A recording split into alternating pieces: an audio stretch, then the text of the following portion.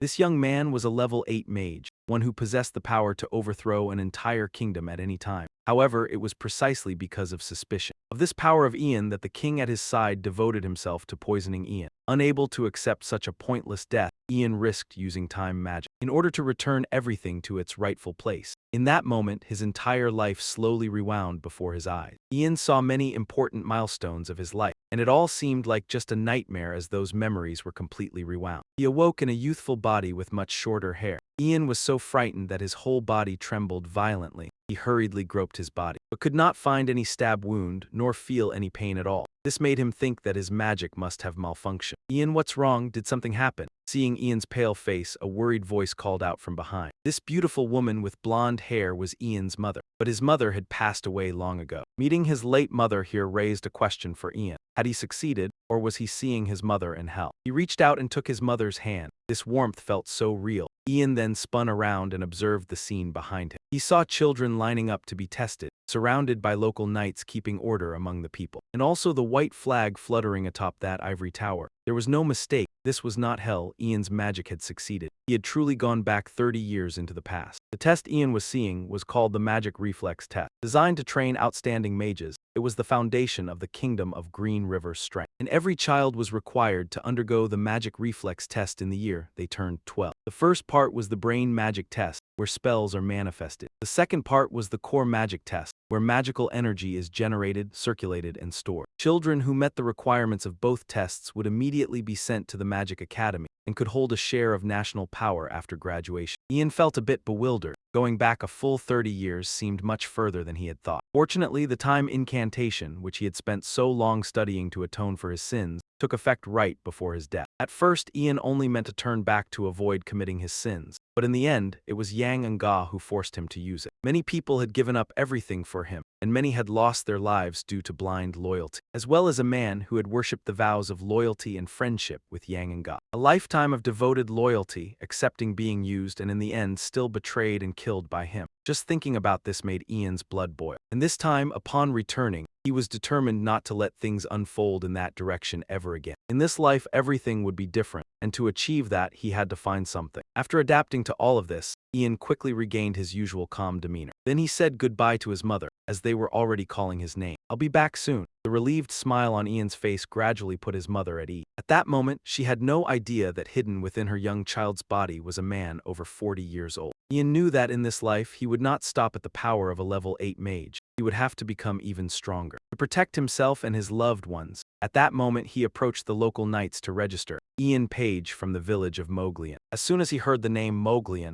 the knight immediately recognized him. "Ah, you're Vanessa's son, right? Go on, don't ask questions and bother the mage." The young mage in charge of testing the children was sitting inside the tent, constantly sighing. "Hey Aaron, how many more children are there? I think you'll have to stay here for at least another half a day." The knight named Aaron replied, which instantly made the other guy heave a sigh of exhaustion. However, as soon as Ian entered and greeted him, he immediately sat up straight and put on a professional smile to welcome him. "Hello there, boy, come on in, lower your head first. I'll use magic to stimulate your brain. You might feel a bit dizzy, but it's only temporary, so don't worry." Ian knew exactly what was about to happen to him, and so he obediently cooperated with him. The young man quickly sensed the magical energy in Ian's brain, and then moving on to the second test, the Mind Magic Test. However, for Ian, just joining the Magic Academy was not enough. Therefore, he proactively proposed to the other party, "Hey, Mr. Mage, there's something I want to show you." Ian clearly saw a question mark gradually appearing on the man's face, and he didn't even wait for him to reply before immediately demonstrating a bit of his ability. Ian took a deep breath, then raised his left hand. A fireball instantly appeared in his palm. While the other person was still astonished, another water ball simultaneously emerged in Ian's other palm. This was dual-element magic, an extremely rare phenomenon. As for Ian, he was clearly showing off on purpose, but after showing off, he put on an innocent, naive expression and said, "I don't know why either, but I've been able to do these things naturally for a while now." This scene amazed not only that young mage, but also the knights standing behind him. To be certain, he immediately asked Ian, "Has anyone ever taught you these things?" "No, sir, no one has."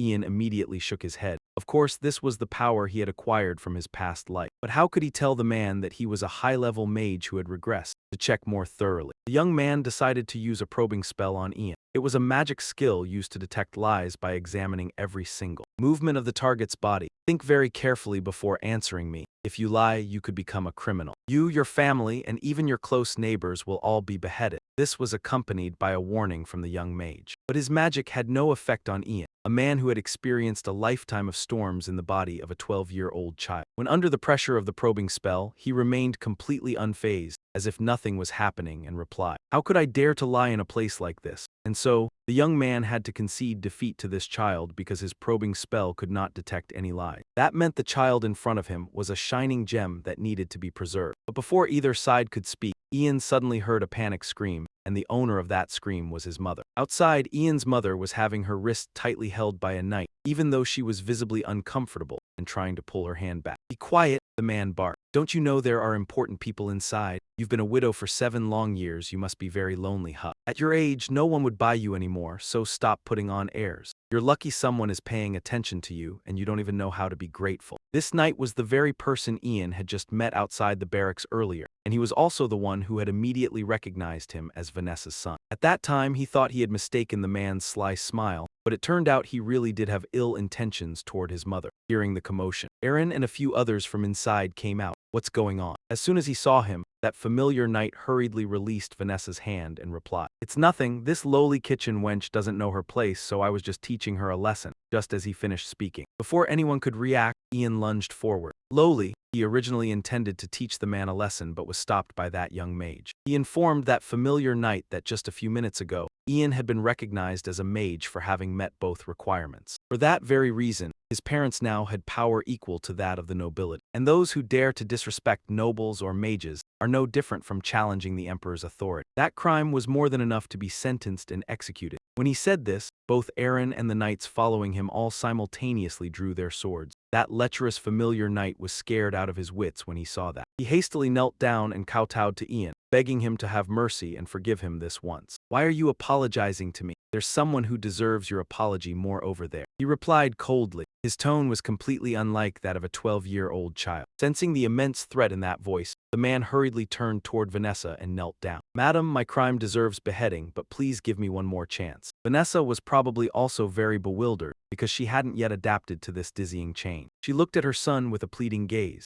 Ian let out a sigh, then slowly walked over to that knight and crouched down to meet his eye level. "Listen here," he lowered his voice so only the two of them could hear. "I know all about scum like you who go around badmouthing my mother. Worthless trash like you had better go tell them about the lesson you just learned today." "Yes, I understand, thank you, Lord Mage." He could only swallow his humiliation, grit his teeth, and reply, "That was that." Ian immediately went over to that young mage and thanked him for just now helping. "The duty of the ivory tower is to protect all mages. After all," the man replied kindly. Having said that, he turned back to Aaron and instructed him from now on to watch over and protect Ian as well as his mother. But the rest of the information he would give to Aaron via a crystal ball. And so, Ian was taken by Aaron back to the inn where knights like him were staying. Ian had no objections, he immediately held his mother's hand tightly. Then he said goodbye to that young mage. The young man watched his retreating figure for a long time. After that, he couldn't help but mutter to himself. At such a young age, yet already so intelligent and remarkably talented. It looks like the royal palace and the ivory tower are going to become quite lively soon. That night when everyone was fast asleep, that burly knight packed up his belongings and left the inn in a drunken state, muttering curses non-stop as he walked. He was, of course, extremely furious about the humiliation he suffered this morning in front of Ian. Thus, he still harbored the ambition that one day he could defile Vanessa right in front of the boy, and the child would have to kneel and beg him to spare his mother. That scenario was beautiful to him, but unfortunately, it would never happen, because he had encountered someone with a ruthless method of revenge. The morning, because adults were present, Ian found it inconvenient to make a move, but now he had come to find him directly. Like a cat, Ian silently approached the opponent from behind. First, he used a paralysis spell to make him unable to move. At that moment, Ian finally spoke. "What did you just say about my mother? I told you I'd keep an eye on you, didn't I?" His voice was not too stern, but this sudden appearance along with the paralysis spell once again scared that knight out of his wit. The guy was momentarily unable to utter a word. Meanwhile, Ian continued. "Today you were humiliated by the son of a lowly kitchen helper woman. Because it was so shameful, you went drinking and wandered through a deserted street. And suddenly you slipped on this bridge, falling into the swift current below. And that's how you lost your life." As he spoke, Ian staged the scene exactly as he described. With a splash, the knight's body fell into the river. He stood on the bridge with a cold, expressionless face. Ian truly wondered whether doing this was okay. He had come this far just to learn how to atone for the sins of his past life. turning back time so he could make the right choices and wash away all the bloodstains from his hand. But then, encountering someone like that man made him realize that he could not completely erase them. Ian only wanted to protect his loved ones, and he would do everything for that ideal, even though he had wished his hands would not be stained with blood again. But there were those who still deserved punishment, such as that lecherous knight. Or for example, the one who poisoned him in his past life, Jiang Na. Thinking of Jiang Na, Ian's heart sank again. What exactly had driven him to utter those words? It seems you're about to understand. After completing his revenge on the one who insulted his mother, Ian returned to the inn in a state of exhaustion. He felt as if his head was about to burst. He never thought his mana would be completely drained after using such an advanced spell just once. That made sense. Because this 12-year-old body was too immature, Ian could only hope it would develop soon. His mother, Vanessa, was still fast asleep and had no idea her son had just left. Looking at her beautiful face, Ian recalled the painful memories of his previous life. Back then, after just 1 year at the Magic Academy, he had been placed in the top-tier mage class. His mother, who had been left behind in this land of Moglian, died of a serious illness, without ever getting to see her son become a true mage and enjoy a life of wealth and comfort. But in this life, everything will be different. Ian believed so, and he had sworn to protect his mother so she could live happily. In his previous life, he couldn't even protect his friends and even abandoned his family. He had been unable to protect anyone or anything. And that was the driving force for Ian to give his all and change things in this life. The next morning, in the capital of the Green River Kingdom, Green Riverdale, Emperor Terry Green River was having a serious discussion with the Tower Master of the Ivory Tower,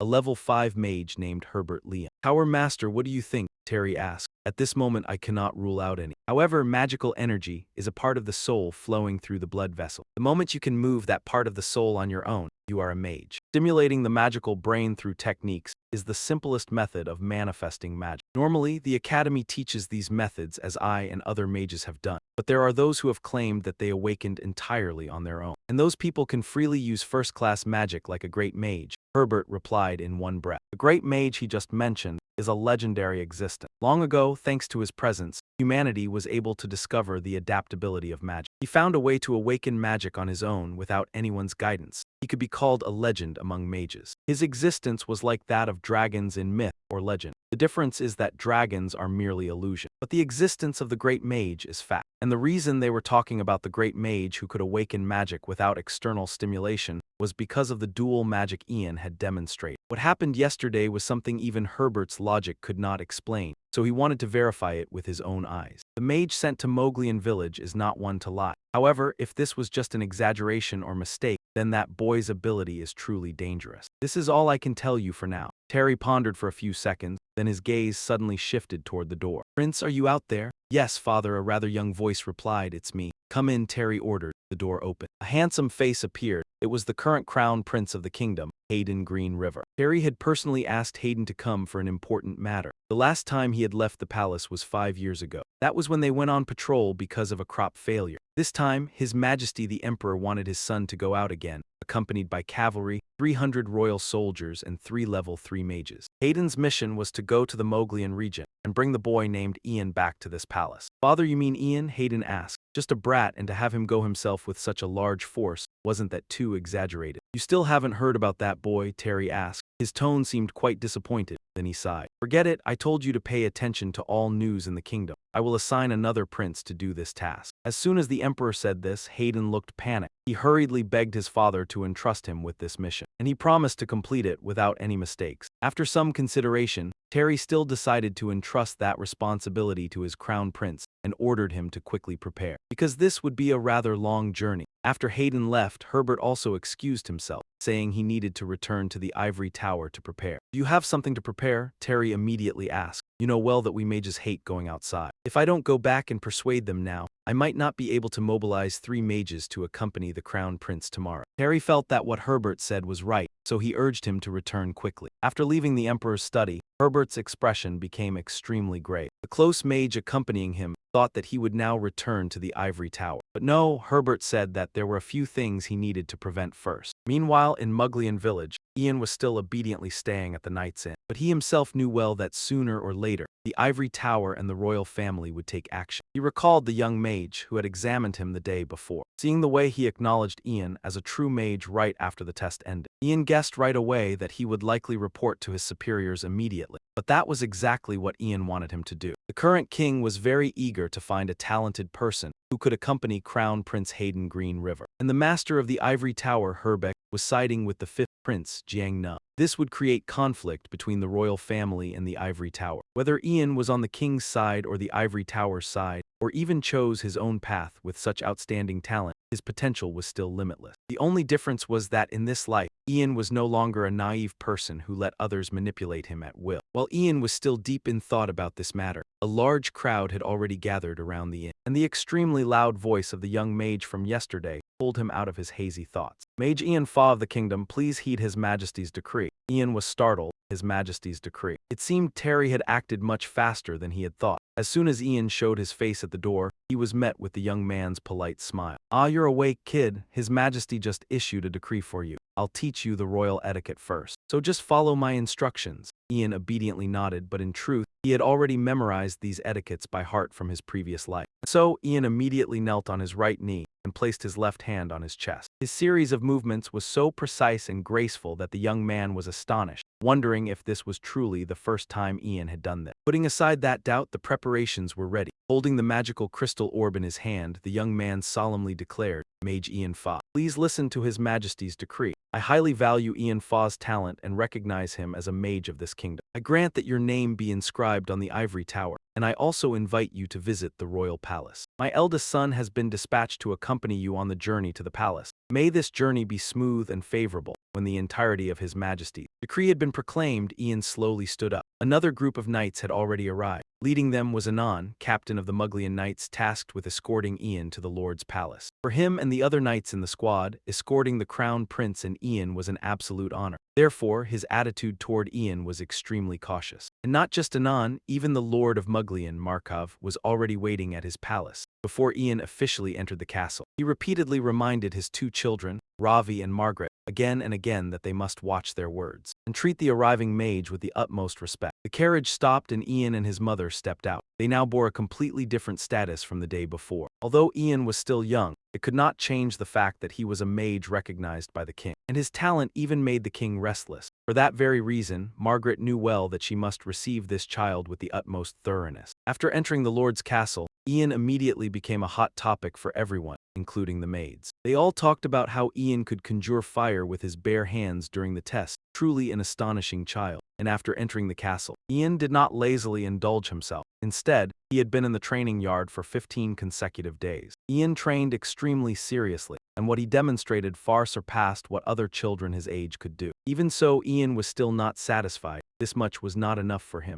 In his previous life, after using the ice magic of the Frost Nova, he could freeze the entire Muglian palace. But now, in the body of a 12-year-old child, he could only freeze this small training yard. This small body still has too many limitations, meaning Ian needs something to compensate for the missing magic. "Wizard, Lord Wizard," an urgent voice rang out, pulling Ian from his current train of thought. A servant from the Baron's palace ran over in a panic, begging for his help because the lord of the castle, Marcus Muglian, had gone missing. According to this man, Marcus had not returned to the palace after yesterday's goblin hunt. Young Master Ravi and the knights who accompanied him on the hunt were also missing. All the palace staff have been mobilized to search, but there are still no results. They could only find a few traces left after a battle. After hearing the butler's account, Ian was silent for a few seconds. He didn't think this was the moment Marcus should die, even in his previous life. Baron Marcus Muglian would indeed die at the hands of an enemy assassin. But the timing was right before the first war of unification that would occur in the future. And his son Ravi would abandon and flee this land right after the resistance began. Because of that cowardly act, he would be executed right after the war ended. "Don't you think asking for the help of the wizard Marco would be more useful than me?"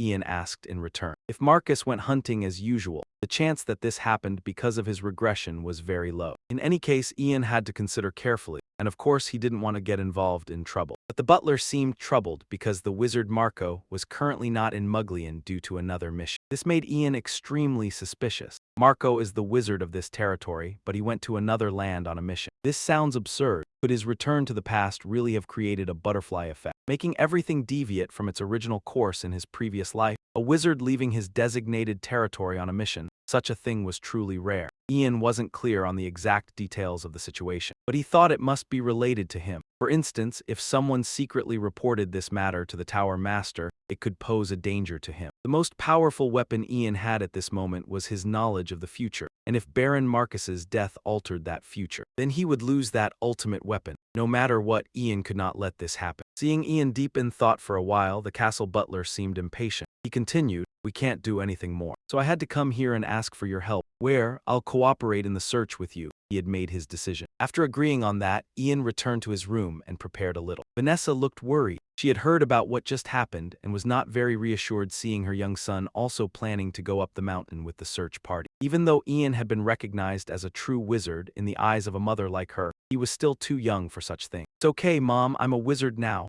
Ian said seriously, reassuring his mother. Still, Vanessa wasn't any less worried. Ian gently took both her hands and promised that he would definitely return. Vanessa wanted to say something more, but suddenly a girl burst into their room with a face drenched in tears. "That is Marcus's daughter, Margaret." The young lady was always very cold and aloof, but now she had cast aside all dignity to beg Ian to find her father and older brother. "If you can find them, I am willing to do anything to repay you. I will tell my father to grant you lots of money, land, and even servants. So please just do it." Ian was left dizzy and overwhelmed by Margaret's pleading. He just wanted to get out of there quickly. However, while distractedly glancing toward the girl, his attention was caught by the gold ring on Margaret's finger. Ordinary wealth clearly could not sway Ian, which meant that ring had something special about it. "I promise I will find them," Ian declared in a firm tone. As soon as Margaret heard this, she felt greatly relieved. A smile finally appeared on that beautiful face. Then Ian proposed that she lend him the ring she was wearing, explaining that he sensed magical energy emanating from it, and this item might help him locate their whereabouts. Just hearing that, Margaret had no reason to refuse Ian. She immediately took off the ring and placed it in his palm. When Ian put the ring on, a strange sensation instantly ran through his body. This feeling was exactly like in his previous life. This was no ordinary ring, but the Muglian ring, a low-tier artifact said to increase the magical energy of its wearer. It seems that rather than giving this to his heir,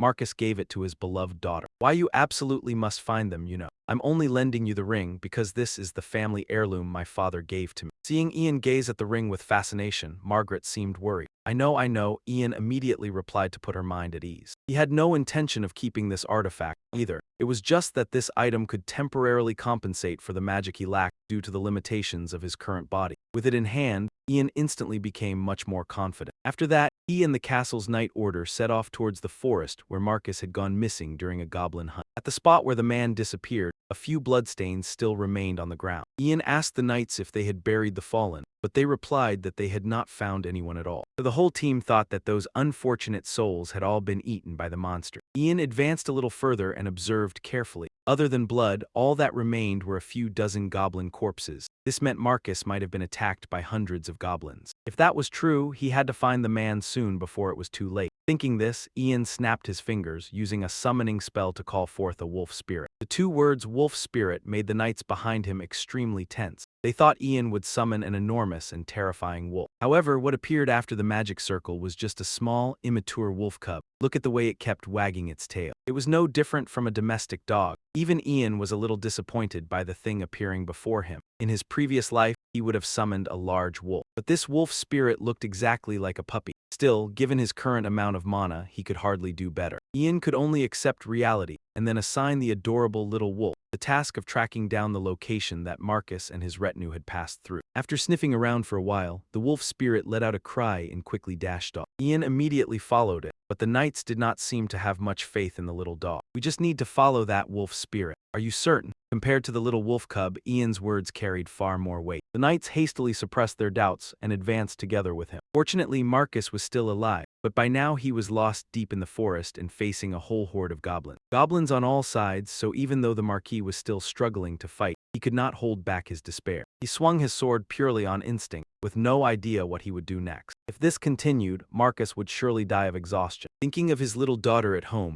Marcus did not want that to happen at all. Ravi, he suddenly called out loudly, we will deal with the goblins here. So you absolutely must find a way to return to the palace, understand? Tell them that Mount Moklian is being threatened by goblins, quickly. Marcus's secretary was nothing but a coward. Proof of this was that he was now trembling nonstop. Even when he saw that his father was about to be ambushed by a goblin, Ravi was so terrified he could not utter a single word of warning to the man. Not until the monster had already leaped and was poised to attack Marcus did the man realize it. In that situation, it was utterly impossible for Marcus to dodge or strike back. But his fate was extended when Ian appeared just in time. After all, he had to prevent the future train from derailing off its tracks. With just one Ice Nova move, Ian successfully finished off the monster. And not just the goblin that was about to attack Marcus. All the goblins around had been frozen by him. That scene was truly astonishing, considering Ian was only a 12-year-old child. By then Margaret was completely exhausted. He only managed a fleeting glimpse of the boy's face before passing out from exhaustion. But fortunately, Margaret Moglian had been saved. Hearing his daughter's sobbing voice by his ear, "Father, father," Marcus groggily awoke. He looked around the room and indeed, his daughter was keeping vigil beside him. Surprised to see her father wake up, she cried out, "Father." Marcus hadn't expected to see his daughter again, so he quickly asked, "Margaret, what?" He slowly sat up in bed. Rubbing his temples, he asked his daughter, "What happened? What's going on?" Margaret recounted everything, reminding him that Ian had saved them. At that point, she couldn't hold back her emotions, tears streaming down her face. "Father, you and brother were unconscious for 2 days. You don't know how worried I've been." As soon as he heard the Viscount had awakened, the butler rushed over. "My lord, thank goodness you're awake." Seeing him arrive, Marcus immediately asked about the current situation. "Hoga, is everyone else all right?" But the butler hesitated, unable to speak. That. Hoga paused briefly before finally saying, 12 soldiers and Sir Rotten did not make it back." Upon hearing this, Marcus fell silent in thought. Then he asked the butler, "Where is that wizard? I must go see him personally." Ian was training alone in the training yard. Suddenly he heard someone calling his name, "Master Wizard." It was Hoga who had come under the Viscount's orders. He said, "There you are," Ian replied. "I heard the Lord has awakened." Hoga answered joyfully, "Yes, all is as you said, Master Wizard." After a few more pleasantries, he respectfully got to the main matter. "I have been ordered by the Lord to invite you to the reception room. I believe he has something urgent to discuss with you." Hoga had finished speaking, but Ian still didn't understand what the Viscount's intention was in wanting to see him. A little while later, Marcus, now properly dressed, went to the reception room. Seeing his benefactor had arrived, he happily said, "Welcome." With him was his son, Ravi.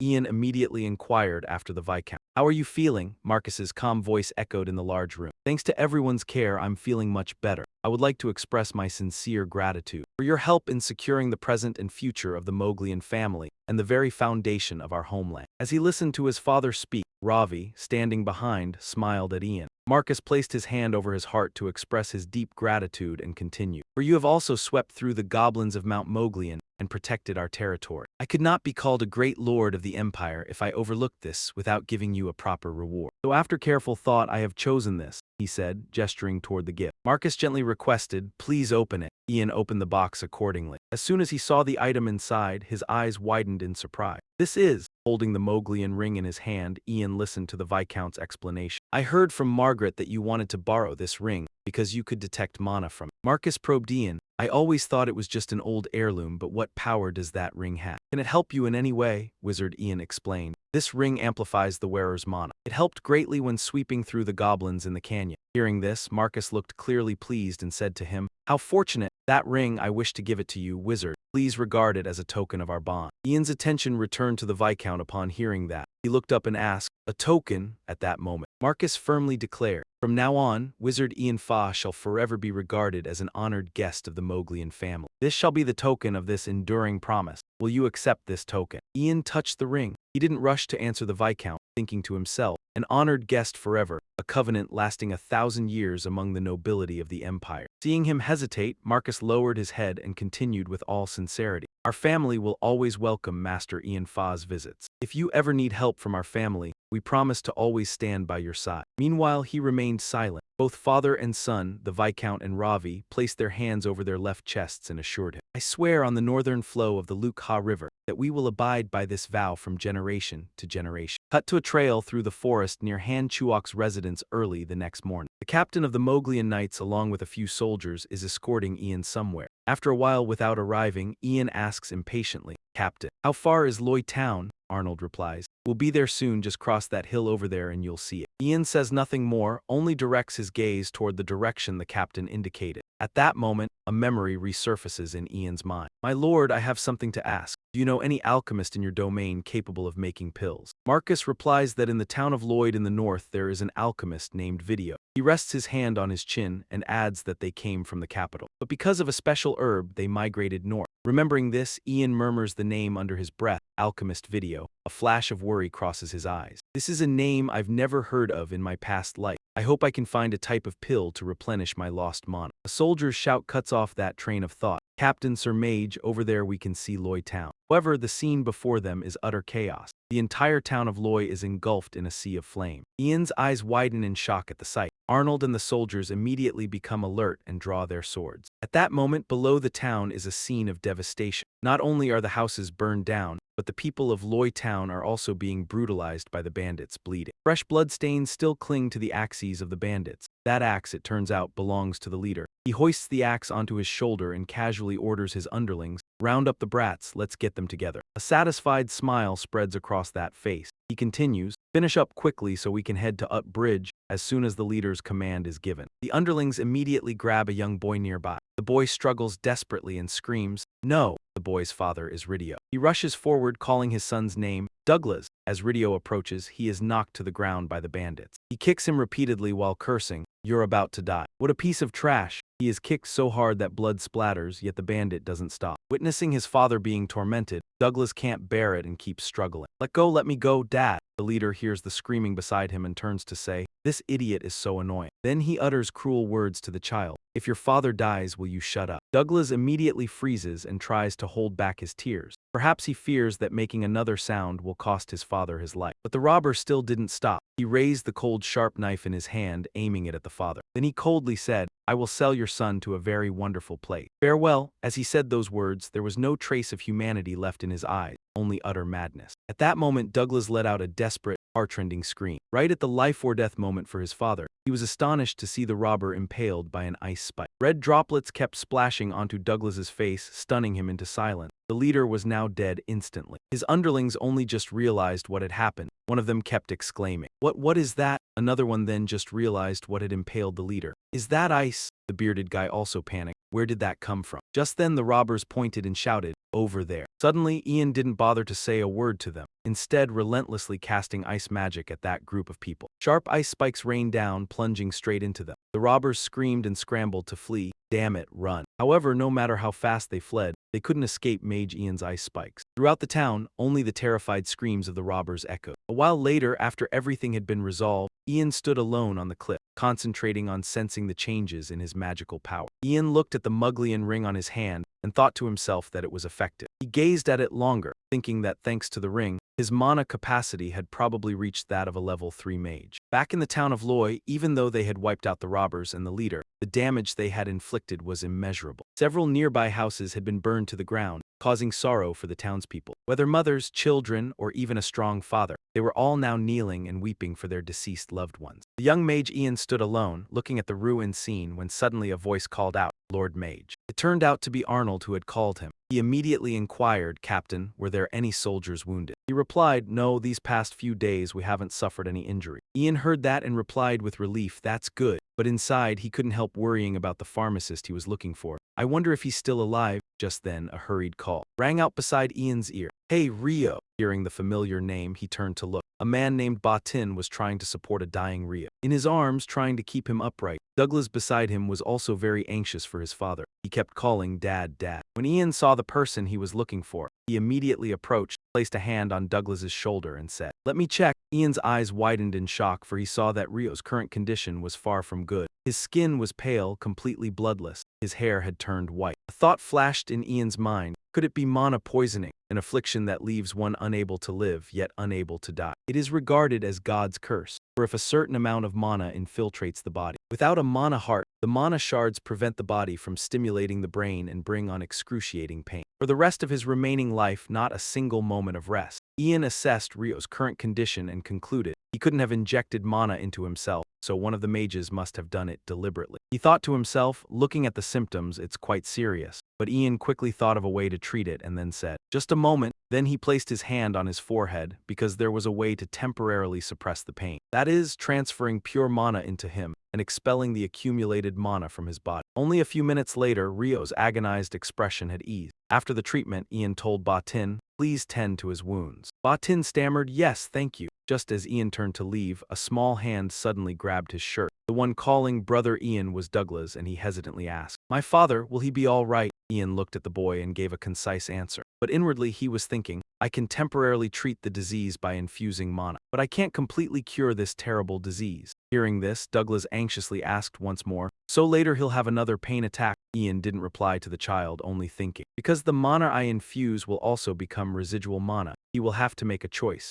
Ian just silently gazed at Douglas in front of him. The truthful words that should have been said, Ian kept buried in his thoughts. Constantly transfer mana and endure or die, even though he already knew the outcome, but still only told Douglas that it was probably so. The boy understood immediately after hearing that. His complexion was not very good, Douglas's whole body trembled. Tears streamed down both cheeks. He immediately resolved, I must find the flower of Lendir and make an antidote. Having said that, the child immediately turned and ran away. The old woman who had seen this hurriedly shouted out, Douglas, where are you going? Douglas, what's wrong? Ian froze upon hearing that name. At that moment he recalled the name of the greatest alchemist in history. A tall young man with a stern aura, completely different from the despairing boy Douglas of now. That boy later turned out to be the royal alchemist, Douglas Hammond. Ian recalled his cold gaze, a person who had once been very poor, now standing beside Emperor Jiangna thanks to his genius talent. When Ian saw him in his previous life, he always had a hostile attitude towards Fapdu. Thinking of this, Ian recalled everything that just happened and pieced it together. An alchemist poisoned by mana from a mage, a herb he was searching for in the north. Every word Douglas had just spoken replayed in his head. I must find the flower of Lendir and make an antidote, led Ian to an unavoidable conclusion. A herb capable of neutralizing mana in the body. If that were true, a voice of someone echoed in Ian's head as if reminding him, it is a poison that neutralizes mana in his blood. At this moment, Ian remembered everything. He stood there stunned for a moment. Right after, Ian immediately cast a speed spell to prepare to chase after Douglas. In the blink of an eye, Ian was right in front of Douglas, making the boy startle and stop. Then Ian placed both hands on Douglas's shoulders to stop him. There were still bandits outside the village and the forest was very dangerous. Tears welled up from the corners of Douglas's eyes, but I can't wait any longer. If I don't find that flower and make the antidote soon, Father will. My father will. While Douglas was still sobbing, Ian chanted a spell, sleep. Douglas unconsciously said, I must, then immediately staggered and fell, unable to stand. When he collapsed onto Ian's shoulder, Douglas still mumbled in his mouth. The flower, Ian gently supported the boy sleeping on his shoulder. A while later, green sunlight softly filtered through the leaves,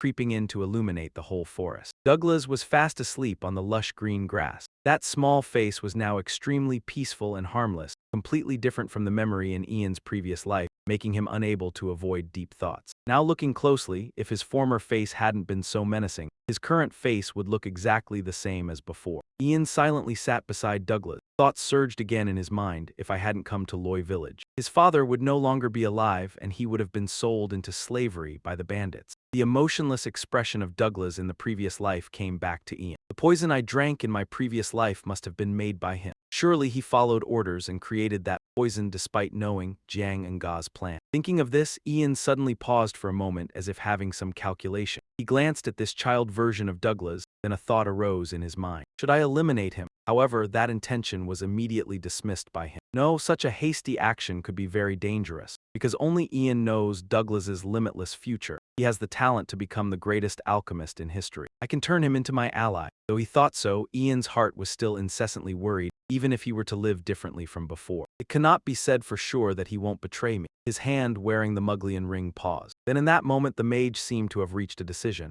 Just then, someone called out to Ian, Sir Mage. Captain Arnold walked over. Ian immediately asked, What is it? He replied while panting. Suddenly you ran off, so I chased after you. When his breathing steadied, Arnold looked over and saw Douglas there. He asked curiously, Who is that child? Ian did not explain clearly what had just happened, only replied simply, I thought he would do something reckless, so I put him to sleep. Having said that, he slowly stood up and continued, Since you've come here, please take him back to the village. Ian walked past Arnold. He saw that and asked, Are you not coming with us? Ian glanced back and hesitated, saying, Oh, I have to go somewhere. As soon as he finished speaking, his figure was nowhere to be seen, only the sound of the howling wind remained around. That night in the small house of Riddle father and son, although it was late at night, Light still shone through the window. Riddle sat beside his son's bed. He looked at his son for a while, then said, "Douglas, are you asleep?" Hearing his father call. He no longer pretended to sleep and immediately answered, "Not yet." Riddle looked at his son while speaking. "Mrs. Tan told me a certain mage came to the village and saved us. And I also heard that you tried to do something reckless again.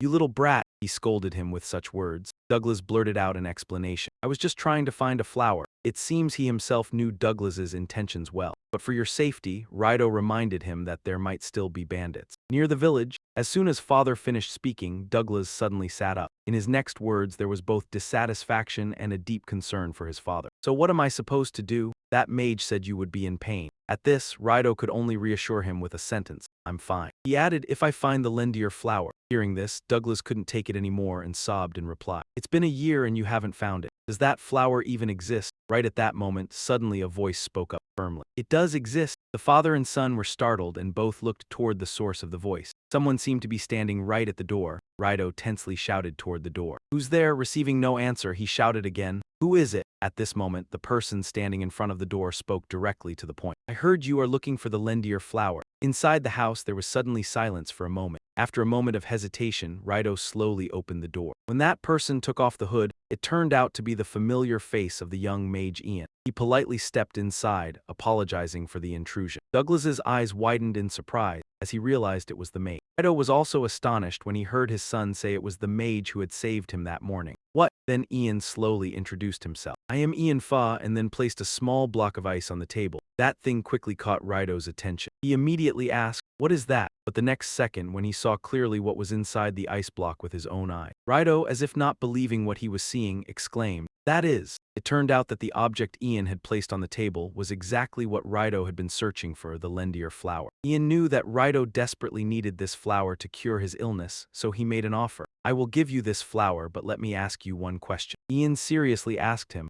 "How did you know about this herb if its effects are still unclear?" Rido, upon hearing that question, did not answer immediately but hesitated. "It's because of the diary," he finally answered Ian like that. Rido repeated, "I saw it in a diary." And then, he no longer hid it but directly took out that book. "This book is the herbal diary that my father left me." At the same time, Rido's hand flipped through the pages and stopped at one page. If you look at this page, in the middle of the diary, information about the Lendier flower is very clearly written. It has the effect of neutralizing mana, found only in the northern part of the continent. A 12-petaled flower with poison in its stem and a green calyx. It withers as soon as it is picked, cannot be cultivated or harvested. Ian took the diary and looked at it directly. Then he asked curiously, "Your father also knew alchemy?" Rido replied that it was the family business. Hearing that, he immediately understood. Then this diary must be a treasure, and he himself confirmed that. "Well, something like that." Ian looked up again, staring straight into his eyes, and said, "Then you must surely know that for a mage with a mana heart and a mana brain. Lendier's flower has the ability to neutralize mana,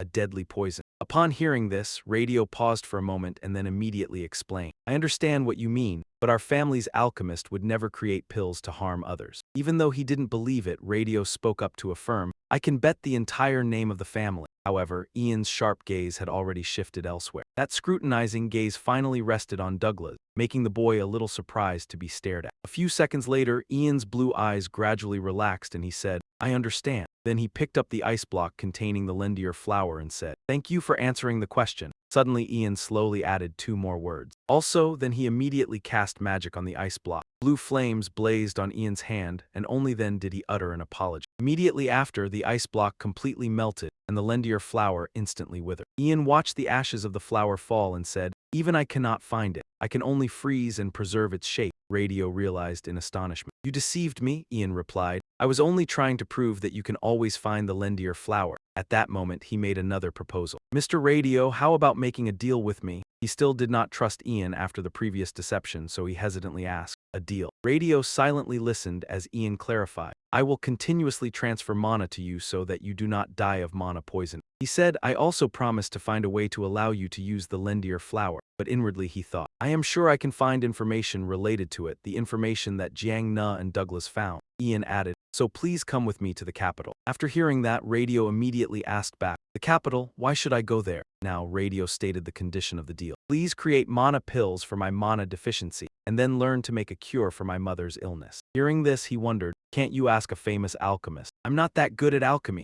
Ian replied. I want someone to stay with me and continuously provide me pills. Then he looked over at Douglas, that boy who had run into the forest full of bandits. To find the herb that could cure you, please make the right decision, at least for his sake. Douglas, hearing Ian mention him, froze for a moment. A sudden thought flashed in Radio's mind. He is not an ordinary child. Who is he? Then he made a small request. Can you give me time to think? Ian, not caring about time, replied indifferently, as long as you want. He looked at the father and son again. Thoughts ran through his mind. In this life, Douglas would not lose his father or become a slave. Ian's gaze kept looking ahead. He silently waited for Radio's answer. He watched the young boy Douglas smile innocently before him, thinking that his talent would not fall into the hands of Jiang Nu. The next morning, Ian still patiently stood looking toward that house and waited for the father and son. Anand's voice came from behind, Sir Mage. He heard it and turned his head. He came to report, we are ready to return to the Lord's castle. Ian remained silent for a long time, as if he still wanted to wait for Radio to come. However, that door still showed no sign of movement. Ian had to answer Anand,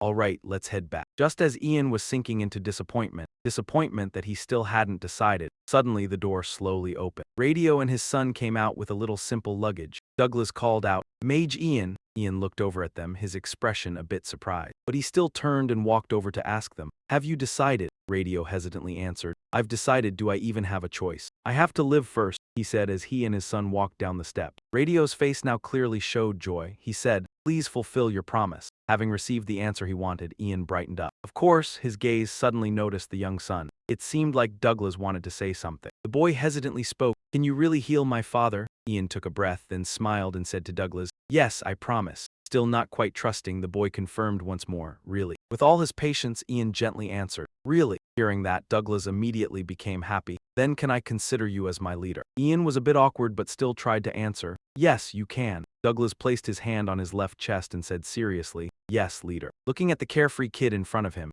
Ian couldn't help but think of how cold and ruthless Douglas was in his previous life. Get out of my sight, he couldn't help but exclaim inwardly. Was he like that when he was young? Just then, suddenly the sound of horses rapidly approached them. Ian immediately turned to look, while Douglas was bewildered and didn't understand what was happening. A soldier on horseback arrived, dismounted, and hurriedly approached Ian. Sir Mage, we must quickly return to the castle. Ian asked him, has something happened? The soldier immediately explained the situation. I heard that the prince has crossed the Gamax River. A look of surprise flickered in Ian's eyes. The Gamax River he's crossed already. The soldier stammered, yes, this news was just reported this morning. Ian did not answer him but thought to himself, they only announced it afterward. Then, as if he already knew what to do next, he said, may I borrow your horse? The soldier asked back, do you know how to ride, sir? Ian walked up to the horse and stroked it a few times. Not very well, but it can become my friend. It turned out Ian could befriend a horse by using a taming spell on it. A few seconds later, the horse's eyes had changed. It obediently followed Ian's commands. I want to go to the castle, can you take me there?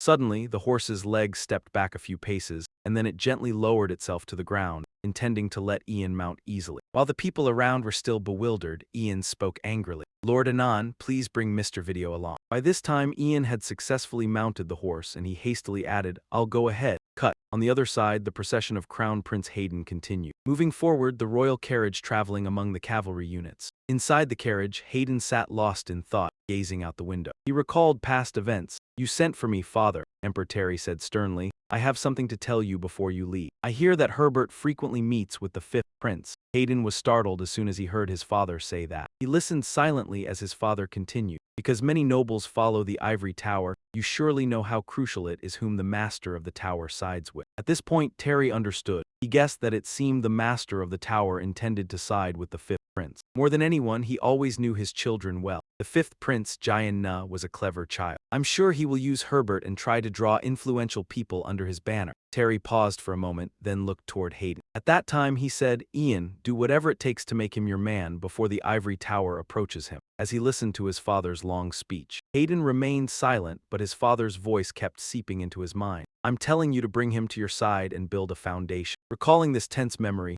Hayden let out a weary sigh. He ran his fingers through his hair in frustration. Even if he is a mage, what can a child possibly do? The ivory tower is full of mages, yet none of them are on my side. Suddenly, Hayden's eyes became extremely serious. How dare he abandon me? The heir to the throne chose the fifth prince. Thoughts raced through his mind. The day I ascend the throne, I will eliminate those bastards. Just then, the captain of the Second Night Order, Oliver Jehut, approached the carriage. Your Highness. He got straight to the point. I think it would be best to inform the Mucklean family. Hayden didn't even glance at him and replied bluntly, I recall we've already finished discussing that. But Oliver still tried hard to persuade him. We must at least give them time to prepare before your arrival. Please consider it for their sake. Hayden propped his chin on his hand, clearly bored, and said, now that you mention it, isn't your family part of the Mowglian clan in the north? Oliver replied, yes, that's correct. Hayden's voice came from inside the carriage. How much longer until we arrive? Oliver estimated the distance and answered, it seems it will take another 2 days. At that, Hayden's expression finally changed. He smiled and ordered, good, 2 days are enough. Send word to them. His mood now was full of anticipation, tinged with a bit of contempt. Let's see how the Guardians of the North, the shield of the Empire, prepare for the royal visit in just 2 days. Hearing that, Oliver dared not say another word. He had no choice but to comply with the Crown Prince's will. Yes, your highness.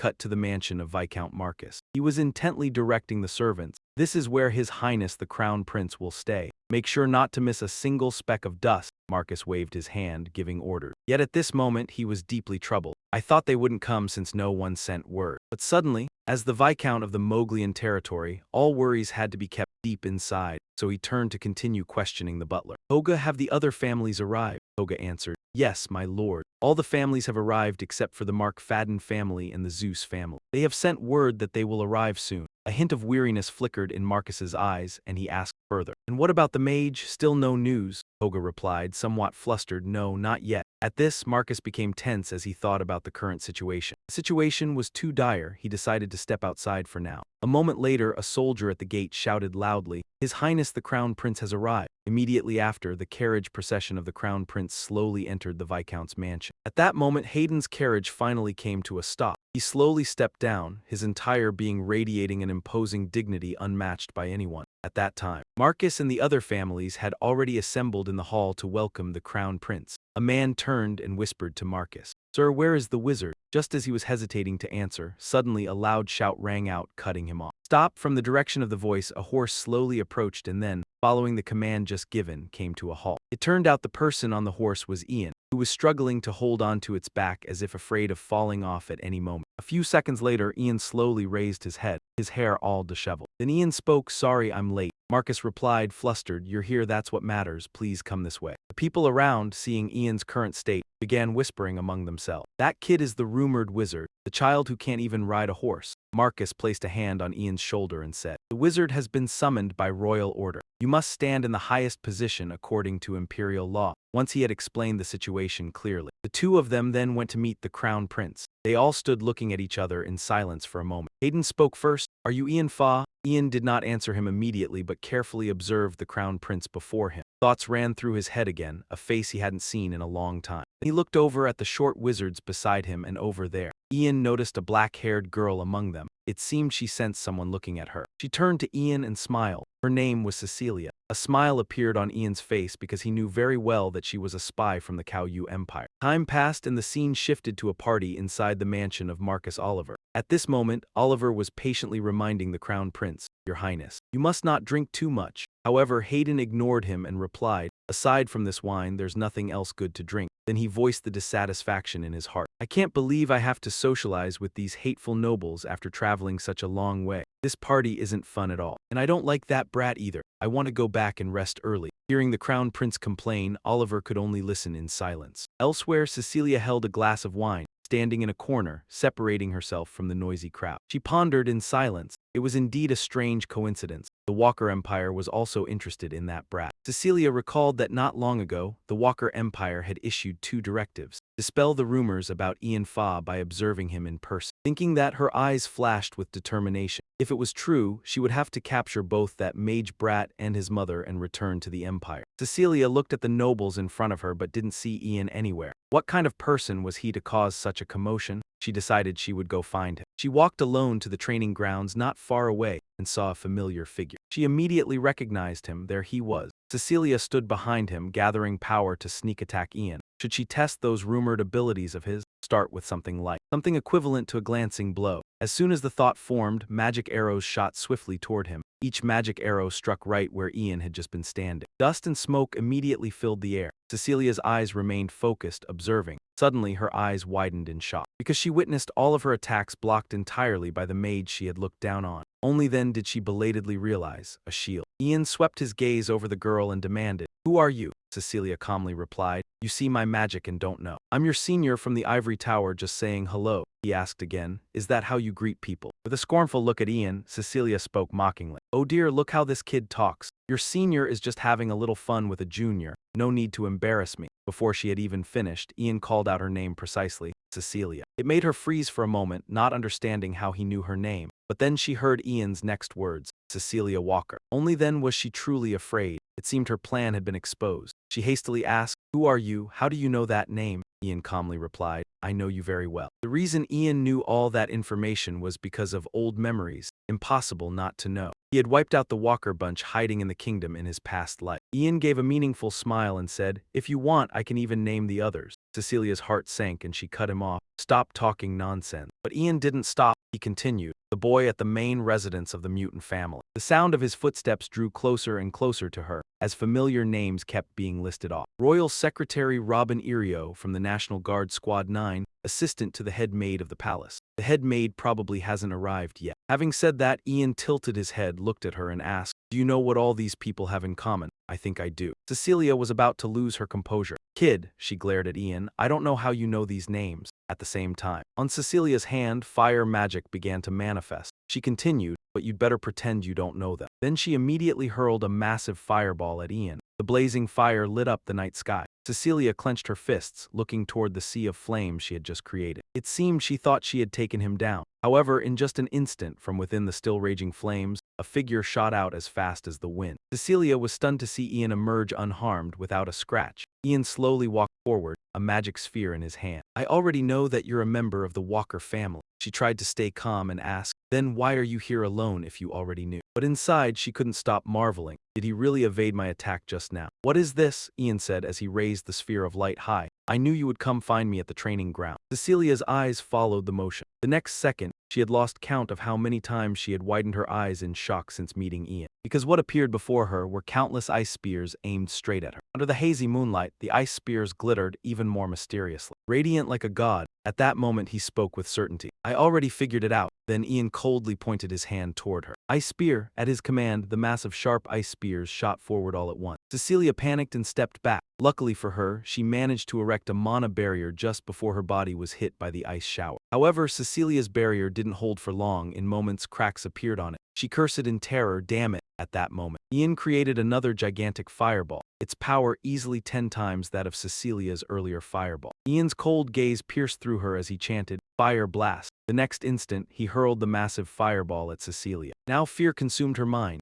"I can't move with this mana barrier, I'm going to die." In that split-second life-or-death moment, Cecilia was forced to decide to remove the mana barrier in order to move. As soon as it vanished, she immediately turned and ran for her life. However, the ice spears kept piercing through every layer of her flesh. She was cut all over by the spears, but this was still better than dying. Thanks to those decisive choices, Cecilia narrowly escaped the horrific explosion caused by the fireball. She was covered in wounds, turned her head in terror to look at the shockwave right behind her. At that moment, she still hadn't recovered from the shock of what just happened. I'm alive." Having just barely escaped death, Cecilia collapsed to the ground. She thought to herself that Guy must have exhausted his mana from using that fire blast. Schemes surfaced again in the mind of the spy. The others would soon arrive. There was no evidence that she was a spy. And they won't suspect just because of a child. The mages of the tower won't believe me either. She lay there scheming, so once I recover, I'll finish him off. Meanwhile, Ian was slowly walking towards her. He casually said, "I have a plan to make a name for myself." "By selling you out," Ian said those words with absolute calm. Yet at this moment Cecilia still smugly said, "You think it'll work?" Ian's lips curled into a mysterious smile. "Of course, there's evidence that even you don't know about." She began to feel uneasy. "What are you talking about?" Right after that, the royal knights and mages of the ivory tower arrived. Oliver hastily asked, "What happened?" Oliver and the mages saw her lying on the ground, quickly ran over to help her up and asked, "What's wrong with you?" "These wounds," Ian frankly admitted, "I did it." Hearing that, everyone's eyes turned towards him. Oliver seriously said to Ian, "Please explain the situation." "What happened?"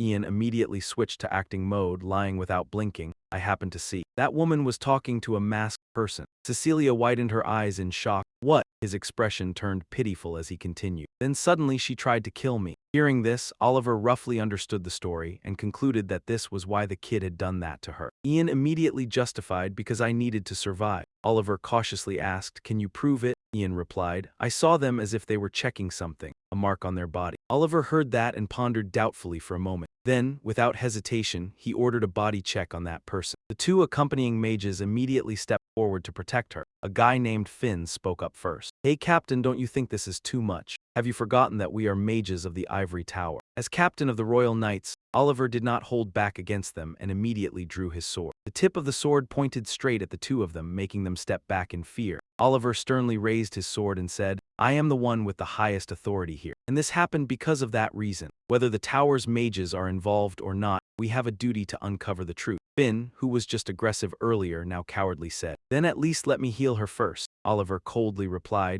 you can do that after the full examination. Then he also discreetly waved for two female knights to come and examine Cecilia. A moment later, the examination was complete. Cecilia asked the two female knights, anything suspicious? The two girls bowed their heads and replied, we found nothing at all. Finn started shouting again, what did I tell you? How can you suspect her? We must heal her immediately, urgently. At this point, Oliver couldn't help but doubt Ian. Is it a lie? But Ian shook his head and replied, of course not. Then he confidently walked up to Cecilia, making her startle in fear, as if afraid her secret would be exposed. Ian went behind her and said, excuse me. Cecilia's eyes immediately glanced back and asked, what are you doing? Ian didn't answer, just placed his hand on the back of her neck and performed some spell. Suddenly, everyone was astonished at the scene before them. It turned out there was a mana seal clearly appearing on Cecilia's neck. Even Cecilia herself was surprised by this seal.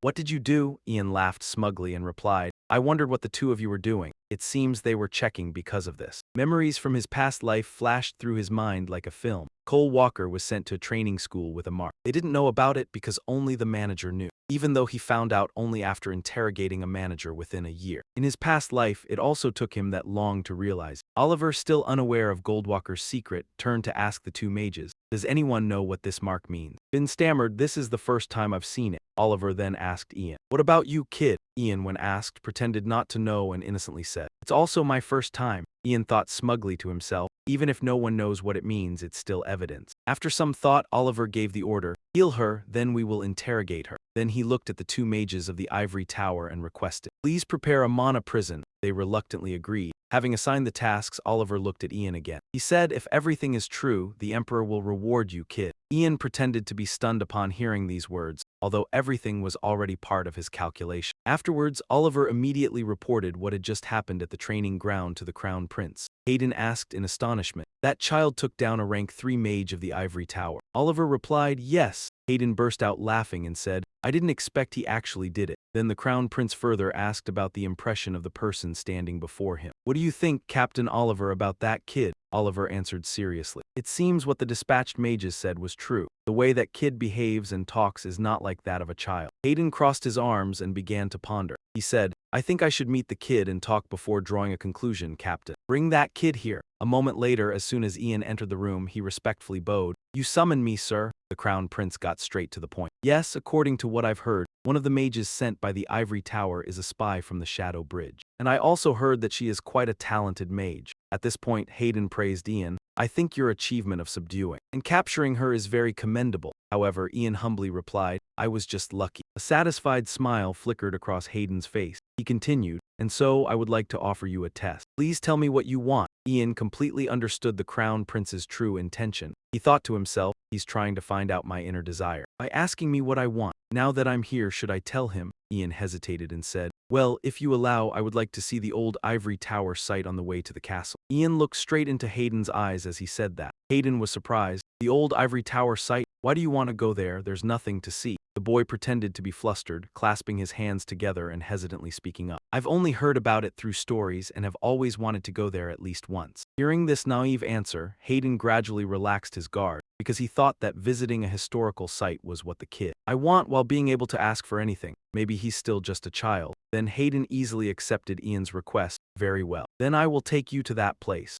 Ian secretly bowed his head and smiled triumphantly. I think I might be able to get it sooner than expected. He secretly rejoiced as he thought about what was about to happen. The old Ivory Tower and the item hidden deep beneath it. The Dragon Language Scroll. Dragon language plays an important role in magical creature research. and this book contains the essence of that language. Excitement gradually showed on his face. In his previous life, he found it a few years before dying, so he had only understood a very small part. How much more would he understand this time? A few days later, the royal escort brought Ian and his close companions to the capital. Inside the carriage carrying Ian, a cheerful atmosphere filled the air. Ian's mother couldn't contain her excitement as she looked out the window. This was the first time she had traveled so far. She turned to her son beaming and said, "Isn't that right, Ian?" Ian immediately gave his mother a happy smile. Of course, Radio was also there. He sat nearby in good spirits and said, "Once we reach the capital, I'll be your guide, Lady Fa. Leaving aside appearances, I've worked in the capital as a mage for a long time." Vanessa smiled brightly and replied, "Oh my, thank you." Ian grimaced and thought, just look at this guy. Just then, the clatter of horse hooves right beside the carriage made Ian look outside. The second Imperial Knight Vice came over and announced, "Young Ian, we've arrived. This is the old ivory tower site that Ian requested to visit." Vice said, "Our plan is to stay here for 2 days." He added with a smile, "And as the Emperor has ordered, you're free to explore this place during that time." Vice Niemner said to everyone, "Please follow me. Everyone, I'll guide you." Then he led them to a small village next to the old ivory tower to rest for the night. The village was truly peaceful in the quiet night. The village chief, upon hearing that members of the royal family and mages were visiting, immediately came out to welcome them. "I can't believe you all have visited our village. This is truly an honor for 1,000 generations." Hayden smiled cheerfully and replied, "It's nothing."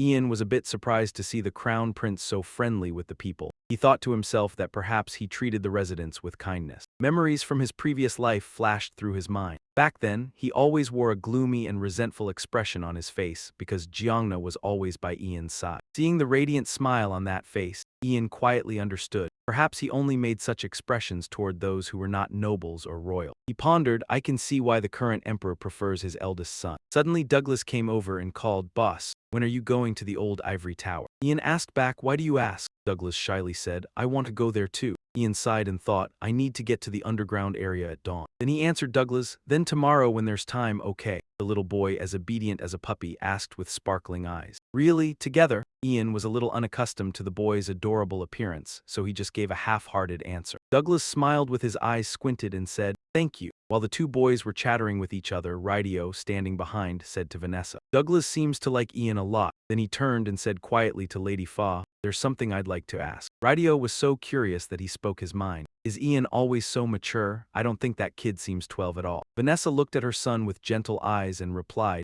"Ian matured too early. He's very kind and caring, just like his father." She also sincerely confided in Radio, "I know he won't say it, but surely he's trying to fill the void left by his father, and I feel so guilty." He thought to himself, "So the kid resembles his father." Radio asked further, "Then was your husband also a mage?" Vanessa shook her head, indicating no, and replied, "No, he was an ordinary person." The image of her husband was still vivid in Vanessa's mind. Her voice became a little sorrowful as she mentioned him. He went missing before Ian was born. After going to work as usual, only his belongings were returned home 5 years later. Her eyes dropped, her voice sad. "And now, Ian has," thinking of her husband who had been missing for 12 years, Vanessa's words faltered. She sighed and said to Radio, "Let it go, it's nothing." After that, they followed the villagers' arrangements to their resting places. The next morning, as dawn broke, Ian was already at the old ivory tower. He walked slowly, reflecting on a similar scene from his previous life. It was a journey following the wind and the road of stars. Then Ian remembered his previous self, an endless journey after the Unification War, leaving the ivory tower and the Empire. Thoughts flooded back. Was it simply a coincidence that I entered the ivory tower afterward? He then refuted himself. No, in that case I was guided by something. Lost in thought, Ian found himself standing before the ivory tower without knowing when. Whether in this life or the last, this place looked exactly the same. Ian entered the tower and couldn't help recalling its history. 300 years ago, there was a war between the ivory tower mages and the Dragonians, descendants of dragons. At that time, the Gargoyle army and the Dragonians' dark magic were strong enough to destroy the Empire, but the Emperor and High Mage Nice and Green River led the other High Mages. He valiantly resisted and defeated the Dragonians, and caused the Gargoyles to go extinct, protecting the peace of the Empire. However, that great man, Mitchell Green River, who led them to victory, refused the position of emperor, and instead became the owner of the tower, creating the capital Green Riverdium. Eventually, this place was destroyed, abandoned. Ian walked a few laps around the tower, seemingly searching for something. It's around here. Ian's hand lightly touched a mechanism. Immediately after, the ground under his feet suddenly changed. In an instant, a staircase leading down to a tunnel appeared before his eyes. There it is. Ian didn't hesitate and directly entered. The space below was completely pitch black. Ian immediately cast magic to illuminate. A ball of light resembling a small sun lit up every corner. Here, the rays of light gradually erased the surrounding darkness and then suddenly shone upon a statue shaped like a monster, the statue of a humanoid creature, but with long arms, sharp fangs, and also wings, looking incredibly lifelike. Ian looked at it and thought to himself, he had been truly surprised the first time he saw that statue. At that moment, suddenly the thing shook continuously. Then a second later, it immediately came to life, becoming a flesh and blood monster, and roared fiercely. The reason he had been surprised earlier upon seeing it was because he had never thought it was a gargoyle, a creature that went extinct 300 years ago hidden here. In an instant, it immediately leaped off that stone pedestal, vanishing from sight of Ian, but just 1 second later the gargoyle appeared in front of Ian. It charged at him crazily. Ian remained extremely calm. From his hand, a sphere of water materialized. The water sphere quickly amplified and shot straight toward the monster, causing it no time to dodge, taking a terrifying hit right in the stomach. The force of the water sphere was so strong it slammed the gargoyle hard into a corner wall before it stopped. Ian silently observed the scene before him because he was also quite worried. In his previous life, it was very simple to kill it, but now it required more effort. Indeed, as he feared, the gargoyle was completely unharmed. In its eyes now, there was only the image of Ian, as if it had identified him as the target to be eliminated. The gargoyle kicked off the wall to gain momentum and lunged at Ian again. Seeing that, he quickly cast ice spear magic. Sharp ice spears following his incantation rose from the ground. The monster, completely defenseless, was then impaled through the stomach by the ice spear. Its agonized scream echoed throughout the space. Not stopping there, Ian followed up with another attack. Glowing streams of electricity ran around his body. Ian's gaze was steady and fixed. The next second, a powerful lightning bolt struck down on the monster. After a while, it finally stopped resisting because its entire body was charred and smoking. Ian looked at it and thought he had dealt with the gargoyle. He calmly considered the next step. Now it was only a matter of time, just as predicted. A short while later, a secret mechanism appeared beside him. The door slowly collapsed, opening the way inside. Ian smiled with satisfaction, thinking, exactly like last time. Then he gently used feather fall magic to descend. From above, Ian lightly set foot down without any difficulty. His footsteps began the first steps upon descending here. Following the memories of his past life, Ian unhesitatingly walked forward to where a book he wanted was placed. He happily thought, I'm seeing you again sooner than I thought. The dragon language scroll lay alone on the table. A thought suddenly flashed in Ian's mind. He wondered who had hidden it here. He tilted his head curiously, wondering whether by a dragon or the first sorcerer. Ian's hands held the book carefully, the dragon language. A mysterious language he couldn't even understand in his previous life, if this time he could. Thinking this, Ian paused for a moment. It turned out this scroll was completely empty. Not a single word. Ian carefully flipped through the pages, but still no page had any writing. What happened? Suddenly he thought of a possibility. Perhaps maybe it was because he had already used it in his previous life. Seeming to understand the reason, Ian slowly closed the scroll. He thought to himself if in his previous life he could have read it one more time. Ian's mouth opened as if to say something, yet he froze for a moment. Now Ian realized something. He couldn't make a sound. However, Ian immediately calmed down and thought, dragon language is not a sound produced by the voice. It is a mystical language that uses mana as its root. So there is only one explanation. He cannot use the dragon language, it has vanished, because he cannot use time magic without the dragon language. I cannot go back to the past. Regret was evident on his face. He had thought he could start over, but if thinking in a different way, then knowing this early was good for Ian, because things could have been worse if he hadn't known about this. More than anyone, Ian himself knew well that his second life had just become heavier. Scene change, a prosperous city gradually came into view. A soldier announced, Young Master Ian, we will soon arrive at the capital Green Riverdale. The convoy carrying Ian and his relatives was entering the city gate one by one. Ian sat in the carriage looking through the window, finally at the capital. At the back, in the cage holding Cecilia, Ian thought to himself that perhaps he should be more vigilant, because something was entirely possible. That was if Cecilia escaped and contacted another walker. To subdue her, the walker would start tracking him. For that reason, Cecilia will surely talk about me, the one who knows all about Miss Walker's existence, and things will become more troublesome. In many ways, Ian's train of thought suddenly halted due to what was happening outside. Ian's convoy, led by Oliver, was being blocked. Herbert and the people from the ivory tower demanded they stop. Oliver paused briefly to get a better look at the person before him. Only then did he realize it was the leader of the ivory tower. Then he dismounted and questioned him. What right do you have to block the road? Oliver was startled when he heard him say, I have received an order. Herbert calmly took out the order and said, it says that all authority to interrogate Cecilia and related matters will belong to the ivory tower. Perhaps you are in a bit of a hurry. Instead, Oliver did not back down and retorted, you received the authorization even before the spy arrived afterwards. Yet Herbert insisted, shouldn't such matters be handled as quickly as possible? He told him, look at you, Captain. The ivory tower will take responsibility from now on. Don't worry, that sentence was nothing short of an insult to a knight captain like him. But Oliver could only grit his teeth and endure because the man had the order. Then he was forced to order his subordinates to hand over the culprit to the leader of the ivory tower. Hearing those 3 words, the culprit, Herbert immediately reminded him with annoyance. Captain, she is not yet a culprit before the truth is revealed. She is still a mage of the ivory tower, please watch your words. Oliver's hand clenched. Despite his great dissatisfaction, he could not disobey the emperor's order. Oliver's soldiers could not bear it any longer and complained to each other. We are the ones who came to arrest her, so why are they taking over like that? Captain, this is so unfair.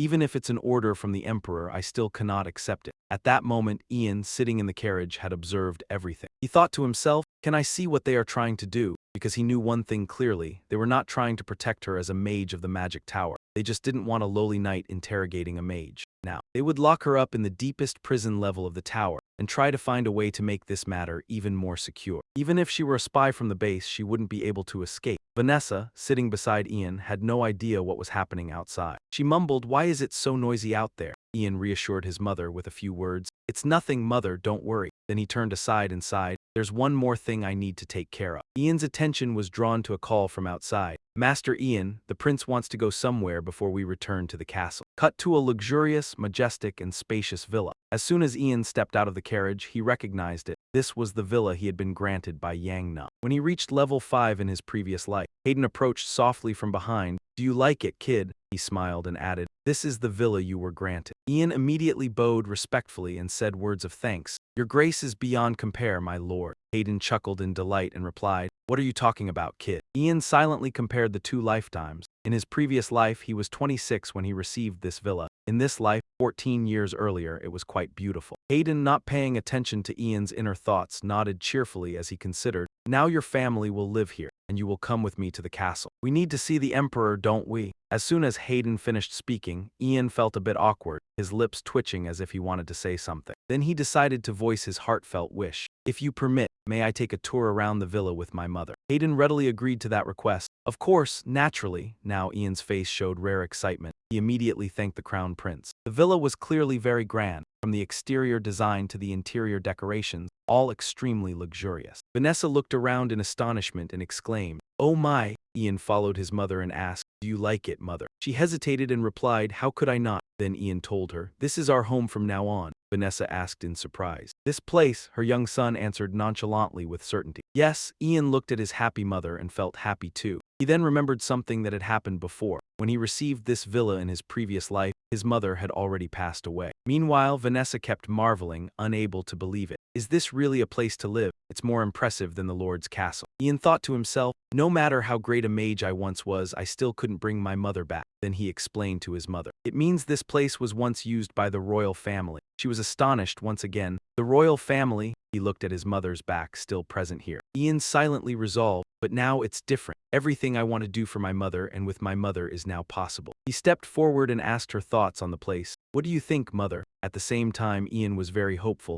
This time, I'll be able to see my mother's happy expression. Something that his previous life could never have. The pounding heartbeat and rosy cheeks of a 12-year-old Ian, happily waiting for his mother's answer. Very quickly she replied, it's spacious and beautiful and very big too, but accompanied by the worry any mother would have. But how can I possibly clean all of this? Ian's whole body turned to stone when he heard his mother's unexpected answer. He barely managed to utter, Mother, she asked with concern. What's wrong, Ian? Ian said nothing, only thought to himself. I will make sure that from now on, Mother doesn't have to do housework anymore so she won't have to think like this. Cut to the royal castle of Green Riverdale. Ian adjusted his sleeve while deep in thought, feeling a bit anxious. I've never met the Emperor in private, even in my previous life. He had changed into appropriate formal attire to meet the Emperor. In his previous life, by the time he graduated from the academy and saw how the world worked. The emperor was already lying in bed waiting to die. The ruler of this country, in his impression and that of everyone, was an emperor praised for his wisdom and sagacity. Ian followed the guide, looking around curiously, because he very much wished to learn that from the emperor if possible. From the window, Ian looked at the neighboring castle and immediately recognized it as the prince's palace. Memories came flooding back. What is that guy doing now? The fifth son, born of a concubine, that fifth prince, though resembling the emperor the most, was born lacking his love. He was none other than Yang Na. At the same time, he was Ian's old friend and also his greatest enemy. Ian couldn't help but worry. What should I do when I meet him in this life? The guide finally stopped in front of a room. He said, "Master Ian, please go this way. The emperor is waiting for you." Then the door slowly opened, and Ian straightened himself, ready to step inside and face the emperor. Inside the room, the emperor and the crown prince were waiting for him.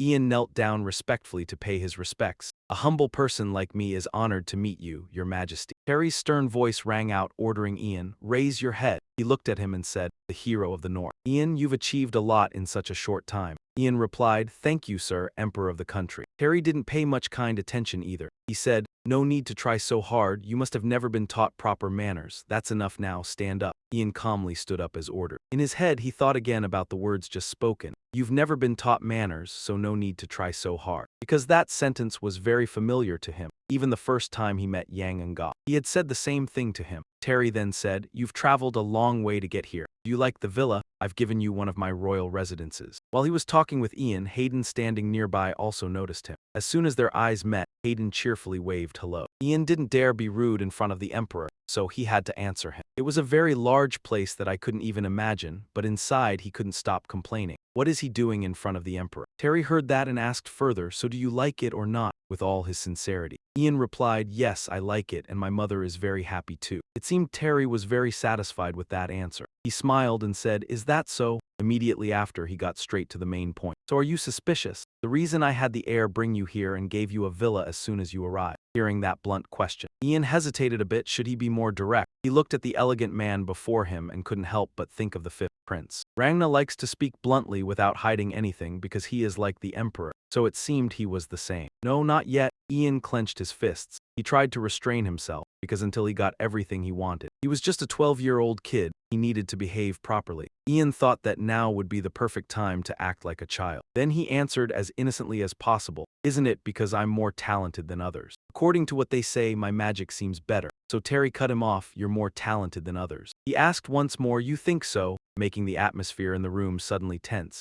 Ian still didn't know how to answer properly. Hayden saw him struggling and felt uncomfortable too, so he raised his head and called, "Father." Hayden forced a smile and spoke up to help Ian. What does a child know? Terry was a little surprised when his son spoke up. He thought to himself, this is the first time he's seen the boy defend someone. It seemed this young mage would be the best choice to assist with Hayden's succession. He thought so, then replied, "Right." Then Terry continued to Ian, "Your talent. I summoned you because of your talent." Even the knights and mages who saw that talent couldn't help but praise it. "I heard that you helped greatly in uncovering that spy." In the room with only 3 people, the emperor's voice rang out steadily. "Since a citizen has made achievements, being rewarded is entirely deserved. Now tell me, do you want anything?" He bluntly asked Ian again. He rejoiced inwardly because he had achieved his goal, finally had a chance. The current emperor's authority, he had thought about it a lot. He always reminded himself that he was just a child. At that moment, Hayden spoke up to answer for Ian. He once said he wanted to visit the old ivory tower. He's very curious. Kids his age are all like that. I think you should allow it. Hearing Hayden say exactly what he wanted, a smile flickered on Ian's lips. Terry didn't think much and agreed immediately. "All right, I will give you a seal. As long as you are here, you can move around with it." Then, a servant brought that seal to him as ordered. Unexpectedly, it was made of gold and it sparkled continuously in Ian's hand. Terry added, "You can also give it to someone and ask for guidance." He asked, "That's all you want, right?" Ian softly replied, "What more could there be?" At this, the emperor happily said, "Then I will reward you myself. Come, bring it in." At his command, several maids entered one after another. They brought in a large chest filled with gold coins. Terry said, "This is your reward." Then he turned to the dozen maids beside him and said, "These servants will clean the villa daily. I will send them to the villa so you can be comfortable." Seeing these servants, Ian couldn't help but remember his mother's worries. It seemed his mother wouldn't need to worry anymore. Ian sincerely said, "Thank you, Emperor." After a while, everything finally ended. Ian stood alone outside the door. Ian thought to himself, he must be different from others. Instead of being drawn in, he felt more suspicion. He thought that he must be like that to everyone, just like Yang and Ga. As he thought, he tightened his grip on the seal he had just received. Suspicion is the basics of ruling and managing.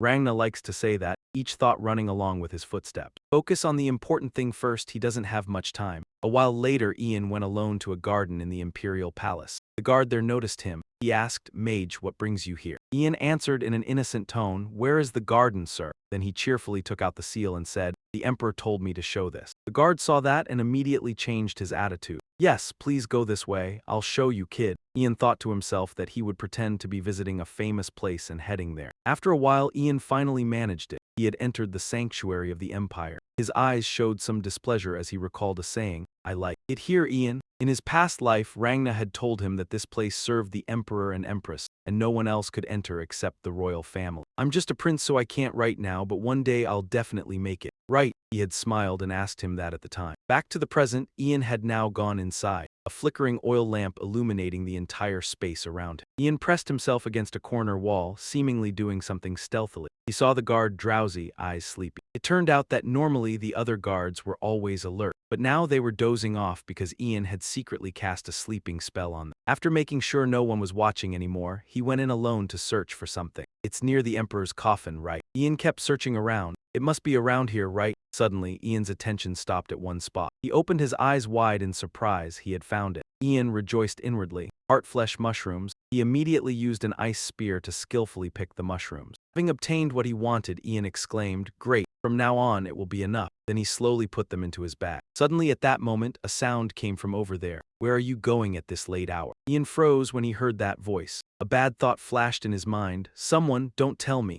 Ian quickly deactivated the light orb in his hand. The space inside immediately turned pitch black. Some people outside were whispering to each other about something. Occasionally, Ian only caught a few words, "What?" but didn't know what they had said to each other. Then someone replied, "I understand." Ian felt a bit nervous. He stood silently in a dark corner of the room, waiting to see the situation outside. Just then Kelvin walked in and said, "Your Highness. Even so, this place is a bit." At that moment, Ian hid in a corner, thinking to himself, "Your Highness, currently there are only 3 descendants, so no matter who it is, it can't be Jiang Na." Princess Harry Green River answered softly, "Not many people visit this place. And honestly, people rarely pass by here. The sound won't leave this room." She added, "Furthermore, as a princess, my job is to manage this sacred place, and you will inspect the magic cast upon it. We each have our role." Hearing her voice, Ian immediately recognized that it was Harry Green River, the blood sister of the first prince. Kelvin asked, "Your Highness, why didn't you inform the Ivory Tower?" When he brought this up, Harry's attitude changed instantly, and she shouted in protest, "No." Her delicate feet curled up slightly. "Don't you already know that the Ivory Tower is very dangerous?" But when she thought of her father, the Emperor, and her royal brother, Harry's expression became cheerful again. She said, "I am certain our ancestors will understand, for I am doing this for His Majesty and my royal brother." Seeing the princess's determination, Kelvin knew he could not persuade her. He had no choice but to indulge her, saying, "I understand. Then I will do my utmost to assist you until the very end." Then he turned and asked, "Have you memorized the basic spell?" "I taught you last time," she replied enthusiastically. "Of course." Kelvin complimented her, "Very good," and immediately made a request, "Then please show me the light first." Harry carried it out very earnestly. "So let the mana flow through like this." Sure enough, right after that, the princess was able to create a small orb of light. Ian, watching the scene from a dark corner, was astonished. The princess is using magic. Seeing her light like that, Harry complained, "Why is mine so small?" Kelvin patiently explained to her, "Because you only started practicing magic recently." Ian recalled Harry Green River from his past life. She lived her whole life like a bird in a cage, and when Jiang Na ascended to the throne as emperor, along with the execution of the first prince, she followed her brother and quietly ended her own life. Only in this life did Ian realize one thing, that such a woman was actually a mage. Why would she hide such a thing? Ian was a little curious about her reason for doing so. Because in the Green River Empire, hiding mage potential is a crime. So is private magical education outside the Ivory Tower and the Academy. And I'm certain that Mage knows this. I don't know what Harry's intention is, but she requested, "Sir Kelvin, next time please teach me an offensive spell too. Like a volcano, for instance." Kelvin replied to the princess helplessly, "Even I can't use that spell, Your Highness." Hearing that, Harry quickly excused herself, "I was only joking." Suddenly, Harry seemed to sense something behind her. She immediately turned her head back to look. Kelvin accordingly asked, "What is it, Your Highness?"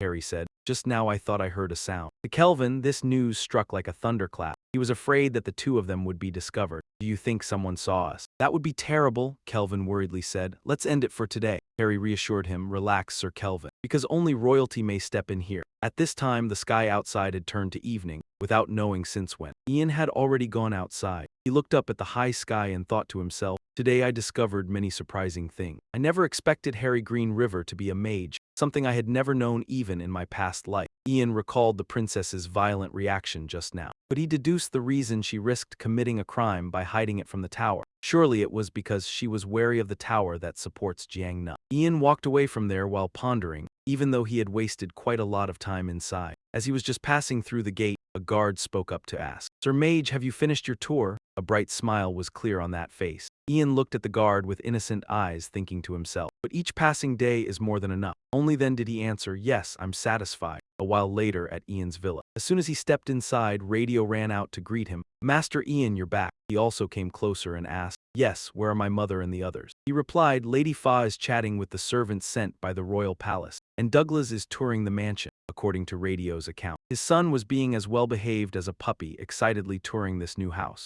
The little boy kept exclaiming, it's so big. Having heard that, Ian said, good then Radio, may I have a word with you? So the two of them went into the room to talk. Only then did Ian speak up with peace of mind. I want you to brew a bottle of potion for me. Radio asked curiously, what kind of potion are you talking about? After that, he immediately presented a bag of mushrooms he had just picked earlier, and then explained further about these mushrooms. These are stoneheart mushrooms. It's poisonous, it paralyzes the body and stops the heart. Hesitation was clear on Radio's face. You want me to brew a concealment potion with such a dangerous mushroom? Poison I could manage, but a concealment potion. Just then, Ian brought up, have you ever heard of interrogation magic? He hesitated for a few seconds but then replied, I have heard of it. Ian clarified his intention. I need a concealment potion to ward off that kind of magic. Can you do it? As soon as Ian finished, Video also agreed, saying, I will need to run experiments. Is it urgent? Urgent, the sooner the better. Ian insisted on the request so urgently. While Video was pondering something, Ian noticed a knock on the door behind him. From outside, the door came an announcement. Lord Ian, the Ivory Tower has sent you a letter. After a moment, a maid respectfully brought the letter in. Ian slowly took out the paper and read it. Every sentence and every word was written very carefully. Dear Mage Ian Fa. Similar to the royal family, the Ivory Tower is also very eager to meet you. Therefore, although we were supposed to wait until the official registration day for the academy to meet, but teaching a talented mage alongside other apprentice mages won't be difficult, right? Ian read each line of the letter attentively. Therefore, I would like to propose that we meet in 1 week's time, and I hope you will accept the Ivory Tower's request as a mage on the Ivory Tower's roster. As soon as he finished reading the letter, Ian immediately said to Video, you have 1 week, he asked in surprise. 1 week. It was the first time Ian had taken such an attitude with Video. Is it too difficult? He also knew for sure that it was non-negotiable, so he reluctantly replied, of course not, 1 week is no problem. It's just that I'll have to give up sleep altogether, Video said dejectedly. Hearing that, but Ian could not change this decision. Then I'm sorry for the trouble, but I'll be counting on you. That luxurious blue carriage is Ian's carriage. He was on his way to the Ivory Tower.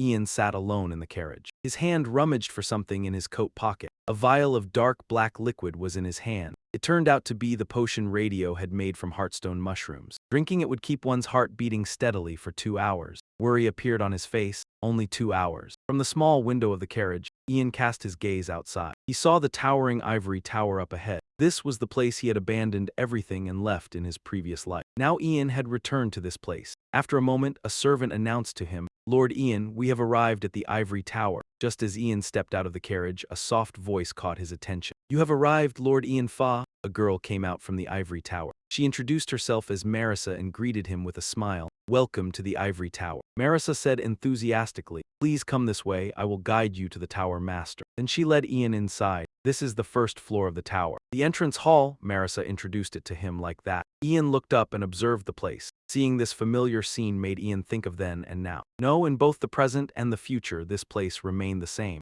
Marissa pointed ahead and said, do you see that golden disc over there? Ian replied, yes. She then explained its function. It helps you move to different floors of the tower. It is a device called a mana lift. According to Marissa, the golden ones are for senior mages, so they can go directly to the top floor. Would you please step onto the disc? Ian slowly stepped onto the golden disc. She continued to guide him. The senior mages are waiting for you in the tower master's room on the top floor. Then, goodbye. As soon as Ian was settled on it, the golden disc beneath his feet immediately lit up, revealing a magic circle patterned with clocks. In the very next moment, A dazzling beam of light illuminated the entire hall. Ian stood calmly inside, perhaps because he was all too familiar with this in his previous life. At that moment, Ian tightened his grip on the vial of concealment potion. Then, the very next second, he drank it down. In an instant, the golden disc arrived at its destination and stopped. By now, Ian had finished all preparations, ready to deal with whatever would happen next. He walked up to a large black door, then the door slowly opened. Ian stepped inside accordingly. As soon as he appeared, the master of the ivory tower, Herbert, immediately greeted him. "Welcome, Ian Fa." He sat arrogantly on his chair, speaking with a condescending tone. "Thank you for accepting the invitation to our tower." Seeing that Ian still did not react, he continued, "Don't just stand there, please sit." Inside that room, there were many other people besides Ian. They were quiet. "You must be quite surprised, right? But there's no need to be afraid," he said that while all of them were staring intently at him. According to him, this is just a small requirement that every mage joining the tower must go through. Ian slowly sat down on the prepared chair, and by observing their reactions, he understood enough. From the atmosphere, it was clear that they wanted to ensure he would obey them. Herbert said while opening some kind of information sheet in his hand, "I already know about your talents, but even without considering them, you're quite amazing. To be honest, I'm still a bit doubtful." He spoke without even glancing at you. "But aren't we Mana brothers with a bond stronger than blood? If we can dispel doubt, we should do it now."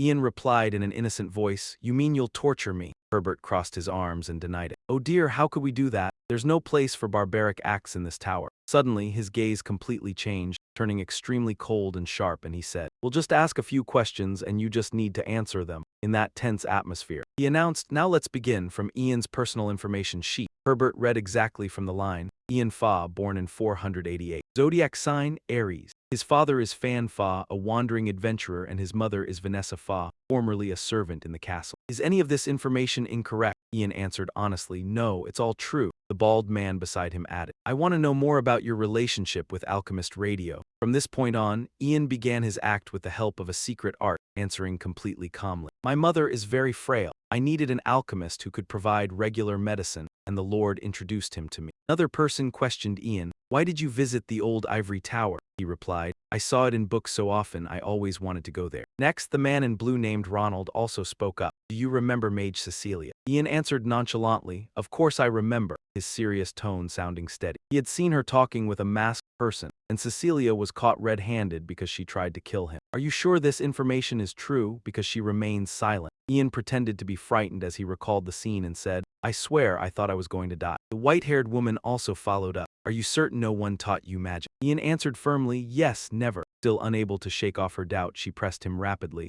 "Then, fireball, summoning spirits, and ice crystal. How do you know so many incantations? I want a reasonable answer." "You're not going to say I just do it, are you?" Ian replied. "I just think about them," and then he explained further. "For example, imagine fire in the palm of your hand," he said matter-of-factly. "I just need to imagine it, and one day, it became reality." Hearing this answer, the group immediately shouted, "Impossible, that's absurd." For a long while, they kept chattering about Ian. Only Herbert remained calm and thoughtful. His face hardened. Even the ivory tower's most powerful probing spell was indicating that the boy was telling the truth. His gaze never left Ian for a second. A thought flashed through his mind. The legendary first mage, could the boy be his incarnation? But a host of other possibilities also surfaced in his mind. Or perhaps the boy was a mage of such a high rank that even a senior mage's probing spell had no effect. It was absurd for that child to have so much mana. Herbert's brows knitted tighter and tighter. What could be done? Just when everything was in such disarray, Helen, a frustrated level 4 mage, stood up and shouted, "Enough." Her attitude was full of discontent as she said, "Why are you all asking such useless things? Stop wasting time. Ask the real question." Ian did not know what to do about the situation before him. The people around kept speaking up to dissuade her. "Helen, calm down. The tower master is still here. We've all come to question him, right?" Yet Helen continued. She arrogantly stepped right in front of Ian and demanded, "What are you?" In a rude tone, she said, "Use that mouth of yours to tell us, what are you? Why don't you say anything but utter nonsense?" Hearing those harsh words from Helen, Ian thought, of course, that's exactly the kind of person she is. Looking at the red-haired woman before him, Ian recalled. Helen, she was the youngest level 4 mage before he arrived, and just like her nickname, the Fire Lady, she lived up to it. Very aggressive, yet he had no intention of yielding to her. "Haven't you already seen?"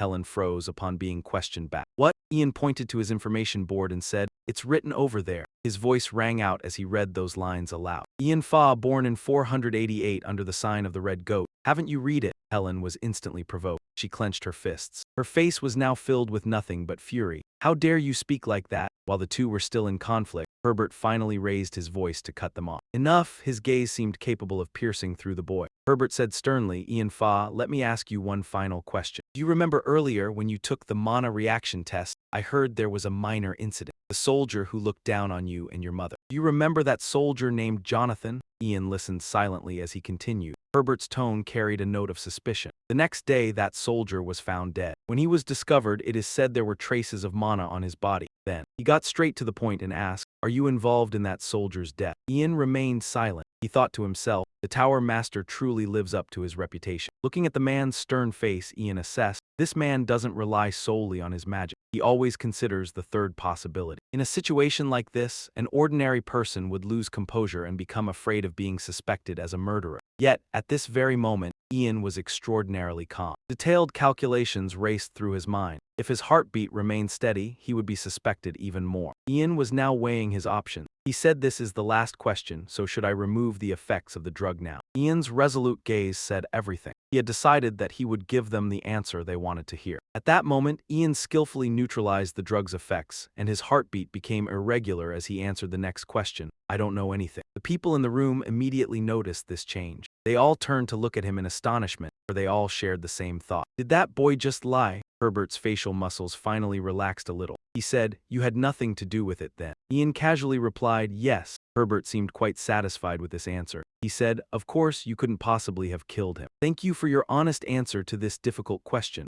Then, the Tower Master added by way of explanation, when I said there were traces of mana on his body, that was just a fabrication. He slipped off a bridge and died. That statement made it seem as though he believed he had succeeded in testing Ian. Ian silently gave no reply, for only he knew that his act had succeeded beyond expectations. But the matter did not end there, as Herbert continued. I'd like to end this meeting here and go eat, but I still have work to do, so I hope for your understanding. In that room, his steady voice rang out again. As you may know, your talent is unprecedented. Even within the tower, a mysterious power with no clear information, so we must be extra cautious, he explained. He then went on to speak about the boy's current limits and how far he could go. A glass sphere was placed right at Ian's seat, and according to Herbert, the device in front of you is called a mana vessel. You can think of it as a key component that runs most of the tower. The Tower Master explained its function to Ian. Currently, there is not much mana stored inside it, which is why it has this color. But when it holds more mana, it will turn blue. Herbert ordered him, try pouring mana into it. Ian asked back, pour everything in, he replied. Of course, since we're trying to see your limits after all. Ian walked up to the mana vessel, calculating in his head. The vessel can only hold the mana of a level 3 mage. Pouring in an amount of mana equivalent to a level 2 mage would be the wisest decision. After thinking it through, he placed his hand on it. Ian said to himself, if I show them the amount of mana they're expecting, I can minimize suspicion and be placed in a decent class. Suddenly he paused for a moment as his thoughts kept flooding out. But why? I'm just a level 8 mage, I'm not a sorcerer. Or some legendary leader from history. I've always read people's moods and lived a calculating life. While he was lost in thought, the vessel had already turned blue without him noticing. Thinking back to his past life, he had been able to give up everything, strength, power, glory. He could abandon everything he once had. Mana kept flowing from Ian's body and into the vessel, but he was still deep in thought. But magic, I understand nothing more clearly than magic. The powerful mana surging stronger and stronger could confirm one thing. When it comes to magic alone, no one stands above Ian. The mana vessel received an enormous amount of energy, its color growing deeper and deeper blue. Just a second later, it could hold no more and cracked apart. Then in the very next moment, the vessel exploded completely, making everyone around gasp in astonishment. Streams of mana escaping from the vessel were still swirling throughout the room. It seemed Ian had truly poured all of his magic power inside. His breathing now became labored. He struggled to steady his breath. Even Herbert, witnessing that sight, was left speechless. The people beside him were still frozen in place. Only Helen spoke up. How is that possible? She picked up a shard of the broken vessel. A mana vessel can hold the mana of a level 3 mage. A thought flashed through her mind. So that child is even higher than a level 3 mage. Ian had now regained his composure. Sometime after Ian left, the sky had already turned amber. Still in that same room, an angry hand slammed hard on the table and shouted, Ian Fala, the rumors about that boy are true. Ronald could not keep calm. Standing up, he spoke loudly. He is also a level 4 mage. That means he's on par with all of us except the tower master. His anger surged even more as he remembered. Ian's reaction when asked about Jonathan's death was clearly the reaction of someone who was lying. He pressed on, continuing, "What do you all think this means? Before Ian Fala becomes a dangerous threat to us, we must put him in chains." Everyone in the meeting fell silent, mulling something over after hearing him say that. Ronan argued, "Enroll and graduate from the academy, then serve 5 years. Don't you all think we should scrap all that and tame him right now?" Herbert finally spoke up. "That would be somewhat difficult, but you're not wrong." He said Ian Fala spending time at the academy would be nothing but a waste. Instead, he is a threat to the other students. If we high-ranking mages already find it unsettling, how will the novices and young mages feel? As soon as he finished, the expressions of the other mages grew even more grim. Then, Herbert ignored it all and said, "Whether Ian Fala killed a soldier or prevented a death doesn't matter, because he claimed what matters is that, while the probing spell showed no flaws, we can never know whether his lies have any effect on us or not." Herbert seriously reiterated an important point. "You all may already know this, but our highest priority is the value of this tower. As far as he was concerned, the more powerful mages this place has, the higher the tower's standing." Suddenly someone asked in confusion, "Then why not admit Ian Fala as the 12th high-ranking mage, and officially announce the emergence of a level 4 mage?" Of course Herbert knew this well, but given his talent and age, I think it's best to have a special high-ranking mage teach him. What does everyone think? All the mages present voiced their agreement. "Sounds good, I agree, I hope so too." Hearing that consensus, Herbert said with satisfaction, "Very good." Then he immediately assigned someone to be in charge of Ian Fala's education. Suddenly someone's hand proactively shot up and said, "I will do it." A few days later, Ian returned to the ivory tower once again, but this time he came back under a different status. Ian was still a bit bewildered, not expecting to be recognized as a high-ranking mage so quickly. He stood dazed in front of the tower for a moment thinking, "I had predicted it, but it happened too fast." Just then Mari's familiar figure appeared once more. The moment she saw him, she called out, "Sir Ian." Seeing her, Ian was also slightly surprised, saying, "We meet again." Mari's hesitantly replied, "Well, I heard the news that you are a level 4 mage." Ian felt a bit embarrassed hearing her say that. "Yes, that's how it is." Mari's eyes sparkled with admiration. "Amazing, a high-level mage at only 12 years old. That terrible rumor is true." Ian answered perfunctorily, "What kind of rumors are spreading?" Then she happily looked at him again and said, "I'm sure you've already heard. However, I have been assigned as your support mage for 1 year." She maintained a friendly demeanor as she spoke, but then faltered, "But who will?"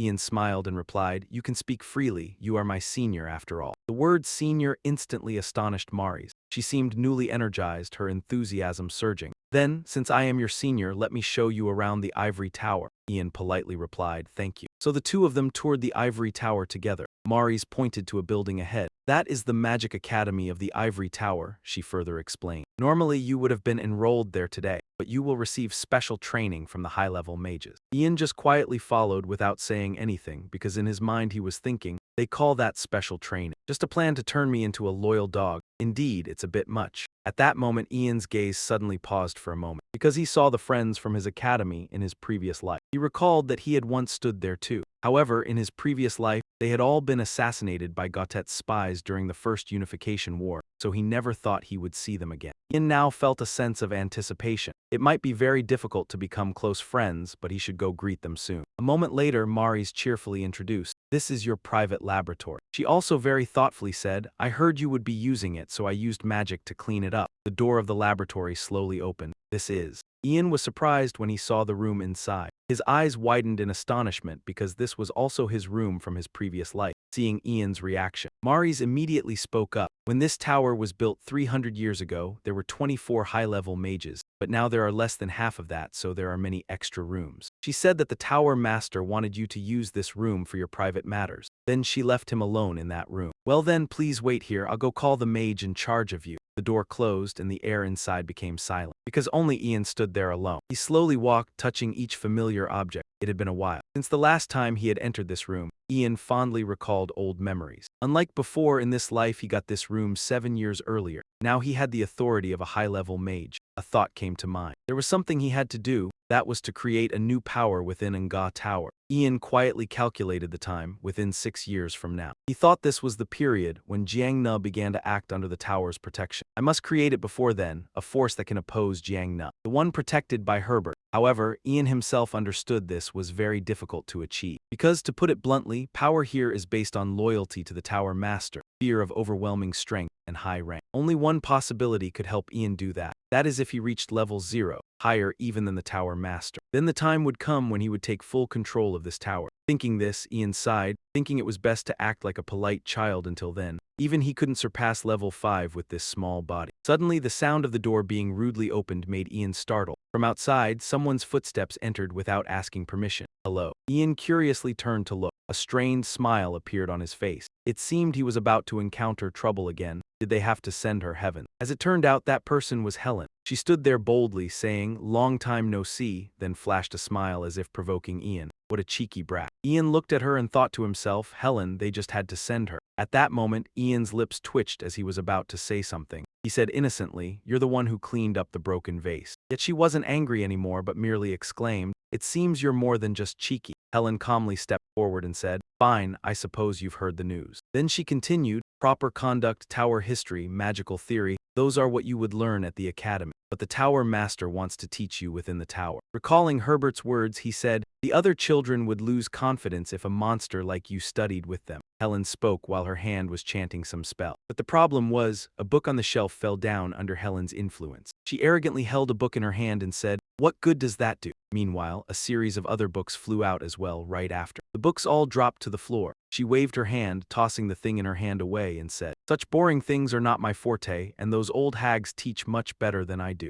Suddenly, Helen leaned in close to Ian's face and said, "Cecilia, you defeated her, right?" She rambled on. "I had high expectations for Cecilia. She was quite skilled in combat magic. Perhaps if Cecilia hadn't been discovered by Ian, if she had continued, she could have followed in Helen's footsteps. Who would have thought she was a spy?" Her gaze fell on Ian again, saying, "But you were able to defeat Cecilia." Ian silently listened to this red-haired woman ramble on. Helen added, "Since I've become your teacher, I'll teach you something." She listed a series of mage types. There are many different kinds of mages. Mages trained for combat, mages trained to support others, and mages who dedicate their lives to academic alchemy. As for the rest, Helen showed contempt. "They're just leftovers." Then she turned and asked, "Which type do you think I am?" Ian let out a sigh and replied, "The first type." "Exactly," she said proudly. "I bet no one can defeat me in that field." Helen considered herself, "I'm different from other mages who only care about the elegance of a high-level mage. I will teach you my way." At this, she turned around and walked, then looked at Ian and said, "Follow me." Seeing Ian silent, she insisted, "Of course, you have no right to refuse." A moment later, the two of them arrived at the training ground together. Helen looked contemptuous. "Now do you understand what you have to do here?" Her voice rang out challengingly. "Attack me, make me want to teach you." Ian looked at the rude woman before him and thought to himself, she was no different from her past life, even back then. She annoyed him by challenging him, but this time he wouldn't let her set the tone. In Ian's eyes, determination was clear. "I'll cut off that thought." The surrounding mages were immediately intrigued by the two of them. Whispering voices kept rising. "What kind of test, this kid? I mean, Ian, isn't it a bit dangerous to have him fight her?" Helen kept that sky-high confidence. It seemed enough people were watching. "Shall we begin?" While Ian was warming up his body, she spoke again. "You make the first move. I'm your teacher, so I'll give you a handicap." Ian took off his robe and seriously asked back, "Are you sure?" That one sentence successfully provoked her. Helen irritably replied, "Who's worrying about whom?" He immediately got into a stance and replied, "Then I won't hold back," Ian said as he reached his hand forward to cast a spell. His eyes gently closed, his mouth muttering an incantation, and visible streams of energy were radiating around him. Helen just stood there watching without any sign of taking defensive measures. "It seems you've seen quite a lot. Are you planning to put up a barrier first?" Her eyes were full of contempt. "No matter what barrier it is, I'll break it instantly." As soon as she finished speaking, several giant fireballs appeared right behind Helen, as if ready to attack at any moment. At that moment, Ian cast an ice block spell, and blocks of ice began freezing upward from his feet. In just a moment, the cold ice had risen to his neck. Then Ian completely encased himself in ice. Helen stared in shock at his action. "Are you kidding me, kid?" She tapped on the ice block and said, "The best thing you could think of is just a block of ice. Are you planning to sleep in there until you run out of mana?" "Hello, can you hear me?" The reason Helen reacted like that was because the ice block was the strongest defensive spell that protects the caster. But when the ice block is activated, the caster falls into a slumber and thus cannot use other spells. She continued grumbling, "Oh my god, I have no idea what you're thinking. I was such a fool to hope that." Suddenly, the words Helen was about to speak got stuck in her throat, because she heard some sound from behind her. The people around also heard that strange sound. What's that sound?" Only Helen could sense that the sound was coming from Ian's ice block. She immediately turned around to look. Helen's blazing red eyes now turned stiff. An unimaginable thought flashed through her mind. Impossible. That's impossible, Helen kept denying to herself while staring intently at Ian. At that moment, Ian's eyes, which were supposed to be in deep slumber, suddenly opened. Helen couldn't believe it and thought to herself, he can still move inside the ice block. That thought made her unconsciously step back a few paces. Suddenly, around Helen, a series of tree roots appeared and surrounded her. She gritted her teeth in irritation and cursed. In fact, at that moment, those roots kept growing and attacking Helen. Each and every one moved at extremely high speed, just a moment's lapse. If she didn't dodge in time, she could be pierced. She had to try her best to dodge attacks while using fire magic to counterattack. Helen, seeing the roots chasing her from behind, said angrily, "Damn it, no matter how much I burn them, they just won't stop. If this continues, I'll be the one who ends up cornered." Then her attention shifted back to Ian. "Before that happens, I have to get to that brat inside the ice block," she thought to herself and looked for a way to pull him out. However, Helen still hadn't figured out a way. But how? How could he move and cast spells inside the ice block? While she was absorbed in her calculations, right behind her a root lunged forward. Helen couldn't react in time.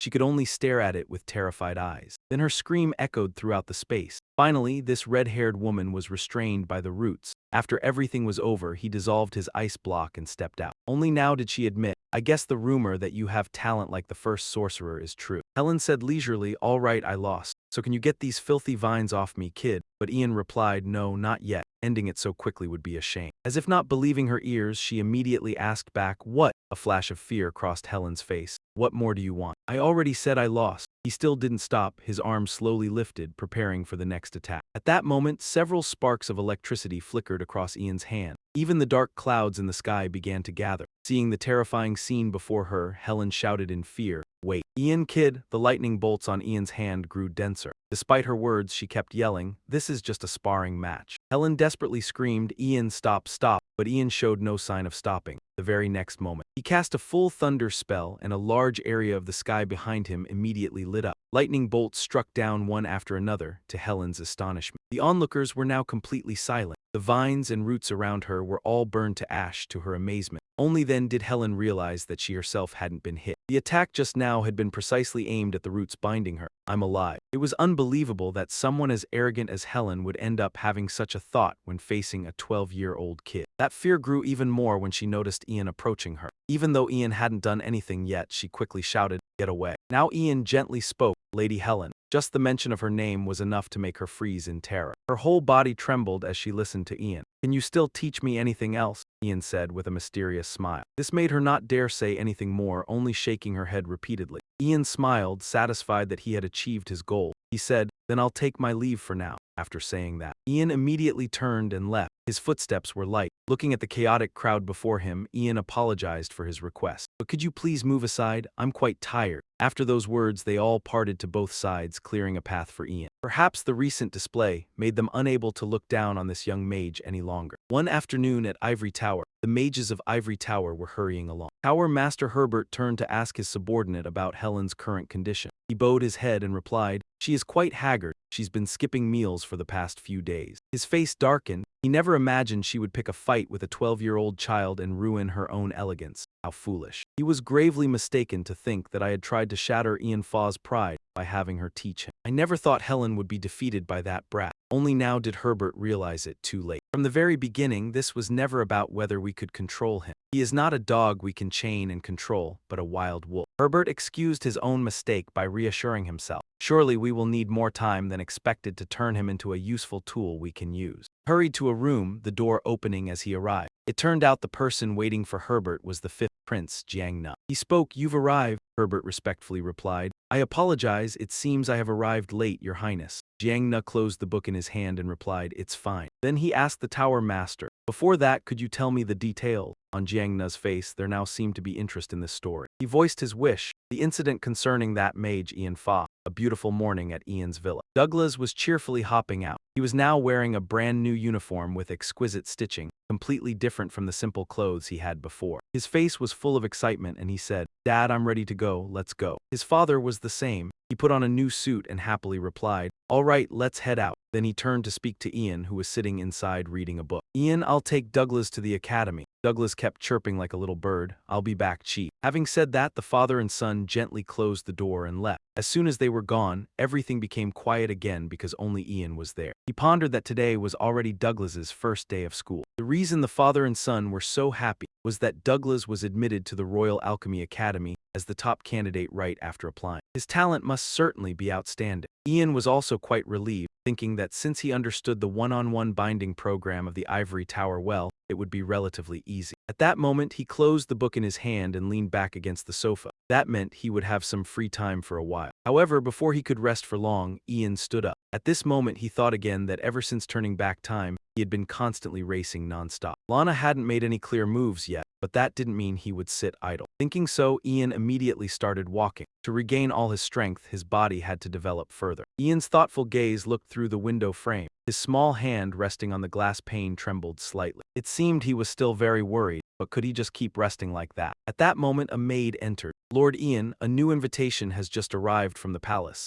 Ian looked at the card and asked back, "A new invitation?" When he held it in his hand, he still wondered. "There's no event, is there?" Ian looked closely at the seal. "This seal is." He then realized that the invitation came from the first prince. That evening, Ian went to the venue where the party was held. It was also an extremely magnificent castle. Even though he had arrived, Ian still couldn't believe that he had actually been invited to a place like this, because there was always an unwritten rule that no mages who were not of noble birth were to be invited to such parties. He put his hands on his hips, hesitated, thinking, what is this guy thinking? Looking at such a vast castle, Ian thought again. He hadn't expected the party to be personally hosted by the first prince. Perhaps it was because in Ian's impression, the prince he remembered from his previous life was very reclusive, rarely associated with other nobles, and had never held any proper event for the nobility. His attitude had caused him to miss the chance to make his debut in political circles. As a result, all the nobles had turned their backs on him. Clearly, Hayden in the previous life was not like the first prince, who had built trustworthy relationships with other nobles. In the end, he ended up seizing most of the first prince's political power. Ian let out a sigh, resigning himself because the first prince often ignored the emperor's advice due to his impulsive and lazy personality. But he remained endlessly curious. He didn't know what made him act so proactively, but this matter was surely beneficial for him. However, thinking back that in his previous life he had never even come close to places like this, it seemed Ian would just sit silently in a corner. Finally, Ian gathered all his courage and went inside. He handed the invitation to a servant. "Welcome, Lord Ian Pham." Then the door slowly opened. Who knew what awaited him inside? Inside the castle, everything was splendidly decorated yet no less luxurious, just in royal style. As soon as Ian entered, all eyes turned to him. Everyone glanced at Ian and then whispered something to each other. Ian tried to force a polite smile. As expected, it was truly uncomfortable. Just then, the servant's announcement rang out. "The first prince arrives." Everyone in the banquet hall stopped and bowed respectfully to the first prince. With elegant steps, Hayden entered. He appeared with neatly combed hair and a very eye-catching blue ceremonial robe. Hayden gently spoke. "I would like to express my gratitude to the precious guests who have come to my party today." Standing from the upper floor, his voice resounded throughout the room. "As everyone knows, I will be hosting tonight's party on behalf of His Majesty the Emperor." Hayden continued, "Normally, the party must begin with a speech, but today I would like to introduce someone to all of you." After saying that, Hayden smiled and turned his head toward Ian, which made Ian immediately understand his intention. "Is he going to introduce me?" At that moment, Hayden loudly announced in a grandiose manner, "The special guest of this evening, the youngest level 4 mage in the history of Crane Tower. My precious guest from Muglian." As soon as he finished, he pointed to where Ian was standing. The name Ian Pham was called out loudly, making him freeze for a few seconds. The entire party fell into silence for a moment, but Hayden shattered that atmosphere with a radiant face. "Welcome, Ian," he went on and on. "You must have guessed that I organized this party to introduce you." Ian reluctantly replied, "Thank you."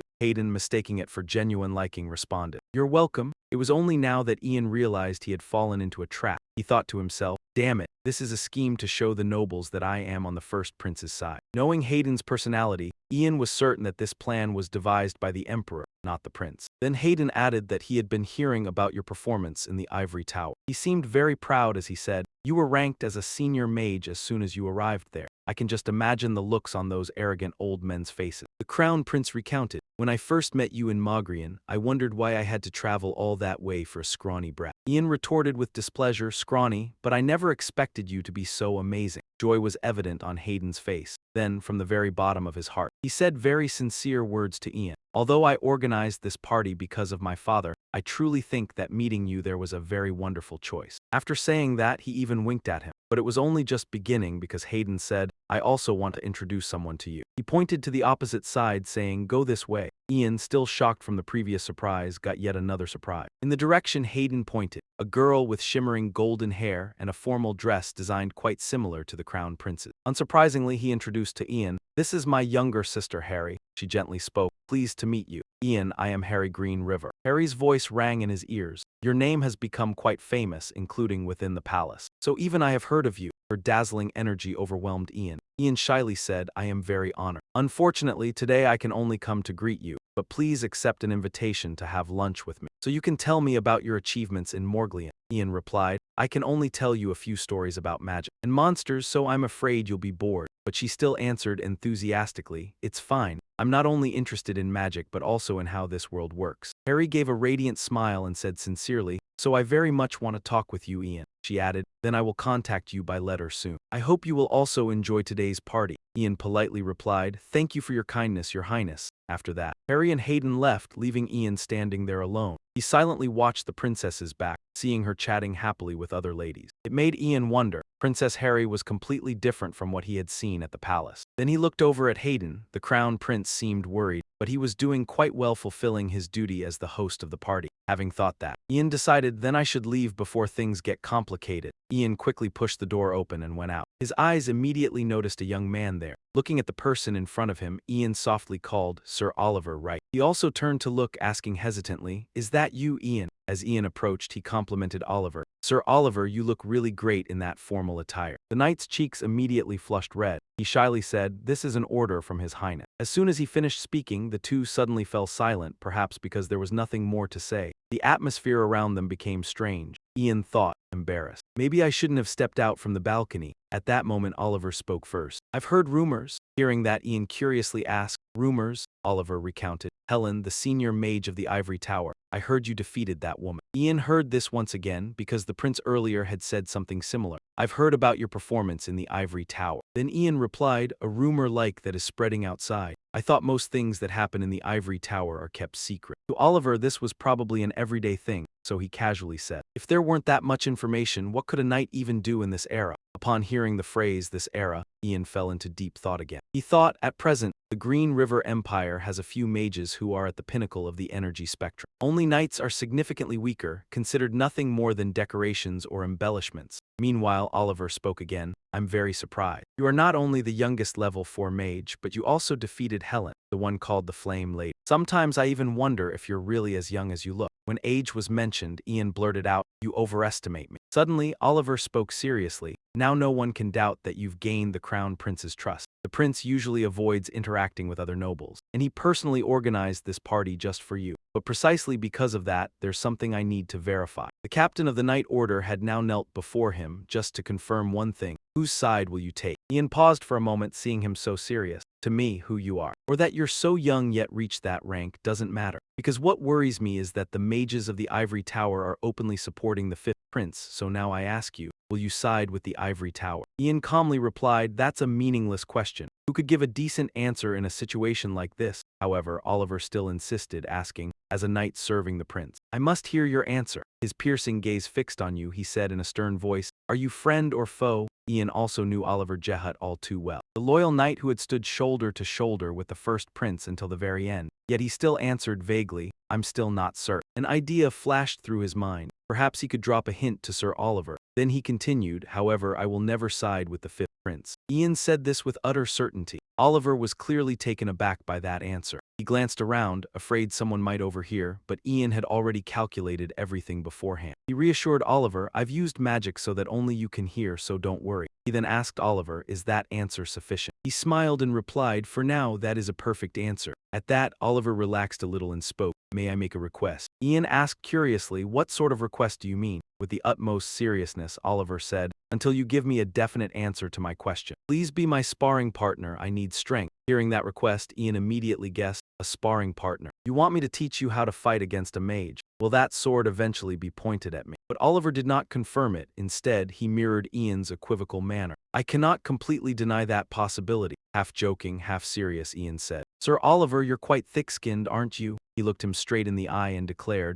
Clearly, I would refuse this request. I gain nothing from it. Suddenly, Oliver removed something from around his neck. He carefully held it in his hand. This necklace, the Empress personally gave it to me on the day I was appointed the first prince's bodyguard. He said this with sincerity. Oliver explained that it was a necklace enchanted to purify the mind. Ian seemed to recognize the item as well. It was one of the royal treasures about which he had been unable to find any information in his past life, aside from the fact that its last owner was the Empress. Oliver held the precious necklace out to Ian. I will offer this necklace as payment. I believe it will be more useful to you, a mage, than to a knight like me. Ian asked in return, wasn't this personally bestowed upon you by the Empress? Without hesitation, Oliver said, she gave it to me so I could serve my master better. My proposal is meant to fulfill that very purpose. I am certain she would understand. Ian hesitated for a moment without answering, but finally made his decision. If you are willing to go that far, then I accept. I will take this necklace. With that, he took it into his hand. On Oliver's face at that moment, you could clearly see that he was completely satisfied. At that moment, suddenly there was a huge explosion right inside the banquet hall. The two of them were astonished and simultaneously looked inside. The explosion was so powerful that it shattered the tightly closed doors. Flames and smoke billowed out. Oliver's eyes immediately lost their usual composure. At this moment, he realized the Grand Prince and the Princess were still inside. Then he cried out in despair, Your Highness Ian. Oliver quickly went inside. Oliver's urgent voice rang out, Where are you, Your Highness? Immediately after, Hayden's voice answered, Captain, over here. Fortunately, both the Grand Prince and the Princess were unharmed. Hayden frowned and said, How could such a thing happen in the palace? Oliver rushed over, Your Highness, Princess. Are you both all right? Hayden replied, We are fine. The Knight Order is indeed quick to act. At that moment, Vice Captain Paul Lentz and other knights also ran in. Your Highness, are you hurt? Then he turned to ask Oliver. Captain, are you injured? Oliver immediately asked, I'm completely fine. What is the situation outside? Paul hurriedly reported the current situation. A series of unidentified explosions were occurring inside the palace. We have activated the emergency communication orb and are mobilizing all forces to find the source of these explosions. Ian seemed worried when he heard this. The emergency communication orb. Because the palace's emergency communication orb is a network linked to the Knight's Order command, the military barracks, and even the ivory tower. It allows all available forces to be concentrated at the palace, and that means the emergency communication orb has been activated. That is, all soldiers and mages will gather at the palace. A bad thought flashed through Ian's mind. What if these explosions were aimed at that? He panicked, afraid that it would actually happen. Could it be? Ian resolutely deployed a mana barrier. A mana barrier enveloped those present in the banquet hall. Remembering that Harry also knew how to use magic, Ian turned to ask, Princess, do you know how to channel mana into the barrier? She said in surprise. What? Ian's tone was extremely serious. This is an emergency, so I need an answer. Harry hesitantly replied, I have learned. But without waiting for her to finish, Ian cut in. Then can you maintain it? Then he turned around decisively. Ian walked over to the maids nearby. I have something to ask. Has a maid named Isabel ever come here? They all trembled when Ian interrogated them. A frightened maid spoke up. Why, yes. She was assigned to a separate palace. But she said she wanted to come and see the party. Hearing this answer, Ian understood. Indeed, their real target was Cecilia. By concentrating forces at the palace through the explosion, they would infiltrate the ivory tower when surveillance became lax. Ian calmly analyzed the situation. Now, whatever happened to Cecilia was not important, but he had to make sure the information she had about him did not get back to the Walker family. At the same time, in the prison of the ivory tower, someone was secretly infiltrating the place. Those footsteps stopped in front of Cecilia's cell, then spoke. Long time no see, Cecilia. I'm surprised you're still alive. Because the person was carefully concealed, she couldn't recognize him at first. Who is it? He slowly smiled, lowering his hood. It's me, Daniel. Then, the first thing he said to Cecilia was a rebuke. I'm very disappointed in you. I thought you were a good spy. Seeing him, Cecilia immediately became agitated and said loudly, Daniel, get me out of here, he calmly replied. Of course, but I have something to check. She immediately answered, I haven't said anything. That brat Ian Fa, he knew everything from the very beginning about the existence of the Walker family and the people inside it. Daniel asked suspiciously. Is that true? She touched the back of her neck and added, he even knew about the mana seal that neither you nor I knew about. Hearing that, he said, Cecilia, that is something most of the Walker family doesn't know. The higher-ups only told us after you were caught. Then Daniel asked further, do you have anything else to say? Cecilia replied, that's all, we don't have much time, right? Let's get out together. However, at this moment his attitude showed hesitation. Is that so? Right after, the cell door slowly opened. Cecilia's face showed clear joy because she thought she had been saved. At that moment, Daniel called her name. Cecilia. Just in the moment she turned to ask, "What is it?" he directly stabbed her in the neck. Her eyes rolled back, as if unable to believe what had just happened, and Daniel coldly watched her writhing in pain. Now he spoke, "When you were imprisoned in the ivory tower, we debated for a long time about what to do." Blood kept flowing from Cecilia's wound, leaving her only able to wait for death as he continued. "You are a fairly rare level 3 mage, so we considered rescuing you. And this is the conclusion we reached." As soon as he finished, Cecilia lay collapsed on the cold ground. Even though he had just killed someone, he smiled. "Well then, take care, I mean goodbye." Suddenly, a voice rang out in reply, "You too," making Daniel immediately alert and turn around. Then he quickly hurled the spear toward the source of the voice. The spear shot swiftly toward its target. However, Ian merely tilted his head and easily dodged it, but it still grazed his face, leaving a line. Seeing him standing there calmly, Daniel shouted, "Who are you?" Ian didn't answer him but looked down at the ground. Seeing Cecilia's corpse lying there, he said, "So you've eliminated Cecilia, have you? That's fine, one less thing for me to worry about thanks to you." Unbeknownst to him, his legs had already been frozen by Ian. Then he slowly walked forward. "Daniel, what a pity that we meet again today." Ian's gaze was icy. He said coldly, "I swore I would kill you with my own hands." Daniel, seeing no way to resist, said, "Wait, wouldn't it be better for you to let me live?" Of course, Ian had no intention of sparing him. "At last I can repay the suffering of my friends." Daniel panicked and protested, "What are you talking about? I've never killed your friend." Ian replied, "Obviously not yet, because only he knows, and there are still 10 years before it happens." The cold ice kept freezing his entire body. At that moment, Ian continued, "I promised myself that when I returned I would set everything back in its place."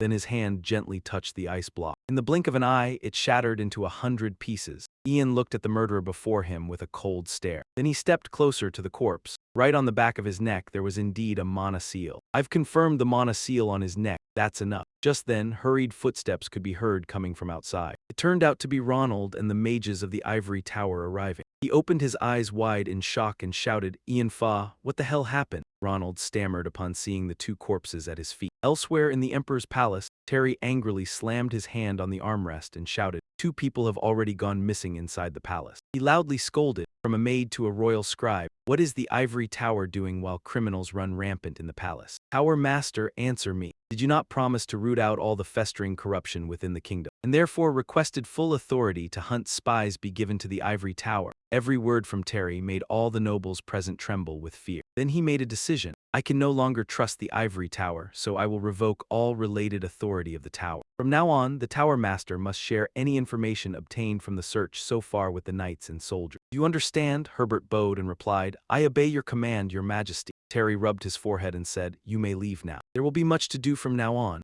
Herbert obeyed and quietly walked out. At that moment the Emperor's attendant announced, "Mage Ian Fa, step forward and pay respects to his majesty." Ian slowly entered. Terry looked at him and said, "So we meet again. Special guest from the north, Ian Fa." Ian also carefully bowed to the Emperor. Terry quickly got to the point, "Thanks to your resourcefulness. This time we were able to protect the Empire." Ian remained silent as he continued, "Without you, we would have been helpless and lost a vast amount of critical information into the hands of unknown enemies. That would have turned the Empire and the royal family into a laughingstock for the whole world. For all these reasons, I will never forget your achievements in this incident. Therefore, I wish to personally express my gratitude and the reward I want to bestow upon you." As soon as he finished, a servant brought the reward before Ian. "This is it, a striking blue cloak," Terry said. "This cloak is the only item left behind by Mitchell Greenleaf, my ancestor and the only mage of the royal bloodline. He explained that due to his will, I cannot give it to anyone outside the royal family, so I must say I am only lending it to you. Of course, I will lend it to you until your last breath, or until you no longer wish to keep it." Ian was somewhat surprised to see this. He thought to himself, Mitchell Greenleaf, the first and last mage of the imperial royal family of the Green River. He was the hero who saved the empire and rose to the position of Tower Master through his magical ability. His cloak was an item rarely seen even in my previous life. At this point, Terry made a suggestion. "Since it's just a cloak, I think you won't need to change clothes. Would you like to try it on right now?" Ian followed the order and took out the cloak, then clumsily draped it over himself. Seeing Ian's sloppy appearance, Terry laughed heartily. "A bit loose on you, I wonder when it will start to fit." As soon as he put on the cloak, Ian realized it was an enchanted cloak. He then looked up and said to the Emperor, "Then I shall make it fit me right away." Immediately after, the cloak gradually shrank until it fit Ian's small frame perfectly and then stopped. Seeing that, the people around instantly exclaimed in admiration. "How did he do that?" Terry also looked at him intently and praised, "It suits you very well." The blue also matches your eye color. It seems Ian really likes this gift. After that, he immediately knelt before the emperor, thanking his majesty for the grace. A while later, outside the palace grounds, Harry saw Ian's figure and hurried over. "Excuse me, Sir Ian." He respectfully bowed, greeting Her Highness the Princess, but she waved her hand and said, "Please, you need not be so formal with me." At this moment, Harry's hands clenched together and trembled slightly. "Sir Ian," Harry hesitantly expressed, "actually, I have something I want to tell you. About what happened earlier." Ian hastily spoke up. "At that time I was too busy and extremely rude to you. Your Highness, I hope you will forgive me." Harry immediately refuted. "That's not it. Rather, as I understood the intention of Princess Ian Tron and she. Furthermore, the matter you are worried about will not happen, so please rest assured." Harry also felt relieved upon hearing that answer. Suddenly, at that moment, the sound of someone's footsteps came from behind. Ian immediately recognized this voice. "You have indeed achieved a wonderful accomplishment, Sir Ian," he said sarcastically. "Thanks to you, the safety of the entire empire and the imperial family has been preserved." Without waiting for Ian's reply, he continued, "And as His Majesty told you, your achievement in this incident is very great." Ian's eyes now showed a clear look of astonishment. Seeing the person before him, he suddenly said, "Forgive me for the late introduction. Perhaps you already know who I am, but I wish to formally introduce myself. My name is Green River, the fifth son of His Imperial Majesty." Behind him were several knights following. A series of memories from a past life flooded back into Ian's mind. It turned out that this person was Ian's old friend. At that time, Ian had knelt at his feet in despair, begging, "Please," but when he looked up at that person, all he saw was a chilling indifference. In this life, he never expected to see that face again. But Ian was still bewildered when thinking of the name Rangna. He went on to say, "Though I arrived late, I wish to congratulate you on obtaining the position of senior mage in the Ivory Tower." Meanwhile, Ian stood there lost in thought. It was too early to meet him. Rangna added, "I want to express my gratitude to you for protecting the Empire's security from spies in the Muglian territory. And today, I also wish to invite you to lunch to show my appreciation." Rangna, not caring about Ian's current expression, continued, "Are you free to accept my invitation?" He clenched his fist. Then he spoke softly. "Oh," at that awkward moment for Ian, Harry quickly spoke up to save the day. "I'm sorry, Rangna, but today he already has plans with me." He replied as if not understanding, "Is that so? Then tomorrow at this time." Ian, having calmed down, now spoke up. "I'm terribly sorry, but I'm afraid that won't be possible, Your Highness." A flash of annoyance passed through Rangna's eyes as he glanced at Harry as if to warn him, but still tried to reply gently, "I understand." Rangna looked straight at Ian and said, "Though it is a pity, I shall look forward to next time. It was a pleasure meeting you, Sir Ian." Ian answered him with silence. He added a final word before leaving, "Well then, goodbye." After saying that, Rangna and two knights left together. Only the two of them remained, watching the fifth prince walk away. After confirming no one else would disturb them, Harry hesitantly spoke up. "Sir Ian," she said shyly. "I spoke without thinking." "I'm sorry," Ian replied, "it's nothing." After that, Ian still turned his head to look back at that familiar figure of Rangna. Then thoughts continued to flow through his mind. "I've met him 2 years earlier than expected, and at present he is just a prince who must hide his true scheme." Now Ian was determined. "I will stop you at all costs, Rangna, before you have a chance to expand your power, so that you cannot advance even a single step." Ian will not stop until he is in despair and meets a tragic end. "I will be your opponent in this life." Cut to the royal palace. At this moment in the study of the first prince, Hayden was reading a book and grumbling, "I don't understand a word it says." He said, "Can't they write so that everyone can understand? Who writes a book in such an absurdly complicated way?" Professor Lawrence, standing beside him, quickly explained, "Your Highness, that book was written by the first king of Green River. It details how to become a good ruler,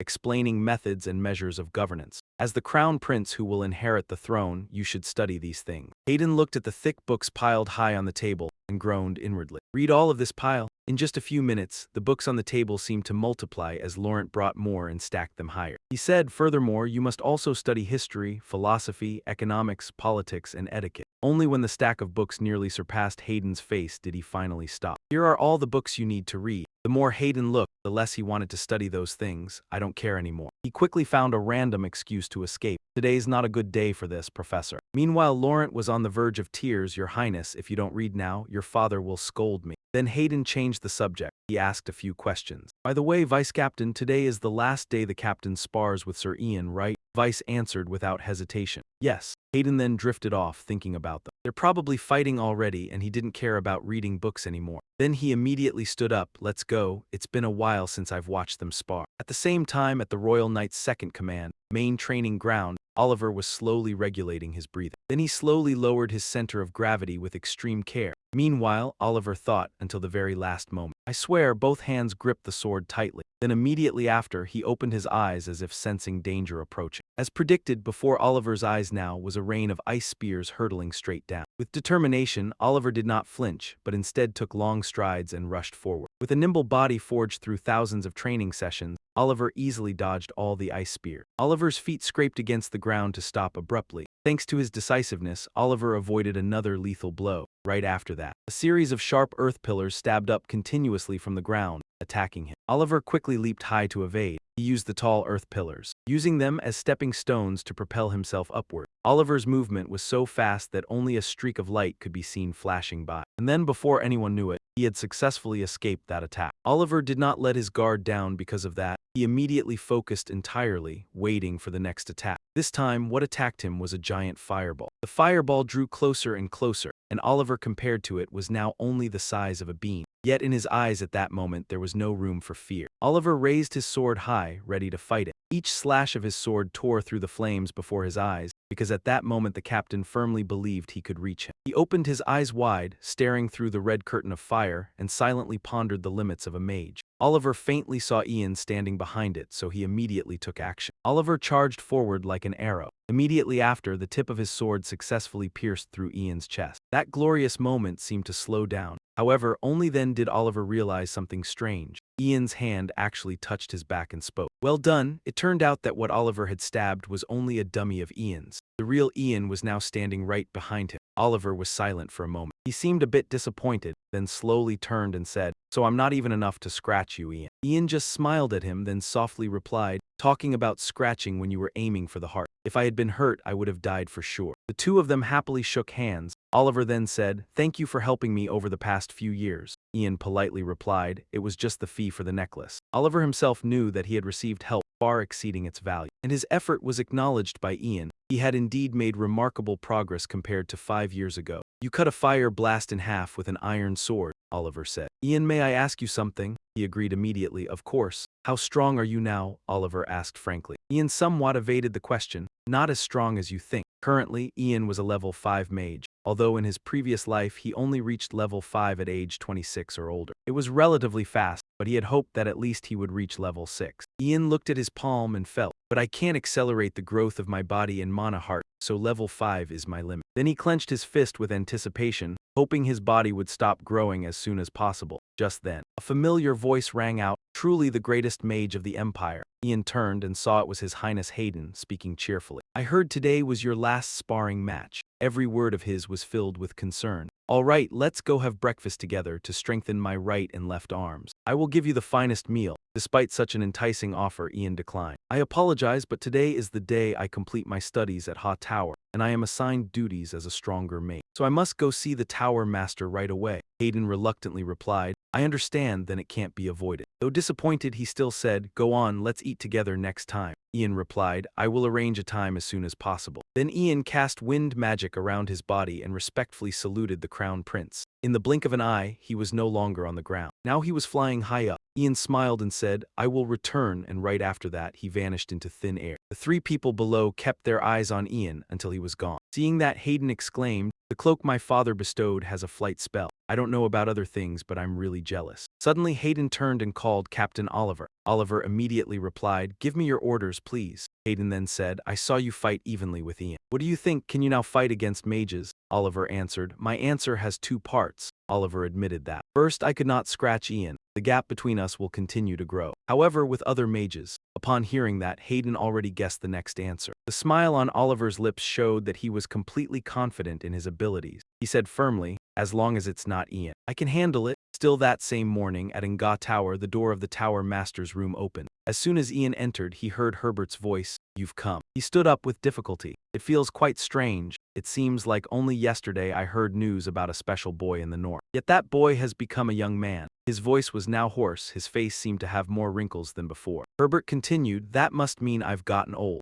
Ian replied, "At least you will remain healthy for several more decades." Herbert held some papers in his hand. As soon as he finished reading, he said, Excellent, I have nothing to say but praise. He said, you truly are a great fortune for the Empire and Nga Tower. Every noble lady wants to meet you. Aren't you the very model that every mage pursues? Hearing that, Ian immediately denied, you flatter me. But Herbert maintained his view, we will soon find out whether I flatter you or not. Then he changed the subject, you know. Today is the last day. If you were an ordinary academy student, you would be dispatched to the surrounding region, but you are a special case. The last day is just chatting and confiding with this old man. Ian replied, not at all, actually it's an honor. Thank you. Even if it may be cliché, he said while searching for something on the desk, then handed Ian a card. Congratulations on becoming an official mage. Herbert explained that this was a symbol of his status. It would allow him to command soldiers and citizens of the Empire at will. He would have many opportunities to use it. Ian asked, puzzled, are there many places that need high-ranking mages? Herbert's voice rang out again. It's not just a matter of demand. His eyebrows furrowed slightly. There are very few high-ranking mages at present because Helen has settled down. What are you waiting for? I don't want to pressure you, but your help is truly crucial. Ian replied, so there's a lot of work waiting for me. Herbert reaffirmed, you are the strongest and most important force of Nga Tower, so you will soon be bound by many responsibilities. In his hand, he opened up an information panel. But since this is your first time, I'll let you choose. The panel clearly displayed 3 locations. Ian looked up accordingly. The first place was Rodbeer, the city with the largest seaport in the Empire. Next was Benson, the city that produced the most iron in the Empire.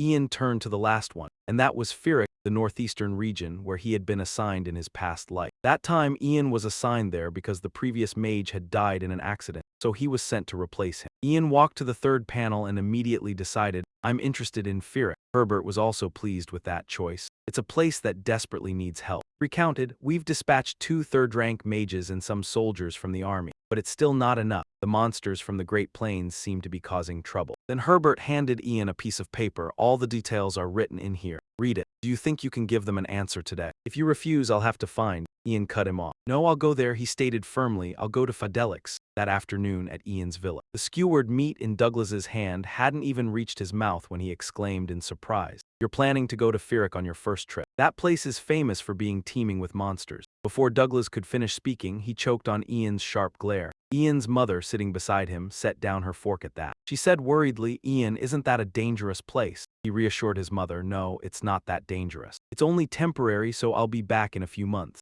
Vanessa respected her son's wish, but a hint of sadness still flickered in her eye. I understand, you just said you're leaving next week, right? This huge mansion will feel so empty. Seeing his mother so worried, Ian promised he would finish the work as soon as possible. And come back, mother. Seeing the atmosphere turn a bit somber, Douglas said enthusiastically, Leader, could you check the medicine I made in the lab before you go? I've created some pretty good things, and they could help you on your mission. Riddle reminded his son, Douglas, you're grown up now. Shouldn't you change how you address Ian? Eyes filled with worry, then a moment later, slight disappointment. What's wrong with calling him leader? Then he glanced over at Ian again. So Ian didn't understand what he intended by staring at him like that. Douglas naively said, how about I call you Big Brother? At that, Ian, who had just taken a sip of water, spat it out. The words Big Brother shocked Riddle to his core. At that moment, Ian and his mother were also speechless. However, Douglas seemed to really like the name. The corner of his mouth curled up in a smile. Then he said it again, Big Brother Ian. Ian froze for 5 seconds. Are you really the Douglas I knew in my past life? Contrary to Ian, Vanessa was overjoyed. How wonderful that you've gained such a cute little brother. I've also gained this son. Ian called out helplessly, Mom. Beside them, Riddle's heart suddenly started pounding. He stammered, WH what? What do you mean? Ian thought to himself, why is he suddenly blushing? Then the father and son both became flustered. Riddle reminded, you must call him Sir Ian. But Douglas said, now that we're family, isn't it? Sir sounds so distant. Riddle said bluntly, you're living here off our kindness and you're still being picky. Douglas retorted, what do you mean, Dad? My genius brain is a great asset to the family, you know. At this, Riddle gave in, genius, fine, whatever. I am a genius.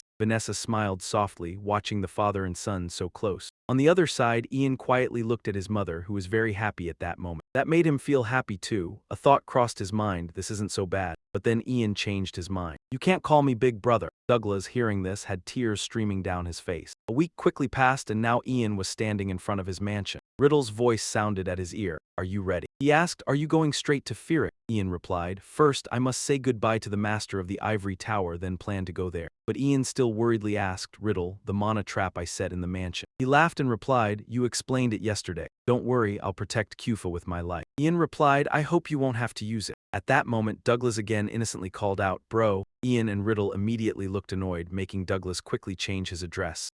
Leader, he held a bottle of medicine in his hand and gave it to Ian. Please accept this. It's a draft my father created. I've tried making it myself. Douglas glanced slightly at Riddle, then hesitantly said, it's probably. After that, he secretly leaned close to Ian's ear and whispered, probably better than Dad's. Douglas flashed a confident smile as he said that. Ian smiled back. Thank you, he thought to himself. Douglas still has 3 years before graduating from the Royal Pharmaceutical Institute, but he's already been promised a position as a royal alchemist thanks to his ability. Unfortunately for Douglas, his father heard that last remark and smacked his son's head loudly. Not a chance, brat. Looking at the bottle of medicine in his hand, Ian fully believed it would certainly be effective. After a while, Douglas asked a naive question. Leader, will you fly to Firik by cloak? Ian answered flatly, no, I'll take a carriage out of the capital's gates. I don't want to attract attention. Just then, Vanessa came running, calling out loudly Ian. She was carrying a very large box. Seeing his mother, Ian called out, Mom. She carefully handed him the box. Eat this on the way. I've packed a lot. Vanessa had thoughtfully prepared everything. The first box is the food you'll need for today. The other boxes have dried beef and dried fruit to eat later. Her affectionate gaze was on her son.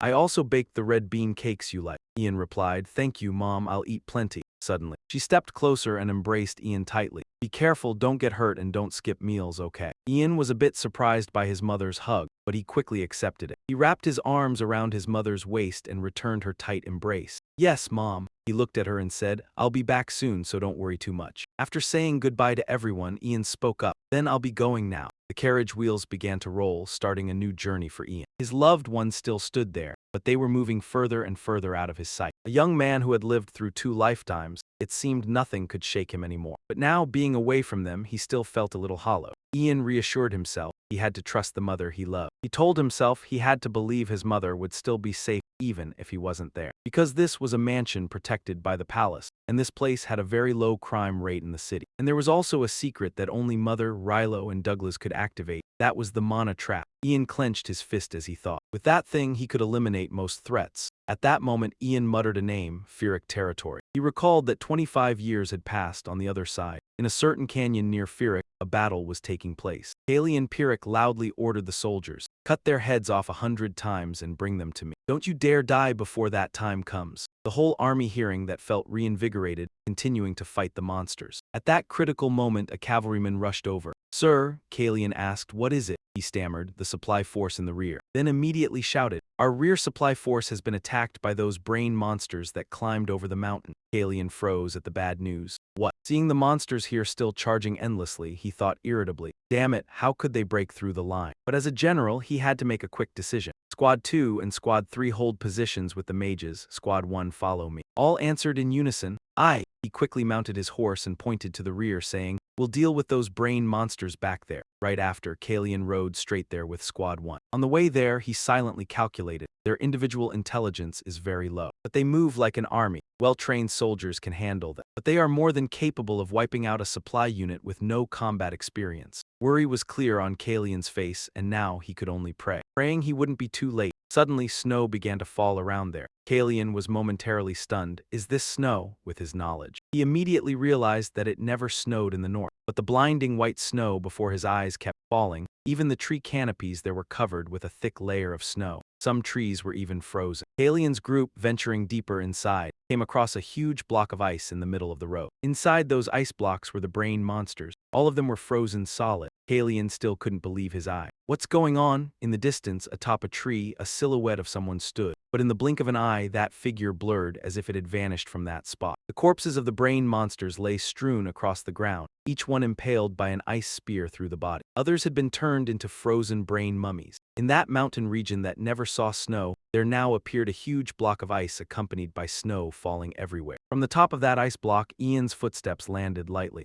As soon as he appeared, Kalian immediately spoke, show yourself. At that moment he replied, I heard you were in need of help. Meanwhile, Kalian was still stunned in surprise. Then he introduced himself to them. My name is Ianfa, a high mage sent by the Ivory Tower. Ianfa, Kalian repeated the name unconsciously. Then he realized in amazement. You mean the noble from the north of Moglian, Sir Ianfa? Afterwards, Kalian said happily. I never expected such a young man would come to help us. I've heard of your achievement in annihilating a goblin army in the Moling Mountains when you were very young. He stepped forward, extending his hand as if to shake his. "It's a great honor to meet you," Ian replied. "I'm also honored to meet you, General Kalian Pyrrhic, the greatest warrior of the East." Kalian's hand suddenly tightened. "You must be very tired after your long journey." His eyes turned serious and he said, "But could you spare a moment? We have a great deal to discuss." That afternoon at the army encampment, Kalian spoke wearily. "I didn't know they would appear in such large numbers." Then he added, "No, I had suspected, but not to this extent. Lately they seem quite determined."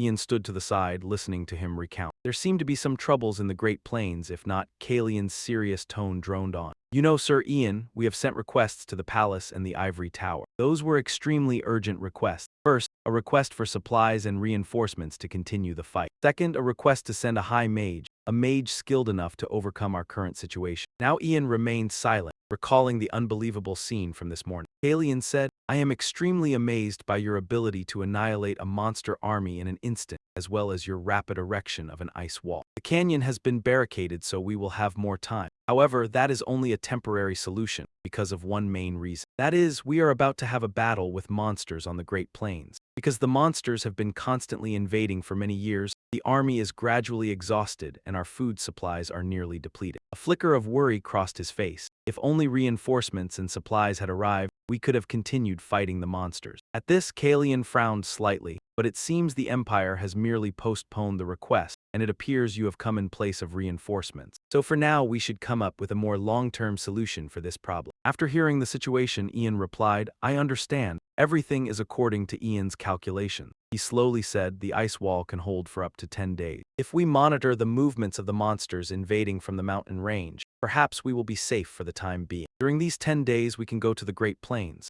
Kalian asked in surprise, "Lord Ian, are you going alone?" Ian answered firmly, "We must find the cause of this, and perhaps a thorough solution as well." However, it seemed Kalian still did not trust his ability. "I am glad that you seem extremely confident." He continued, "But I have sent countless troops to the Great Plains over the past few months, and they have brought back no results." The helplessness was evident in his voice. "The only thing we discovered was that monsters of different species stopped attacking each other, as if they have joined forces and only attack humans. Those fearsome monsters seem to have weakened Kalian's mind." He pointed to a spot on the map and said, "The monsters not only attack the Green River Empire, but also attack the northern border of the Great Plains, the Cow-Ut Empire. The duchy always to the west below, they invade those borders simultaneously." He added, "Some countries have fewer roads leading to them, so they suffer fewer losses." Then Kalian pointed again to a place with the Dai Za Gorge, which leads to the monsters concentrating their attacks on the Pyrrhic estate. After careful analysis, Kalian realized something. But the strange thing here is, at the southern border of the Great Plains, the native tribe has not been invaded by monsters at all, he said, moving his finger there. Ian listened as he continued. "It's as if something is preventing them from approaching this area." At this point, Kalian reached a conclusion. "We suspect that it is related to the trouble in the southern Great Plains. But we cannot break through the monster attacks in the canyon to send a force to the southern native tribe to investigate more thoroughly." After hearing this, Ian was lost in thought for a while, thinking about the Great Plains. "This is something I couldn't have known in my past life," he mused. "There have been many attacks from the Great Plains, but this is the first time on such a large scale." Then he spoke, "I should go to the southern border and see the native tribe." Kalian agreed. "Yes, if it's the chief of the native tribe, the Mage King, I'm sure he will know something about this issue." But Kalian was a bit hesitant. "Do you think we can meet and talk with him?" Ian confidently replied, "Of course we can." Very quickly, time passed into the night. Amid the vast mountain forest, the sky seemed even more mystical.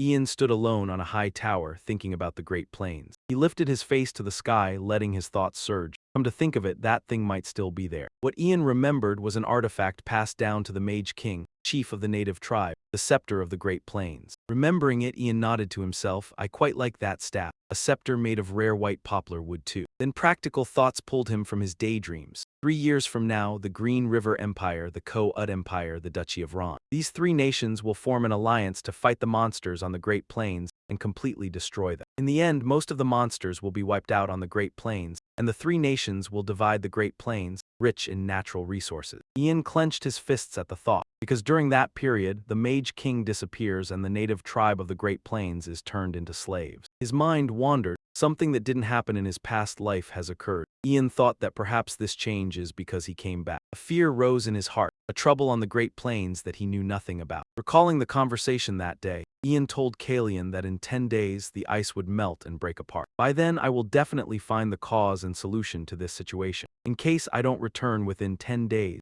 as soon as he said that. He cut him off. I believe you will return in 10 days. Good luck, Lord Ian. Back in the present, before Ian's eyes was a remote mountain area. The land was so barren that the trees were withered, as discussed with Kalian earlier. Only Ian went to this land, looking at the scene before him. Ian thought this is the adjacent area bordering the native land. The surroundings were so quiet that Ian grew suspicious, eerily silent. Every path Ian passed showed no signs of life. Compared to the 7 monsters in the north, he hadn't seen a single monster since heading south. Could this place be the cause of the change Lord Kalian mentioned? Yet he still calmly ventured deeper inside. The sound of his footsteps was heard by the tribe members. They asked warily, "Who are you?" Ian calmly said, "I am not an enemy, I am a mage from the Green River Empire." One of them shouted, "How do you know our language?" Ian didn't answer that question but directly proposed, "I have no time to explain. I came to meet the Mage King." They muttered among themselves for a while. "What did you just say?" "The Mage King is the tower master of the native tribe. The natives are also people born with a mana heart and a mana brain. Their way of controlling mana is quite basic, but they are raised as mages inclined toward rituals rather than conventional mages. Among them, the Mage King is their king, holding the highest position." At this moment, Ian still ignored their attitude and continued stating his purpose. "I came to talk about the problem that the monsters in the north are causing. The Mage King must already know, so please." A sharp spear was pointed straight at his neck. He showed extreme aggression.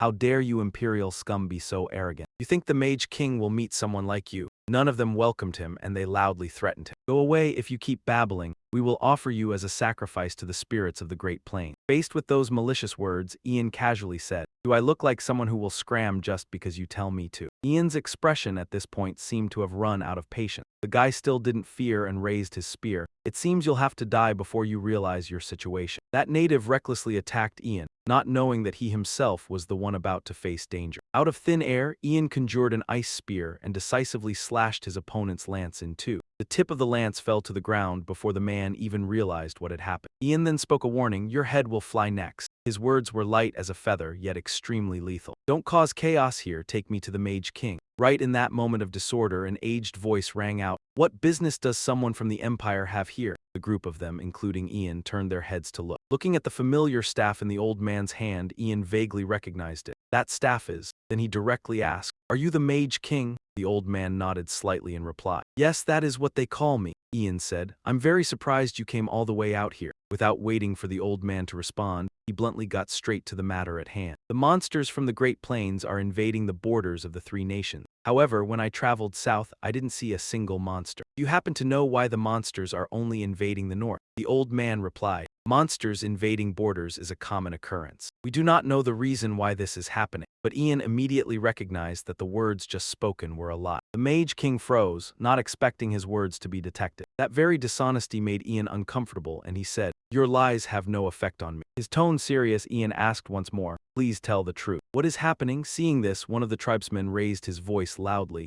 "How does that bastard dare act so arrogant in front of him?" But the Mage King stopped him in time. The old man calmly said, "I heard the Empire's mages devised a spell to detect lies, but to see it with my own eyes is still quite astonishing." Looking straight into Ian's eyes, the Mage King was forced to tell the truth. "Yes, lying to you is useless. I will tell you the truth." He began to recount seriously. Many years ago there was a prophecy that the once beautiful Great Plains would turn into a sea of fire, and golden light would dye the land red. Our tribesmen who have lived on this land for thousands of years would be divided and turned into slaves. This news shocked Ian deeply. Then the old man slowly explained the whole story. "We couldn't do anything. We knew our tribe would be annihilated if war broke out. Despite that, we couldn't just sit around waiting and praying that the prophecy wouldn't come true. The truth continued to be revealed through the Mage King's tale. One day, a lady found us. That lady cast some spells on this staff, shared her power with us, then disappeared." The Mage King said so. Ian's brow furrowed slightly. "A lady?" Then the old man added, "She also said, if another outsider comes here." Just as he heard that, the space behind Ian blazed fiercely and in front of him. At that moment, the Mage King had summoned a series of skeletal remains rising from the ground. His voice deepened accordingly. "If an outsider comes here, he must not be allowed to leave this place alive." An entire army of skeletons was continuously rising, and their target was, of course, Ian. The Mage King said hesitantly, "I am sorry, but you must die here." Having said that, the old man's face hardened, as if ready to attack him at any moment. Ian looked at the scene and understood its dark magic. He thought to himself, "I thought it had ceased to exist 300 years ago when it was banned, but history has repeated itself like this." However, Ian was not daunted at all. On the contrary, he became even more excited because he knew they were underestimating him. Ian then told them, "I'm sorry, but I have no intention of dying, so I'm starting a fight." He declared one thing with certainty: even if I have to use force, I will take the staff that was enchanted with dark magic. The old man stubbornly replied, "Try it if you think you can." Magic also began to manifest from the palm of Ian's hand. "What you just said you cannot take back." He said so with an extremely sharp, cold gaze. The ice wall Ian had erected 10 days ago now began to melt. The wind howled fiercely through the mountain crevices. At this, Kalian thought to himself, "Is something wrong?" He looked towards the ice wall and couldn't help but worry. Lord Mage had departed for the vast plains 10 days ago, and the ice wall blocking the canyon was rapidly melting. The growing worry forced Kalian to consider the most negative possibility. Although he dared not think further about that terrible thing, his heart seemed to have already prepared for something bad to happen. So he called his subordinate. Adon replied, "Yes, sir." Then he gave the order, "Prepare for the battle at the canyon according to the plan. Move all soldiers and catapults into the territory, and order the soldiers lying in ambush around the mountain to regroup." Having heard this, Adon bowed respectfully, "As you command." Now Kalian could only count on himself. "We can stop them." He deluded himself with the thought, "My soldiers will protect the territory and the people." Kalian's eyes became even more resolute, as if ready to sacrifice everything for a single belief. "We must become the Empire's strongest shield." The howling wind grew louder and fiercer, like the screams of monsters. The hazy mist from the ice wall prevented Kalian from knowing what was on the other side of the ice wall, so he could only assume it was the sound of monsters, and ordered the soldiers to prepare the catapult. The next second he shouted the order to fire, but his words caught in his throat, and his heart began to pound as he saw a human figure emerge from the gorge. Turned out that person was Ian, walking and panting heavily. Kalian froze for a moment before realizing in shock, and he called out loudly. Immediately the staff in Ian's hand was surrounded by a dark aura. He warned, "This scepter." He struggled to continue. Never touch it." As soon as he finished speaking, Ian could no longer stand and collapsed directly to the ground. Kalian's frantic voice rang out, "Ian." No one knows how much time passed. He finally woke up. He looked at the ceiling with blurry eyes, then surveyed the entire room, after which he became fully alert. Ian was lying in a sickbed, his entire body carefully treated and bandaged. He asked curiously, "This place is," looking at the room's layout. Ian guessed, "Is this place Yangjuziang?" Next, Ian hurriedly sat up and rubbed his head with his hand. It seemed he was in the right place. The effects of the previous battle left Ian exhausted, but he was still deep in thought. First, he had to deal with the scepter. At that moment, Kalian's voice interrupted his train of thought. "Sir Ian, you're finally awake." Seeing Kalian, Ian called out. "General," he asked softly, "how long have I been asleep?" He replied, "You've been unconscious for 3 days. Then Kalian asked with concern, "How are you feeling?" He reminded Ian, "The royal physician said you shouldn't move around too much." But Ian, though not yet well, insisted, "I'm fine," he asked worriedly. "The scepter I brought back, where is it?" Kalian pointed to a chest nearby. "The mages put it in that chest. It's called a storage chest, with a principle similar to that used to create mana prisons." Ian walked toward the chest and immediately praised him. "You handled the situation very well." He didn't reply, just moved his lips as if about to say something. Finally, Kalian hesitantly said, "Sir Ian, when you first arrived at that gorge, the doctor said your mana was completely depleted. If it had been delayed even by a second, it would have been life-threatening." The worry in Kalian's voice was unmistakable. Then he added, "I know it's impolite to ask this of someone who has just recovered, but I have no other choice. I need to know exactly what pushed you into such a dangerous situation." Kalian really wanted to know what happened in that grassland. Ian didn't hide anything. He began to recount. "This staff is the cause of the abnormal changes in the grassland." He gripped it tightly, as if afraid it would harm others. Ian continued, "The staff uses dark magic. The Mage King controlled the monsters with dark magic and illusions from this scepter." Upon hearing this, Kalian was extremely astonished. "Wait, what do you mean? Didn't dark magic disappear 300 years ago?" Ian cast some kind of spell on the staff while replying. After that, the Mage King was taught the secrets of dark magic by someone. Although we cannot know who that person is, magic flowed from Ian's fingertips into the scepter. He then said, "Since the king's death, dark magic and illusion magic have been lost. The monsters began to rise and attack the new owner of this staff." All of this made Ian suspect that this seems to be the staff's curse, destroying all evidence. After hearing the whole story, Kalian understood. "Therefore, you had to face many obstacles on your way back here because of this staff. If this staff is so dangerous, shouldn't it be destroyed and thrown away?" Yet Ian casually explained, "I have grown quite fond of this staff." Even Kalyan was taken aback. "Is that the only reason?" After Ian purified it, the staff became sparkling and beautiful, completely different from its former dark appearance. Ian said that was all. "I erased all the dark magic spells inscribed on the staff." Before he could finish, Ian's heart suddenly tightened. the pounding in his left chest growing more and more violent. Ian's whole body began to tremble, and even the staff he was holding fell to the ground. The agony continued to torment him, his left chest. Ian's vision blurred. He barely caught sight of Kalyan calling out to him in alarm, "Sir, are you all right?" Then Ian's heart kept pounding without any sign of stopping. A worst-case thought flashed through his mind. Could it be my Mana heart? At that moment, fresh blood poured from Ian's mouth, soaking the bandages wrapped around his chest. He still couldn't determine what was happening to him. A flicker of confusion passed through his eyes. It wasn't over yet. Now he continued to cough up mouthfuls of fresh blood. The floor beneath him was now covered entirely in Ian's blood. Kalyan, standing beside him, shouted in alarm, "Are you still all right?" Seeing the situation growing more serious, he immediately turned and said, "Adon, call a doctor immediately." Adon replied, "Yes, sir." Ian was drenched in blood but still said, "I am fine, General. I just need to expel some impurities." He hesitantly asked back, "Impurities?" So Ian explained to Kalyan, "This happens to an incomplete Mana heart when it reaches a new level. It's nothing to worry about." But Kalyan kept confirming, "Are you truly all right?" Ian replied, "Truly." He looked at his hands and thought to himself, "If my speculation is correct, I have mastered level 5 and just advanced to level 6. The blood-soaked hands from earlier were now clean again. I can sense Mana on a completely different level than before." Ian smiled, thinking about his level up. Finally, Kalyan was still uneasy. He said, "Anyway, that's a relief. But to be sure, we still need to have a doctor examine you." Ian replied, "Thank you for your hospitality." Then Kalyan added, "I have many things to thank you for, but I must tell you this first. 4 days after you left for the Great Plains, a letter arrived from the Ivory Tower. The letter was opened, and inside was a blue glass orb. Worry showed on his face. I promised to deliver it as soon as you returned, but I could only do so now because you were unconscious." Then Kalyan told him, "Please take a look." Ian received the orb and thought, a message from the Ivory Tower. Now Kalyan spoke again. "Wait." Kalyan searched for something in his pocket. "There's one more thing." From his coat pocket he took out a letter. "Today we just received a letter sent directly by His Majesty the Emperor through a courier. I was ordered to personally deliver it to you, Sir Ian." Ian asked back, "You say it was delivered by a writer?" Kalyan said slowly, "It seems so." Hearing that, Ian fell into deep thought. So the king did not use the Ivory Tower's communication orb, but chose to send a paper letter via a writer. But using this method to send a message, there's a high chance the letter would be delayed or encounter trouble. Is there something he needs to keep secret from the Ivory Tower? Then let's check the Ivory Tower's message first. He activated the orb. An information panel immediately appeared before him. The content read,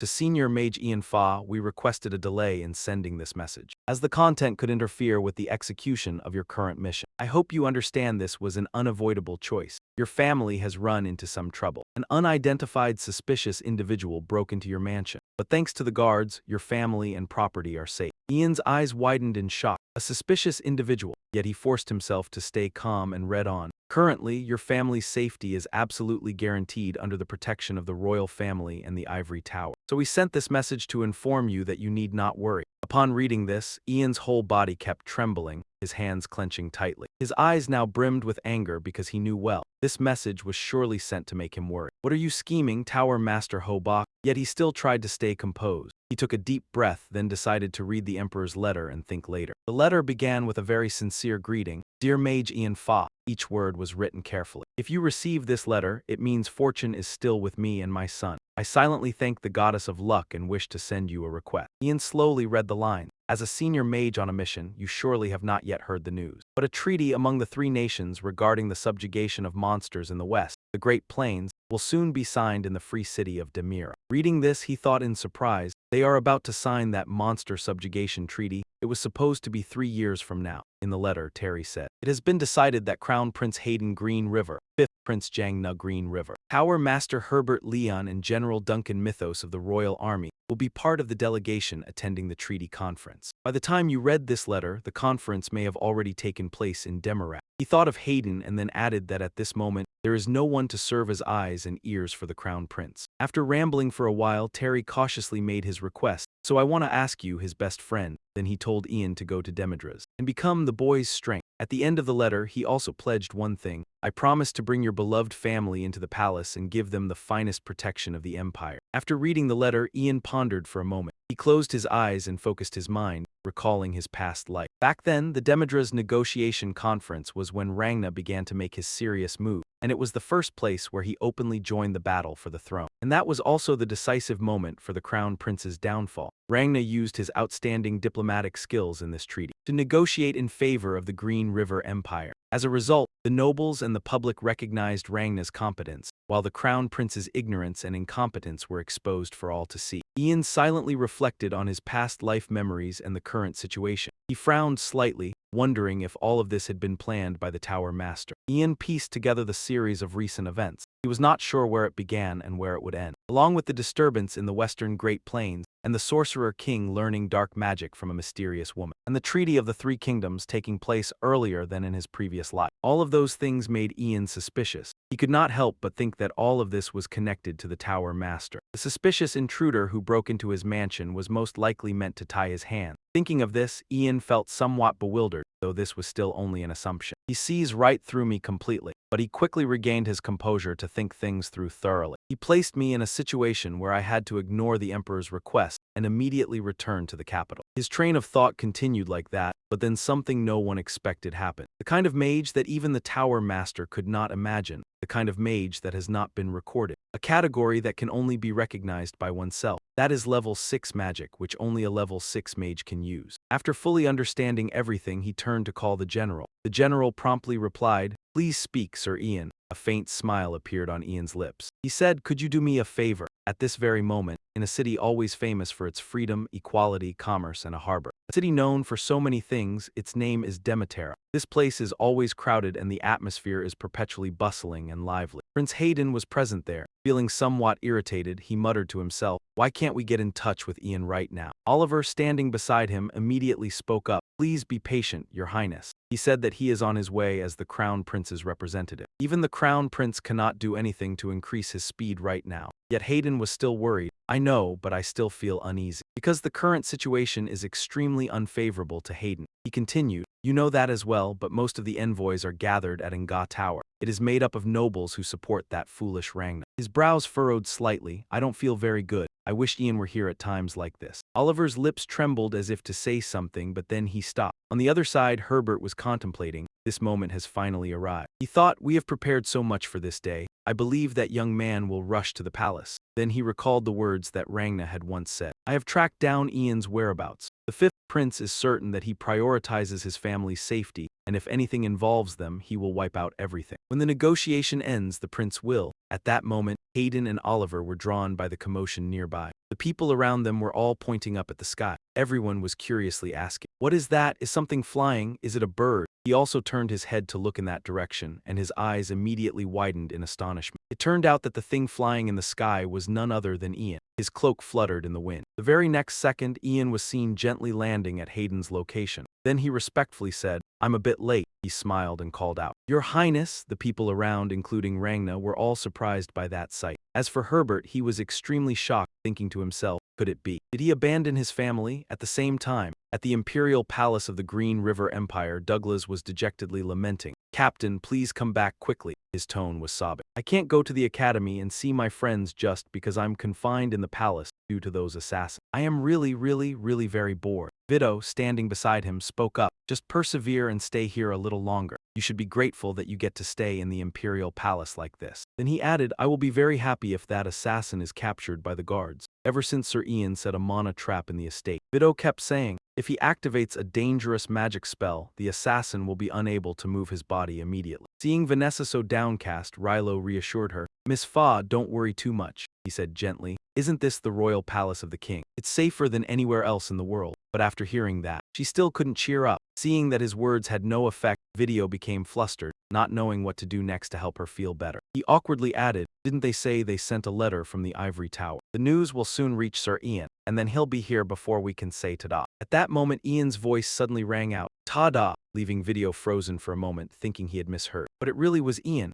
He happily opened the door and said, "Sorry, I'm late." Douglas, who had been lying there dejected, immediately sat up the moment he saw Ian. The two adults were also utterly astonished, turning back toward the door. Reuniting with a loved one they hadn't seen in so long, everyone eagerly called his name. Ian walked over and took his mother's hand. Everyone must have been very worried. Only then did Vanessa's face brighten again. She looked at her son with tender eyes as he spoke. Everyone could finally be at ease. He smiled at his dear ones and declared, "I will protect everyone." As for why Ian could be here at this moment, we must go back to the night before at the PA mansion. At that time he said to Carlion, "General, I have a request to ask of you." He warmly continued, "You and I saved this entire capital together. You can ask me for anything, please tell me." Then Ian made a request, so during this time, "I want you to protect me," he said, placing his hand on his left chest, showing that he made this request with all his sincerity. Carlion was somewhat surprised by the request. "Protect you," Ian began to explain his reason. "The magic I am about to use, I might lose myself while performing this magic. In the worst case, if such a thing happens, call Mage Pazin and have him pump a little mana into my mind. That way, I will wake up." The reason he had to be so careful was that he knew very well there aren't many official mages who have reached level 6 or higher. So there are very few records about them on this continent, even in his past life. The magic he uses after reaching level 6 is either self-discovered. Having learned a bit from various ancient books, Ian reached forward, preparing to cast that spell. Let's begin. In the blink of an eye, a magic circle appeared before Ian. His body also began to transform violently. Every cell seemed to be trying to break free. Soon after, he successfully split his body into 2 separate cells. Because this spell consumed too much mana, Ian's original body immediately became unsteady on its feet. Then he staggered and fainted into Callion's arms, who looked at the unbelievable sight before him. How could this be? The 2 clones of Ian were incredibly perfect, identical to the point of being indistinguishable, leaving Callion astonished. This kind of magic at that moment. The 2 clones then spoke up and explained the puppet game and the spell from level 6 and above. The original body would become the controller and fall into a coma. Not only could they move freely, the 2 puppets could also use magic equivalent to a level 5 mage. The 2 of them looked at him and continued, "So we're counting on you." After that, both of them walked towards the door. Meanwhile, on Prince Hayden's side, he was overjoyed at Ian's presence. "You're here, you've come." Hayden walked over, took his hand, and said emotionally, "We must be connected telepathically. I missed you so much, Ian." Perhaps because he knew the prince's personality too well, faced with that excessive behavior. Ian said nothing, only sighed softly.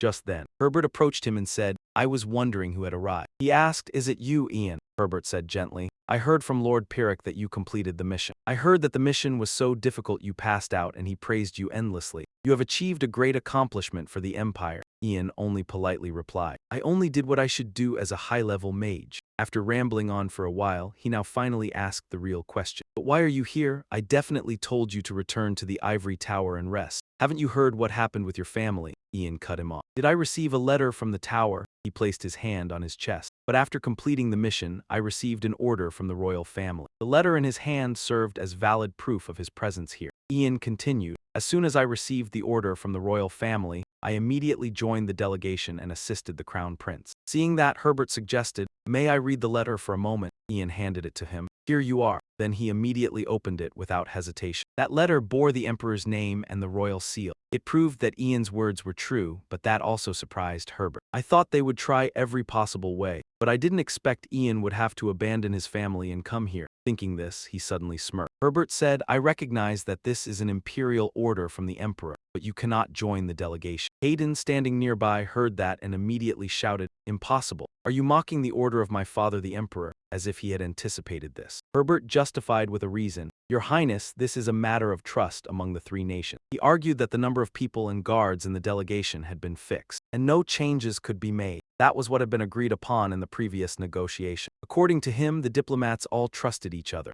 How could we add one person, none other than a high-level mage, to the delegation? At that moment, he was extremely irritated listening to Herbert. "I believe His Majesty the Emperor will understand why we cannot let him join the delegation." Ian thought to himself, "The Tower Master is right. Although we are not in a time of war, the nations have had conflicts before. Moreover, this is a treaty for 3 nations that have been wary of each other for a long time. Only when a certain level of safety is guaranteed would the heirs of each nation, the delegations, and the guards assemble." Ian also understood one thing clearly. There were a total of 3 high-level mages in the delegation, including the Tower Master. If there were one more lethal weapon like a high-level mage, the treaty would begin to unravel. Thinking this, he spoke up, "The foundation of diplomacy is trust." A very reasonable explanation. "I understand the Tower Master's concern." Hearing the desired answer, Herbert immediately changed his attitude, turned to leave, and said, "If you understand, then go back. Because your presence in this city could cause trouble for diplomacy." Herbert said to him, though I am very sorry to do this to you. You went through so much trouble to come here after completing the mission, but I hope you understand that we can't do otherwise." Suddenly, in this disadvantageous situation, a smile appeared on Ian's lips. He said, "I will personally explain what happened to the Emperor. But what if a high-level mage were to give up their spot in the delegation?" In a sincere tone, Ian expressed an idea. "Could I replace that person?" He added that this was a direct order from the Emperor, so we should be flexible on this matter. At that moment, before Herbert had taken a single step, he quickly turned around and said, "Of course it's possible, but who will?" As soon as he said that, someone immediately agreed, "I will give up my spot." As soon as the person offered to give up his spot, he stepped forward. It turned out to be Ronan. He raised his hand and indicated, "I will give up my place in the delegation." The people around immediately fell silent, no one daring to comment. They were afraid that if they said something wrong, they would get entangled. Even Hayden and Oliver were stunned for a moment. No one expected that someone would actually give up their spot for Ian. This also made Herbert exclaim in astonishment, "What are you talking about, Ronan?" But he was very firm in his decision at that moment. Then Ronan began to explain, "As I just said, aren't we all citizens of the Empire?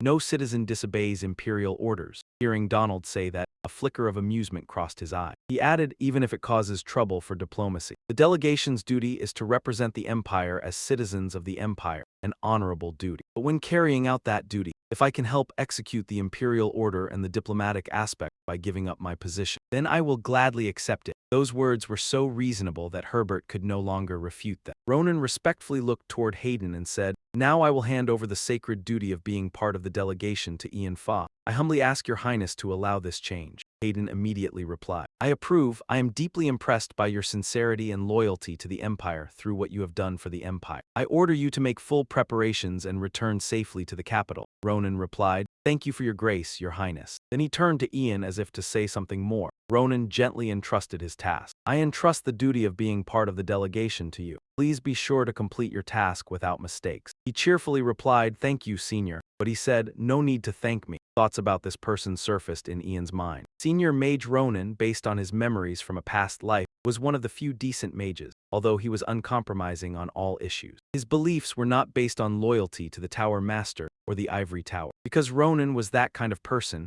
Ian could easily get a hold on him. He smugly thought that he only cared about his own magical abilities. In exchange for teaching him a few spells that even Tower Master Ho Bak did not know, he easily came over to his side. Then, Ronan said his farewell. "Then I shall now step down." He repeated what Herbert had just said. Because a senior mage who is not in the delegation staying in the city would cause difficulties for diplomacy. As the Tower Master had said, Herbert was trembling with anger but could do nothing. He now realized one thing. "I thought he was just a clueless brat, but has he already taken root in my ivory tower?" Herbert's gaze was fixed directly on Ian. In his mind, that name kept repeating, Ian Fa. Herbert frowned, seemingly having made up his mind. "I will not allow a brat like him to ruin my plan, turning the Empire into the Ivory Tower's empire as I have long envisioned." As he thought that, he stared at Ian, as if having identified him as an obstacle. Right behind Ian at that moment, he was also observing the situation. Jaina remained silent, but it was clear from his eyes that he had started to become wary of him. The smile on Jaina's lips was also gone now. The magnificent castles and eye-catching architecture. That was Demidras,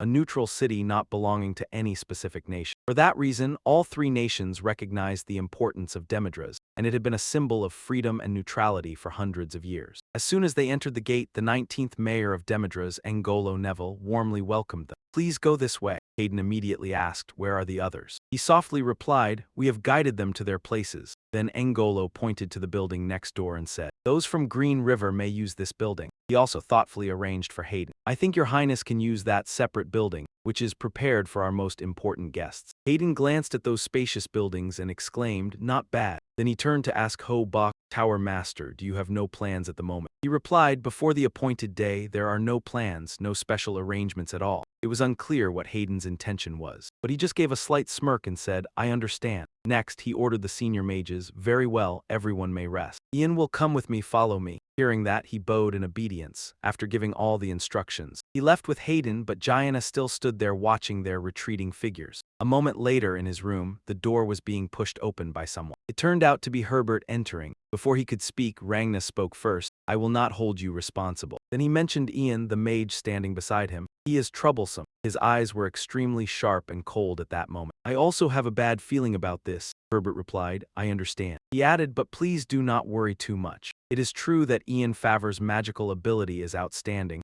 but the core of diplomacy is at this moment. According to him, magic has very little to do with this matter. Even the gods have no right to speak. No, even if they did, there would be nothing to say. Herbert found another reason to justify himself. When countries engage in diplomacy with one another, there must also be a young mage present. Who do you think of? He believed that senior mages at the diplomatic table were just for decoration. Then Herbert reminded Rangna, "Your Highness, as you have prepared, become the center of the treaty." He sighed and replied, "I understand, but I still feel very annoyed," because he was afraid of something. "I have tried to win over Ian Favre countless times, inviting him to become our ally, but he always refused. If we leave it like that, he will be a major obstacle." After saying that, Rangna glanced at the Tower Master. "I hope you will resolve this matter as soon as possible." He respectfully replied, "Please leave it to me." Herbert assured him, "Everything will become reality as your Highness wishes," in contrast to the tense atmosphere on the side of the fifth prince. In Prince Hayden's room, the atmosphere was extremely relaxed. He happily sat down on the sofa and said, "What a wonderful blessing." Hayden seemed very excited about the things here. He added, "Come to think of it, the night street performance in Demarat is very good. There must be many fun things to see." Hayden was very eager to go out and have fun. "I have to sneak out or maybe buy some clothes to change into." He carefully said, "Captain, now I will hire some servants to run errands." At that moment Ian suddenly cut in, "Your Highness, listen to yourself." Hayden froze for a moment.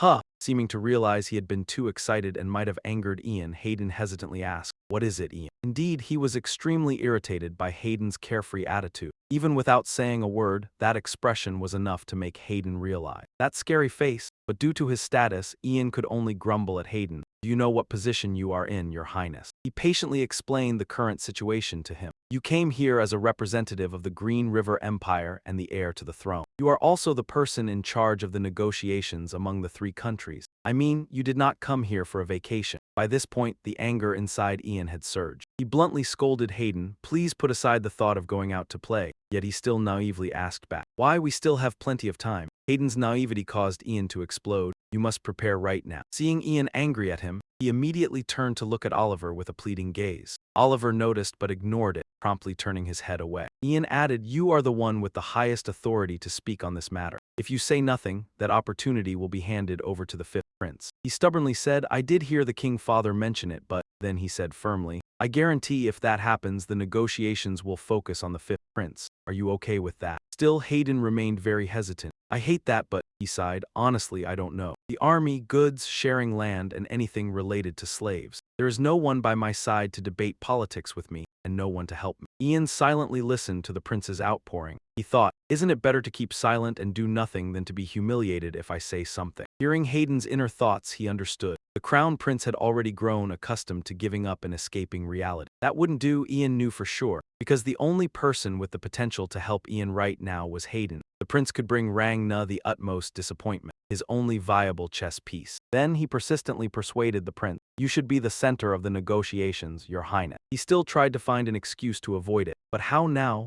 Ian snapped his fingers and said, "I'm only giving you one chance." Immediately, pens began to continuously write something on blank sheets of paper in midair. He explained clearly, "His Majesty the Emperor has commanded me to become the Crown Prince's strength." This was a chance for the Crown Prince to take action himself. Ian recounted that it was by the Emperor's order, so that the Crown Prince would not lose the initiative to the Prince. "I will list all the issues to be discussed at the negotiations along with their corresponding solution." He snapped his fingers again and said, "Therefore, Your Highness." The door to the room instantly locked tightly according to Ian's words, from now until the appointed day. All of this he watched in fear as a series of papers flew chaotically around the room. Ian said to him seriously, "You must memorize everything." A week later at Demidras, the day of the tripartite treaty negotiations took place at a castle. Rangna's footsteps were entering. He said to those accompanying him, "Ah, and also I heard that after my older brother entered that mansion, he didn't come out for an entire week." Rangna's eyes showed curiosity. "I wonder what happened to him." Herbert Leon then replied, "I was also worried, so I placed surveillance all over the mansion where the crown prince was resting, but nothing happened." He continued,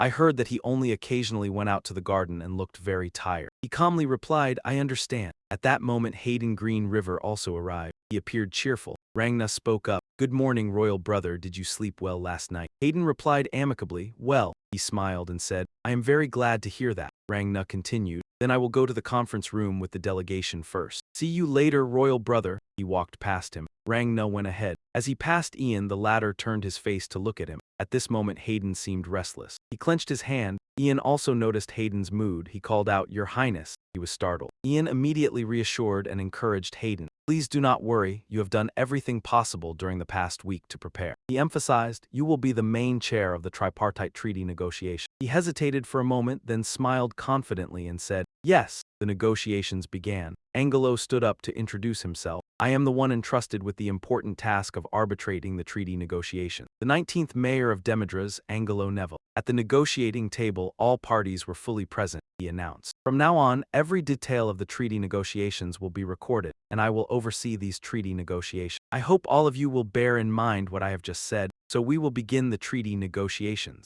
Hector was also attentively listening to Angelo explain the rules. Mark Zen and the others were also very eager. Rangna was appearing very confident, while Hayden was still hesitating even though Ian had tried hard to encourage him before the negotiation. Mark Zen then raised his hand to state his opinion. "I am Mark Zen from App. As you all know, because the route to our duchy is very narrow and dangerous, it is difficult for us to obtain soldiers and supplies. We hope to receive elite mages and knights in place of infantry, and money in place of goods. In fact, we have already reached an agreement with the youngest empire on this matter." Here, the spacious mansion made the negotiations more solemn. Maxwell continued, "Please do not misunderstand. If the Green River Empire has a legitimate reason to object, we are willing to restart negotiations." He spoke while looking toward Hayden. Ian immediately looked at Hayden, his eyes full of trust. He thought to himself, "The opening topic is about the conquest force. Go ahead, speak as you have practiced." Hayden remained silent while Rangna was observing him. He then spoke up. "I will speak on behalf of the Crown Prince." At that moment, Hayden also spoke. "Regarding the military issue, you will speak as the undefeated general and commander of our empire. We need Mistas. I will entrust this matter to him." He introduced and invited Duncan to speak. Mark Zen looked puzzled. He wondered inwardly, isn't the fifth prince the one in charge? Hayden emphasized, "We already have an expert on this matter, so I don't need to speak, right?" He turned to signal Duncan, "Lord Duncan." He then obeyed. "Yes, I will speak," Duncan began. "As I see it, regarding the request of the Duchy of Ron, we just need to continue as we are." Ian was listening with a smile at that moment. He observed the situation. Everything in the negotiation was going smoothly. Hayden confidently presented his opinions, and Mark Zen's side was also openly exchanging views. Rangna looked very surprised and bewildered. The negotiation continued, and it was getting late in the afternoon. Ian thought to himself, "It's almost over." Crown Prince Hector of the Empire then clasped his hands together and said, "Let's be frank with each other." He believed that dividing the territory into 3 parts without any plan was the reason we couldn't divide it fairly. The quality of natural resources and land in that vast area varies. If you get a good part, it's like winning the lottery. However, wouldn't the whole region become worthless if there's nothing underneath? Outside, it was gradually getting dark. Some nations would be at a disadvantage, so they had no choice but to feel upset. Calling it upset is putting it mildly. It's the kind of thing that can start a war. Isn't that right?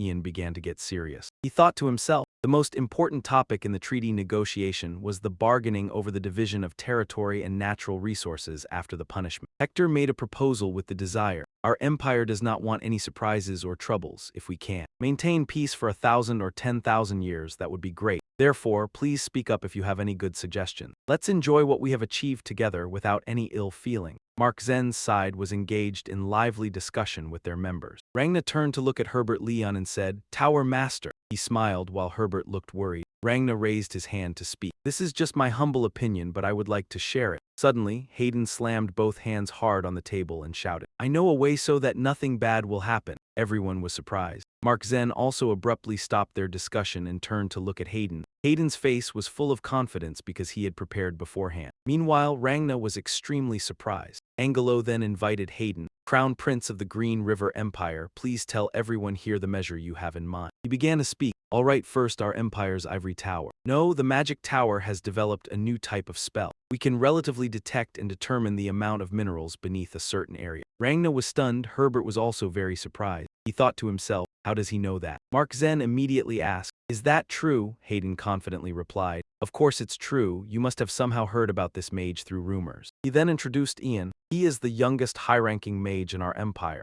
Ian Page, he is the one who created that spell. Mark Zen was extremely surprised and said, "I never imagined such a spell could be used." Herbert thought in confusion, is he thinking the same as me? That a mineral detection spell would be necessary for this treaty negotiation? He looked at Ian and was skeptical. How could this brat see through the crux of this treaty negotiation? Hayden stood up and said, "We are thinking of using that spell to create something called a resource map, because we have to see how good that land is." He made everyone imagine an ideal map, and with a complete map we will be able to divide the Great Plains into different plots of land among the nations based on certain requirements. Mark Zen commented, "The borders might be a bit messy, but anyway we will be cultivating and exploiting this land for the next few decades, right?" At this moment Rangna just kept silent. He was boiling with rage. Rangna glanced at Ian. He also turned to look at him with a very confident expression. Ian smiled, the smile of a winner. Meanwhile, Hayden was still arguing, "I am sure there is no better way than this. That is my opinion." Outside, the sunset covering the castle looked truly beautiful. Oliver was standing waiting for good news when he saw Hayden running out elatedly. Oliver was surprised. Hayden called, "Captain." Hayden ran over in high spirits. Oliver then called, "Your Highness." Overjoyed, Hayden recounted as he ran. Excited voice, "Captain, you should have seen it. Today I was able to turn this meeting upside down."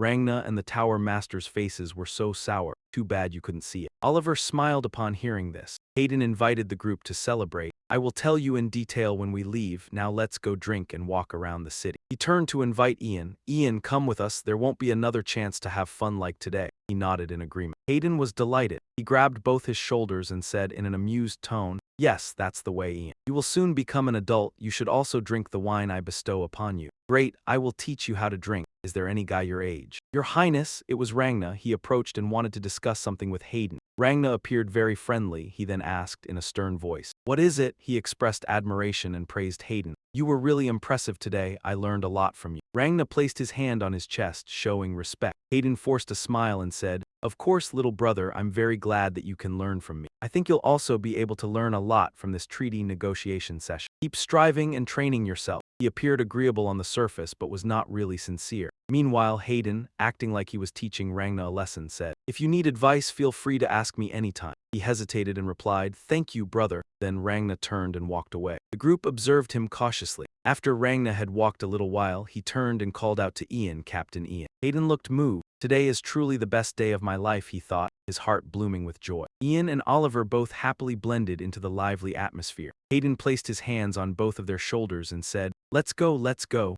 We've held back all week, today we'll let loose." He advised Oliver, "Captain, today you should relax and be yourself. Don't be too uptight." And Hayden turned to Ian and said, "You'll soon become an adult. You should also drink the wine I bestow upon you, right?" "Ah, I think I just said that." Suddenly he noticed something strange. "Hey Ian, what's wrong? Your hands." At that moment Ian's hands began to glow. Ragna's group also turned to look. Hayden and Oliver looked bewildered. Ian then spoke up, "It seems this is my limit as a god." Hayden immediately asked in confusion, "Your limit? Explain it so I can understand." Ian gradually faded away. He said gently, "I'm sorry, but I think I will drink the wine you bestowed upon me in the royal palace." Hayden panicked and asked, "What do you mean?" Ian softly replied, "I will explain everything to you at the royal palace." Then he disappeared. Hayden still did not understand what was happening. Everyone witnessed Ian completely vanish. Herbert, however, thought to himself he believed that all this time it was a clone. A clone cannot exist. Ragna was extremely surprised. Ian had disappeared. Herbert was furious and said in a harsh voice, "He did everything with a clone. Have we been played?" At the base, it was gradually getting dark. Adol was bringing food in. He said softly, "Sir, I've brought the food." Kalyan was sitting by the bed taking care of Ian. He said, "Just leave it there."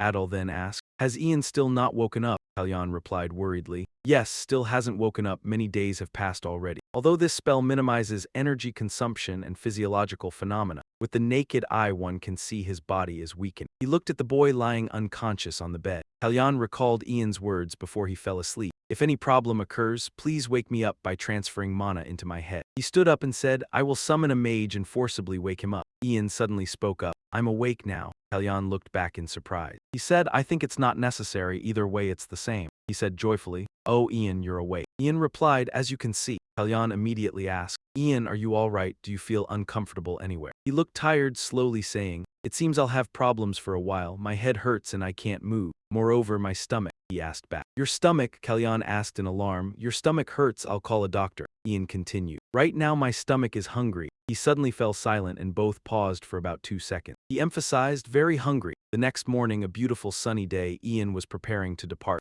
Kalyan told him, "How about staying one more night? No matter how busy I am, I must prepare a feast for the savior, even if time is a bit short." Ian acted courteously. He said, "Your help last time was enough. Isn't that the duty of a high-ranking mage like me? What savior, if it weren't me, another mage would have come to help. The dawn here looks really beautiful, Kalyan said. I don't think so. If it had been another mage, not Sir Ian, I would have blocked the monster horde and returned. He expressed gratitude. Kalyan continued, actually, the first time I saw you, I was half skeptical. This young man standing before the monster horde at Dai Bin, I wondered if he could do anything. But I was wrong. For the past few years, I couldn't do anything by myself. Yet Sir Ian solved the problem at its root in just 10 days. Ian smiled upon hearing this. He continued asking, it seems you possess a special power that no one has. Sir Ian, you look troubled. Kalyan then seemed to call, then Sir Ian. Before you leave, let's do that thing. Ian then asked, you mean that thing is? He said with a cheerful voice, I mean. I heard that 5 years ago, you made a promise of honored guest with the Mugrin family in the north. I want to say that you should also make a promise with us. He asked in surprise,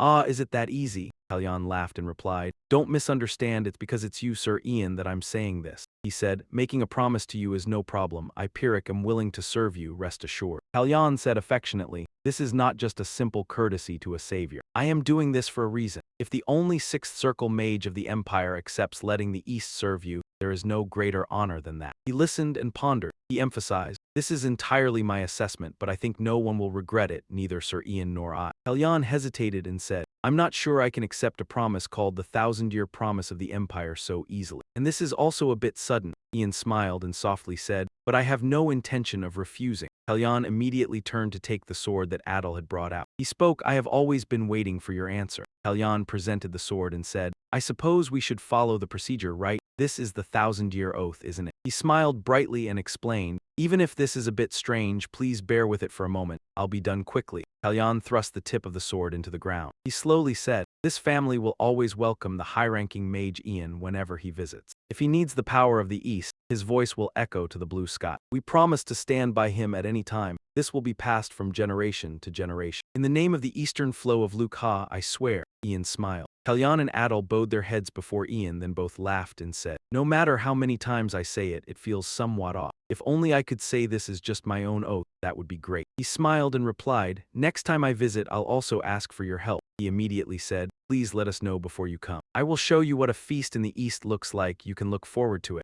Ian said humbly, I will do that, then I'll be off. A breeze passed by, Adil and Kalyan watched him go. Ian began a new journey. He stood gazing at the landscape for a moment, then thought to himself, in just a short time, many things have happened, and I also got an unexpected result. Ian smiled contentedly. He raised his staff and said, the one mentioned is the king of mages, the one who carved this magic into the staff. The resurrection of the dark magic that disappeared 300 years ago. He looked determined, thinking, when I return to the capital, I will have a lot of things to investigate. Hearing that Ian had come home, Vanessa hurried downstairs. She called out loudly, Ian. He looked over and saw his mother approaching. Ian happily called back, voice obedient, Mom. Vanessa, tearful, asked as she walked, how could you suddenly vanish into smoke? Do you know how worried I was? I was truly shocked. She looked anxious, covering her mouth with both hands, and said, oh my, why are you so thin? Vanessa pinched Ian's cheek and said, you must have had a hard time. Your face has hollowed out by half. Did you go there to work and Lord Pyrrhic not feed you? She said in bewilderment. How infuriating. He quickly explained, something happened there, I just need to eat more. Ian pulled something from his coat pocket and said, oh right, Mom, take this. He opened his hand and gave Vanessa a translucent blue orb and said, this is a mana communication orb made from a mana crystal sphere. On the way back to the capital, I had a workshop make this for us. In the future, you can use this to talk to me whenever I'm in the capital. Ian pointed to his staff and told her, I've placed mine on this staff.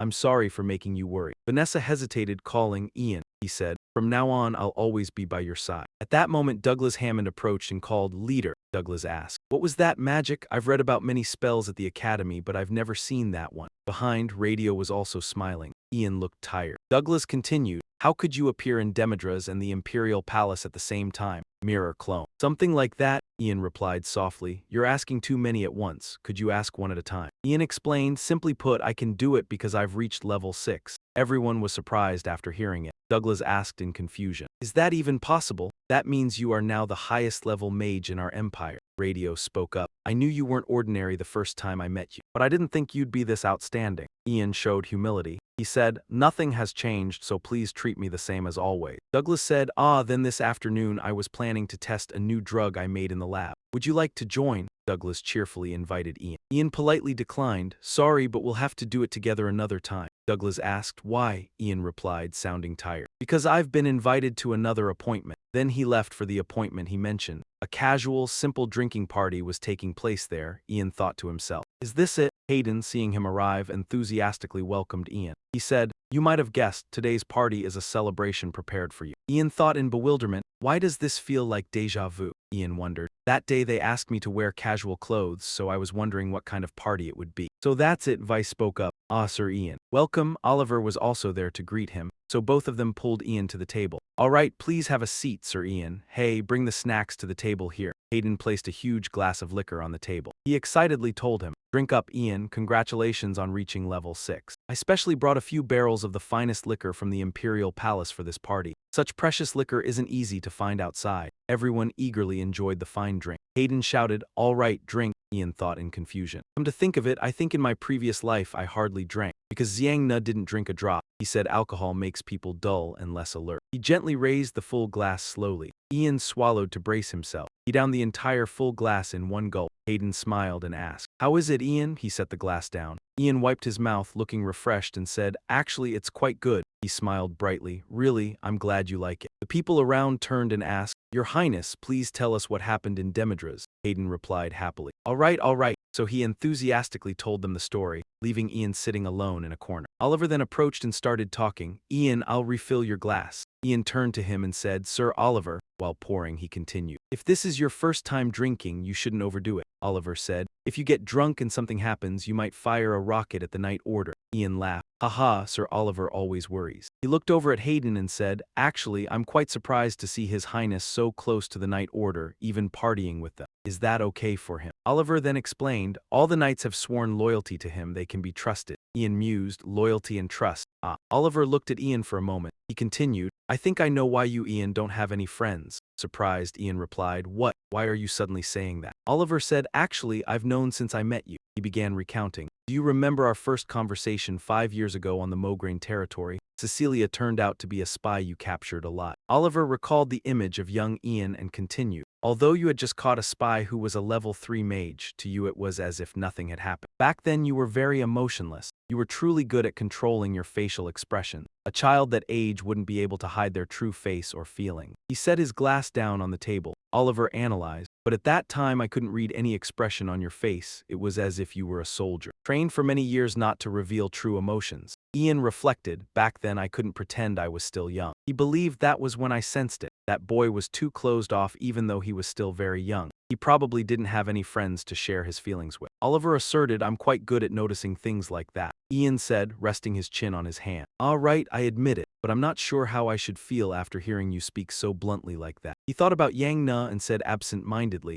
actually I once had a friend but we didn't have a good ending. Oliver smiled and said, Ian, that friend of yours, I'm very curious what kind of person he was. Antrat added, after training with you for 5 years, I've also realized another thing. He said, bewildered, what is it? I'm a bit afraid to hear what you might say. Oliver immediately said, I'm not sure why, but sometimes when talking with you, Ian, I feel like I'm talking to a middle-aged person weary of life. I don't understand why that is. He started and asked, what? Ian laughed and replied, haha, you're really good at judging people. He said, actually, I'm about to turn 48. I always use magic to maintain my youthfulness. Hearing that, Oliver stared at Ian in shock. He said, I was just joking. Ian quickly explained, you know, I'm the type of person who doesn't share his feelings and has no friends. Sometimes my jokes sound real, please understand that. He listened and calmed down again. Oliver said in a forgiving tone, as the older one, I'll let you off this time. Ian laughed and replied, wow, I'm truly grateful. Outside, it had already grown dark. The party atmosphere was still lively. Ian, after having too much to drink, managed to sneak out the door. He rubbed his head and said, oh dear, I drank too much. In my past life, I never drank this much. Suddenly, someone outside called Ian. Ah, Ian. He looked over in surprise, and it was Vice sitting outside the door. Ian called, Vice Captain.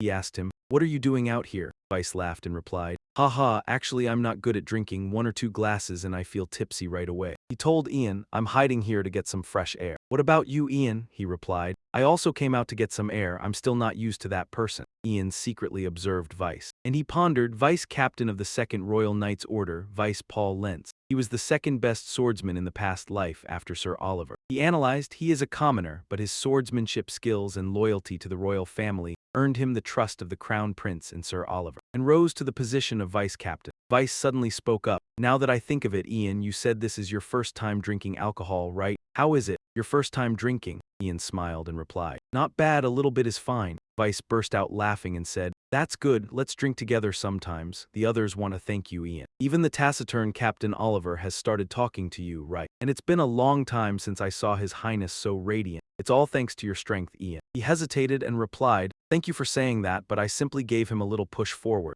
Ian thought of Hayden being crowned. He continued. He smiled faintly and said, but on the positive side, I think I've grown attached to this matter. Vice looked surprised, seeing that Ian asked, what's wrong? He replied to Ian hurriedly, oh no, I was just surprised. I didn't expect you, Ian, to have that expression. He was bewildered, not knowing what Vice was describing. At that moment, Finn came out and called him. Vice Captain, there you are, he said. The Crown Prince is calling for you. If you don't go back in and drink more, they said they'll dismiss you from your Vice Captain position. Vice was stunned. Huh, really? He stood up and bid Ian farewell. Ian, I'll go ahead. He smiled and said, you should have been drinking slowly from the start. Vice replied, if I could, I would have done so. The sky that night was full of stars. Ian wandered alone, walking. He stopped to gaze at the stars and thought about his past life memories. Old images appeared, Ian thought. You no longer rely on them as your weapons. The changes brought about by your choices will gradually interact with each other and create situations completely different from the past life. What this will lead to, no one can predict. Inside, Vice was struggling with his intoxication. He laughed brightly.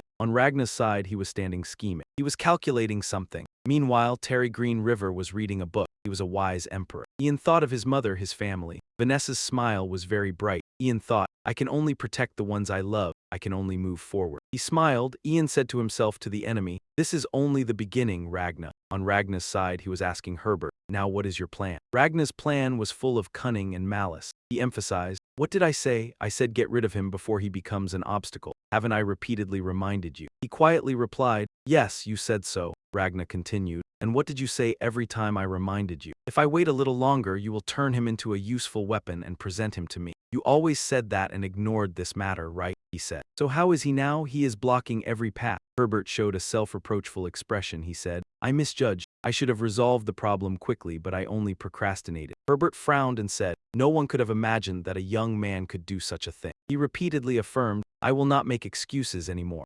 However, this will be the last time you have to wait. Ragnar, upon hearing this, asked sternly, the last time? Herbert emphasized, this will be the last time. I sincerely beg you to wait a little longer. He appeared confident and said, because all preparations are complete. After saying that, Herbert summoned someone. Helen, greet His Highness. Ragnar was surprised and asked, Helen, you mean the High Mage who went missing a few years ago? He looked utterly astonished. Helen slowly took off her round hat and softly said, it is a great honor to meet your Highness. Her face looked very dangerous with bright red eyes. Ragnar stammered, looking bewildered. Herbert immediately reassured, please do not be too surprised. She is a human girl, a loyal subordinate of a manager under my command. He said that she is also a long-term subordinate who will dedicate her life to you, your Highness. He rubbed his chin thoughtfully and asked, the Tower Master. Could it be that she knows? Herbert immediately said, yes, it is forbidden magic. His expression became serious. Herbert mentioned Ian. Black magic, Ian, the thorn in our side, will become a long-term pawn, dedicating his life to you. Please do not worry. Ragnar still felt uneasy. He continued, your Highness, according to plan, may you ascend to the imperial throne. At Herbert's tower, he was still furious thinking about Ian. Herbert growled, Level 6A, he slammed both hands on the table and gritted his teeth. Level 6, Herbert was seething with murderous intent, his body as if on fire. In his rage, he hurled a glass object against the wall. Herbert showed deep hatred for Ian, muttering curses. That brat. Suddenly, someone's footsteps clattered in. At the doorway, Marco stood with his head bowed. He said, Master of the Tower, you summoned me. Suddenly he paused and looked up. Before him, Herbert appeared serious, unlike his terrifying demeanor moments ago. He said calmly, you've come, Marco. Marco then asked, did something happen? Herbert replied, his voice hesitant, no, it's nothing. He slowly explained, I just suddenly remembered the first time I met you. 20 years have passed. Marco, back then you were just a newborn baby, so you wouldn't remember. But that moment is still vivid to me. Hearing this, he smiled brightly. Herbert continued, you were an abandoned baby wrapped in a blanket and you smiled at me. He kept talking about Marco's childhood. You rolled over and stood on your own 2 feet. I loved watching you so much that sometimes I forgot my work, Herbert said proudly. He said, like that day, that child not only gained the abilities of a mage but grew up to become a full-fledged mage. Who could have imagined? I am truly very proud of you. Marco thanked him. It's all thanks to the kindness you have shown me. He continued, if I ever have the chance to repay your kindness, I, Marco, will do everything I can. Herbert raised his hand, his voice affectionate. You are like a son to me. To expect repayment from you is absurd. he continued, but the reason I called you is because I have an important matter to ask of you. If you're not busy, could you come to my mansion tonight? He immediately bowed obediently. Understood. You only need to give me the order. Herbert smiled softly as if hiding a scheme within. He said, "Thank you, I will see you later then." Cut to a quiet marketplace under the night sky. The door of the small eatery scraped open. The owner, Gareth, immediately welcomed the guest, then his eyes suddenly widened when he recognized this person. Looking at the figure before him, Gareth exclaimed, "Oh my, who is this? Isn't it the youngest high-level mage in the ivory tower, Mr. Ian?" Ian asked him, "You know me,"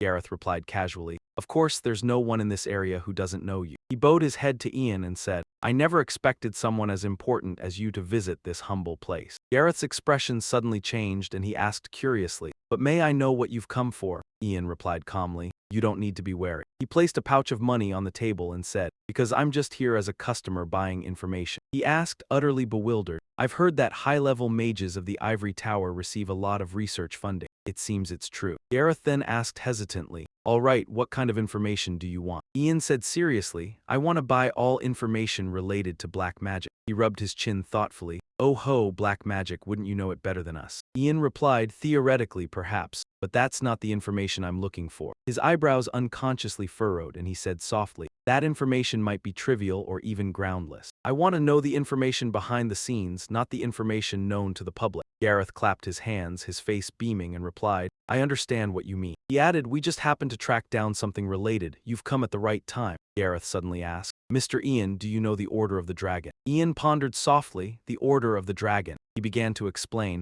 "One of the many religions in the Empire. They are a group that worships dragons as sacred deities. Though they are not famous, the Order of the Dragon is the oldest religious group, having existed for hundreds of years." Fade to a blurry scene. He continued, "The Order of the Dragon originally was a small religious group in a remote countryside. A figure gradually appeared, a grave robber who claimed he had seen the last descendant of the dragon, and he came to pass on the teachings containing the transcendent power of the Order's leader. That is what people passed around by word of mouth. Then, in crowded places, although at first they regarded him as a fraud and didn't believe him, gradually the Order of the Dragon began to gain members and grew stronger. A silhouette appeared. Who the leader is, how many followers they have, and what their goals are, there is not a shred of information about them, as if they are shrouded in a veil. There are many speculations and rumors. Among them are some very crazy rumors, like they can resurrect the dead and brainwash people." Gareth folded his arms. "Although I'm not sure if the dragon's descendant really exists, if you piece together many rumors and circumstances, a certain possibility emerges." Upon receiving this information, Ian's eyes widened, his body stiffened in shock. Gareth confidently said, "We are certain that the Order of the Dragon is connected to black magic." He looked at Ian and continued, "Recently, various powers within the Empire have come seeking information about the Order of the Dragon." The voice continued, "Black magic requires ingredients even more inhuman than mana. That means there are forces out there capable of buying such things." He beamed. "They're quite secretive, so I heard only chosen individuals can join. But it's not easy to find out who's in that religion either. If they can brainwash and control others, couldn't they just bewitch people with high positions and power in the Empire?" He laughed and recounted. Garrett advised, "That's all we know. We'll continue investigating them, so if I get more information, I'll send you a letter." Ian adjusted his hat and coat, preparing to leave. He turned back and said, "All right, please continue the investigation." He watched Ian's retreating figure and waved. "Thank you, Ian. I hope you'll continue to support us in the future." The night had now obscured the entire sky above Ian's house. He rested his chin on his hand, pondering deeply about the story he'd just heard. The Order of the Dragon. Ian's distant gaze fell into contemplation. He'd never heard of them in his previous life. If they were a cult that had existed for over 100 years, he should have heard about them at least once. Ian looked at the staff placed by the window and thought. The Mage King he met on the Great Plains used dark magic through the dark magic array engraved on the staff. The staff with its softly glowing active substance orb, remembering the scene of desolation. He silently speculated about the necessary ingredients besides the mana active substance, perhaps. Ian suddenly fell silent, his mind ceaselessly pondering. His thoughts drifted to Herbeck. Though it was only his speculation, he trusted the Tower Master Herbeck. Knew exactly how much the changes on the Great Plains were connected to dark magic. Perhaps he is directly involved with the Order of the Dragon. Ian placed a hand on his forehead and leaned back. A bit tense, isn't it? Too many things have changed in this life. He raised his hand suspended in midair and muttered. It's highly likely the future had already been changing bit by bit before he returned to the past. Ian's gaze turned toward the horizon, the gap between his previous life and this one. It's gradually widening because he used the language of the Dongyu. Or is it a side effect of turning back time? It felt as if Ian had opened a box he shouldn't have. Ian sat up and slowly took off his glasses. During this time, he'd been too complacent, just because Ian held the memories of his previous life. His hand reached for the desk drawer and he muttered to himself that from now on he wouldn't know what would happen. Ian was silent, as if calculating, then took out a box. He opened the box and a metal chain emitted a soft light. He thought he had to prepare for every possibility. Outside the house, a gentle voice spoke. "Marco, I'm sorry for making you come all the way here so late." He smiled and replied, "It's all right, Tower Master." Marco immediately asked, "May I know what you need my help with?" He snapped his fingers, producing a long humming sound. "Ah, that matter." The guards withdrew outside, which left him utterly bewildered. Herbert then said cautiously, "This is something no one else must know." He stood up with his staff in hand, looked at him and said, "Will you follow me for a moment?" Marco wondered. Where to?" Herbert took a book from the shelf and said, "The pages are turned and a gentle light radiates. This book will guide us." The soft light from before suddenly swirled in a deeply mysterious way. Immediately, the energy from the book surged out and formed a teleportation gate. Seeing the scene before him, Marco was stunned and asked in confusion, "Tower Master, what is this?" He said, "What's wrong, Marco?" He turned to him and urged, "Quickly enter this gate." Although extremely bewildered, he still obediently entered. Marco slowly walked into the teleportation gate. He gradually followed behind Herbert in the pitch-black space. Suddenly, a dazzling spot of light appeared and Marco reached out to catch it. That light grew bigger and bigger, forcing him to shut his eyes tightly and cover his face with his hand. Then Marco's eyes suddenly widened in horror. Before Marco's eyes was a prison area. Inside were shadowy figures locked up, with no clear sign of whether they were alive or dead. There some had their faces slumped against the wall, others lay scattered on the ground. Seeing the horrifying scene, he hurriedly asked, "Tower Master, these people are?" He immediately replied, "Don't be too surprised, these people are just materials." Marco was astonished, eyes wide. "What do you mean? Materials, aren't they all human?" He looked over at the next prison cell and stood frozen. Inside was a young man missing an arm. Marco recognized him as Chris. He said hesitantly, "He must have." Herbert cut him off. "He almost died. An accident happened while he was practicing magic." Then a young man with a dazed expression, weak, leaning against the wall. "The mages here are all similar. They all nearly died on missions, from accidents or illness. Occasionally, we also have mages from other countries. As for non-mage materials, we can find them in the alleys." He calmly continued, "Since they are all crawling creatures living on the ground, their lives are probably nothing but trash." Seeing Marco's stunned expression, he simply said calmly, "The mages here are no different. They cannot surpass level 1, so they are despised by others, along with a sense of shame. I simply saved them from that deep pit." Marco was shocked. He stammered, "What are you saying?" His calm face suddenly twisted into a terrifying expression. "They are materials offered to the Empire of the Ivory Tower." As soon as Herbert finished speaking, he raised the staff in his hand. Its magic power suddenly spread throughout the prison chamber. Seeing Marco's terrified face, he only calmly said, "Don't worry, I won't turn you into one of them, I promise." Herbert glared, his expression full of gloom. He said in a low voice, "You are like my son, aren't you?" A sinister magical aura surged up and suddenly engulfed Marco, giving him no time to react. The circles under Marco's eyes turned black, and his body couldn't help but tremble violently. Finally, Marco collapsed onto the tile floor, his head bowed motionless. Herbert then said to him, "Marco, stand up." As soon as the command was given, Marco stood up without hesitation. He said, "Look at me." He silently looked up. He asked, "Who am I?" Marco immediately replied, "Tower Master of the Ivory Tower of the Green River Empire, Lord Herbert Leon." Herbert continued, "And who are you?" He replied, "My name is Marco, a level 2 mage of the Ivory Tower and currently an assistant mage to the Tower Master." At that moment he threw him a small knife. The knife fell to the ground in front of Marco. Herbert asked, "Can you cut off your little finger with that knife?" Without hesitation, he bent down and picked up the knife. Marco subconsciously brought the sharp blade to his little finger, and right before Herbert's eyes, the red blood just flowed down. Herbert grinned sinisterly and said, "Now you are truly my son." The next morning, inside the tower, people were still buzzing with discussion. "The Tower Master has taken an indefinite leave." A group of people nearby were talking. "It seems many things have happened to him recently, and he is quite old." That young man added, "Moreover, there's the matter of Ian, right? Besides being the youngest high-level mage, he has reached level 6. He must be under a lot of pressure." The girl asked, "But what will happen from now on?" The other replied, "What do you mean?" The girl analyzed. "The Tower Master supports the 5th Prince, Ian supports the Crown Prince. The 2 pillars of the Ivory Tower serve 2 different masters. Which side should we take?" The other replied, "How should I know? We just do what our superiors tell us." Meanwhile, Marco walks past with a stack of reference books in his hands. At this moment, Marco is already standing before a room, hearing a knock on the door. Ian turned and said, "Yes, come in." Seeing him, he cheerfully greeted, "Marco, you're here."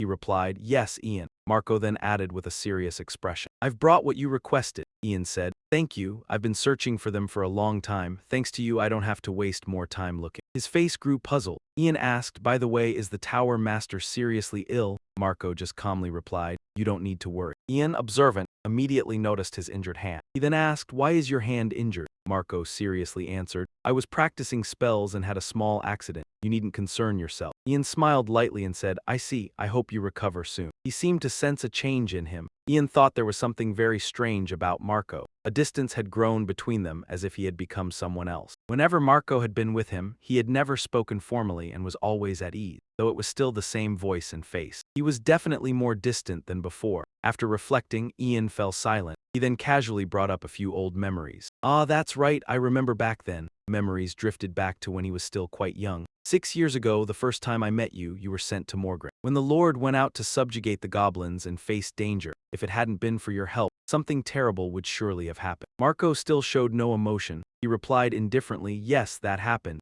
Ian fell silent as if beginning to suspect something. He bowed his head and said, if there's nothing else, I'll take my leave. Hearing that, Ian quickly called, Marco. He sprang up, stepped closer to him and said, please wait a moment. Ian stated that at that time he hadn't been present at the subjugation. Looking at Marco before him, he continued, you helped me when I took the monoreactive substance test. That's right. Ian stepped forward, drawing closer to him. If I remember correctly, then I apologize. He swung out his magic staff. Marco asked, what are you talking about? Ian reached for the staff. He looked at Marco before him, resolute, holding the staff firmly in his hand. The orb inside glowed once again. Ian quietly intoned, greater. His voice spoke each word slowly. Dispel. He formed a magic circle before Marco. Marco was dazzled by the ring of light. A reaction occurred. His eyes suddenly widened and his body involuntarily collapsed once more. Marco choked repeatedly, a stream of dark magical aura escaping from his body. His eyes remained wide open. Then a flash of light burst forth. As the dark magic within Marco gradually dissipated, Ian knelt down on one knee and asked, are you back? He opened his eyes wide, panicked, and asked, why am I here? Ian looked at him calmly and explained, I cast a dispel charm to remove all spells on you. You were controlled by dark magic. Marco recalled what had happened earlier, then hesitated. He stopped, then suddenly exclaimed in horror, repeatedly saying, we must stop him. We must stop him, Ian. I tell you, we must stop the Tower Master. Ian immediately frowned and said, please tell me everything that happened. Before it's resolved, the scene shifts to another tower over to Herbert's side, where the butler announces, Tower Master, young Master Ian has come to visit you. He asked, did he come alone? The butler replied, yes, at least we didn't see anyone around. Herbert signaled, fine, let him in. He was smug, thinking, so you've taken the bait, Ian. He recalled an old memory. The reason I used dark magic on Marco was simply to give you an excuse to come find me. After all, a mage like you would be able to detect the dark magic I used on Marco. Everything is going according to plan. Although I can't use some materials right now, this is a worthwhile investment to tame a level 6 dog. I can always find materials again. Herbert calmly sipped hot tea, waiting for Ian to enter. The anticipated footsteps gradually drew near the door. He then asked, did you come here directly today? I didn't expect the great level 6 mage to visit me because I am ill. Such an honor. Ian showed respect, bowed his head and replied, the eldest elder of the Ivory Tower is ill, so I had to visit. He said, I hope you will recover as soon as possible. Herbert still calmly said, thank you for your kind words, have a seat. The tea is very good. The two sat facing each other, neither saying a word. Finally Ian spoke, Marco is not well. He acted as if he knew nothing and replied, oh dear, I hope I didn't pass my illness on to him. Ian continued, I examined him, but it seems that's not the case. Herbert laughed and replied, haha, what a relief. That boy with those watchful eyes is always so diligent. I always worry he'll overwork himself. Ian set down his teacup and said, and I heard something unbelievable from Marco. Herbert began to look serious, his face darkening. Ian continued, that in your mansion there is a portal leading to a secret laboratory, and you are conducting inhumane dark magic research there. He laughed it off innocently, saying, how could that be? Marco must have been mistaken because he's not well. Ian still spoke with certainty. He was controlled by dark magic. He narrowed his eyes, and the one who cast the dark magic on him was you. The one who is like a father to him, he said in a low voice. He asked me to stop you. Herbert feigned confusion and replied, I don't understand what you're talking about. He set down the teacup and said, a gate leading to the laboratory. That thing exists. It is the power of an artifact I accidentally acquired. It is quite convenient for this old body of mine. Herbert just chuckled softly. But dark magic experiments? That's going too far as a joke. He stood up and said, "While we're on this topic, would you like to see my laboratory?" Herbert's gaze at Ian was full of calculation, revealing a sinister look. He said, "Because rather than suspecting me, it's better for you to see it with your own eyes." Ian listened calmly. Ian smiled and replied, "Only if you permit." "That's just what I do." He walked on, not forgetting to turn his head and say, "Follow me." Herbert added, "I will show you the laboratory right away." The Tower Master ought to be a good example, yet has to suffer rumors of studying dark magic. Isn't that an insult to me? He walked over to a curtain. While Ian still quietly followed behind him, Herbert calmly pulled the curtain aside. He then took out a book and said, "This is the gate." Herbert looked up at him and calmly explained, "Created with the power of this artifact. If one infuses magical power into the book, anyone can use the teleportation gate of an 8th level spell." Ian remained silent, only cautiously observing him. Herbert created the teleportation gate and urged, "All right, shall we go in?" Like Marco, Ian followed behind him through a dark passage. And as he walked, he thought, Herbert Leon in his previous life was recorded as one of the greatest tower masters in the tower. His memory returned to the image of him, the great wizard who laid the groundwork for the unification of the continent. He was very simple and upright, a master of the ivory tower.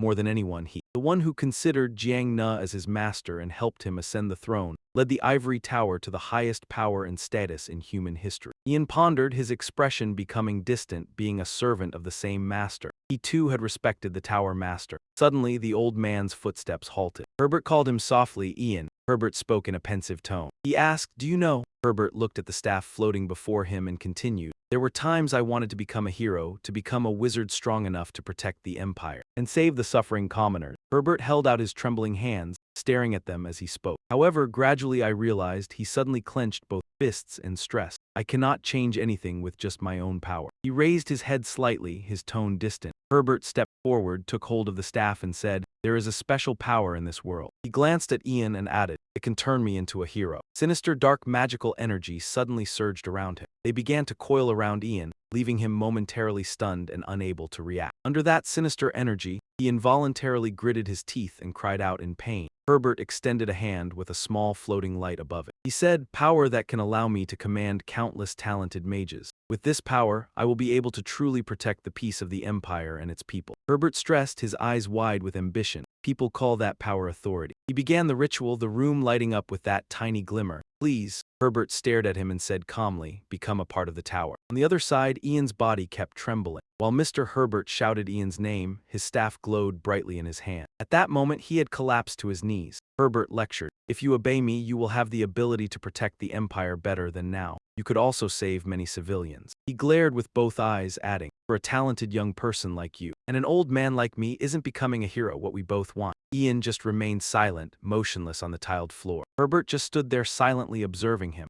Suddenly he spoke, his voice full of authority, "Now stand up." Ian heard and immediately obeyed. He calmly stood up straight, looking at him as if awaiting orders. Seeing his obedience, Herbert's body trembled as if suppressing laughter. Then his expression widened. Herbert exclaimed smugly, "Too easy," as if it were nothing. He looked at him, excitedly testing, "All right, let's see how you answer." Herbert asked, "Who am I?" Ian lowered his face calmly and answered flatly, "You are the master of the Empire's ivory tower, Lord Herbert Leon." With an ambitious expression, he looked at him expectantly. When he paused and, contrary to that expectation, he tilted his head, smirked scornfully and replied, "A madman." Herbert stiffened, eyes wide in shock. "What did you just say?" As soon as he said that, Ian threw a punch right into his face, sending him falling backward. His body slammed hard into the wall, letting out a pained groan. Herbert clutched his face, his eyes glaring at Ian in panic. He stammered, "How did you?" Ian stood towering before him, breathing out comfortably. Herbert was still in shock. "Impossible, impossible." Ian looked at him, his calm face sending chills when he spoke up. "Tower Master." He spoke slowly, making the man terrified, his mind in turmoil. "Didn't you say you don't research dark magic?" Ian explained, "Perhaps you don't know this because you cannot surpass the limits of a level 5 mage. The difference in ability plays an important role." He slowly stepped closer and added, "A level 5 mage using dark magic is still just a level 5 mage." Ian knelt before Herbert and said, "Besides, do you think I came here without preparing countermeasures?" He curled his lips slightly into a smile, continuously goading him. "Normally you wouldn't let something like this slip past you. Seems you're in quite a hurry." Herbert fumed, wanting to shout, but his face was beaded with sweat from fear. "You," without waiting for him to finish. Ian reached his hand out as if to grab his head. He immediately formed a magic circle, shouting, "Drain mana essence." His eyes widened in shock. Herbert's body gradually trembled, losing strength. After a while, Ian withdrew his hand from his head,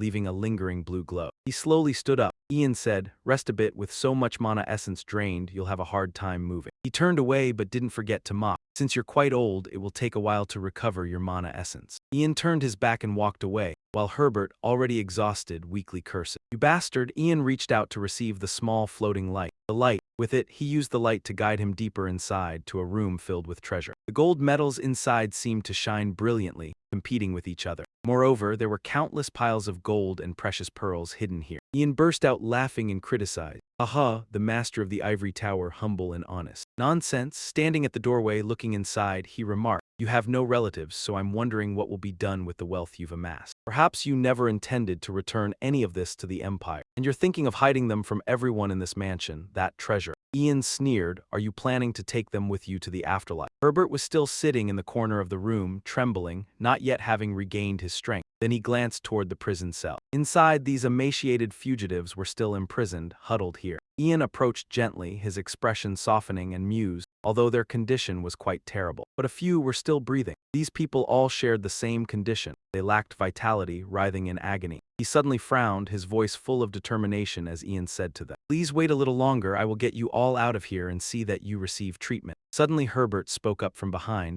"Marco, do you think he's the only one?" Ian turned to look at him. Herbert suddenly burst out laughing. Despite his pained body, he looked up at Ian and said, "I still have many subordinates out there. Compared to someone like Marco, they are far more useful." At that revelation, Ian showed no reaction. Calmly asked, "So what?" Upon hearing this, Herbert became agitated as if about to lunge forward, growling a threat. "Don't play dumb, you little brat. I'm certain they have already begun to act. They will not stop unless I give them the signal. From the very beginning, I set them up to behave that way. They only need to target two things." Ian listened in silence, then calmly said, "My family and the Crown Prince, is it?" The man strained to keep a threatening tone as he put forth a deal. "What do you say, or would you like to make a deal with me?" Herbert proposed. "My offer is simple. We will pretend that everything that happened today never happened." He gestured around, then said, "If I don't reveal this gate, there will be no evidence at all. You won't be able to expose me with just your words." Herbert continued to threaten Ian. "I don't know what you're plotting, but touching me won't do you any good. In the end, you'll be begging and regretting that you did this." Ian wasn't worried in the slightest by that threat. He casually replied, "No thanks." The man was bewildered, staring at him with wide-eyed astonishment. Herbert shouted loudly, trying to threaten and warn him, "Your mother and the Crown Prince will really die." However, Ian was not at all shaken and even challenged him. He said, "Go ahead if you can." Unable to believe what he was hearing, he stammered. "What?" Ian calmly repeated in a mocking tone. "I said go ahead and try." Later that night at Ian's house, Vanessa sat elegantly on the balcony. A gentle voice spoke. "Madam." Radio stood before her. He approached and reminded her, "The wind is very strong today." He had a kind expression. Calmly told her, "Let's go inside." But Vanessa's expression suddenly hardened with worry. She said, "Ian hasn't returned yet and I can't contact him through the crystal ball." Her gaze drifted off into the distance but couldn't hide her unease. Vanessa kept saying,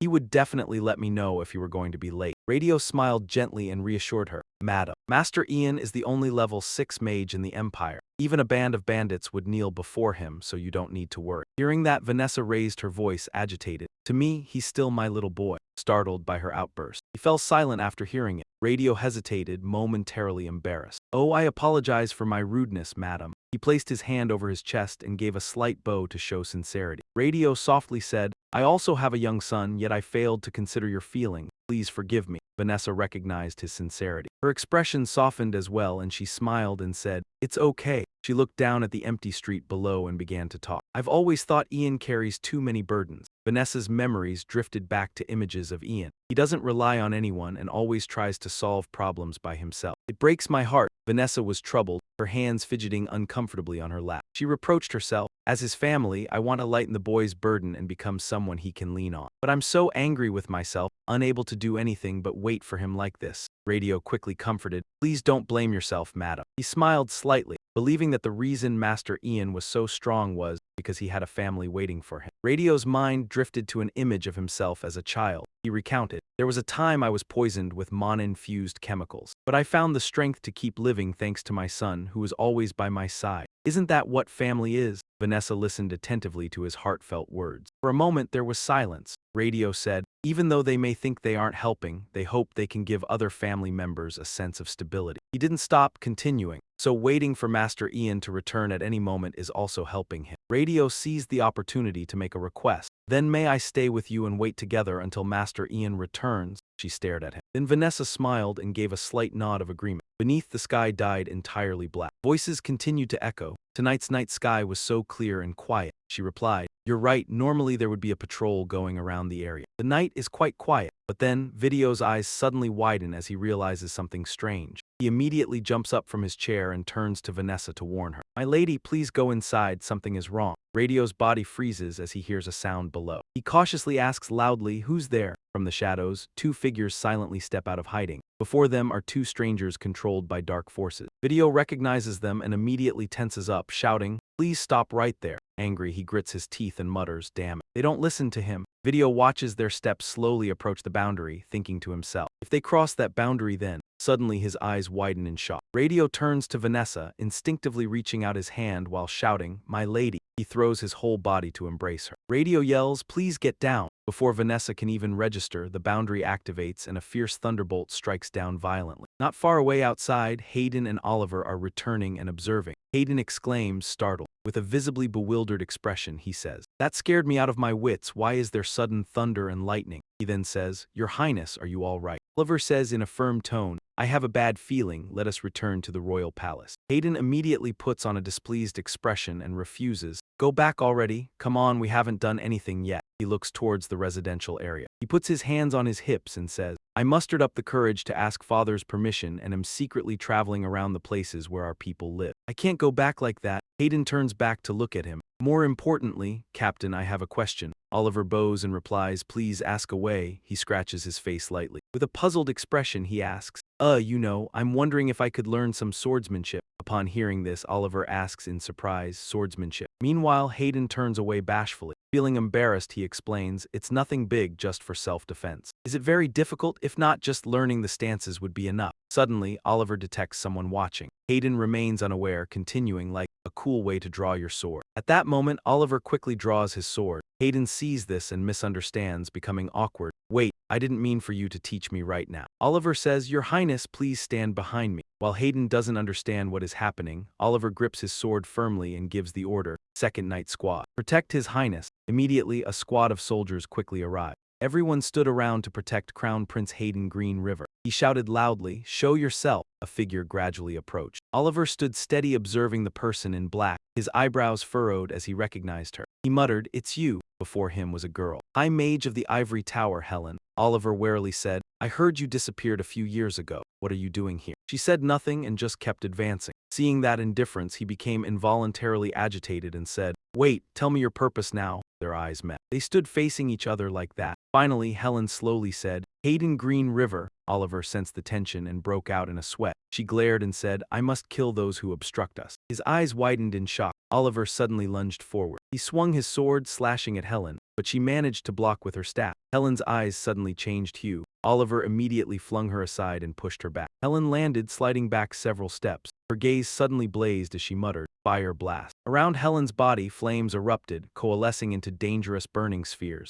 The spheres immediately flew toward him. Oliver took a stance to receive the attack, but the corner of his mouth lifted enigmatically. Suddenly, he swung his sword, cleaving the sphere in front of him in half. It split into two blazing trails of fire. Seeing the unbelievable scene before her, she widened her eyes in surprise. Without giving Helen time to react, he sprang forward. Oliver charged, his sword poised to strike at her. The two immediately fell into combat. Helen was agile, easily dodging his attacks. Oliver leaped up, raising his sword high to bring down an overhead strike on her. Helen immediately activated a mana shield, blocking his lethal blow. Oliver's sword hit it and then bounced off, becoming useless. He briefly retreated, watching her calmly retract the shield. Oliver slightly smiled and declared, A mana energy shield, it seems I can finally try it out. He quietly straightened up and said, I wanted to show Ian first. Oliver used his mouth to pull off his glove, then ran that hand lightly along the blade. He said, but it seems trying it out now wasn't my intention. Suddenly he made a small cut on his hand, letting blood flow onto the sword and said, I cannot release mana energy because I only have half a mana energy heart. But mana energy is dissolved in my blood. Helen observed as Oliver readied his sword in a fighting stance and added, I can only release it for a short period of time. He swung the mana-imbued sword and shouted,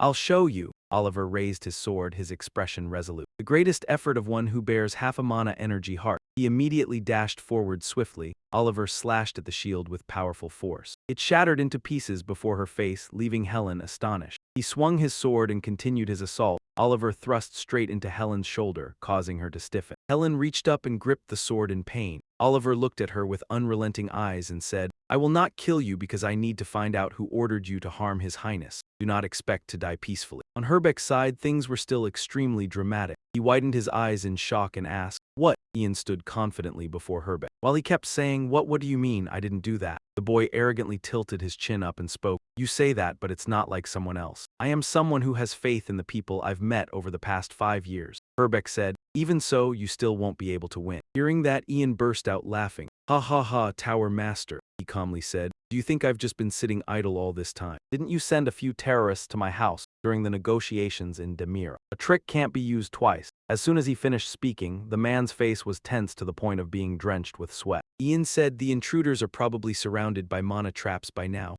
Perhaps they're no longer in this world. Finally, he tilted his head, shrugged nonchalantly. Negotiations failed. I'm not getting any little benefit from this deal anymore. Ian advised, You will have to stand trial, but the death penalty will likely suit what you've done better. He smiled, but his words carried a strange menace. Because I will make it happen. The ivory tower had shed so much blood and tears over decades to be built. I will take it over properly. Ian stepped up to Herbeck. He said, The ivory tower had shed so much blood and tears over decades to be built. I will take it over properly. He stopped right in front of him and spoke, and actually, I didn't intend to do this. After saying that, Ian bent down and reached his hand toward him. He placed his hand on Herbeck's head to the man's astonishment. A surge of electricity suddenly shot from his hand. Ian softly said, Increasing the power of the ivory tower is what a tower master should do. As Herbeck trembled under the influence of the electric current, he continued, I understand why you supported the fifth prince and not the crown prince. Because there was a time when I also thought that Zhang Na was an ideal candidate to become ruler. Ian continued, despite the man's pained cries, secretly accumulating wealth, it's nothing surprising for humans to do that, he emphasized. The electric current also grew stronger and stronger. Dragging my family into this was the worst mistake you ever made. Ian said, however, the king's anger could fall on anyone, right? Moved to another place in the castle the next morning. In the luxurious space, a voice rang out with authority. The heinous crimes of Tower Lord Herbert Leon have been exposed. Emperor Terry Green River sat on the throne, speaking before the entire army. That criminal forgot his position as Tower Lord and delved into black magic. Pointing to the image of figures sitting in the prison, he added, Not only that, he used human souls as sacrifices and exploited the lives of innocent citizens and his fellow mages. Terry slammed his hand on the table in fury and said loudly, This is a grave crime, even death cannot atone for it. He affirmed, his expression full of anger, Everything he did is unforgivable. I have no intention of showing mercy. Everyone standing there grew anxious at his wrath. Therefore, from now on, all titles and authority of Herbert Leon shall be stripped. I sentence him to death, and of course this will be a public execution. Terry said, His name will forever be recorded in the Empire's history as the most terrible criminal of all time. If he has hidden any relatives or accomplices, Terry's eyes narrowed with determination. He emphasized, I declare we will certainly find them and root them out completely. Terry said in a steely voice, We will also investigate anyone connected to this incident, and whether any mages are still researching black magic, I will personally oversee the investigation and related matter. He looked down at all the nobles below and said, Throughout this investigation, there will be no exceptions regardless of status, and I order all nobles to fully cooperate with the investigation. Terry presented an immediate solution while affirming, I suspect there are those who supported the Tower Lord's conspiracy without knowing what was really happening. I permit them to be purified of black magic and return to their original state. He said solemnly, slowly, but the punishment for High Mage Helen, who targeted the Crown Prince's life, will be different from those victims. Terry looked toward Hayden and added, Although Ada may have only acted on the Tower Lord's orders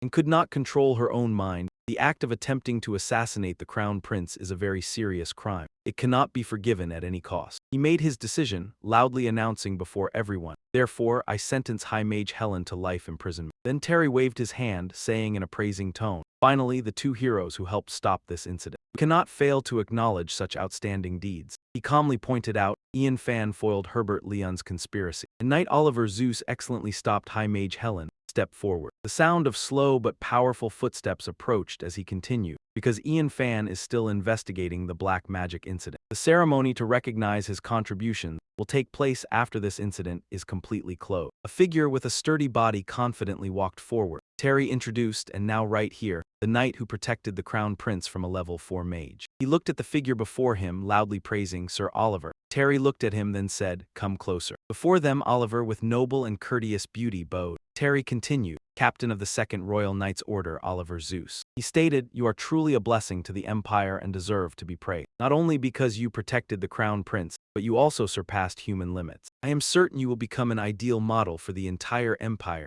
and knights all over the world." Terry slowly stood up while speaking. "I will not let the efforts and achievements of someone like you go unrecognized." He stood on the high platform before everyone and proclaimed, "Right now, Captain of the Second Royal Knights Order, Oliver Zeus, will be granted control over all knights in the Empire, and bestowed the highest title, the Sword of the Empire." Everyone who heard this was amazed. The crowd immediately buzzed and murmured. Terry believed that title has been vacant for a very long time. He explained the reason the title Sword of the Empire had not been given to anybody in hundreds of years was because the sword had to hide in the shadow of magic. Below was the image of him, while Terry's words continued. However, Oliver Zeus has overcome that shadow and surpassed the limits of the sword. He has also shown his loyalty as a knight of the royal family, and he will continue to do so. Elsewhere, Hayden stood watching Oliver and smiled quietly, and he will continue to do so until the final introduction. Hayden still looked at Oliver with gentle eyes. Terry brought out the National Treasure Sword and said, "Therefore, I have decided to bestow upon him the title Sword of the Empire, which is most fitting." He told the royal knight Oliver Zeus to kneel down. He immediately knelt down to receive the royal decree. Oliver bowed his head while Sir Terry held the sword firmly in his hand with great authority. Terry said, in a resolute voice, in the name of the main branch of the Luke Ha lineage. He lowered the sword, suspending it above his head, and continued, "I bestow the title of Sword of the Empire upon Knight Oliver Zeus with reverence." Terry looked him straight in the eye and asked, "Are you willing to assume the position that has been vacant for hundreds of years as the Sword of the Empire?" Oliver immediately replied, "In the name of the Sword of the Empire." He raised his head confidently and declared that he would give his life to protect this empire. In another part of the castle, a voice called out in shock, "Father!" Before him stood Jiang Na with an arrogant expression. He loudly voiced his opinion, "No matter how I think about it, it seems unreasonable." Jiang Na asked, "Why would you execute the ivory tower master of our country? Please reconsider.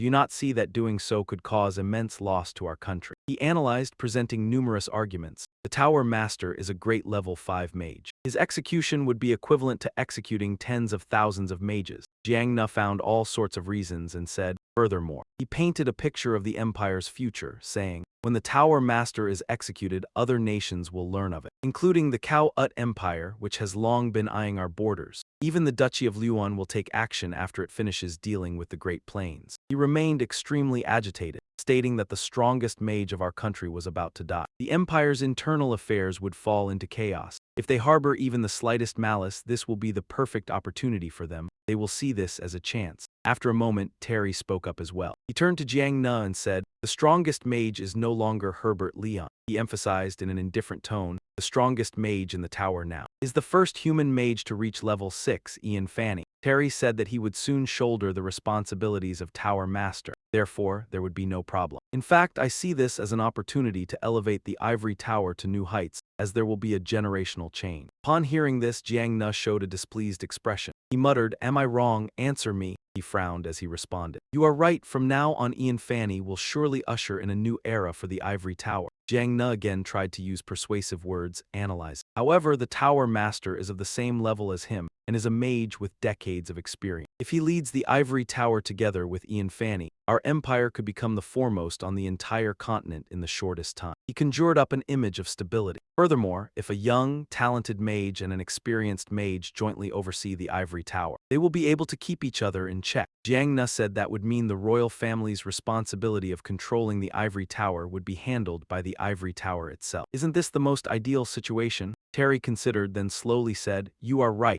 Rangna hesitated, his eyes wide as if with hope. But then he cut in, "However," he sternly criticized, "the Tower Master has conducted forbidden research into black magic." No, it was not mere research. As the Ivory Tower Master, He used countless mages and innocent civilian lives that he was responsible for protecting as materials for black magic. He sacrificed them without hesitation. Rangna froze, stammering, not knowing what to say. That, Terry thought. The Tower Master's actions had crossed the line. He must have gone mad. He waved his hand, flatly rejecting Rangna's request. What he sought to grasp by sacrificing countless lives was merely power. Did he not try to eliminate Ian Fa, a threat to his power, by using black magic, and was exposed in the process? Rangna shut his eyes tightly, trembling slightly as if restraining himself. He clenched his fists and stubbornly said, "But the Tower Master is the second most powerful person in our empire. Isn't that right?" Although his methods were wrong, the black magic he researched could become a very powerful weapon. It could bring enormous benefits to our empire. Rangna offered the opinion, his expression feigning innocence. And as for the materials for black magic, we could use dangerous criminals instead. Hearing this, Terry said in a loud, stern voice, "Sacrificing in that way for the common good. That is precisely your problem, Rangna." He paused and asked, "What do you mean?" He explained. "You are not satisfied, that is why I cannot choose you as my heir. Black magic is absolute evil, corrupting the soul and shattering the world's order. Our founder, Mitchell Green River, labored greatly to ban black magic and make it completely vanish from this land." Terry, furious, asked seriously, "You know that very well, don't you?" He said, "Rangna, I know your thoughts, character, and ambition. You are very intelligent and bright." Terry reminded him, "However, you lack something very important, and I am sure you know what it is." He warned, "Perhaps you have always hidden that flaw, but you will not be able to conceal it when it is essential." Terry walked past Rangna, not forgetting to turn back and say, "Just like what you are doing now." He elaborated, "The ultimate goal of politics is to enact justice in this world. The quality of an emperor who can rule and enforce justice is a heart that fights for the benefit of the common people." He declared firmly, "A person who sees others as tools like you does not possess that quality." Rangna's face darkened, yet he remained silent and said nothing. Suddenly he burst into bizarre laughter. "Ha ha ha," Rangna said, "No, it's not that." Terry frowned at him and said, "What are you saying?" Rangna silently turned around, his tone firm. "The real reason why I, your son, cannot become the heir. Do you think I, your son, do not know?" His mind drifted to the image of Hoi Den, the elder brother born of your lover. "The one you love," and then it snapped back to his own image, he lamented. "I, your son, on the other hand, am the son born so that you could leverage the power of the nobles, right?" Rangna emphasized, "That is the difference between us." He immediately frowned and shouted loudly, "Rangna," despite that shout. He continued speaking, "To be acknowledged by you, do you know how hard I have struggled?" His memories went back to childhood. "Did you ever?" Unlike the brother who played with father, Rangna only stood silently in the corner. Rangna asked, "What I mean is, have you ever treated me the way you treated the elder brother?" He even asserted, "I, your son, am certain that if he were the one to request the release of the Tower Master, you would have accepted." In his uncontrollable rage, Terry suddenly raised his hand high. Rangna did not resist but merely closed his eyes in resignation. But then, Terry hesitated. His arm suspended in midair. His hand trembled uncontrollably. At last, Terry let out a long breath. Then he turned and walked away, muttering under his breath, "Fool." Rangna remained standing still without reaction. Terry went out the door, turned to the person beside him and said, "Dem Phim, I want you to personally watch over Rangna's mansion." He carefully instructed, "Make sure he cannot go outside and no one is allowed to contact him." Terry asked again, "Do you understand my meaning?" He immediately replied, "I shall obey your command." At that moment the sun was gradually setting into the afternoon. One early morning, as sunlight shone upon the mansion. Outside the door, the sound of slow footsteps approached. Hearing it, Rangna asked, "Who is it?" From outside, the guard answered, "Your Highness. Senior Mage Ian Fa requests an audience." As soon as he heard it, Rangna turned around, surprised. Then he suddenly frowned, showing disgust. Rangna turned away, his tone annoyed as he replied, "I don't want to see him, tell him to leave." Despite those words, the door suddenly creaked open. He immediately put on an angry expression and said, "You." Ian stepped in, calmly interjected, "This is an urgent matter, Your Highness." The two of them just stared at each other in silence for a moment. Rangna frowned, looking disgusted, and said, "Urgent is it?" He replied, "By order of His Majesty, we must conduct a test to see if you have been affected by dark magic. As you are the closest person to the criminal Herbert Leon, I ask you to cooperate." He then became extremely agitated. "But today is the execution day of the Magic Tower Master. You say you will confirm whether I am being manipulated by the Tower Master's dark magic. How long do you intend to insult me like this?" Ian then replied, "All officials and subjects, including members of the royal family, will undergo the same test. Please rest assured." Rangna remained silent, feeling rather displeased. Finally, he closed his eyes slightly and let out a long sigh. Rangna slowly sat down in the chair. He turned his face away and coldly said in an annoyed tone, "Leave as soon as you're done." He stood before Rangna and calmly said, "It won't take long," Ian said, tapping the wand lightly against his hand as he explained. "You may feel a bit dizzy or nauseous, but that proves you are not affected by dark magic, so there is no need to worry. He created a magic circle and shouted, "Greater dispel." Rangna frowned slightly in discomfort. Ian noticed his trembling and asked with concern, "Are you all right?" He lowered his face and replied, "I feel terrible." After a moment he said, "No trace of dark magic has been found. You will feel better after resting, so you need not worry." Ian bowed, placed his hand on his chest to salute Rangna and said, "Then I shall take my leave." He turned on his heel to leave. After taking a few steps, suddenly he called out, "Wait a moment." Rangna behind him continued, "I have something to ask." Ian stood still as if waiting for him to continue. He hesitated slightly and asked, Why do you serve my brother?" He turned back to look as Rangna went on, "You are smart enough to understand what I mean. He thinks my brother is not fit to be emperor. Do you know that many nobles and courtiers have turned their backs on him?" Ian, unhurried, simply answered calmly, I do not serve the crown prince." He spoke frankly and Rangna immediately showed a surprised expression. He stammered, "Wait, you mean?" Ian did not wait. Without answering, he only said, "I take my leave now. Please rest, your highness." As soon as he finished speaking, he resolutely walked out the door. But then Ian suddenly stood lost in thought, his hands holding the staff suddenly trembling. He raised his hand to look at it, thinking to himself,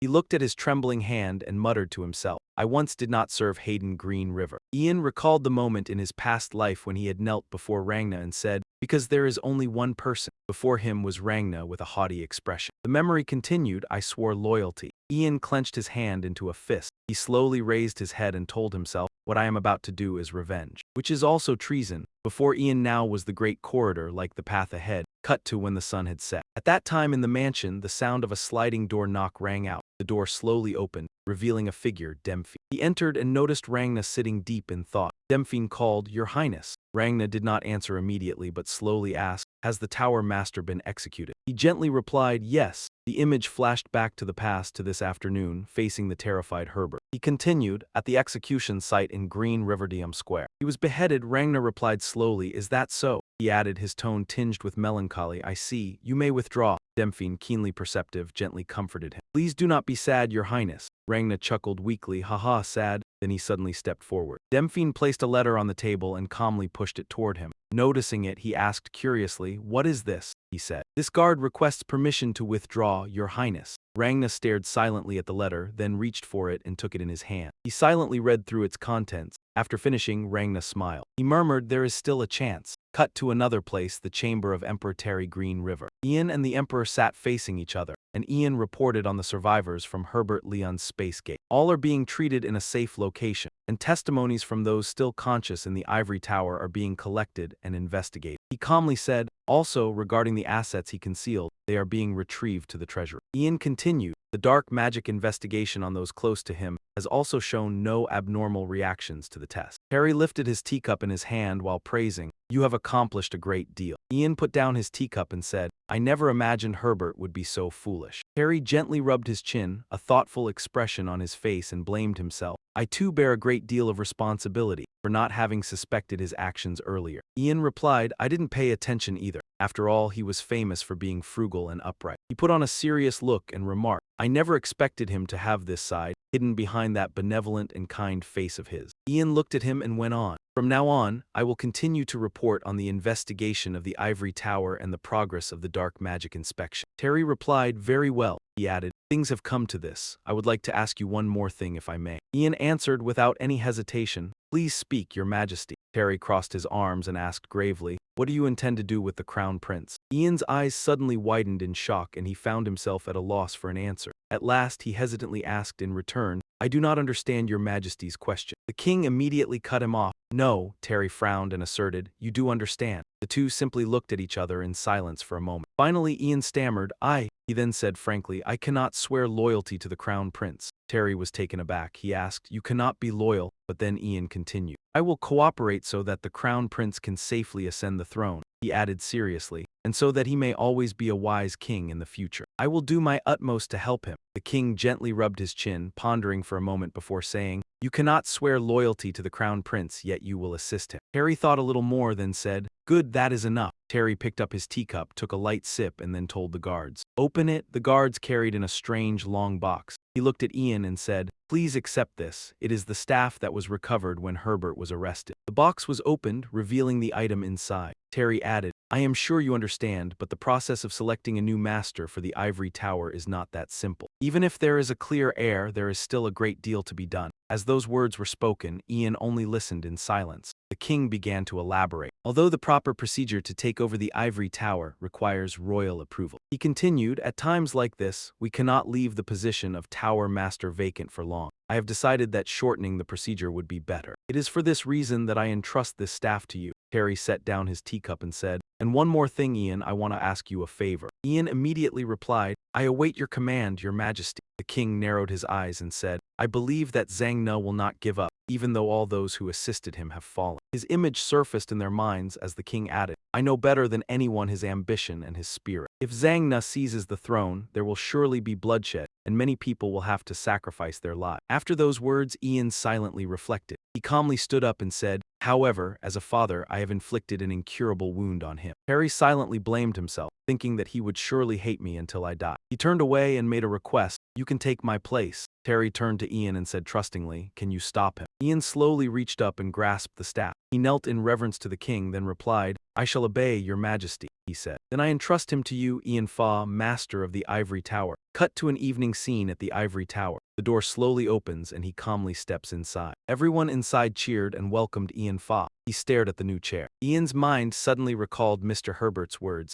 Ian, you know, I once wanted to become a hero. He gazed out the window and continued to ponder, protecting the empire alone, becoming a wizard who saves those who are weeping, drifting to an image of him in a strangely remote place. By my decision, I will have the power to command countless people, the power to truly protect the prosperity of the empire and its people. They call that power authority. Ian's eyes grew distant, thinking, authority. Then he remembered his own brutal past life. The thing you want to protect even if you kill me. Ian looked out the window and told himself, I don't want to become a hero. His expression turned stern. What I want is simply. His face grew tense, kill the one named Jiangna Green River. Ian thought further, a death worse than death, a death full of shame. That is my reason for living and what I will give you, my revenge. Cut to Jiangna, who is still sitting alone, pondering. Calculating something, his expression is thoughtful as if preparing for the next plan. Hayden sees Ian and says happily, hello, master of the tower. He looked weary of this crown prince. Ian said to him, this hasn't been announced yet. Please don't call me that yet. Hayden said, who cares, it's just the two of us here. He went on, I can't believe the child who begged to come to the old ivory tower 6 years ago has now become a respected tower master. Hayden was extremely admiring. He looked proud and said, just watching you grow up makes me feel truly satisfied. Ian thought to himself, when did I ever beg you? He said quietly,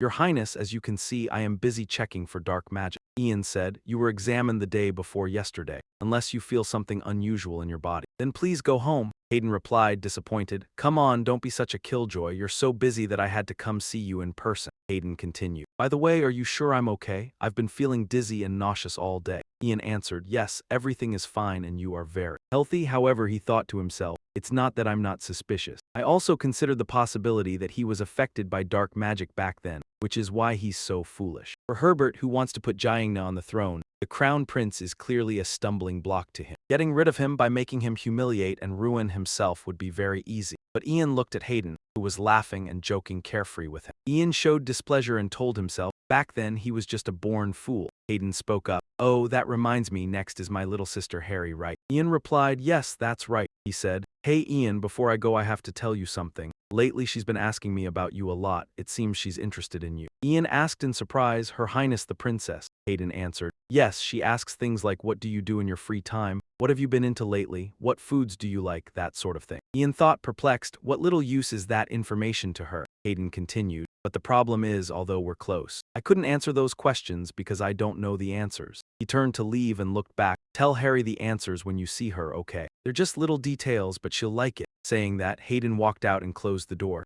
Ian stood pondering for a moment, thinking, grown-up, huh? The crown prince has also matured a lot. His personality has become brighter. He is gradually improving and he is hardworking too. Ian watched Hayden go and thought, if he is properly guided, he might become an emperor known for wisdom. Someone outside knocked on the door. He said, yes, please come in. A girl entered. It was Harry Green River. She said, it's been a long time, Lord Ian. He greeted her, Your Highness, are you well? Harry answered affectionately, as always, but I am well. Ian invited her to sit. That's a relief. Please have a seat. Suddenly Harry stood hesitating and she made the space become silent. He realized Harry was using magic. Ian said, "This is a level 2 spell that isolates sound from the surrounding. You've reached level 2 already," she shyly replied. "Actually," Harry held up 3 fingers. He asked in surprise, "Level 3? Harry replied, "Yes, my teacher said so." Ian immediately congratulated her. "Congratulations, I didn't expect you to reach level 3. He smiled. Ian asked specifically, "So what did you want to say to me after casting the silence spell?" She hesitated. "Hey Ian." Harry wondered, "What should I do from now on?" He asked back, "Please explain further." She said, "I don't know where to start." Ian saw that and in a serious tone said, "Then let me ask you a question first. Why did you hide the matter?" "I am a wizard." Harry was silent. She stammered, "That matter." Harry seemed hesitant when giving an answer. She said, "That was my father's intention." Harry recounted. "When I turned 12, the person who conducted my mana reactivity test was Wizard Kevin. Sir Kevin discovered I had the aptitude for a wizard. He did not immediately report to the Ivory Tower but informed my father. You see, becoming a wizard of the Empire means giving up your status and becoming part of the Ivory Tower. Even if one belongs to the royal family,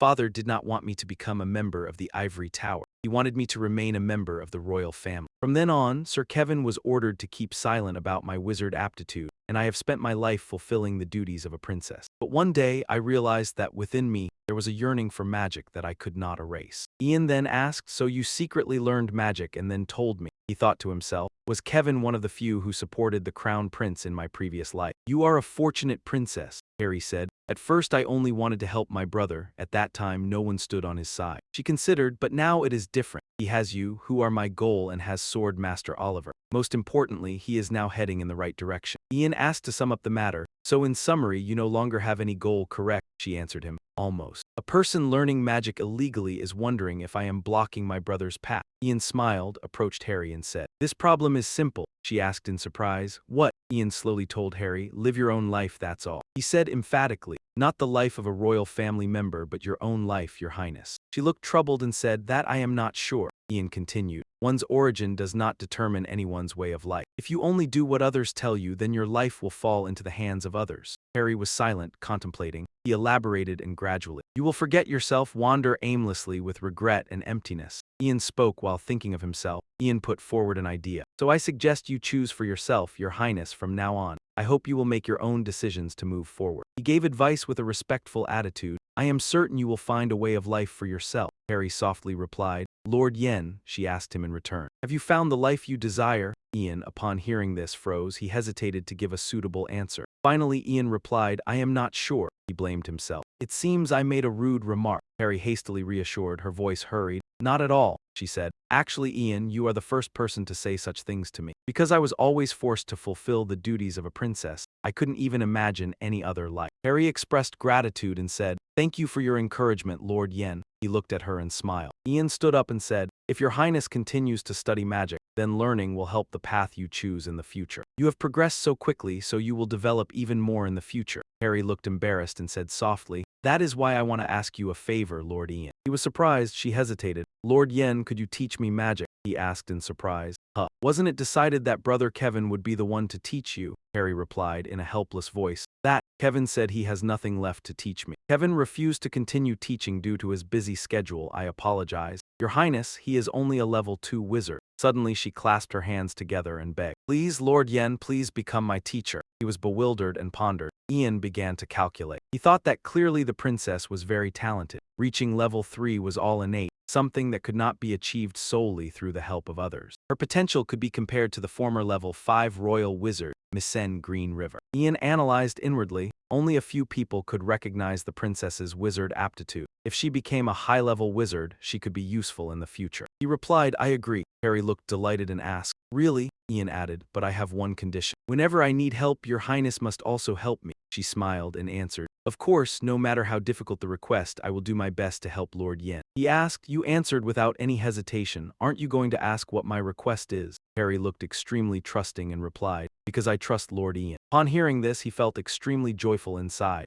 Ian looked embarrassed. He replied in a relaxed tone, "Very well, we will discuss learning magic later. For now, let's perform the examination." She immediately answered, "Okay." After a while of examination, he diagnosed, "It seems there is no sign of dark magic. You can stand up now." Harry looked tired, unsteady on her feet. Ian said, "You may feel a bit dizzy, please take it slowly." She replied in a weak voice, "Okay, thank you." Suddenly Harry lost her balance. She fell against him. Ian immediately asked, "Are you all right? Shall I call someone else to help?" Harry embarrassedly replied, "No, I'm fine." Both were silent for a moment. He then asked, "Ah, Your Highness." Ian answered the questions Hayden had instructed him to answer when meeting Harry. Normally after finishing work at the Ivory Tower, I spend most of my time reading books and researching spells in the laboratory. Thanks to Douglas, I'm also interested in potion making. Ian continued, "I'm not usually a picky eater, but I don't like spicy food very much." She shyly asked, "Lord Ian, why are you suddenly saying all this?" He frankly replied, "The Crown Prince mentioned your curiosity." Harry immediately said loudly in a panic, "It's nothing serious, but my brother told you."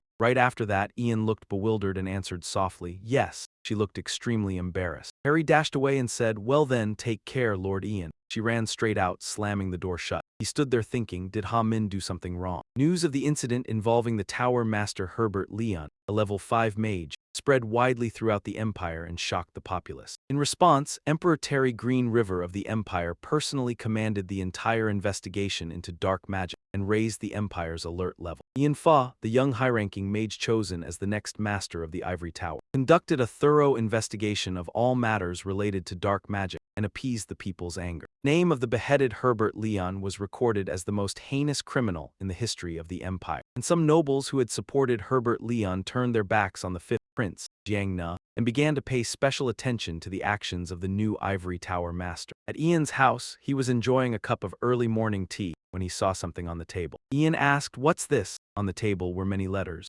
Rio said they were all party invitations addressed to him. Ian looked tired and said, "The dark magic incident isn't even settled yet. These people are really carefree." He asked, "Aren't you going to read?" "Read them?" Ian replied, "I wasn't planning to go anyway." Rio said, "But I think you'd better read them." Ian asked, "What are those?" He said they were marriage proposal letters sent to him. Ian spat out his tea upon hearing that. Rio said, "A certain Count Gyre wishes you to become engaged to his eldest daughter, who just turned 12, and hold the wedding when she comes of age in 5 years. Ian thought helplessly, "She just turned 12? What kind of madness is this?" He laughed and said, "Ha ha ha ha, you're an adult now, so it's not strange for people to discuss marriage with you." Rio continued, "As the youngest high-ranking mage and the next master of Ha Tower, I'm sure there will be many more matters concerning your marriage." Ian scratched his head and said, "These nobles probably just want to use me to gain political power." He expressed displeasure, saying, "I can't believe he'd exploit his 12-year-old daughter in a political marriage. He must have lost his mind." Rio replied with a smile, "I agree with that. Anyway, finding a wonderful life partner is a matter of fate." He tidied up the letters and said, "Then I'll help you decline these letters." Ian thanked him. "All right, please do that for me. Thank you, uncle." Rio said, "It's nothing. I'm sure you're busy investigating the dark magic, so I should help you with these things to earn my keep here." Ian was silent for a moment, put his teacup on the table and said, "Come to think of it, I don't think I've properly thanked you yet." He stared at Ian in surprise. He continued with a sincere attitude, "Thank you for protecting my mother." Rio sat still for a moment. Rio parted his lips in a smile. He said, "Ha ha ha, it's nothing. Actually, if you think about it, the mana trap you set up in the mansion was what dealt with those suspicious people. And I did promise to protect Lady Fa with my life, didn't I? Ha ha ha." Ian felt relieved, then said, "Then there's something I want to help you with." Ian asked, "Which mage injected mana into your body, causing your mana poisoning? Please tell me that person's name or anything you remember about their appearance." Rio was bewildered. He stressed, "I will definitely track him down and punish him appropriately." He hesitated and said, About that." Rio scratched his face and said, "I don't remember." He casually asked, "Come on," he recounted. "It happened on a dark night and many mages hated me. When I was young, I made a living as an alchemist in the capital, so I don't know who it was. Actually, there was a time I deeply resented mages. Every time I thought I might suddenly die and leave Douglas behind. Ironically, I almost died at the hands of bandits before suffering mana poisoning. But now I've met you and won't die from mana poisoning anymore. The future of me and Douglas is more important, so I've forgotten all that resentment. Of course I will never forget your kindness in saving my life." Ian was silent after hearing that, then suddenly said, "Rio, I've never seen my father's face." Ian said as he walked, "Before I was born, he went missing and no one knows if he's alive or not." He smiled and said, "But after meeting and living with you, I've come to know." Ian looked at him and said, "If I had a father, it would be like this." He said, "I think I understand why Douglas is always so optimistic and cheerful, and why my mother has become healthier, all thanks to the medicines you've created." Ian looked concerned and said, "In the future, my time away from my mother will increase." Ian urged, "I hope you will always keep your promise to protect my mother." Rio immediately accepted. "Of course I will, Ian." He glanced at the clock and said, "The meeting is about to start, isn't it?" Suddenly Douglas opened the door and came in, calling, "Leader." He was holding a potion and said, "I did it." a cure for mana poisoning made from Lendier's flower. Douglas said, I have to quickly give this to father. Oh, father, he saw Rio sitting there. Douglas asked, why are you here, father? I wanted to surprise you with this. He was surprised. He asked, you made a cure for mana poisoning. Ian, what is this about? Ian explained. I searched in the library that only the Tower Master is allowed to enter, and tried the method of picking Lendier's flower. It's a high-level spell that allows one to freeze the time of an object. Fortunately, it works on plants. Rio walked over to Douglas and stared at him. He burst into tears and said, thank you, son, thank you. Ian, so the father and son hugged each other, looking very happy. Douglas said to Ian, leader, I will become an alchemist who can create cures for incurable diseases. So no one has to suffer like my father anymore. Ian smiled. Douglas looked grateful and said to Ian, thank you, leader. Someone entered and said, you are the last one remaining. Dragonkin Avantis stood listening and was silent. Michelle Green River told him that the membrane covering the world of humans and the Dragon Clan was about to close. He said that the Dragon Clan had brought chaos and destruction to this world, and the price to pay for that sin was extremely high. Michelle believed that until you die, you must bear the sins committed by your race. He used his own blood to seal the Dragonborn Avantis, telling him that he was never allowed to set foot outside this land again. The seal was established. Michelle stood watching, then returned to reality. At Jiang Na's house, he was showing surprise and saying, really very similar.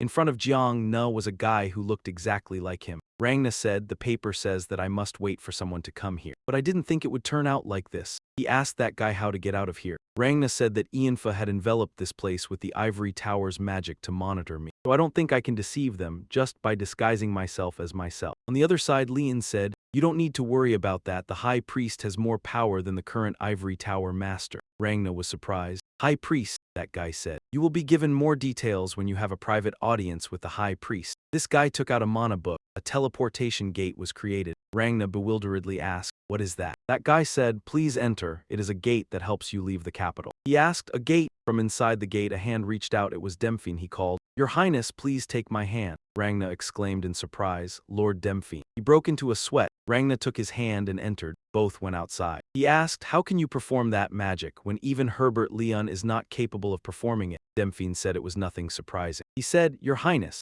do you really think that Herbert Leon could rise to the position of Ivory Tower Master only by his own strength? Demphine continued, although he had acquired a huge source of power, he only focused on seeking advancement for his own position. He is someone who sooner or later will be eliminated. We are now much more at ease with him destroying himself. Rangna pondered for a moment. He thought that the world was immensely vast. You might think that this world is just a place dominated by a chosen few. And you are among them. Even the Emperor is not chosen. He vaguely asked, chosen? Demphine then said, yes, the High Priest believes that you are the perfect candidate for the ruling position. He said that the perfect ruler is the one who will eliminate the foolish elements and bring progressive ideas to the world. Demphine affirmed, you are also the one who inherits the lineage that will open the way for the new world. The High Priest has also been waiting for this day for a long time. Rangna bewilderedly thought to himself, what the hell is this? He pondered. There were also people with magic more powerful than Herbert. And Ian Faso, how could such a person exist? I have heard about the existence of a cult that does not follow the common faith of the country. But I didn't think that the captain of the Imperial Knight Order and the Ivory Tower Master were also involved. Do they have a plot to change the national faith? They also intend to use someone from the royal family like me as a tool to carry it out. Rangna thought that this was an opportunity in the current situation. I need to seize every opportunity to consolidate power there, even if it is not necessarily a good thing. He thought of the throne. To do that, I need to use everything possible for the purpose of reclaiming my rightful throne. Both stopped. Demphine announced, we've arrived, Your Highness. In front was an ancient castle. He said, please follow me. This place is blurry and illusory. The space was quiet, only the sound of the howling wind. Rangna then asked, where is this? Demphine answered, this is the castle where the Dragon Clan once lived. He recounted that 300 years ago this place was erased from the earth because it was sealed by the separation magic of the Ivory Tower. Not long after the separation magic gradually weakened, humans found this place. Rangna felt uneasy. He asked, why did you bring me here? Demphine silently continued walking. Another group of people appeared and greeted, you are here, Lord. They showed respect and said in unison, we express our reverence to Your Highness. Rangna observed these people. He was silent for a moment. Rangna asked them, are you all nobles? I see quite a few familiar faces here. Demphine explained, because this is a crucial moment when progressive ideas of the world begin to flourish. We could only gather the most prestigious members within the capital. He then said, nevertheless, I think you missed the most important part, the purpose for which you all gather here and under whose command. Since I am in the same boat with you all, shouldn't I also be informed? He then answered, you will know soon. Demphine looked towards the gate and said, "The high priest is waiting for you inside." The gate opened, Ragna then entered. He showed astonishment when witnessing what existed inside. Inside, the dragonborn Avantis was waiting for Ragna. He had a rugged and majestic appearance. The others immediately knelt down, their hands searching again. They exclaimed, "The sole surviving descendant, the last dragon?" Ragna was startled upon hearing this. He pondered. So that was their commander. The dragonkin Avantis then spoke up, his voice imposing, "You must have many questions about who I am and why I invited you here." He introduced himself. "I am Avantis the dragonkin, the last dragonkin in this land." Ragna was astonished and thought, weren't they exterminated 300 years ago? A creature that could wield the most powerful magic. His appearance quite resembled the records of the dragon race. So the sole descendant of the dragon kind is like this. He lifted the corner of his mouth, looking very deceitful. "Indeed, in the war 300 years ago, our kind was defeated and wiped out by the humans, except for me. That is the truth. Your ancestor, Michel Green River, cast a powerful sealing spell using his own blood to prevent me from taking a single step outside. I have been waiting for this moment." Avantis the dragonkin stared at Ragna and said, "His bloodline, the blood seal of Michel Green River, to lift the seal. I need the blood of his descendant." Ragna asked, "Wouldn't killing me be easier than using my blood to lift the seal? Why would you make this proposal?" He laughed and replied, "You are so barbaric, Prince. I merely thought it would benefit me to make you emperor. We'll eliminate those old customs and begin a new era of absoluteness. This is the root of a grand plan, the foundation in a world of peace, where dragonkind and humans can coexist." Ragna asked, "So you mean you will use me as a tool?" He predicted, "And if I refuse, you will kill me immediately. While the impostor is in my room." He then answered, "I do not intend to harm you. If you refuse, I will simply erase your memory and send you back." He looked down at the seal line and continued, "But the reason I chose you is that I am certain you will not refuse this opportunity." Ragna was silent. He clenched his fist and said, "Promise me." Ragna looked serious. He continued, "That after you make me emperor, you will not betray me." He smiled, "I promise." Ragna then took the knife that Finn had brought and said, "Very well." Jiangna immediately used a knife to cut his arm and dripped his blood onto the floor. Jiangna said, "I accept your proposal." Jiangna's blood immediately spread across the area with the seal marking. The whole area lit up, and the seal was gradually released. Avantis the Dragonian and Jiangna looked at each other. Avantis the Dragonian gave a sinister smile. "Good, good, good," he laughed loudly. "Thank you, Prince." He put on his robe. Avantis the Dragonian slowly walked out and said, "I should blend in with humans, shouldn't I?" He stared at Jiangna and said, "Your face is full of fear." Avantis the Dragonian said, "There's no need to be afraid, Prince, I will not harm you." He said, "I have a feeling we will become good friends." He stepped forward to take a robe. Avantis the Dragonian put on the robe and said, "Now at last I can taste the outside world after all this time." Scene shifts to Harry. Our beautiful princess also has moments of unease and worry. The thing she is longing for is truly very important to her. Tusk, a not very cheerful sound rang out. She inadvertently blurted out a question. "Why hasn't he come to see me yet?" Harry clasped her hands together, then exclaimed again, "Has he forgotten about me?" The maid standing behind her was a bit flustered. She hesitated for a few seconds, then slowly replied, "It's not like that, Princess. He's probably just a little busy with the recent dark magic investigation." Hearing these words from her close maid, Harry quickly regained her spirits. A bright smile bloomed on her lips. That's right, after all he is quite busy. Harry thought to herself, yes, that must be it. But only a few seconds passed and she could no longer deceive herself. She fell back into a state of tangled confusion. The maid stood behind her, but she dared not speak up. The silence at that moment was extremely heavy, blanketing the entire room. Thud! A loud sound rang out, tearing through the atmosphere. Two other maids appeared with panicked expressions. "Princess," seeing their flustered state, Harry looked at them and asked, "What is it? Did something happen?" The two maids simultaneously clenched their hands together and said in unison, "The time has come, he is here." The maid on the left quickly spoke first. "Finally, that day has come." Then the maid on the right continued, "Please, Princess, wear only a formal dress, do not add a cloak." They once again spoke loudly in perfect unison. "Lord Ian Fa has arrived." Though she did not yet know if it was true, the moment she heard his name, Harry's face flushed. She slowly asked again as if to confirm. "He is here." She clenched her hands with a flustered expression and cried out, "Help me!" A moment later, she quickly stepped into the magnificent Nguyen and Ga main palace. Inside the castle, those delicate high heels with bows walked quickly in an erratic rhythm. Harry tried to walk as fast as possible because she probably could not wait another second. At the main door, she hurriedly asked the maids, "How is my hair? Is it messy?" Harry took a deep breath. "Phew!" The maids raised their hands high as if cheering her on. The maid in the black dress reassured her. "Please don't worry, Princess. Today you look incredibly radiant." The two other maids also agreed in unison. "That's right." Harry turned around to look at them and said, "Then I'll see you all later," they replied together. "You can do it, princess." Then the door was open. Inside was Ian with an extremely handsome appearance. At that moment he placed his hand on his chest as if bowing to her, along with a classic greeting. "It's been a long time, princess." She shyly clung her hands tightly together. Harry's face grew redder and redder. She dared not look directly at Ian. Her flustered eyes finally settled on the floor. She slowly said, "I thought you had forgotten." Ian smiled gently and replied to her, "Please forgive this humble servant. I've been a little busy lately." Harry quickly replied, "It's all right, I thank you for coming." She gave a silly smile and said, "Someone looks wonderful in that formal attire." He replied, "I thank you." A bit of shyness showed on Ian's face. First of all, I think we should go somewhere more suitable for training." He further explained, "There are too many prying eyes in the palace. If anyone sees me meeting the princess, many unpleasant rumors will arise. Ian fears it will affect the princess," he continued. "After all, it's the talk of the world." Harry was somewhat moved. She said, "Of course, let's do that," he continued. "Then I beg permission to take the princess elsewhere." He extended his hand toward the princess. Ian asked her, "May I hold the princess's hand for a moment?" Harry replied regretfully, "Forgive me." Harry then suddenly asked again, "Hold my hand." Ian shyly explained, "I will take us using teleportation magic." At that moment Harry's astonished expression looked quite funny, so she was the one overthinking it. She asked him, "So that's the teleportation magic I've heard about." She slowly placed her hand on Ian's hand. He kindly advised, "The princess will feel a little dizzy." Ian took hold of her small, pretty hand. He smiled and said, "Please focus." A blinding light flashed. A picturesque scene unfolded, with rows of majestic high mountains nestled close together. Harry exclaimed in astonishment, "This place," Ian replied to her. "These are hills on the outskirts of the capital. This is a place where people seldom come and go." He further explained that the range of a level 6 teleportation spell was not wide. He had decided to teleport here as this place was spacious and open. So it was the perfect place to practice magic. Seeing her bewildered expression, Ian added the last few words, "Your Highness."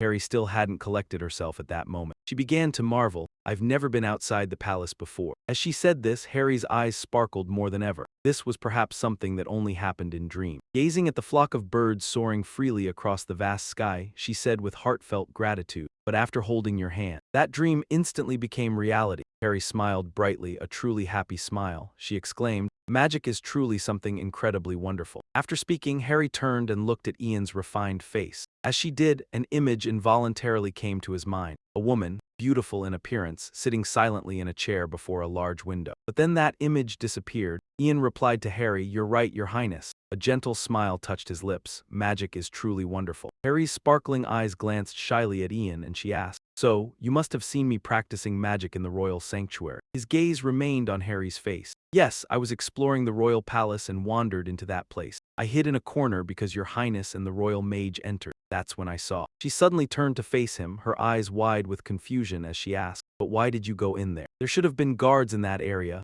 Ian stammered. "I was just young and curious." She couldn't help but burst out laughing, as if childhood memories had just come flooding back. The smile made her eyes narrow. "I understand. When I was little, I explored restricted areas of the palace with my brother and got scolded a few times." Harry looked at Ian with eyes both mischievous and warm, full of brightness. She proposed an agreement with him. "I will overlook the matter of you entering the royal sanctuary, since you also turned a blind eye to me learning magic." Harry continued to tease him. "Now we're comrades in the same boat, aren't we?" Ian's expression was full of helplessness at Harry's playfulness, and he murmured, "Yes." Suddenly she lowered her voice seriously, "Speaking of which, my brother will be holding a birthday party. You will attend too, won't you?" Ian silently closed his eyes as if concentrating on something. Then firmly, "I received an invitation, but I have no intention of attending." Harry's tone turned surprised and puzzled. "Why, surely my brother will be very disappointed." Ian had personal concerns about his background and didn't want to hear whispers and gossip, so he decided to decline. Ian mused, his voice carrying a hint of gravity. "The birthday party of the crown prince, only people of high status attend. Although I've been promoted to Tower Master, my origins are commoner. So the nobles will certainly make a fuss if I attend." Ian was telling himself he must take responsibility for the mission he had to bear. Ian took a deep breath and continued, "The powerful force that the previous Tower Master built over decades will not easily collapse. They will keep an eye on me." He paused briefly. "Everything the former Tower Master painstakingly built will be threatened." Ian continued cautiously, "Until the Crown Prince firmly establishes his position in political and high society, and safely inherits the throne through his own strength, I think I should focus on performing my role as Tower Master well." After hearing this, Harry lowered her head, no longer looking toward Ian. The space between them suddenly fell silent. She said in a thoughtful tone, "I understand. Suddenly, Harry's determined gaze made him pause for a moment. Every word she spoke came from an iron will within. Then I must also be determined to fulfill my role as princess. I will make sure the nobles opposing my brother in high society cannot make a move. Harry turned, her sparkling eyes looking at Ian, her voice hesitant. Harry expressed her determination. I will also study magic diligently. She smiled brightly at Ian, her sparkling eyes tinged with shyness. But my helper, master, may I call you that when it's just the two of us?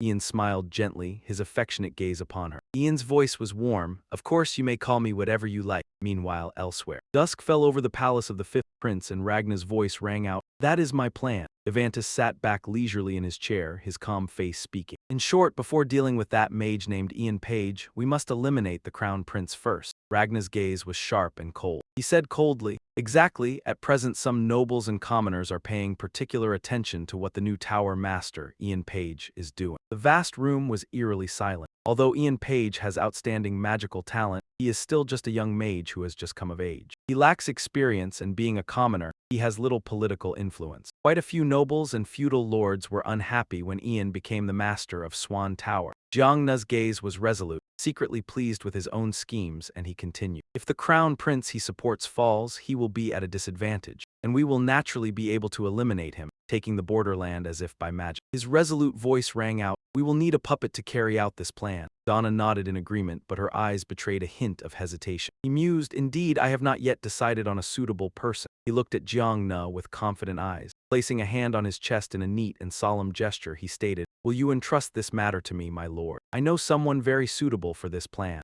Ragna looked at Demphine and said firmly, "We should trust you completely and entrust this heavy responsibility to you to handle." "Then I will entrust it to you, Lord Demphine. Everything has been discussed." He and his group quickly departed. Now only Jiang Na and Evander remained in the large room. The atmosphere was quiet, with nothing left to discuss. He spoke, "Then I shall take my leave as well." Ragna suddenly called out, "Lord Evander." Ragna quickly stepped towards Evander, stopping him. "I have a question for you." Seeing Evander's puzzled expression, Ragna did not keep him waiting and went straight to the point. "With your power, you could seize dominion over the empire, even without using me, if it is to propagate doctrine and establish order. Then there are many ways for you to achieve your goal." Jiang Na did not stop but continued to pour out his inner doubts. "I want to know the reason behind it and why you asked me to cooperate with you." He calmly, slowly answered, "I need to find someone." Hearing this, Jiang Na's eyes were full of confusion. He hastily asked, "Who?" Jiang Na's face remained cold. "The last remaining ancestor on this land, the dragon that controls time, the golden dragon. All dragon descendants search and yearn to live as they did in those days." Ragna broke out in a cold sweat, his voice bewildered. "Isn't that just an imaginary creature from legends?" Clearly seeing the astonishment on Jiang Na's face,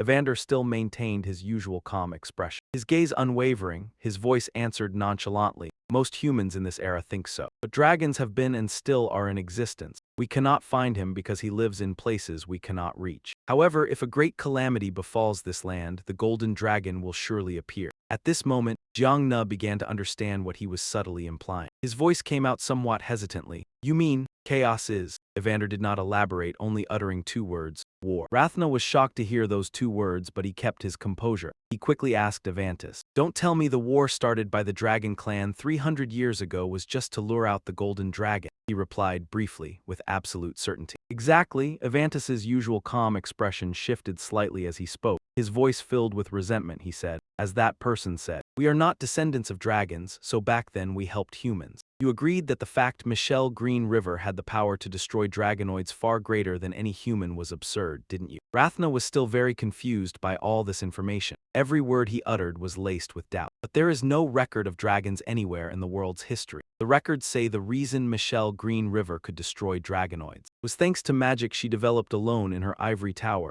Evantus took a deep breath. Feeling somewhat helpless, he said, "That person always erases every trace of her connection to the world and vanishes without a trace, as if she doesn't even exist in this world." Evantus's eyes suddenly glistened, his voice both resolute and thick with emotion. "But as a dragonoid who carries the blood of dragons, I can sense her. I can feel her existence." Rathna shifted his weight, turning slightly toward him and boldly asked, "So you plan to make me emperor and start a war?" Evantus's face had completely changed, now looking very pleased. Laughing, he said, "Yes, that is my intention, but it's not a bad thing for you either." He seriously emphasized the unification of the continent. Evantus was stressing the importance of the hidden threat, while urging Rathna to recognize both the responsibility and the risk. He said solemnly, "Isn't that what your ancestor wished for? If war breaks out, that person will appear to settle the chaos in this land. I must find her. Facing him, Rathna's eyes were filled with questions and wariness. He spoke up. What do you plan to do after you find the golden dragon? Avantis did not answer Rathna's question directly. Instead, he looked weary and replied, it feels like we've been talking for too long. Immediately after, he stood up saying, don't worry, I intend to follow her plan. The peaceful morning at the Royal Knight's Tower was suddenly shattered when Bao's panicked voice rang out. What? Is that true? At that moment, the knight with a refined and composed face replied, it's true. Vice Captain, you are ordered to report immediately to the office of the Captain of the Royal Knight's First Order. Baffled, Bao hung his head low as if trying to grasp what was happening, then muttered to himself, why would the terrifying Lord Demphine summon me? I haven't gotten into any trouble lately.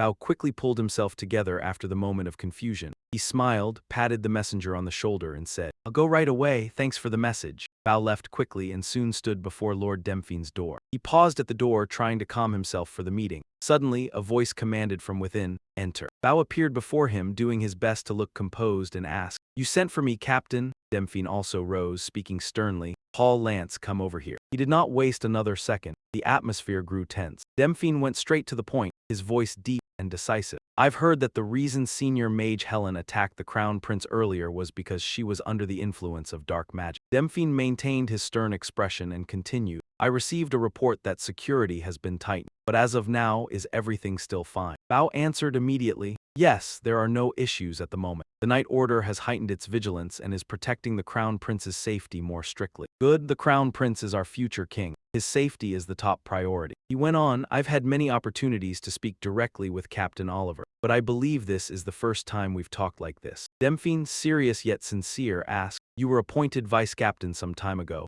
I wonder if I've done anything to make you uncomfortable. Bao's voice was slightly hurried but genuine. I'm deeply honored that you summoned me. Demphine smiled with satisfaction and said, good. He walked slowly toward Paul, his voice slow but full of authority, asking about something Demphine had heard. Your swordsmanship is second only to Captain Oliver, who holds the title of Sword Master. Demphine said, you are truly talented, possessing real ability. Recognized by His Majesty, the Crown Prince, and Captain Oliver. Paul flustered slightly, his cheeks reddening at the praise. He humbly replied, I still have many shortcomings. Demphine looked at Paul, seemingly understanding his shyness and modesty at once, and immediately said, no need to be humble. After all, it's your recognized talent that made you vice captain. Demphine drew closer to Paul and slowly recounted. When Captain Oliver proposed you, an orphan and commoner from the northern border, to be vice captain of the Royal Knight's Second Order. Demphine stopped, then Thuong said, I thought he had left. He looked straight into Paul's face, openly revealing the doubts he had previously harbored about him. In a deep, contemplative voice, he said, I had my doubts about why he chose someone of low birth to become a member of the Imperial Knights who protect the Emperor. Demphine's face was now full of displeasure, and he said bluntly, I can't believe he would just let any random guy into the noble and prestigious Imperial Knights. I simply can't stand it any longer,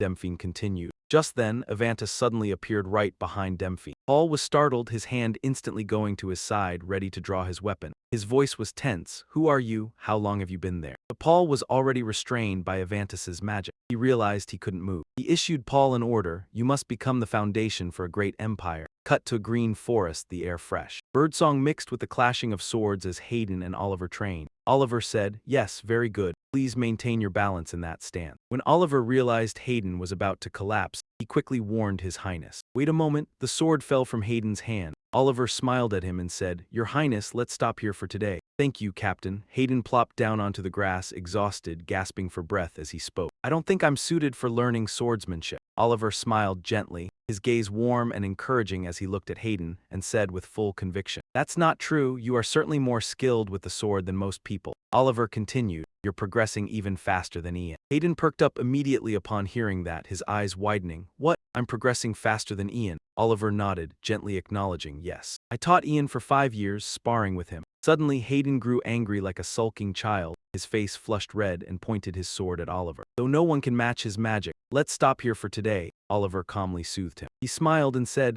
but to be honest, he has no talent for the sword. Oliver's eyes sparkled mischievously, like a child teasing and chiding Hayden at the same time. He laughed and said, Please keep it a secret that he learned swordsmanship from me. Hayden burst out laughing, delighted and amazed. I can't believe that perfect Ian actually has something he's not good at. As the laughter faded, Hayden's cheeks flushed pink, embarrassed by the joy of thinking. I finally have something I'm better at than Ian, he murmured to himself. I see now there's something I'm better at than Ian. Elated, Hayden declared to Oliver with determination. All right, from now on, I'll train even harder until I surpass you, Sword Master. Suddenly, Hayden's gaze shifted into the distance. He looked in that direction and asked curiously, Hey, Captain, is something wrong with the Vice Captain? Oliver recognized that it was Paul. His eyes grew somber as he told Hayden about Paul's situation. He's been speaking much less and seems sad. I've been keeping an eye on him and asking, but he says everything is fine. Hayden sighed and advised Oliver. Keep an eye on him, he solemnly ordered. Don't be too hard on him. Part of being a commander is also listening to the worries of your subordinates and caring for their morale. Oliver cheerfully replied, I will keep that in mind, Your Highness. At that moment, at the Imperial Palace, preparations were underway for Prince Hayden's birthday party. In the banquet hall, servants were bustling about non-stop to get everything ready for the royal party. As the time drew near, Oliver hurried in and reminded him, Your Highness, the party is about to begin. Hayden had just finished getting ready and replied,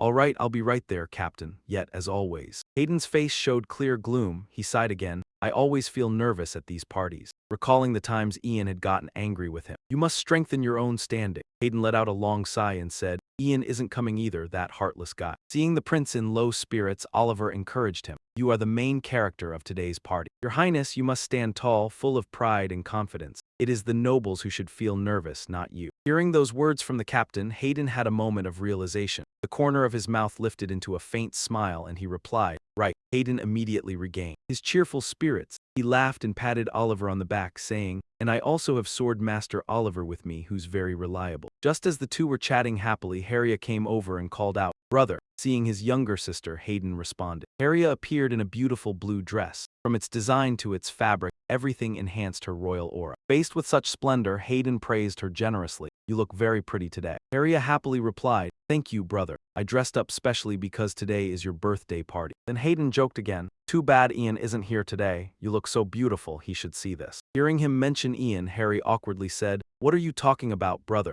Then Harry continued questioning, How can you say such things? Did you tell Sir Ian about what I asked earlier? I'm so embarrassed. But she stopped there because today was a special day. Harry took a deep breath and with affectionate eyes and a gentle voice, said to her brother, Happy birthday, brother. I'm always proud of my hardworking big brother. Not stopping there, she also stomped her foot firmly on the ground and declared resolutely, I will crush those upper-class nobles who dare speak ill of you. So don't worry about them. Seeing his sister's adorable gesture, Hayden laughed happily. Thank you, Harry. At last, it was time for the two of them to go inside. Hayden said, Let's go inside. Yes, Harry answered, then she took her brother's arm. After a while, when the party began, the servant announced, Crown Prince Hayden Green River and Princess Harry Green River arrived. The nobles present immediately bowed respectfully. After the announcement, the footsteps of the two siblings entered. Hayden and Harry both appeared very solemnly. At that moment, the conductor waved his hand to signal. The musicians awaiting orders immediately began to play a soft melody that echoed throughout the room. The nobles hurriedly surrounded Hayden and Harry and all said in unison, Happy birthday, Your Highness. Your Royal Highness. Happy birthday, Your Highness. Hayden politely replied, Thank you, I hope you all enjoy the party. At this time, Oliver stood aside watching the prince confidently interact with other nobles. The pride in Oliver's eyes for Hayden was clearly visible. At the same time, Emperor Terry also appeared at the party. The servant was somewhat surprised by this unexpected arrival and didn't react in time. Only when he heard Terry's reminder, What are you doing? Announce me quickly, did the servant snap back to his senses and reply, Yes, Your Majesty. Terry then stepped inside step by step. As soon as he appeared, the clear announcement rang out, His Majesty the Emperor arrives. The nobles were all astonished by the Emperor's presence and even Hayden was surprised. Father. He hurried over to his father and said, I didn't think you would come. He replied, It's your birthday and as a father, I must come to celebrate the day you were born and have grown a year older. Terry looked straight into Hayden's eyes and praised, I'm proud of you, my son. Hearing those words from his father made Hayden immensely happy. After that, Terry's footsteps moved forward. Hayden also followed him to the banquet table. Then Terry spoke, It seems many people have come to celebrate the prince's birthday. His voice rang out steadily. After hardship comes the beginning of good things. I am very glad to see everyone present here today. Then he turned to look at Hayden and said, For parents, every moment of a child's growing up is like a miracle full of surprises. I am both proud and amazed to see such a small child now grown into an adult. Terry recalled a bit nostalgically, I remember when the boy was about 5 years old. One day, while out for a walk, the boy followed me. At that time I asked, Why are you following me? Hayden gave a bright smile and said, I follow you because you lead the way for me. Remembering that time, Terry bent down and ruffled the hair of his 5-year-old son Hayden. He recounted, though it was just a meadow that gave the child strength to walk. So I continued to lead and the boy trustingly followed me. Saying this, Terry couldn't help but be a little moved. So much time has passed. Then he looked at his son and continued after that day. You have always followed in my footsteps until now.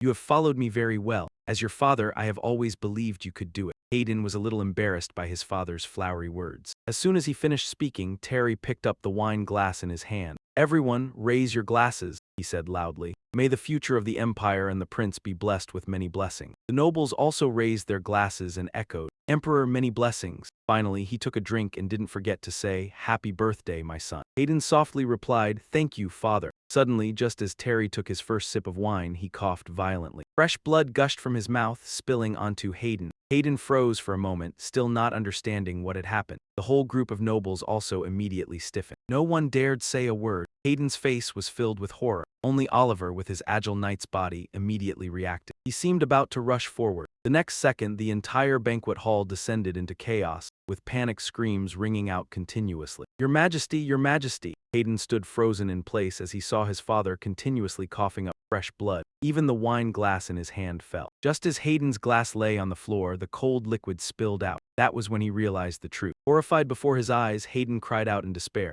Your Majesty! The sky was extremely gloomy, with pouring rain falling endlessly. By the window frame, Hayden sat alone in a daze. He sat there unconsciously, not knowing what he was pondering. His lips kept moving as if to say something, but he couldn't utter a word. Just as Hayden was endlessly worried, a voice came from outside the door. Your Highness, Captain of Royal Knight Squad 2, Oliver Jehut, requests an audience. Hayden immediately sprang up in alarm. The captain, quick, let him in, right after that. Before Oliver could step inside, Hayden hastily opened the door and urgently called, Captain Oliver. Yes, Your Highness. Hayden's voice was clearly worried as he said, Hello, how is he? He quickly explained the situation. He has passed the critical stage thanks to timely treatment, but is still in a dangerous condition. All doctors and alchemists are doing their best to treat him. He will soon. Hearing this, Hayden could no longer stay calm and loudly cut Oliver off. What about the one who tried to assassinate him? A trace of sadness flickered in his eyes. He paused for a moment after being yelled at directly. However, he understood the prince's worry and calmly replied, We immediately arrested the culprit who poisoned His Majesty's cup. The prisoner has confessed to his crime. Hayden inhaled sharply, grinding his teeth with anger he couldn't hide in his eyes. Hayden shook Oliver and shouted, demanding, Who is the culprit? His eyes now held no light at all. He hesitated, then answered the prince, The culprit is. Oliver's voice gradually lowered, just enough for the two of them to hear who the culprit was. The surrounding space suddenly fell silent. Hayden's arm resting on his shoulder immediately trembled uncontrollably upon hearing that name. Hayden was stunned for a long moment, but still couldn't believe the truth the captain had just told him. What? At the same time elsewhere, an emergency meeting among the noble officials was taking place concerning the incident. Regarding the emperor, the angry voice of the man in red echoed throughout the room. Why would the vice-captain of Royal Knight Squad 2 want to assassinate His Majesty? He stood up in frustration,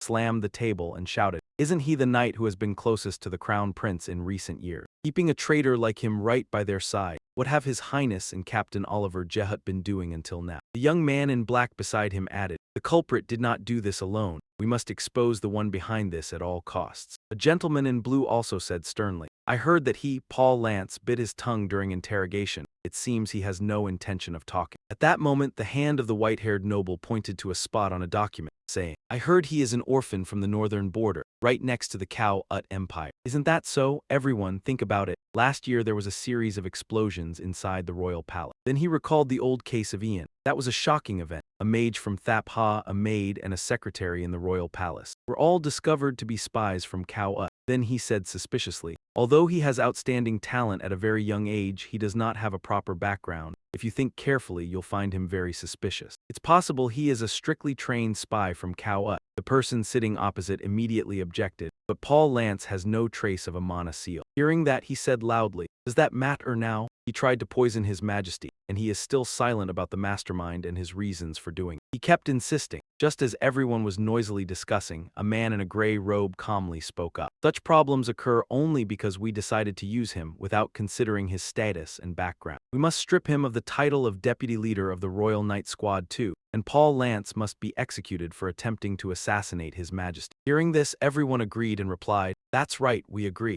Amid the endless chatter in the meeting, Ian remained silent and said nothing more. After a while, when the meeting had ended, the sky outside was still overcast. Ian was walking alone to the meeting point when a voice called out from behind. Ian, although the person was completely cloaked, Ian still recognized him as the captain. He walked over, pulled down his hood, and asked urgently, What happened? Paul, Ian replied, everyone thinks he is a spy for the youngest prince. Hearing this, Oliver could not stay calm and shouted, ridiculous, he is not a spy. Ian also agreed, I agree, the deputy leader is willing to sacrifice his life for the crown prince. Remembering what Paul had done before, no matter where he came from, he was an honorable knight who swore loyalty to his master. He firmly asserted, I know Paul is that kind of person, but after this incident, his death sentence was decided, and there is no reason that can explain Lance's action. Oliver froze upon hearing this terrible news. He added he remained silent about who gave the order and why he wanted to assassinate his majesty. Then he tried to keep his voice steady and said to him, we must first find out why he did it. At this, Ian hesitated for a few seconds. Then he asked, how is the crown prince? He recounted, he hasn't eaten or drunk anything and has barred anyone from entering his room. I think he is blaming himself for causing his majesty to be poisoned. Hearing that, Ian replied, I understand. Then Oliver continued, you know, all members of Squad 2 have been confined. We will soon be interrogated. His hands clenched until they trembled. As the squad leader, I cannot do anything reckless. It was clear from his expression how helpless he felt. He kept blaming himself. I know I'm asking too much, but I have no one else to turn to but you, eldest brother. With all sincerity, Oliver immediately bowed before Ian and pleaded, please uncover the truth behind everything. But Ian calmly replied, I didn't detect any lies in the deputy leader's confession, nor was there any reaction from the tower's interrogation spell. He froze upon hearing that. Perhaps even he didn't expect things to be this bad. Then, Ian added, tonight the deputy leader will be thrown into prison. I will go see him personally. Then he looked straight at the captain and seriously said, after that, I will come to your house to see you. Oliver knew well that he was also trying his best to help. And Oliver tried to stay calm and replied, I understand. Over the ivory tower, dark clouds were gathering again. It seemed even the heavens understood his current anxiety. Outside the solitary confinement area, the sky seemed about to collapse under the pouring rain. The prison guard, relying on the weather and the prison's sturdiness, had fallen asleep with his head down.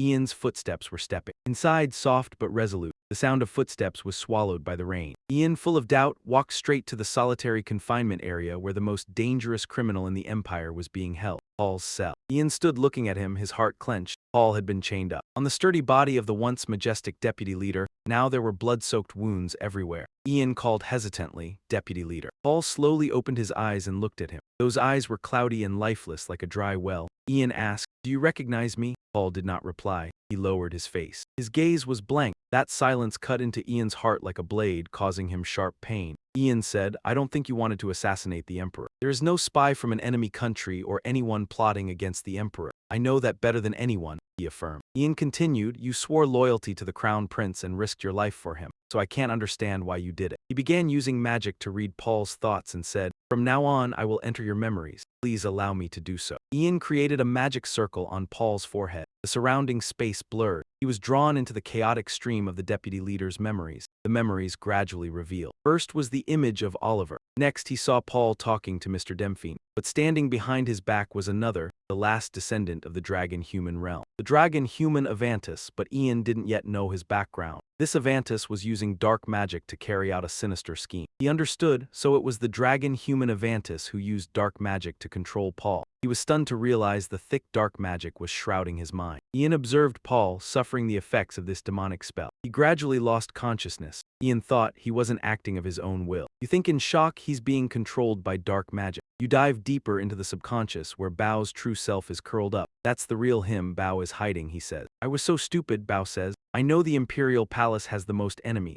Ian calls out, deal with it. Bao smiles weakly and says, I've been waiting for you to come here. Ian, it truly wasn't in vain. You panic, your voice urgent, saying, please wait. I'll free you from the dark magic first. He suddenly grabs your hand, Ian. Bao asks, Crown Prince, how is it? You shout, trying to persuade him. Based on his memory, the truth of this incident has been exposed. If we find the person who used dark magic on you, we can clear your name. Bao shakes his head, his voice heavy with despair, and replies in a self-blaming tone. The situation isn't good, it's all my fault. He continues, even if we find the culprit, it won't change what I did. I poisoned His Majesty's tea. Ian urgently advises him. You mustn't give up. If you stop here, you'll forever be seen as the traitor who assassinated the Emperor. Bao suddenly becomes uncharacteristically resolute, shaking his head and saying, I don't care about the crimes pinned on me. The humiliation I will endure is nothing. I think of the pain I've caused the person I swore loyalty to. He entreats, Ian, no matter who the enemy is. If they are targeting His Majesty, they will surely target the Crown Prince as well. I may just be the beginning, so please let me end this. I don't want to stand in the Crown Prince's way anymore. Ian is bewildered. He asks him, Bao, what are you talking about, Vice Captain? Bao asks Ian, please pass this message to the Crown Prince and Captain Oliver for me. He says with anger, tell them I'm sorry and also very grateful. This is perhaps the last thing I can do as the sword that protects the Imperial Palace.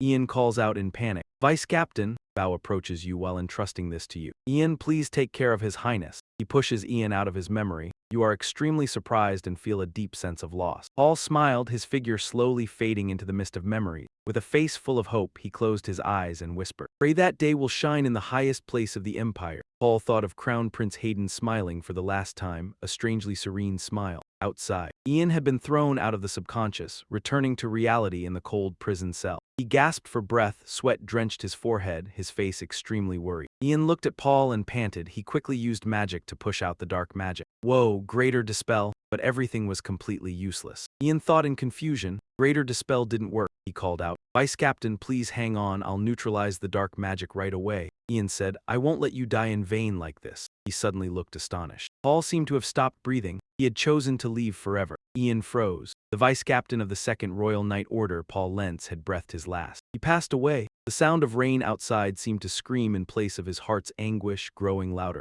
At the Crown Prince's mansion, a heavy atmosphere hung over everything. Oliver sat huddled in a dark corner, his dark-circled eyes staring into space. He suddenly heard a strange noise outside. With a warrior's reflex, Oliver sprang up, drawing the sword at his hip in caution. Ian called, Oliver, Captain. A familiar voice rang out. He recognized it as Ian. Yes, Oliver lowered his sword, hurriedly opened the door and rushed out calling, Ian. He stood silently, soaked to the skin from the rain, water streaming down his face. It was unclear whether it was rain or tears. He asked, have you seen Paul? How is he? Did you discover anything? Ian stood silent for a long moment, his throat bitter and choked, then hesitantly replied, Sir Paul Lentz. He raised his reddened eyes to look at the captain, trembling with worry, each word falling like lead. He passed away today in the dungeon. Oliver stood frozen, his limbs trembling. He stammered. What? He slowly placed his hand on the table. Oliver pressed his hand down hard, trying to suppress it, but then he could bear it no longer, bowed his head and broke into sobs. Pain and sorrow, the weeping of a grown man echoed in the silent room. Amidst tears, Oliver recounted, his voice choked. Memories rushed back like a slow-motion film. The first time I met Paul was at an orphanage in the north, sponsored by the Dayhut family. He was a child who always had a bright smile and took care of those around him more than himself. His face flushed, tears streaming down.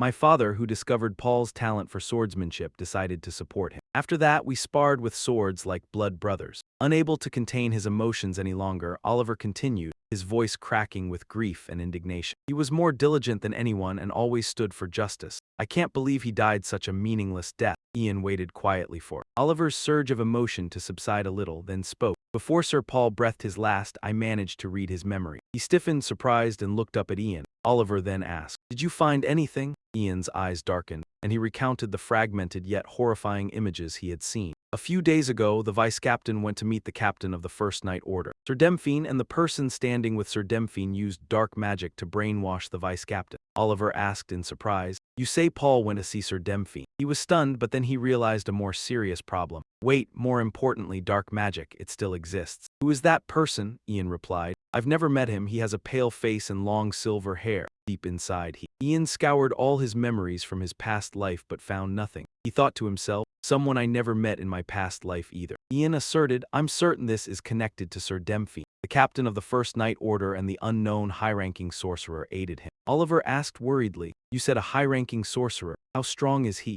Ian said, I tried to use greater dispel after I realized the Vice Captain was under the influence of dark magic. But it didn't work. He believed he is someone capable of using higher-level magic than me. Ian analyzed the situation. I think I might know who he is, but I have no concrete evidence. I'm not sure whether he acted alone or if there are other dark sorcerers involved. I need to investigate this further. Oliver looked at Ian with fearful eyes. He asked in confusion, but if he is so strong that he can cast magic you can't dispel, won't it be very dangerous for you? If they cast dark magic on you, the Empire will drown in a sea of blood. Ian didn't answer immediately. He reached into his coat pocket and took out an object. He gave Oliver a stone necklace. He looked at it for a moment. Oliver recognized it. This is the necklace I gave you in that sparring match 6 years ago. Ian explained, it is the necklace the Empress granted you. Although you once said it has magic that calms the mind, it's no simple magic. This pendant has a very precious stone made from dragon's tears. The necklace contains an anti-magic enchantment that can absorb dark magic. Ian believed its power must be at least level 8. He replied, I see, that's a relief then.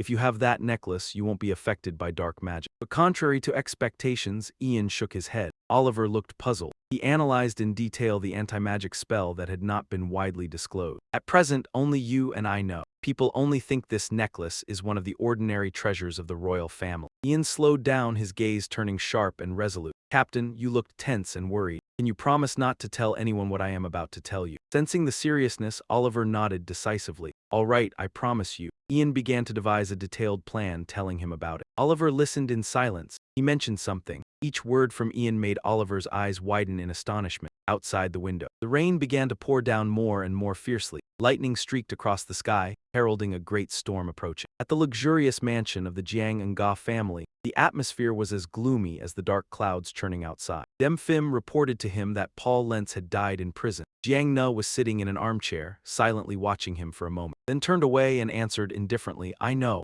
Dem Phim continued, and a rat sneaked into the prison. It seems that person realized Paul Lentz was afflicted with black magic. He calmly replied, of course, but he couldn't do anything. Jiang Ne calmly took a sip of tea, his tone without a trace of worry, and remarked that Ian still knew nothing about the existence of the Dragonkin. He said, when everything is still unclear, perhaps he will try not to be afflicted with black magic. Herbeck's level 5 black magic cannot affect a level 6 Ian Fa. But the Dragonkin of Vantis is a mage stronger than Ian Fa. By human standards, he is a level 8 master. A sly glint flashed in Jiang Ne's eyes, and he said, although he has not yet fully recovered his power due to the seal, he is still stronger than Ian Fa. Having a mage stronger than himself is probably something Ian Fa has realized. Dem Phim immediately asked, won't he simply give up everything and run away? He burst out laughing. Ha ha ha, he won't do that. If he were that stupid, I wouldn't have had to suffer so much. Jiang Ne laughed and said, actually, I don't know what Ian Fa is thinking. After last year, when he first entered the palace, he was already one of the crown prince's aides. But he once said, I do not serve the crown prince.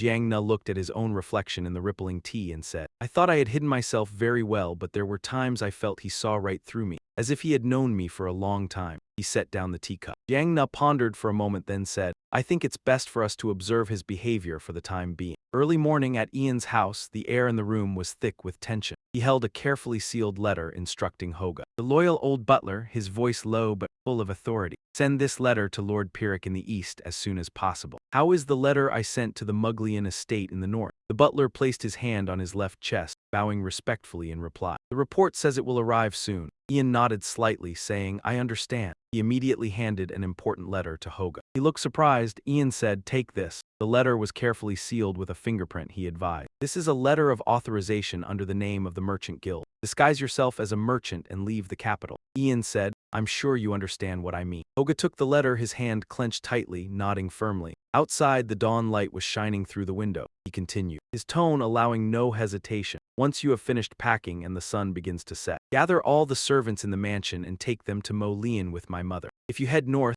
Lord Muglian, having received the letter, will help us. He replied with confidence, understood, Master Ian. Just then, hurried footsteps sounded, Vanessa's footsteps rushing forward. She called out loudly, Ian. He was surprised, exclaiming, Mother! Vanessa looked worried, breathing heavily, her eyes shining with extreme anxiety. Vanessa didn't wait for an explanation. She immediately asked, What's the matter? Why must I leave suddenly? Ian stepped forward. He maintained a calm demeanor to reassure her and explained, I cannot explain in detail, but the capital is currently very dangerous. I have already sent a letter ahead to Lord Muglian. He will keep everyone safe. Vanessa was extremely moved. She asked, her voice uneasy, How can I leave you here alone? If you stay, I will stay too. He gently took hold of Vanessa's trembling hands. His gaze was tender but resolute, and he softly said, You don't need to worry about me. I'm grown up now. Ian smiled brightly and confidently said to his mother, And I am also a renowned level 6 mage, the master of Nga Tower. I am more than capable of protecting myself, so don't worry. She then looked restless and shook her head continuously, tears welling up. You're only 18 years old, you're my only son. Vanessa complained, Why do you keep putting yourself in dangerous situations?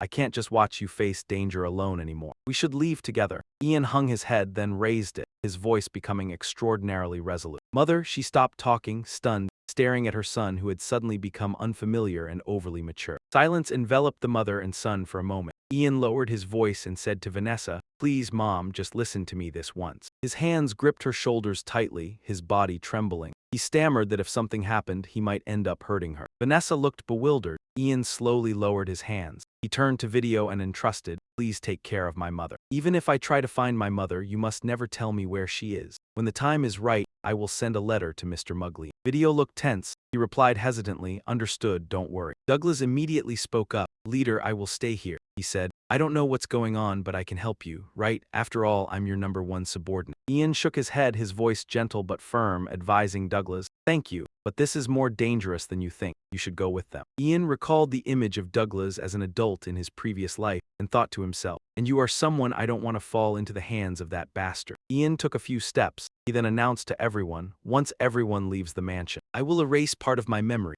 After that I won't know where everyone has gone." Ian carefully instructed, "Please remember the scenarios I mentioned earlier and follow them. I'm counting on everyone, Hoga and all the logistics staff, the servants." The bodyguards shouted in unison, their voices echoing throughout the mansion. "Yes, Master Ian." Video helped Vanessa out. She kept looking back at him, her face full of anxious worry. Everyone had gone outside, preparing to depart, when the figure of the last person disappeared behind the door. The mansion became vast and terrifyingly empty, with only Ian standing there alone. He let out a long sigh, as if shedding a 1,000-pound burden, but at the same time taking on another, lonelier burden. Ian looked down at the box on the table. He thought to himself, now only this necklace remains. Ian pulled something else out of his pants pocket. A small vial, the liquid inside swirling with a strange dark purple sheen. "It's the potion to dispel black magic," he said softly. "And this." Scene shifts to Ragna's residence. A henchman of the Dragon Order rushes in to report to him. The Crown Prince has been staying in his room, refusing to come out. According to the palace maidservant, he is very weak. He continues to recount the situation inside the royal palace. Though the emperor has been treated and has passed the critical stage, he still remains in a coma. Even if he wakes up, his internal organs are damaged and he is likely to suffer negative aftereffects. Ragnar rubbed his chin thoughtfully and said, "He's held on longer than I thought." He showed unease and worry. Ragnar believed that if my father's condition improved, it would not be good for us. Demphine then spoke up. "I will first bribe one of the royal alchemists." He said, "It's best we act early to guard against unexpected situations." The nobles have no interest in Prince Hayden at all. They are doubting his ability to rule, because he cannot solve the country's problems at such a critical time. Ragnar, Evantus, and the henchmen all listened attentively. Demphine announced that the second royal knights have been confined and are under investigation. The council is discussing stripping Captain Oliver Yehud of his title. Evantus smiled. "Everything is proceeding smoothly according to plan." "Very good, now we just have to wait and you will naturally ascend the throne." Ragnar was not so optimistic. He showed worry and doubt. He said, "What's strange is that Ian Fa still hasn't made any move. Just standing by waiting for the situation to resolve itself is not like him at all. I'm certain he's plotting something." Just as the mood was sinking into contemplation, another henchman suddenly burst in, looking distraught. He cried, "Your Highness." Demphine immediately scolded angrily. "What is it? I told you not to disturb us." The henchman tremblingly knelt down, begging forgiveness. He looked panicked and reported, "But Ian Fa is coming to the royal palace." Both Ragnar and Demphine looked surprised. He lowered his head, closed his eyes in thought, and said, "Let's end our meeting here for today." Ragnar turned to suggest to Evantus, "Sir Evantus, please erase your presence and remain in this room." Evantus calmly replied, "All right." Outside, steady, confident footsteps could be heard drawing nearer. Ian Fa was approaching. Ian arrived at the door of Ragnar's room. The heavy wooden door leading to the fifth prince's room loomed before him, without a moment's hesitation. He spoke in a cold voice, the sound piercing through the thick door. "Your Highness, Master of the Ivory Tower, Ian Fa requests an audience." He told the attendant, "Let him in." Ian entered, his sharp eyes scanning the opulent but stifling room. Ragnar Green River stood there, his expression eerily calm, his lips forming a perfect social smile but with no trace of mirth in his eyes. "It's been a long time." "Master of the Tower, Ian Fa." He stood staring at him, not bothering to return the greeting. Hatred churned in his chest, but his face remained icy. Ragnar sighed, his voice low with a note of lament. "This is our first meeting since Horbach was executed." He rambled on. "I heard that many unfortunate things happened during that time." Ragnar's shoulders trembled as if suppressing emotion, looking pained, and said, "I still can't believe such a thing happened to father. And I couldn't even see him while he was in that condition. This causes me great pain." He turned back, his sorrowful expression suddenly shifting to stern and pressed. "So at a time like this, why have you come to see me?" Ian Fa remained silent, his eyes seemingly wanting to pierce through the dark heart of the one putting on a performance before him. He took a deep breath, his voice low but weighty, slowly questioning, "Why, what are you scheming?" Ragnar raised his eyebrows, feigning innocence, and asked, "What are you talking about, Master of the Tower Ian?" Not letting him evade, he took a step forward. Ian Fa continued. Sir Paul Lenz was affected by black magic. The reason is his meeting with Sir Dempo Moritz, captain of the First Royal Knights. He mentioned the Dragon Order. Your Highness, I am certain the Dragon Order is involved in this, as well as those involved in teaching black magic who have always been close to the Crown Prince. Ragnar remained silent, listening with an eerily calm expression, as if he had trembled slightly. Ian asserted with a steely voice, Fifth Prince, all of this is your plan. He let out a soft laugh, shaking his head vigorously. What are you talking about? That's just slander, Ragnar analyzed. If Paul Lenz was affected by black magic and wanted to kill father, wouldn't you be held accountable afterward since you are responsible for investigating black magic? He spread his hands, acting innocent, as if reciting poetry. And what is this Dragon Order? I've never heard of it before. How could I be colluding with a group whose existence I don't even know about? Furthermore, all my actions are monitored by the Ivory Tower. Under house arrest, I can't even set foot outside this imperial palace, let alone. The Ivory Tower calls itself the watchdog of the imperial palace, so you should know better than I do. Ian remained silent, then warned, Your Highness, I can use a lie detection spell. Ian stepped forward and said, I know everything you just said is a lie. You are involved with the Dragon's Order and have made a pact with a user of black magic. He stood facing Ragnar and affirmed that he was indeed the leader of this group. He answered bluntly, Is that your conclusion? Ian looked at Ragnar, his expression filled with hatred. He lowered his head not to cry but to laugh. You are more foolish than I thought. He showed a contemptuous look, brought his face close to Ian's and spoke softly, whispering with a venomous tone. So what are you going to do? You think I will admit that I fabricated that story because I'm afraid of what you said? Ragnar threatened Ian. But if what you say is true, then do you have any proof? He mentioned the death of the vice-captain of the Second Imperial Knight Order, Paul Lenz, the culprit who died because he poisoned the Emperor. Even using that great interrogation spell, no lies were detected in his confession. Ragnar sneered, his face vicious like a blade cutting into the heart, and said in a sarcastic tone, Paul Lenz bit his tongue and remained silent. After hearing that, Ian was filled with hatred. He continued, But even so, you still came all the way here yourself, how foolish. He appeared extremely confident and declared, Ian Fa, you have lost and I have been chosen. Ragnar called out, Sir Avantis. He immediately appeared behind Ian, a jet-black aura. Cold and malevolence flared up. He began to cast an 8th-level black magic spell. Startled, he turned to look, a terrible pressure weighing down on his shoulders. Ian looked at Avantis, confused and pondering. It was the guy he had seen in the memory of Bomb. He then gave a sinister smile and asked him, What an interesting young man. Ian Fa, right. Avantis said that he had deduced the entire truth. He used black magic to subdue Ian. Avantis looked at him and said, That tunic looks very familiar. He stepped forward, grabbed the hem of Ian's shirt and said, It seems I cannot forget it. I never expected to see it here. He tried to observe the enemy, thoughts flashing rapidly through his mind. His appearance, the dragon's kin, a dragon Ian. Avantis turned to ask Ragnar, Prince, you requested that I turn this one into your pawn, correct? Ragnar replied, Yes, I still need him. Avantis then cast an 8th-level black magic spell and said, Very well. Ian writhed in agony and screamed, Grandpa, his eyes turned blazing red.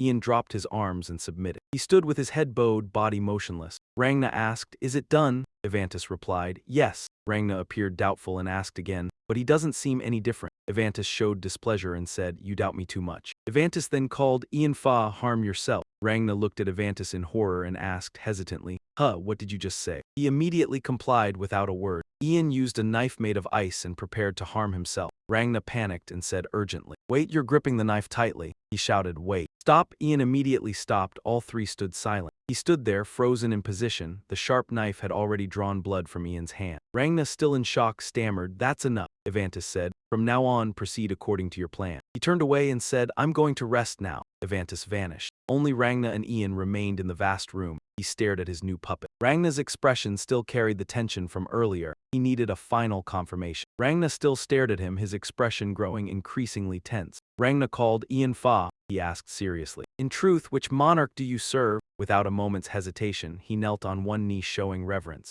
Ian bowed his head, displaying absolute submission. He replied in a worshipful tone, You will rise to the pinnacle of this empire, your highness the 5th Prince, Ragnar Green River. He smiled. His expression eased somewhat from the tension and suspicion. Someone knocked on the door of Hayden's room. It was his butler who came to inform Black Steam that, Crown Prince, please prepare to attend the conference that will take place this afternoon. He calmly replied, Yes, it's today, isn't it? I heard this is a conference summoned by Ian using his authority, in the name of the Tower Master. Ragnar held his face and continued, It's been a long time since I last saw Ian, so I cannot meet him in my current state. He asked the butler, Today, can you help me tidy up a bit more? I'm counting on you. he replied respectfully. Yes, Your Highness, the conference is about to begin. All the nobles, those with power and status, have gathered here to hear the decision. A young man asked, this is the first conference that the master of the ivory tower has personally summoned, right? The girl replied, yes, it seems that he has summoned both the crown prince and the fifth prince to attend as well. A man comments that they've always kept quiet until now. But I think they're trying to talk about that matter, another person asks, surprised. That matter, he immediately explains, Ian, don't you know? It's about which of the two will inherit the throne. The crowd buzzes with chatter, saying Lord Ian won't support the crown prince. Hasn't Lord Ian always supported him? A young man shakes his head. He says, but recently Lord Ian, rumor has it that he met the fifth prince at his palace, asked in a sharp tone. Lord Ian met the fifth prince. The young man analyzes, recently a lot of unpleasant things have happened, isn't it? And since the crown prince has done some rather disappointing things,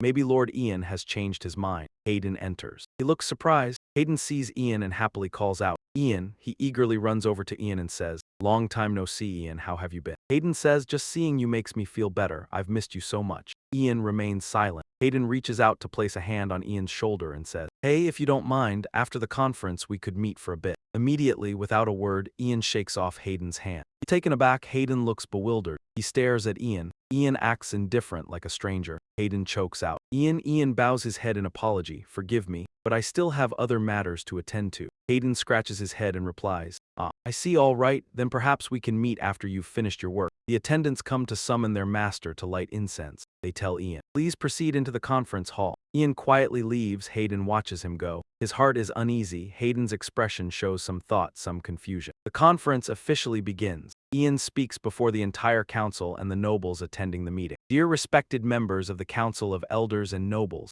thank you for attending this conference. He says, our empire has just endured a terrible tragedy. Due to Paul Lentz's assassination plot against the emperor has not regained consciousness even after 15 days have passed. Hayden listens, his expression sorrowful. Ian continues, even if he truly regains consciousness, there is no guarantee that he will be able to shoulder the responsibilities as he once did. The time has come to make a choice, and I'm sure all of you know that. The nobles show particular interest. Ian emphasizes, our pillar has collapsed. The empire is currently in a state of alarm, and enemies at the border are looking down on us. The fear that engulfed our land has now turned into chaos, stirring those lands. When the future of the empire is in such an unstable state, we even more need to calmly face reality. Bang Na sits listening, looking full of confidence. Ian mentioned the emperor's position to choose who would become the rightful ruler. He said that merely showing a good outward appearance was not the way to save our empire. Ian emphasized that what we need now is a leader who will lead us out of the current crisis, restabilize the empire, and stabilize the political situation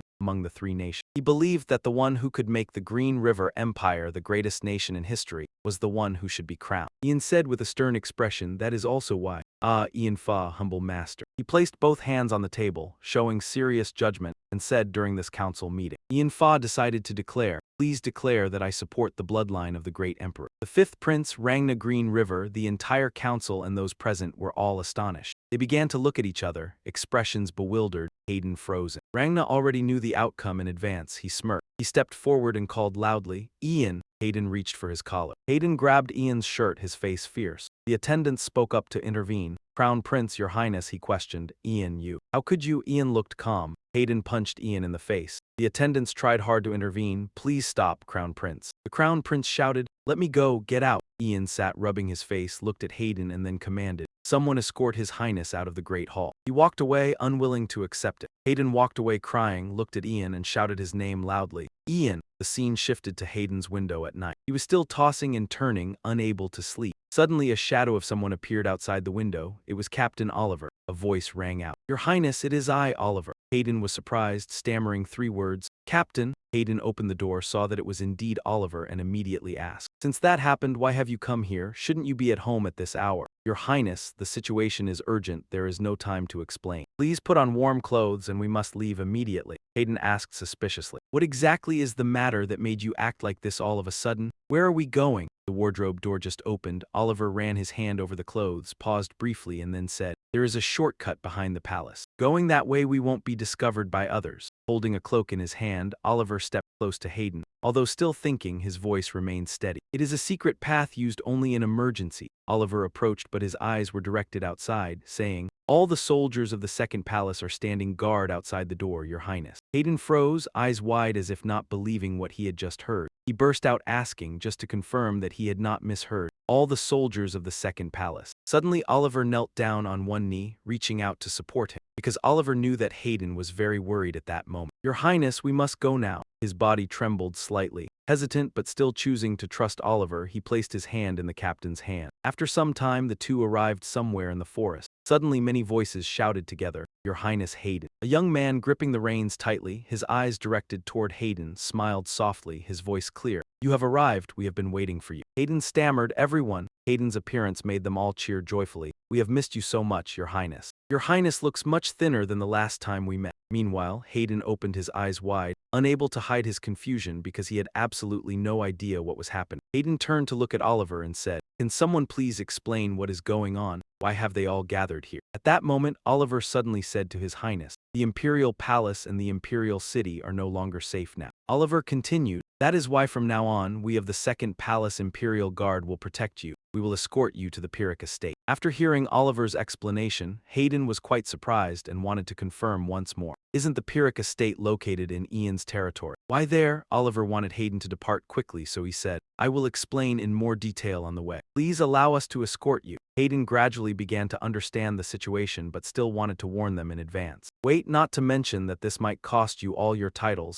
and you could even be beheaded for treason. Hayden's face showed clear worry, continuing. And moreover, your title could be stripped, or more seriously, you could be executed for the crime of treason. Oliver asked resolutely, Who would give that order? Hayden was taken aback and asked. What? Oliver replied firmly, Your loyal servant is your sword and shield. The only one who can give us orders is you. You are the only His Highness Hayden to us. Who could replace you? We have never received an order to stand by and watch our sovereign in peril. No matter how strong the enemy is, protecting you from the enemy is our duty. Everyone suddenly knelt down and said in unison, We will continue to fight, continue to protect you. Their eyes were full of hope, wishing to fight alongside Hayden to the end, and boldly asked permission. Therefore, please allow us to continue to fulfill our earlier oath. Hayden sensed their indomitable spirit, moved, muttered, These people. Hayden covered his face with one hand as if helpless and said, I understand. Hayden ordered Oliver, Captain, on the way you must explain to me clearly what is happening. Cut to Ragna. Mr. Demphine hurried to Ragna and reported, Your Highness, we have encountered a small problem. Ragna immediately asked, What is the matter? He began to report that Hayden had disappeared right at dawn. Moreover, the Second Imperial Guard, who have been keeping a low profile lately, have also departed with their weapons. His face immediately changed color, showing clear worry, and asked, Have you found out where they went? Mr. Demphine had already investigated before coming here, so he quickly replied. According to witness testimony, they headed east. Upon learning this, he immediately took action. Then, early in the morning, after informing the fifth prince, we sent troops in pursuit and will continue to send more troops. But Ragna calmly said, No need. They are heading to the Pyrrhic estate. He is so calm precisely because he knows the way to the Pyrrhic estate well. Winding and twisting and full of monsters, but they have Oliver and Ut, and are all weak cavalry. So naturally they will have no problem. Thus, it is our reckless action that would cost us forces. Mr. Demphine still did not know what to do at that moment and asked hesitantly. Ragna understood his reaction and gave an order. Leave them be. Tracking down Vanessa Faw's whereabouts is more important than chasing that hate. That cunning mage had even prepared for the case of black magic interference when hiding his mother, and still refused to open his mouth about her at all. Then he thought to himself, it's impossible that Avantis hasn't brainwashed him yet. Moreover, it seems he has also personally erased all of his own memory. Demphine, upon hearing this, respectfully asked Ragna, With all due respect, may I ask, why are we still intentionally looking for my master's mother? She is also a very powerful person. Ragna replied calmly without hesitation. Ian's weak point is his mother.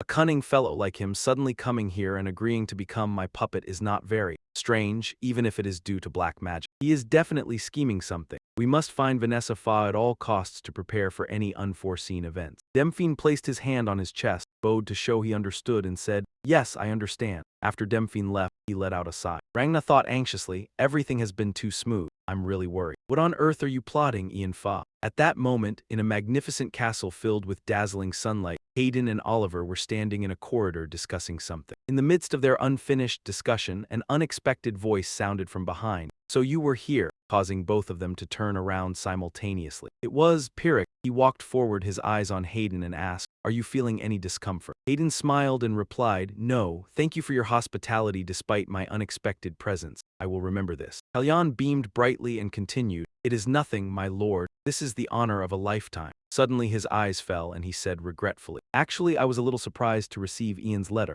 I am very sorry. I hope the king will be in good health." Vi Eric and Kalyan bowed, placing their hands on their chests, their voices calm but full of solemnity, as if affirming the fulfillment of their duty to protect the crown prince. At Ian's request, the Pyrrhic family in the east will join the crown prince. Please rest, we will ensure your safety. After the two of them left, Hayden's facial muscles gradually relaxed and he gave a light smile. Praising Pyrrhic's heart, he then said that the head of the family, Vi Eric, is truly a good person. He is a strong and open-minded man. Come to think of it, Lord Kalyan and the commanders are also present here. Oliver's eyes sparkled as if agreeing with Hayden's words, his voice mixed with pride and approval. "That's right, he is my cousin. He taught me swordsmanship when I was young." Hayden's expression darkened and he said, "I see, Ian has calculated everything." He softly continued, "Captain, was Ian really affected by black magic?" Oliver was startled and replied, "What?" Hayden turned his face away and said, "Nothing. Ian must have chosen the fifth prince, Rangna. Since childhood he has been better than me in every way. Though unpleasant, it is the truth. Perhaps Ian thinks so too. Just as all the nobles think he will become an outstanding king."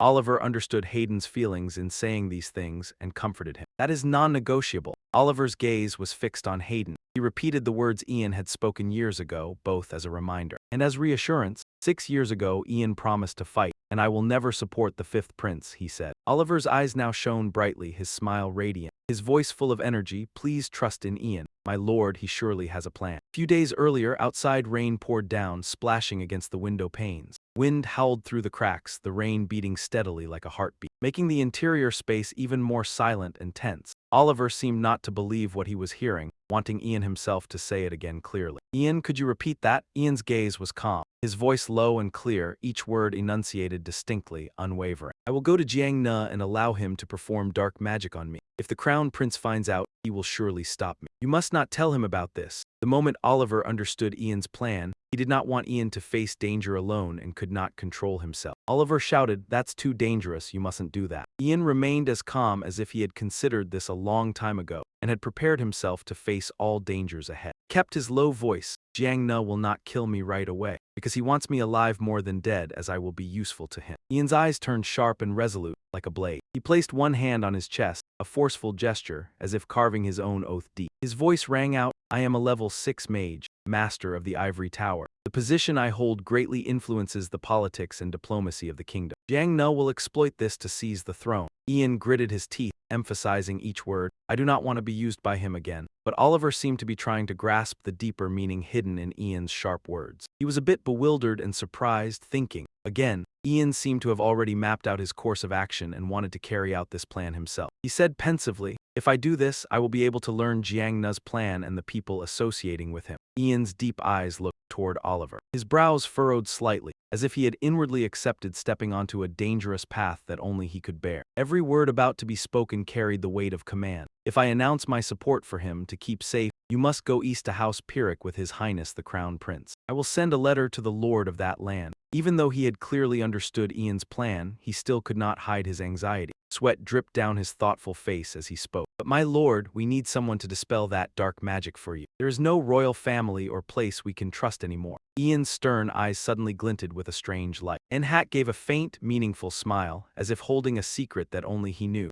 No, there was still one person, someone Rangna would never expect. That is a friend we can trust. Cut to, in a vast, silent room, Harry sat by the bedside, her eyes filled with sadness. Looking toward the Emperor's bed, he lay there unconscious and motionless. She could not help but feel heartache and called out in a heavy voice, "Father." Even though she knew the Emperor could no longer respond, she still spoke softly, as if giving a report, yet also a weary yearning for him to hear. "Lord Ian has declared his support for the fifth prince. Our brother has also left. Rangna is preparing to seize the throne." Things have come to this. Harry could no longer force herself to be strong. She sobbed uncontrollably, not knowing how to handle everything. Every word was torn from a heart aching so much she could barely breathe. Her voice choked out, "What should I do? Who should I trust?" Now all the beautiful memories of the past unconsciously surfaced in Harry's mind. Once again, she could not believe that those gentle gestures were all false. The blurred shadows of memories clouded Harry's mind, making her unable to believe that everything happening was real. In that heavy silence, Harry trembled and uttered words of anguish, even though right now her heart desperately wanted to believe him. She whispered as if pleading, as if begging, like a heart's cry stifled by fear, "Father, please wake up." Suddenly a voice echoed in, breaking the heavy atmosphere, "Your Highness, it is Kelvin." Harry hastily wiped away her tears and said, "Come in, Kelvin." She walked up to Kelvin, stood before him. Her voice was gentle, carrying both calm and curiosity. "Is something the matter?" Kelvin's face was serious, his tone a bit cautious, as if gauging Harry's reaction. "Your Highness, may we speak?" A bewildered look appeared on her face. Kelvin held out a box toward her. His eyes remained serious. His deep voice said, "Princess, please accept this." Harry's eyes fixed on the box before her, full of curiosity, and she asked Kelvin, "What is this?" Kelvin looked straight at Harry. His hand still carefully held the box as if guarding a precious treasure. His voice was slow, explaining with a heavy sense of duty. "A few days ago, the master of the ivory tower asked me to safeguard it. He instructed me to deliver it to you." Harry's eyes widened, revealing confusion and bewilderment. Without thinking, her voice rang out through the room, "Ian." Kelvin flinched, gently raised a finger to his lips, signaling Harry to keep her voice down. "He told me to deliver it to you secretly." Kelvin bowed his head. Placing one hand on his chest in a formal gesture of respect, he bid Harry farewell. "It is time for me to go, Your Highness." She clutched the box tightly, yet her gaze followed Kelvin, filled with questions and curiosity. Without hesitation, she sat at the table and gently opened the box. The sparkling light of the necklace made it clear that this was no ordinary piece. Beneath it was a vial of liquid, and under the vial a letter from the box's owner lay hidden. Harry picked up the letter, unfolded it, and read, "Dear Princess, I am sure you are very surprised that this letter has reached you.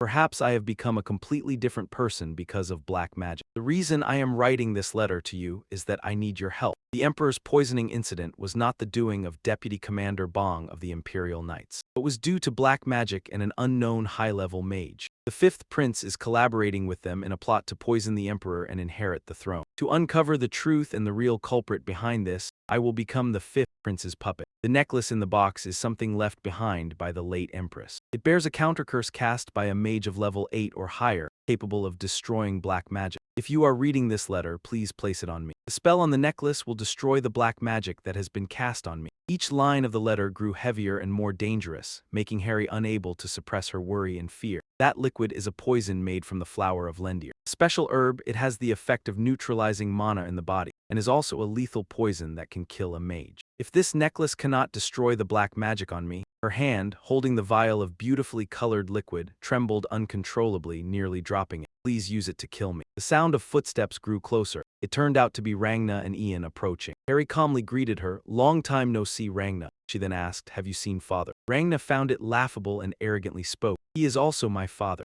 Since I am no longer imprisoned, I must fulfill my duty." Harry calmly replied, "I understand." She turned to observe the expression on Ian's face, which maintained its usual composure. "Long time no see, Lord of the Tower. How have you been?" Ian did not reply to Harry. This confirmed that the speculation in the letter was true. "Rangna, may I speak with Lord Ian for a moment?" she said indifferently. "Go ahead." The fifth prince did not forget to remind Ian, "Lord Ian, once your conversation is over, come to me immediately." After the fifth prince left, she said, "Lord Ian, please come this way." After arriving at Harry's place, she thought for a moment and then spoke. "I remember that day, Lord Ian, but surely you are not happy to see me. Do you remember what you asked me to do? I've come to return the item you entrusted to me. Could you lower your head, please?" After he bent down, Harry placed the necklace from the box around Ian's neck. A few seconds later, the necklace took effect, causing Ian great pain. Collapsing and coughing up blood, she called out in fear, Sir Ian, are you all right?" Indeed, the power of the countercurse of a level 8 mage was immensely strong. After a few seconds, the dark magic on Ian was completely dispelled. He gradually realized that the person sitting anxiously before him was Her Highness the Princess. Harry knew the dark magic had been dispelled, and overjoyed, she embraced Ian. Ian was rather surprised when Harry hugged him tightly. He wondered aloud, "Harry, Princess?" She was frightened and couldn't hold back her streaming tears. "How could you do that? How could I ever kill you?" Ian recalled the beautifully colored vial. "Ah, that." He honestly replied to Harry, "I thought I had to risk my life so that you would believe what I said. But I'm glad the dark magic was destroyed smoothly. I was quite worried that the spell in that necklace would have no effect." Hearing this, she became quite angry that Ian dared to take such a risk. "What? You weren't sure if that spell would work or not, and yet you still did something so reckless." Recalling all the dangers he had been through before, Ian now felt extremely lucky. "Sometimes taking risks creates miracles, which is why I'm able to be here now." Looking at Harry sitting worriedly across from him, he felt rather guilty and tried to soothe her. "Thank you for believing me, Princess." She was overjoyed after saving Ian from the dark magic. "No, I'm so glad you've returned." Harry extended her hand to help Ian stand up, saying, "There are many things I want to ask you. First, did you discover anything?" Ian knew this was the right moment to tell the princess about this extremely important matter. "Your Highness, the power of the dragon cult is truly far greater than I imagined. The head of Dragon's Mandate is the master of the Ivory Tower, Herbert Leon. The high-ranking members there are also nobles of great power and authority. Even Demphine Morris, who has served His Majesty for decades as the captain of the royal family's Night Order, is an ally. She could not believe her ears at what he had just revealed. Unthinkable that someone the entire royal family trusted would do this behind His Majesty's back. What, are you insane? Ian continued. The leader of Dragon's Mandate is the one nicknamed Dragon Man whom everyone believed vanished 300 years ago. He can take human form and can easily cast level 8 magic like a high-ranking mage. He told her furiously. The fifth prince freed the Dragon Man, who was originally sealed by Mitchell Green River, and colluded with him. She found it unbelievable and terrifying, her whole body trembling uncontrollably. Oh my God, why would Jiang Ne be so foolish? He softly voiced his own speculation. It seems this is something he has been plotting for a very long time. The goal of the dragon cult is not to succeed the royal lineage, but to start a war to invade territory. The royal castle has now fallen into the hands of the fifth prince, so,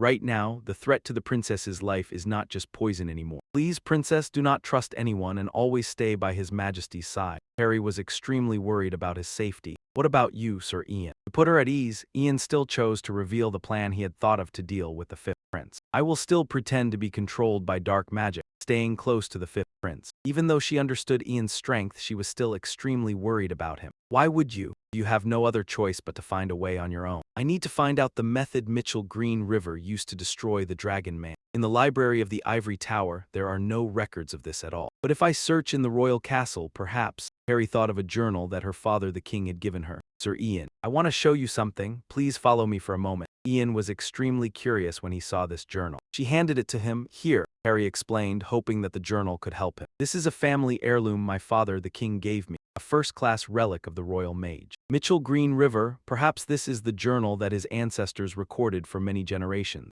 Ian asked doubtfully. Perhaps, Harry said sadly. I'm only guessing because no one has ever been able to open this seal. According to the records left behind, Sir Mitchell Green River was a level 5 mage. But the seal on the journal is a much higher level magic spell. Harry handed the journal to Ian. Can you break this seal? He answered Harry worriedly. I will try. Ian thought of the best method he could do if he transferred mana into the journal. Trying to read it and not disappointing his expectations, he learned what was in the journal. This is Dragon Tongue. Harry was overjoyed. The seal is open, Sir Ian. Please try reading it. He began to open the journal, reading the contents recorded within and explaining to her. This is indeed the record left by his ancestors, starting from after the Dragon Man War. The content is mainly to commemorate the mages and knights who sacrificed for the kingdom, as well as to outline the plan to leave the destroyed lands to rebuild the Mage Tower. It also contains research on how to use magic. A word in the content caught his attention, and he knew this word. Condolences. Ian wondered why his father's name was in there. Continuing to read its contents. That evening, Fan came to find me. A premonition told me that I would never be able to see him again. I will definitely keep that promise until death. I have written his last words in this diary in the language of the Order. Suddenly, everything around him became silent. Everything lost its original vibrant colors. Now everything, including Her Highness the Princess and the objects around him, was reduced to a dull black, white, and gray.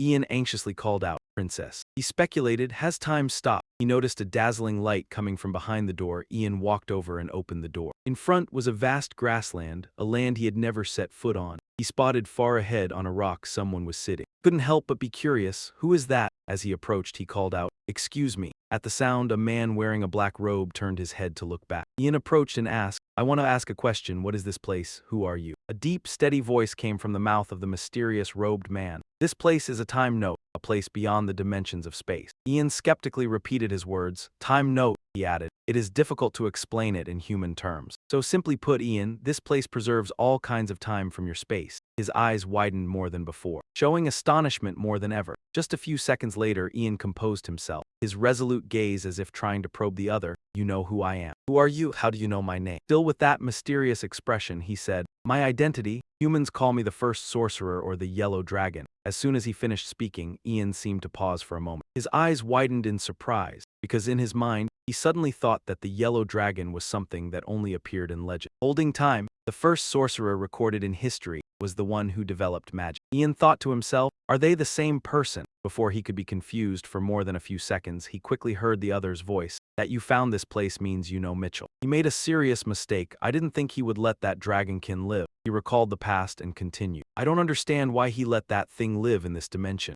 At that time he wondered, was it empathy or stubbornness? Human emotions are incredibly complex yet very detailed. Ian, looking confused, said, "Wait, what are you talking about? What is your relationship with Michelle Green River anyway?" The mysterious person gently replied, "We are very close after all. I am the one who gave him the power to destroy the Dragonkin." Ian's usually steady legs suddenly faltered for a moment, but he said very calmly, "If what you say is true, let me ask one thing." Ian's clenched fists tightened even more. He asked, "Why didn't you do it yourself instead of giving power to Michelle Green River?" The person in the black round robe remained in place. He slowly answered, "Long ago, humans suffered because of black magic." He continued to explain that power conquers all. The power of dragons, because of the desire for it, an evil power was created, black magic. According to him, the black magic created by the Dragonkin was as greedy as its origin. It distorted human souls and destroyed the balance of the world. The result was disaster after disaster. Saying this, his face became even more helpless, because even after countless people suffered, I still could not intervene. Interfering in the human world, the law has existed since the moment this world was created. The mysterious person said, "But that doesn't mean we can just sit still." The source of that suffering originated from the power of dragons. Suddenly, he unconsciously turned in another direction. "I broke the rule and meddled in human history." Ian now seemed to understand everything. He slowly replied, "First sorcerer, so to fight against black magic, you passed down magic to humans." He quickly continued, "That's right, but that was still not enough. When a great catastrophe struck, humans fell, they needed a hero to lift them back up. So I shared my power with one human." Half believing, half doubting, he voiced his suspicion. "That hero was Michelle Green River," he added. "He was a clever and compassionate child. Even though he was of royal blood, he always placed humans above power." A little reminiscence of Mitchell, he showed regret in his words.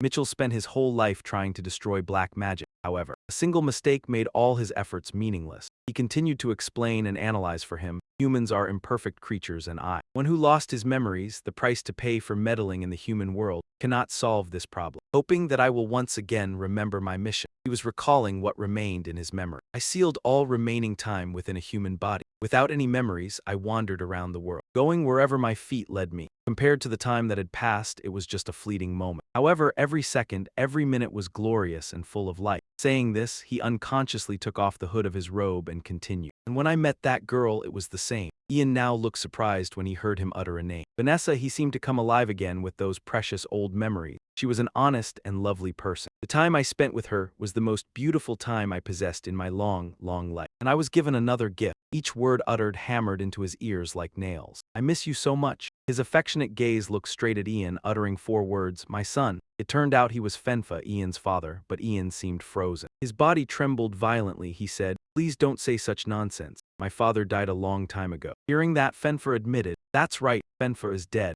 The only thing remaining here is a soul that has lost its body and no longer exists. I have been waiting to meet you." Ian tightened his fists, resolutely saying, "What you did was not just waiting." At this moment he burst out with all the resentment in his heart, shouting at Fenfa, "Why did you leave?" "Because of you, mother," he calmly said to Ian. "There are some goals that must be pursued for a lifetime." Ben explained further, "As time passed, the seal gradually weakened and my memories began to return. I realized what I needed to do. It was to completely eliminate black magic, the plague of this world, and protect the world where you and Vanessa live. But my time was too short." He said that my having to leave my family was unavoidable. At this moment, Ben faced Ian and said, "It seems that in this life you are going through a difficult time. I hope that you can find the life and happiness you desire." A little hesitation on his face, but Ian still decided to voice his purpose for coming here. "I didn't come here to talk about that." Although Ian hadn't stated his purpose yet, the old man quickly understood. "You're looking for the power to eliminate the Dragonkin, aren't you?" Ben continued, "The power you are seeking is already within you. That is because I left my power to you when I left Vanessa." Ian hesitated but still spoke up. "Power?" Ben replied. "That's right," he said with a confident expression. "The dragon tongue that you are using and understanding. Do you really think it's simply because you're a high-level mage?" Ian was silent, thinking to himself, "Come to think of it, since when? Since when have I been able to use the dragon tongue?" Ben suddenly stepped beside Ian. "Now I will awaken the power sleeping within you. But before that," he added, "I'd better examine it first." Right now, Ian's face was still dazed by the huge amount of information he had just heard. Saying so, Fen's hand slowly emerged from his cloak. Getting closer to Ian, he then spoke, "I will awaken your latent power." Ben paused a bit, "But we should look at this first." Ian's eyes were a bit surprised upon hearing those words. His father continued to ease the tension. "The life that you truly desire but haven't yet realized." A sudden surprise came. In an instant, Ben transported his consciousness to somewhere in the future. Ian tried to open his eyes, a fresh breeze passed over his body. At this very moment, Ian suddenly realized that he was sitting under the shade of a very large tree. After a few seconds to collect himself, as a natural reflex, he blurted out, "Where is this place?" Ian slowly staggered to his feet, his steps unsteady. In his head, he still thought, "I was definitely just with Fen." At that moment, a girl with familiar golden hair appeared. Ian looked more closely. Beside that girl was a very cute little girl. Before he could realize who it was, the girl turned her face to look at Ian affectionately. It turned out she was Princess Harry. All thoughts suddenly vanished when she spoke. "Are you awake?" Seeing Ian standing still, Harry gently reached up to Ian's hair and then scolded him playfully. "Honestly, we rarely have time to go out together as a family, and yet you fell asleep." Seeing him still standing still with an innocent face, she continued, "You said lately you've been very busy. Have you been overworking? I'll scold my brother and tell him to reduce your workload." Hearing this, he seemed to have somewhat steadied himself, sweat rolling down Ian's face. A word came out of his mouth, "Princess." Hearing that, Harry laughed and replied, "Why are you calling me that? Are you still not awake?" She kept laughing, then choked up and answered, "Princess, it's been a long time since I've heard that." Ian's face was full of shock because he thought to himself, "It's been a long time." Before he could get an answer, Harry turned around and shouted loudly, "Johanna, your father is awake." The call grew louder. "Come give your father a hug." Johanna, as if receiving a signal from her mother, hurriedly stood up and turned around. The little girl's clear voice rang out with a call full of happiness. "Daddy!" Johanna ran quickly to the two of them, shouting as she ran. "Daddy!" Johanna came quickly, hugged Ian's legs tightly, and then rubbed her head against him affectionately. Ian looked down blankly and gently replied, "What's the matter?" Harry suddenly looked at Ian in confusion, then asked puzzledly, "Why are you just standing there dumbfounded?" As she spoke, her eyes moved down to their daughter as if signaling to Ian, "Hug Johanna." At this moment, his hand gently rested on Johanna's shoulder. The little girl slowly lifted her face to look at Ian. Then, Johanna buried her face in his chest as if seeking affection. She hugged Ian tightly. A soft voice called out, "Daddy." The corners of Ian's eyes stung. Tears appeared in his eyes. He reached out and patted that small back, as if soothing Johanna so she would feel reassured. At the same time, Harry, standing next to the father and daughter, also smiled contentedly. A family full of love, simple but happy. In a fleeting moment, the warm embrace turned into a vast emptiness. The sense of loss was clear on Ian's face. Ian slowly looked down at his hand. As he was fumbling with his thoughts, his father's voice cut in. "What did you see?" Still in a daze, Ian's eyes hadn't left his hand. He replied, "A child. There was a child with eyes and hair color just like mine." Ian stammered a little, finally uttering a name. "Johanna," he continued. "When I held the little girl, that scent, voice, and weight made me feel warm." The embrace from just now seemed to still linger in Ian's mind. He asked doubtfully, "What was that really?" Before Ian could think of an answer, his father quickly replied, "That is love." He looked straight into his eyes, slowly explaining to his son, "It is a powerful mantra that nurtures a person and also a very ordinary word." Ian felt as if some emotion was boiling up in his heart. He listens attentively to the heartfelt sharing from Fan. They will do everything for the one they love and fight to protect that, and also gain courage to live on. What you want is the greatest thing, and also the bond of an ordinary life.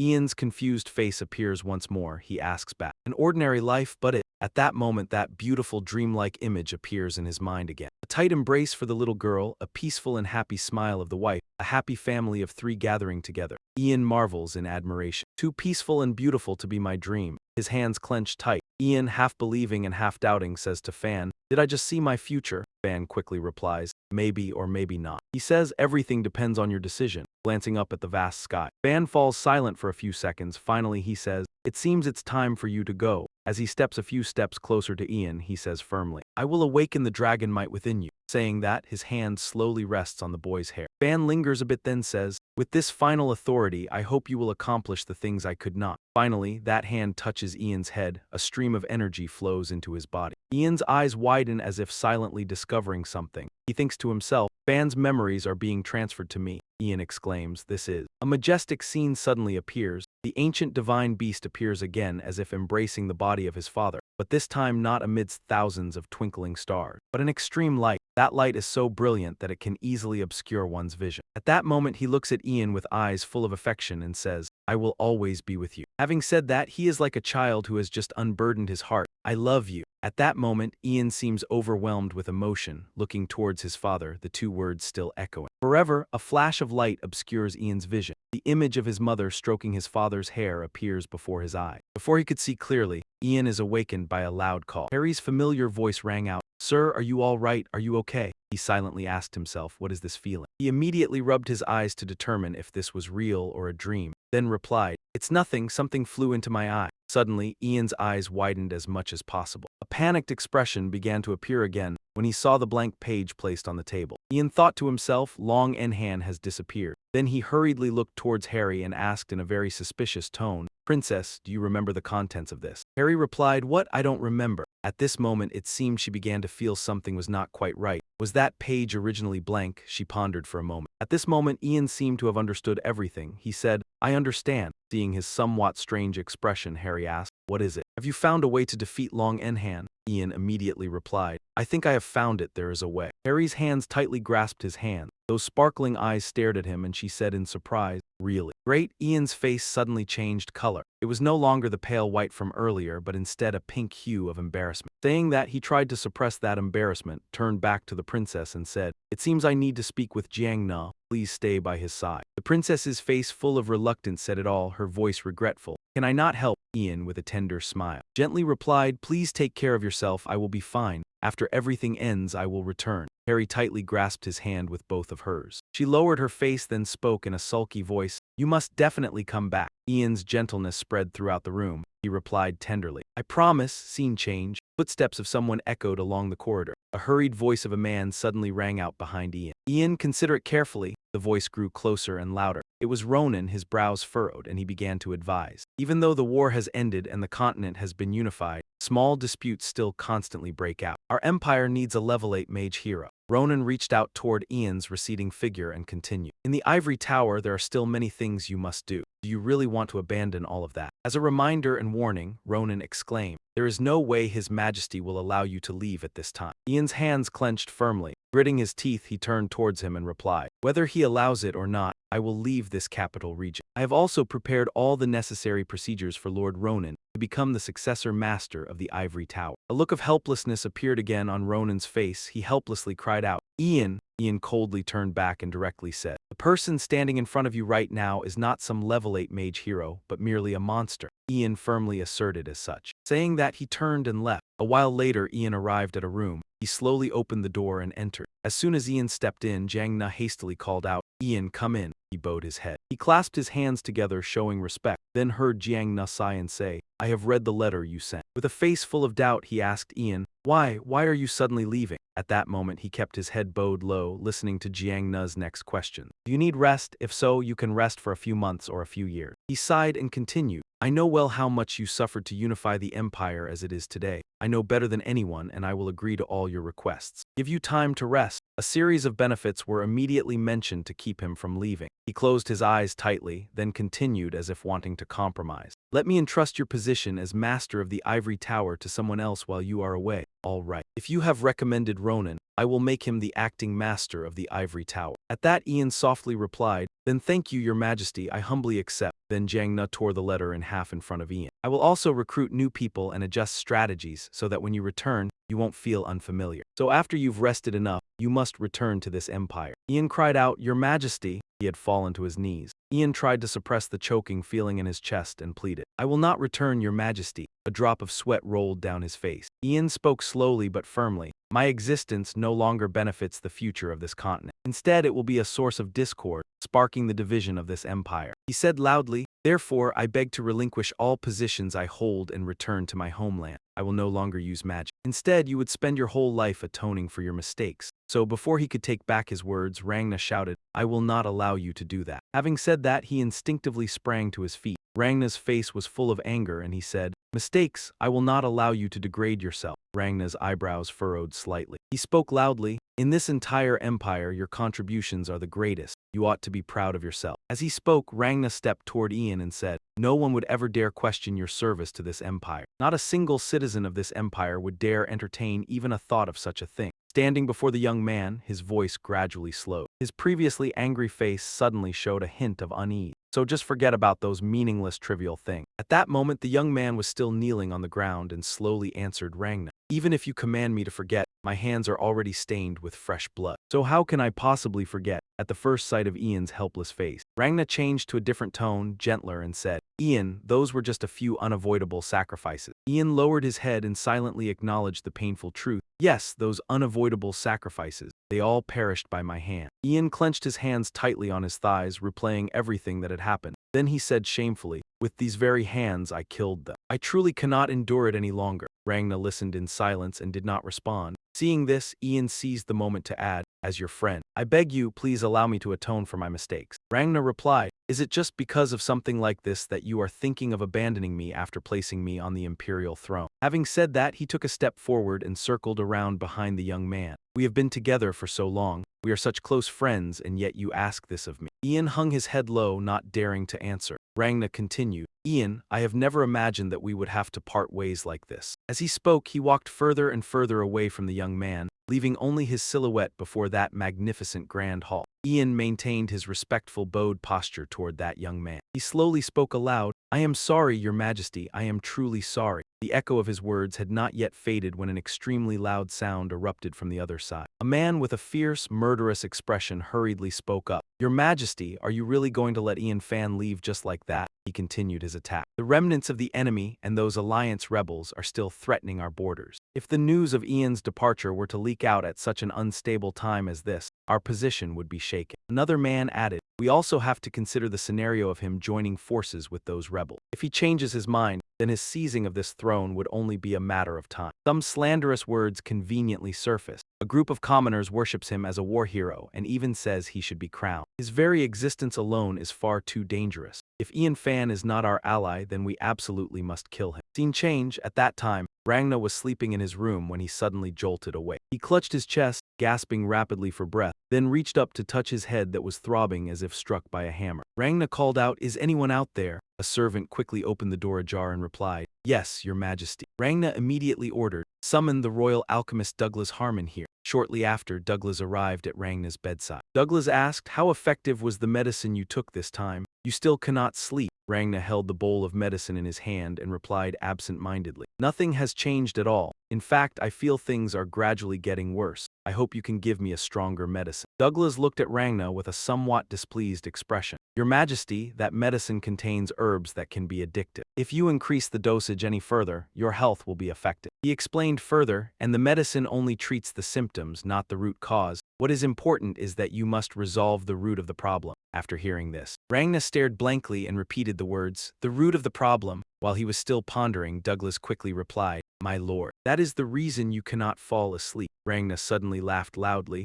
That is not something I can resolve on my own. Holding the bowl of medicine in his hand, he confessed, I am deeply afraid because my longtime friend has left me. I fear he might betray me and seize this empire. So what Rangna feared was Ian. The scene from earlier was the darkest shadow in his heart. He feared him. Then Rangna continued, when he was still by my side I could trust him, but after he left I came to realize what kind of monster he could be. Saying this, he imagined Ian holding the great elemental staff. That was what he feared most. Douglas's face suddenly hardened. If that's the case, you can only kill that monster. Rangna glared at the alchemist sharply. Are you inciting me to kill my own friend? Douglas said in a slightly skeptical tone. I truly doubt that he is your friend if he causes you so much worry. Rangna said in distress. He is a level 8 mage. There is no way to kill him, even if all the mages of the ivory tower attacked him together. They can't kill him either. After pondering for a moment, he turned and asked, what should I do? Douglas, as if catching the cue, said, there is still a way to kill him. Upon hearing this, Rangna's expression flickered with surprise, but Douglas continued with full confidence. I can create a poison that can kill him. Cut to a simple wooden house covered in a layer of snow. Contrasting with its bleak exterior, the inside of the house was extremely warm. At that moment, Ihan sat leaning back in his chair. In his hand, he was holding and reading a book. Suddenly, a knock on the door came from outside. He flinched slightly and wondered, who could it be? It's so late already. Saying that, he went to open the door, muttering, who is it, please? Ihan's eyes widened. A drop of sweat rolled down Ihan's cheek and he stammered, my lord. Opposite him, a familiar face appeared clearly. It was him, Rangna. He spoke first. It's been a long time, Ihan. May I come in? Ihan's face was full of worry. He asked him as if seeking an answer. Why have you come here? Rangna curled his lip in a smile and casually replied, even though you have resigned and retreated into seclusion. But we can occasionally meet like this, can't we? In his hand he held a bottle of wine, and as he gripped it tightly, he said, not as master and servant, but as friends. It seemed Ihan gradually let down his guard, and he gestured with one hand toward the house, as if inviting Rangna inside. Ihan said cheerfully, you are always welcome, my lord. With that, the two of them slowly walked inside. He quickly took the glass in his hand and gradually approached Rangna. Ihan asked half jokingly, half seriously, as if probing further, you don't like drinking wine. Why did you bring it here? Rangna replied calmly, drinking a little now and then isn't bad. I suddenly grew curious about my friend, wondering what he's been up to. Saying that, he handed Ihan the glass of wine he had just poured, saying calmly, Take it." The young man hesitated for a moment but finally took the glass. Then he politely said, "Thank you, my lord." Ihan also picked up his glass and immediately asked, "How have you been lately?" "Ihan, you look refreshed compared to when you were in the castle." Ihan looked down at the floor and slowly replied, "I have traveled to the unified lands of the Empire." Ragnar raised the glass to his lips, but he only paused there and listened to what the boy said next. "I met people from all walks of life and observed their lives. It was a meaningful time for me." At that moment, Ragnar remained motionless, silently listening to him. "I also learned many things after returning to my homeland. When I think about it, magic is the only thing I have known in my life. When the snow melts and winter passes, I think about having a small garden." At these words, Ihan's face was filled with joy and happiness. Ian took a sip of wine from his glass and listened to Yang Na's reply. "You must be living far more simply now, compared to when you were a hero who fought for the unification of the land." A trace of sadness flickered across his face. Ian remained silent, listening. I am very glad that you are content with what you are doing." Yang Na placed one hand on his thigh and continued rambling on. "A great deal has happened since you left, after we succeeded in stopping the Coder good forces in the north. This unified empire is finally at peace." Ian suddenly clutched his chest. There was a very strange sensation in his body. Ian thought to himself, "What's wrong with my body?" Yang Na paid no attention to his discomfort. His expression was unnervingly calm, as if he had known in advance that Ian would react this way. He closed his eyes, ignoring Ian's abnormal state. Yang Na's tone grew increasingly forceful. "The daughter of Duk Ben Ap, the sovereign of the Duchy of Ron, will soon announce her marriage to the crown prince. With this marriage, we can establish peaceful relations with the people of that ever-powerful duchy." An enigmatic smile appeared on Yang Na's lips. "It is wonderful to see the crown prince, who only recently was just a child, now getting married." He exclaimed, "I think I finally understand how my father must have felt." By this point, Ian's head had drooped, his limbs seemingly drained of strength. He had to brace one hand against the chair just to stay seated. Yang Na still ignored Ian and continued in a challenging tone, remarking that the small would never grow strong without a leader. "The lands are stabilizing by balancing value and influence with the imperial family." In an instant, Ian collapsed to the ground. Pain spread throughout his entire body. But Yang Na remained seated motionless, for this was his plan all along. He continued speaking rapidly, that the restoration once ruined was because the world was changing so fast. Ian's voice was weak, barely a whisper. Yang Na gave a cruel smile, then raised his voice loudly. "Everything is being sorted out smoothly, and the empire is entering its finest day." He slammed his wine glass onto the table and barked, "If you were to disappear." Blood suddenly gushed uncontrollably from Ian's mouth. He tried to cover it with his hand, but nothing could stop the flow. Yang Na said coldly, "This poison will neutralize the mana flowing through your veins." His face was ice cold without the slightest flicker of emotion. "It will only last a short while for you, I mean." He stood up abruptly and spoke plainly. "That's why I had to mix in another poison." With his last weak breaths, Ian managed to force out 2 words. "Why?" Yang Na glanced down at Ian. With utter calmness, he shot back a question. "You don't understand." The wine glass in his hand had fallen to the floor. He slowly explained, "It's because your power will threaten the developing unified empire." Ian looked up at that once familiar face, now feeling utterly alien. He watched every single word that was about to leave those lips. During wartime, that source of strength was very useful, but now it's no longer needed. "That's why you should return to your homeland and atone for what you've done for the rest of your life." Ian was stunned for a few seconds. Yang Na went on, "Those were your own words." He looked at Ian and confessed, "But Ian, do you know something?" A fleeting look of fear crossed his face. He spoke very slowly, "I am afraid of you." He turned away abruptly so he would no longer have to see Ian. He said more loudly, "I've been driven mad by this fear of my old friend." The fear inside Yang Na surfaced. An 8th-level mage, if he wanted to, he could seize the empire from my hands. Ian still listened intently, clutching in his heart a faint, desperate hope. Perhaps what Ian was waiting for was an explanation from Yang Na's own lips. But no, he extinguished the last remaining ember of Ian's hope. "How could I let such a monster roam free and live?" Right after, a chill surged out from Ian's heart and the brutal reality struck the last shred of his hope like a slap in the face. He growled, "My old friend." By now, Ian's tears were truly streaming down. He cried not from the pain he was enduring, but because his trust had been extinguished, betrayed by those he believed in most. Yang Na looked at Ian and said, "Please do not forgive me." With that, he turned sharply and left the house, leaving Ian behind with all those emotions buried inside that home. Once outside, Yang Na immediately said to Duncan, who was waiting, "Burn it all." The very next moment, flames erupted and engulfed the entire house in the thick, snowy night. Yang Na strolled a few paces, leaving Ian's house to be consumed by the fire.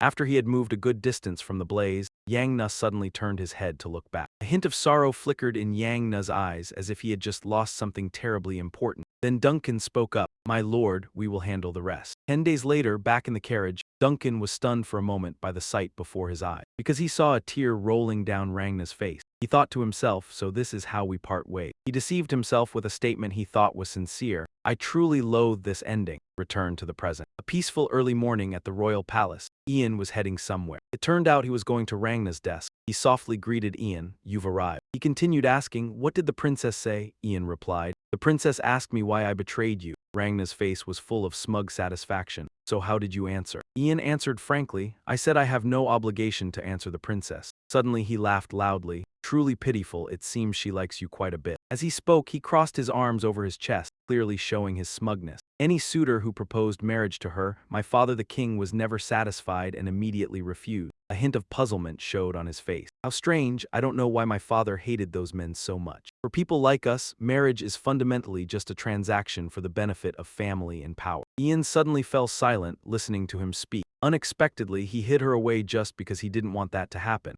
Rangna gave a faint, mocking laugh. Ridiculous, he is exactly the type of person who would exploit such transactions. He said as he stood up from his chair, "When the time is right, I will help you get engaged to a lady from a suitable family." As he spoke, he walked closer to Ian. "It won't be long." Rangna spread his arms as if to relish what he was about to say. "I am about to inherit the throne and become a king stronger than my father. I will become the first to unify these three nations and lead the Green River Empire to its peak era." At this moment, boundless greed was written clearly on his face. Rangna stood close to him and said, "That is my intention." Then he patted Ian on the shoulder. "Please stay by my side at such a momentous time." His smug voice echoed throughout the room. "Now you belong to me. You will not regret having sworn loyalty to me." At this moment, Ian replied, "Your Highness, Fifth Prince." Saying so, he placed a hand on his arm, clearly saying, "I have witnessed that already." A scene appeared before Ian's eyes. In the vision he imagined, he stood next to Rangna, surrounded by cheers. Ian emphasized in each upcoming sentence the solemn moment of seeing the Green River Empire become a unified empire. Then, with strong conviction, Ian shouted, "Beside the great king." Rangna frowned, his expression blank as if not grasping his meaning. He asked Ian again, "What do you mean?"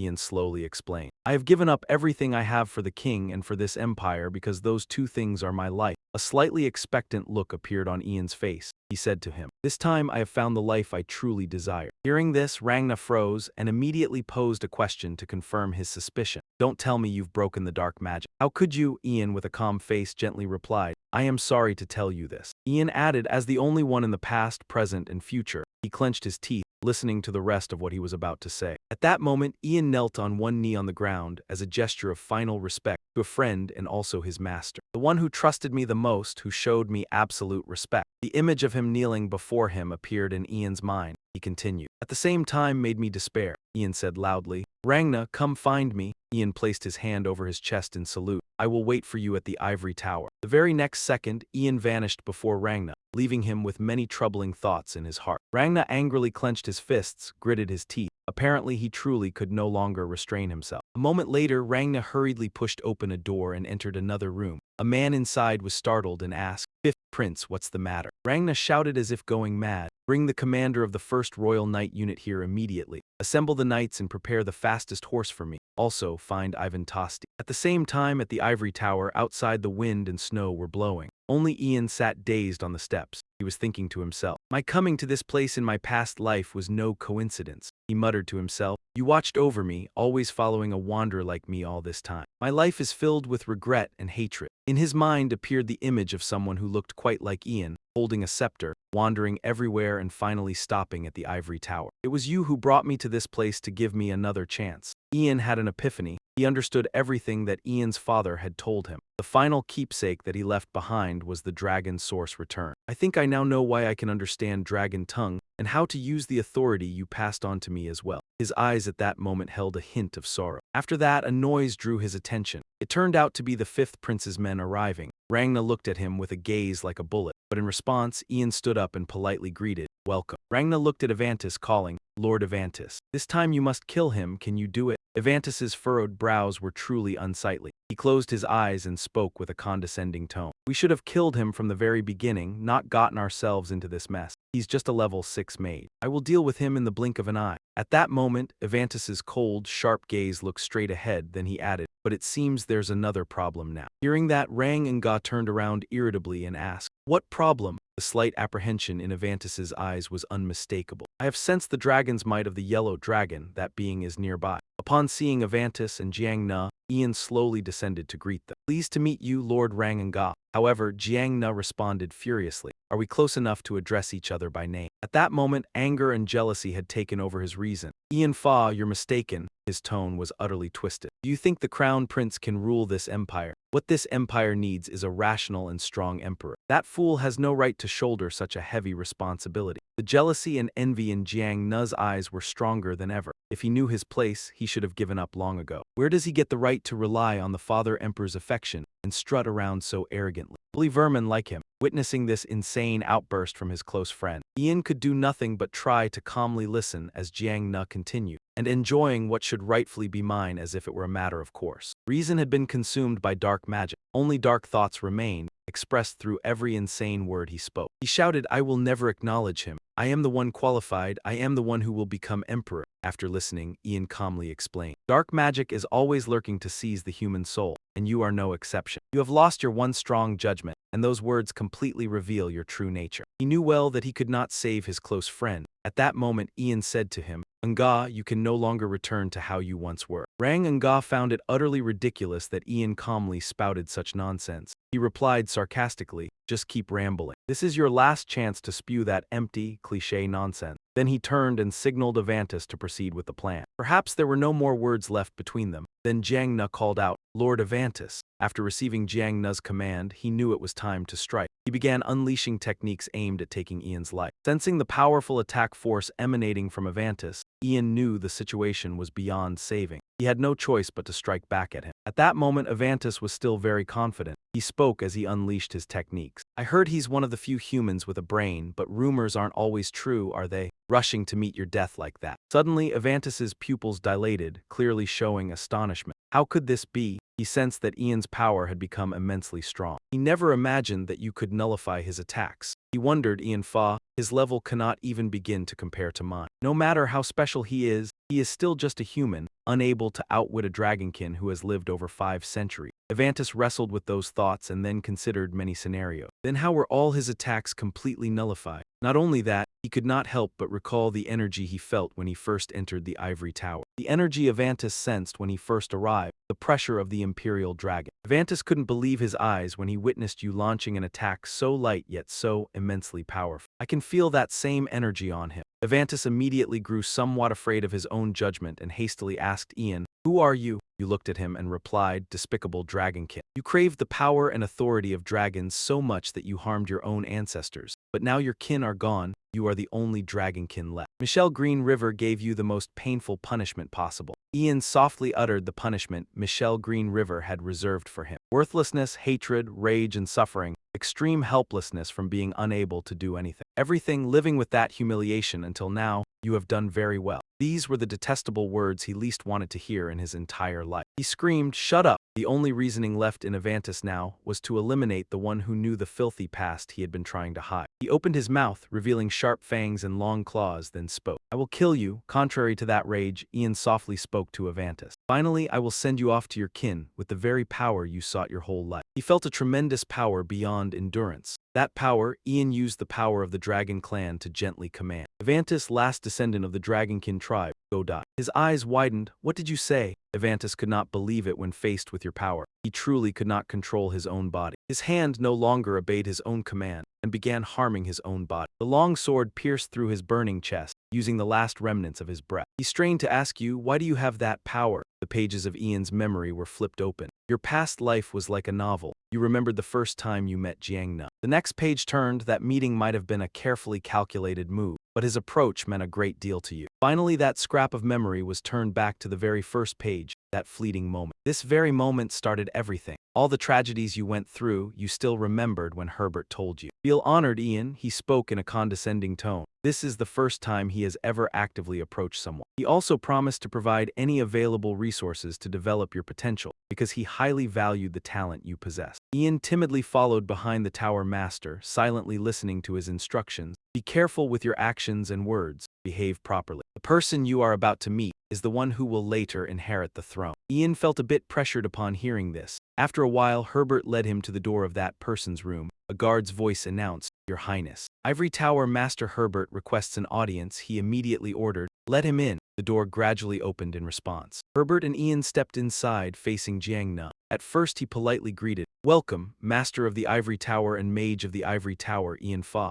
Ian was a little nervous at that time, so he could not reply. Then Jiang Na added, "I have heard the Tower Master speak a lot about you. You possess a talent the Academy has never seen before, and you have astonished everyone." Facing those compliments, Ian responded humbly, "I am not worthy of such high praise." Hearing that answer, Jiang Na let out a sigh, then directly brought up something that had saddened Ian. "I heard that a few days ago your mother passed away from an illness." Seeing the still unsettled expression on Ian's face, he told you that because he too had lost his mother, he could understand a little of how you felt. Jiang Na's voice softened slightly. "You will still grieve no matter what I say, but I still want to express my deepest condolences." After speaking, he slowly walked forward. Then he stopped in front of Ian and said, "Lift your head, Ian Fa." He obediently raised his head. Jiang Na continued, "Now I am not the prince of our empire. I want to meet you as one human being to another." At that moment, he clearly spoke in the most sincere tone. Jiang Na hesitated. "I want to be your friend." His eyes, full of anticipation, were fixed directly on Ian. Returning to this life in the cold rain and snow at Swan Tower,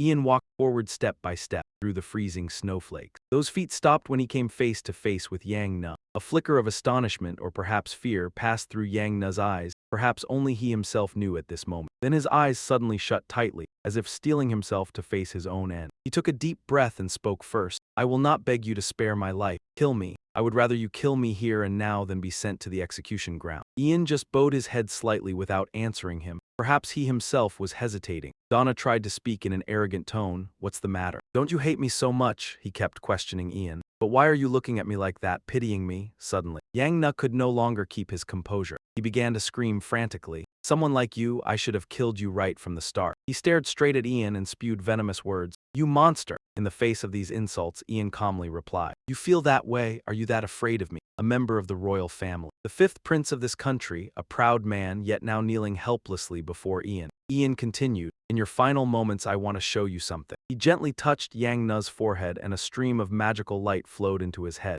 "So you can see who I am." Just as Ian finished speaking, that light grew stronger and stronger, and from this moment all the truth would be laid bare in his mind. A series of Ian's memories appeared like a sad film, from their first meetings in the previous life to how Ian assisted him, along with the words he himself had spoken back then. Even the time they accidentally encountered the dark mist, Yang Na's cold, hateful gazes were vividly clear. Yet despite all this, Ian remained wholeheartedly loyal and followed him. But things began to change one day. Ian blindly followed him, did everything, even things that were wrong. He gave his all to help Yang Na, and in the end he helped him successfully ascend to the throne as emperor. Then arguments and conflicts grew more and more frequent from that point on. Perhaps he no longer remembered the sincere words that he wanted to be friends with him. Yang Na's eyes now became distant and cruel as he looked at him. Then he carelessly brushed past Ian, who was still kneeling on the ground, denying all his past merits. Each cold step of his crushed Ian's heart. All the sins Yang Na committed were still not over. The peak being when Ian threw away all his honor to kneel and beg him. But he looked at him with disgust, heartlessly driving him into a corner. At that time he himself was the one who said, "Please do not forgive me." After learning the truth, Yang Na suddenly came to his senses. He froze for a moment as if unable to process this massive amount of information. Yang Na's lips moved slightly as if wanting to say something,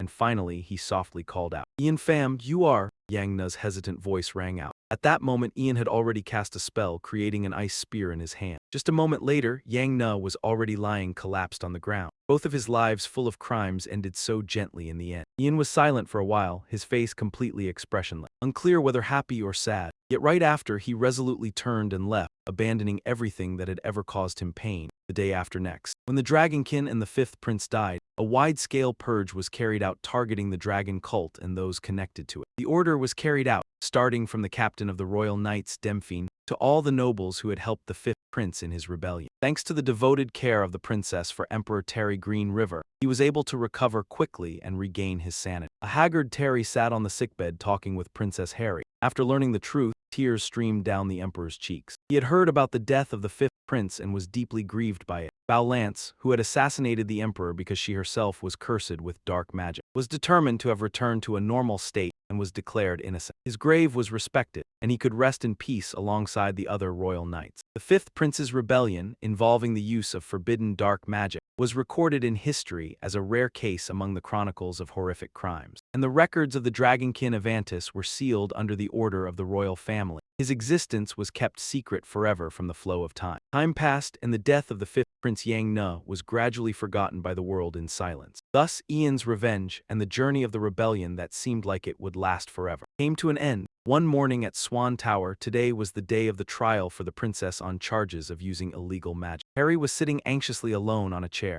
Suddenly, Ian's voice came from somewhere. "Are you worried?" she immediately called out. "Sir Ian," Ian, dressed in a judge's robe, approached. Harry expressed her feelings to him. "To be honest, I'm really worried," Ian asked seriously. "You don't regret your decision, do you?" Harry's small hand tightened slightly with determination. "That's right, I don't regret it." The determination in her eyes said it all. "I don't want to hide it anymore. I want to help everyone with my power." Hearing the princess's firm answer, a faint smile appeared on Ian's face. Then he leaned down slightly and said to her, "Don't worry. Your Highness, everything will be fine." At that moment, the door of the courtroom opened. A low-ranking mage announced, "Master of the Ivory Tower, Your Highness, please enter." After a while, the trial finally began. Harry, as the accused, also stepped forward to appear. When Harry stood before the horseshoe-shaped dock, the announcement rang out. The trial to decide what to do with Princess Harry Green River for the crime of casting and using illegal magic will begin right now. Ian, sitting in the highest seat, silently looked at her. He said sternly, "Before the trial begins, I have something to say." Then he suddenly stood up. Then, walking over to Harry's side,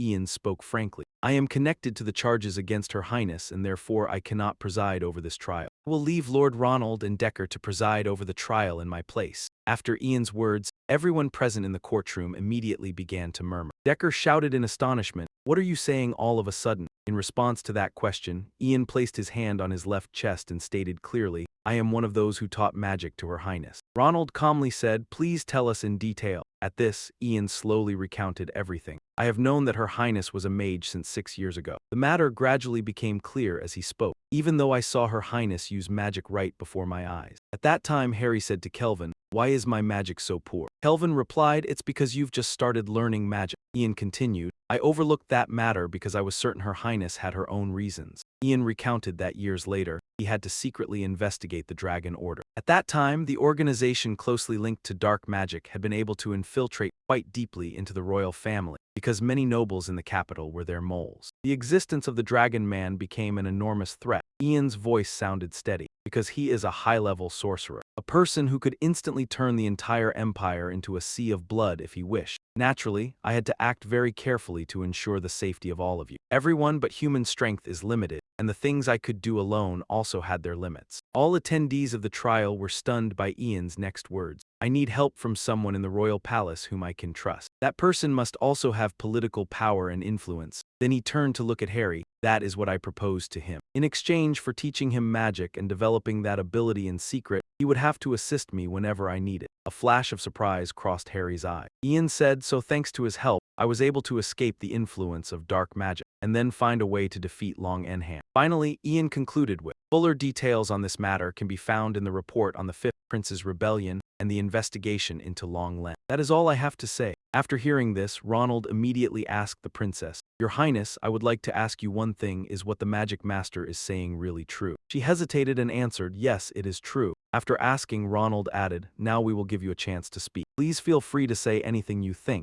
Harry was a little anxious. She turned her head back to look. She saw the people who had hidden and helped her standing there in fear. Then Harry turned back to look at Ian. Ian responded with a gentle smile. Her cheeks blushed. She moved her lips as if making up her mind to speak out everything. Then, Harry resolutely declared to the judge, "I am a sinner who has broken the laws of our empire. I am ready to accept whatever punishment I am given." With all her courage, Harry proclaimed boldly, "I do not expect any special treatment just because I am a member of the royal family. I wish to receive punishment according to the laws of the Empire and the Ivory Tower. However, Sir Kelvin and the maids here, who knew that I am a magic user and concealed that truth, are completely innocent. Even when things have come to this, she still wanted to protect those who had helped her. They simply followed my orders and had no other choice because I am a member of the royal family." Kelvin and the maids were all surprised by the princess's words. Then she continued, "Please take this special situation into consideration and lay all the guilt upon me alone. I earnestly beg you, all who come from the Ivory Tower." Just as the tension was rising, a deep voice, yet carrying absolute weight, rang out. No, the princess did nothing wrong, causing Ian and Harry to startle and turn around simultaneously. Even Ronald and Decker looked in surprise toward the direction of that authoritative voice. The people in the hall were immediately shaken because the person appearing before them now was none other than His Majesty, the Emperor of the Empire. Ian asked him with concern, "Are you all right?" Terry replied, "I'm fine, it seems it's not yet my time to die." Then Terry strode forward confidently and said to the judge, "I want to say this to the magic users of the Ivory Tower. The princess did nothing wrong. She simply followed my orders." He recounted everything. "When the magic user Kelvin told me that the princess is a magic user, I ordered them to keep it a secret, because I wanted her to live as royalty, not as a magic user." At that time, Terry also realized that, even though later she did become more cautious toward the Ivory Tower, but I am certain I played an important role in influencing that decision. He believed everything happened because of the wrong decision I made along with the love I have for her. Immediately after, Terry made a request. "I earnestly beg everyone, please lay all the guilt upon me and give the princess a chance to become a magic user." Decker silently looked at Ronald and they exchanged glances. Ronald nodded to show he understood that intention. Then he began to speak. "Normally, we only announce our decision after discussing with the Master of the Ivory Tower. But since the Master of the Ivory Tower is also involved in this matter, I will be the one to announce our decision." Ian and Harry focused on listening to Ronald's judgment. This trial is to judge the serious crime of illegal magic teaching and training a magic user.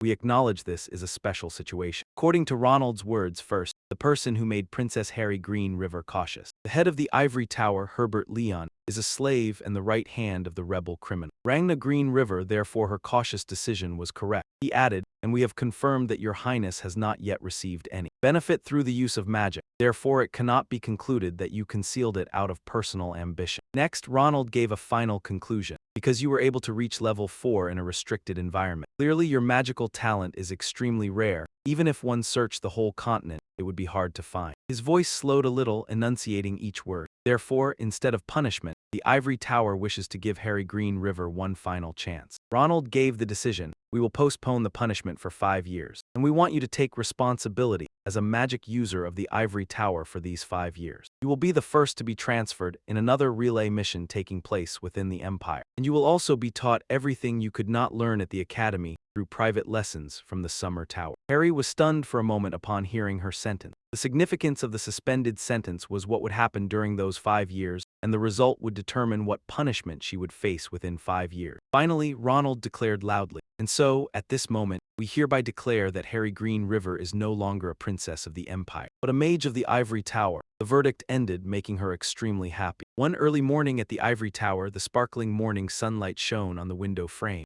Ian was standing by the window, lost in thought. Suddenly, he heard a call. "Sir Ian." Ian turned around and saw it was Her Highness. Hearing that address, Harry immediately explained in confusion, "I am no longer a princess, just call me by my name." Ian smiled back at her. "All right, Harry, do you like life in the Ivory Tower?" She answered shyly. "I like it very much. At first people were a bit distant, but now they've gradually accepted me." Realizing that she owed everything to Ian, Harry offered sincere thanks. "It's all thanks to you. Without you, I couldn't be part of this Ivory Tower." "Truly thank you," he replied. "As long as you're well, that makes me happy. Don't mention it." Harry hesitated for a moment. Ian, seeing that, said, "It seems you have something more to say, don't you?" Then she mustered all her courage and spoke. "I've heard that you intend to leave your position as master of the tower. Is it because of me? Because I asked you to teach me magic, so you—" Ian immediately denied. "No, you have nothing to do with it," he explained gently. "It's just that I have something I need to do, but as long as I am still a member of the Ivory Tower, I cannot do it. So I wanted to meet you to return this to you." After saying that, he touched and opened the chest beside him. The item inside was the very cloak that he had borrowed from the Emperor long ago.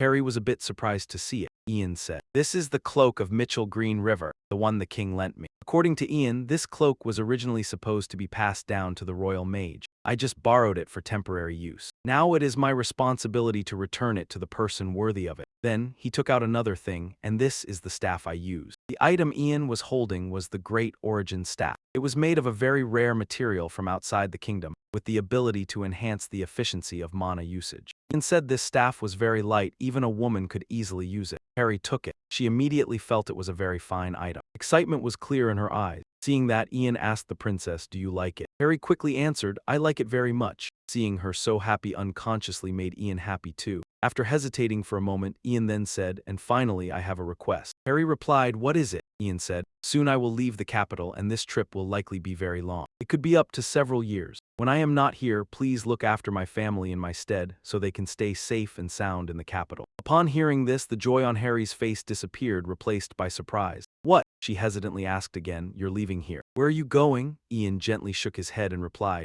at present I can't tell you because I myself don't know where I must go. He could only say roughly that the world outside still held many lurking dangers. I will seek out those dangers. The dangers that only I alone can find and resolve. Harry's eyes could not hide her sadness upon hearing this news. Her hands tightly gripped the staff. Rest assured, I have been able to live the life I wanted to live. Harry tried to persuade Ian that, with the power she now held, she would wholeheartedly help those in difficulty and distress. I will set up funds to raise donations for the poor together with my brother. When father learned of my plan, he was very happy. He is always ready to support me. So at this point her words seemed stuck in her throat, unable to come out. Harry paused for a second to regain her composure, then directly spoke her wish. I truly wish you could stay by my side. Please don't go. In Harry's tone one could hear utter helplessness. Ian knew it well. He closed his eyes and thought for a moment. But in the end he uttered a word that disappointed her. Sorry. The next day at the royal palace. At that moment Hayden shouted in shock, what? You're leaving the capital? Ian calmly replied, yes, your highness the crown prince. Hayden bewilderedly said, do you know how surprised I was when I received the report about you resigning from the tower master position? And now you want to leave too, when all these troublesome matters haven't been completely resolved. Then he remembered his sister. Harry just kept crying all the time. After that, Hayden asked Ian with an annoyed attitude, did you dump her? Ian stammered, what? No, that's not true. Hayden cleared his throat and said seriously, it's a bit embarrassing to admit, but Harry is truly a very charismatic woman. He listed Harry's good points one by one. The girl is kind-hearted like the queen, and on top of that, she's a high-level mage, incredibly talented. You won't meet a second person like her. However, Ian didn't grasp Hayden's intention and answered frankly, she is indeed a lovely and strong-willed girl. So I sincerely hope she can meet someone better than me and live a truly happy life. Hearing Ian's candid reply, Hayden grew frustrated. Why is it that whenever feelings come up you become so dense?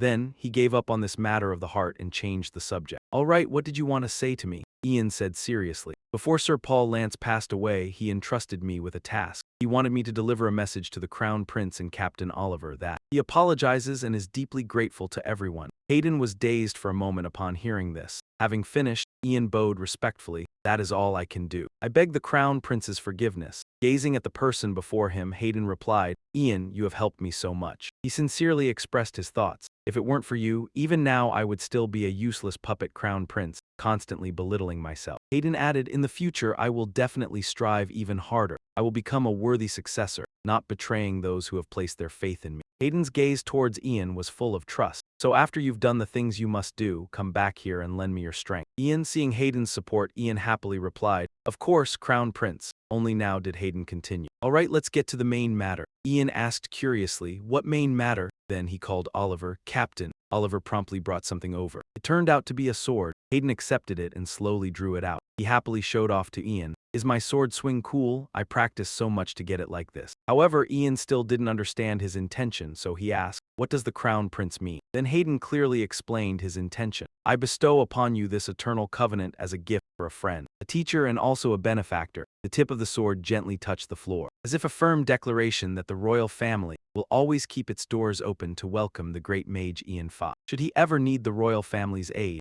our royal family is ready to exert its full strength in support. Ian was somewhat surprised to hear this, not expecting the Crown Prince would do such a thing. Not stopping there, he clearly proclaimed, this covenant shall remain forever in effect throughout the future generations of our two families. Then Hayden and Oliver placed their hands over their left chests and said solemnly, before the sacred Emerald River, I vow to uphold this covenant. Just as he finished speaking, Hayden shyly said, you stink, little one. I often saw lords do that, it looked so cool, so I wanted to try it once. Do what you must do, we will wait for you to return. Those words once again moved Ian deeply, and tears welled up again in the corners of his eyes. Ian gently leaned his head on the Crown Prince's shoulder and said, thank you, your highness. One late afternoon at Ian's mansion, he was in his study organizing documents when he heard a knock at the door. Vanessa stood outside the door and called in, Ian, I'm coming in. Knowing it was his mother, Ian replied, come in, mother. He walked over to her and said, why did you come here? You're still tired from the trip, why don't you rest some more? But as soon as he touched her hand, Ian immediately realized something was wrong. He quickly asked, are you okay, mother? Your hands are so cold and your complexion doesn't look good. But Vanessa didn't answer.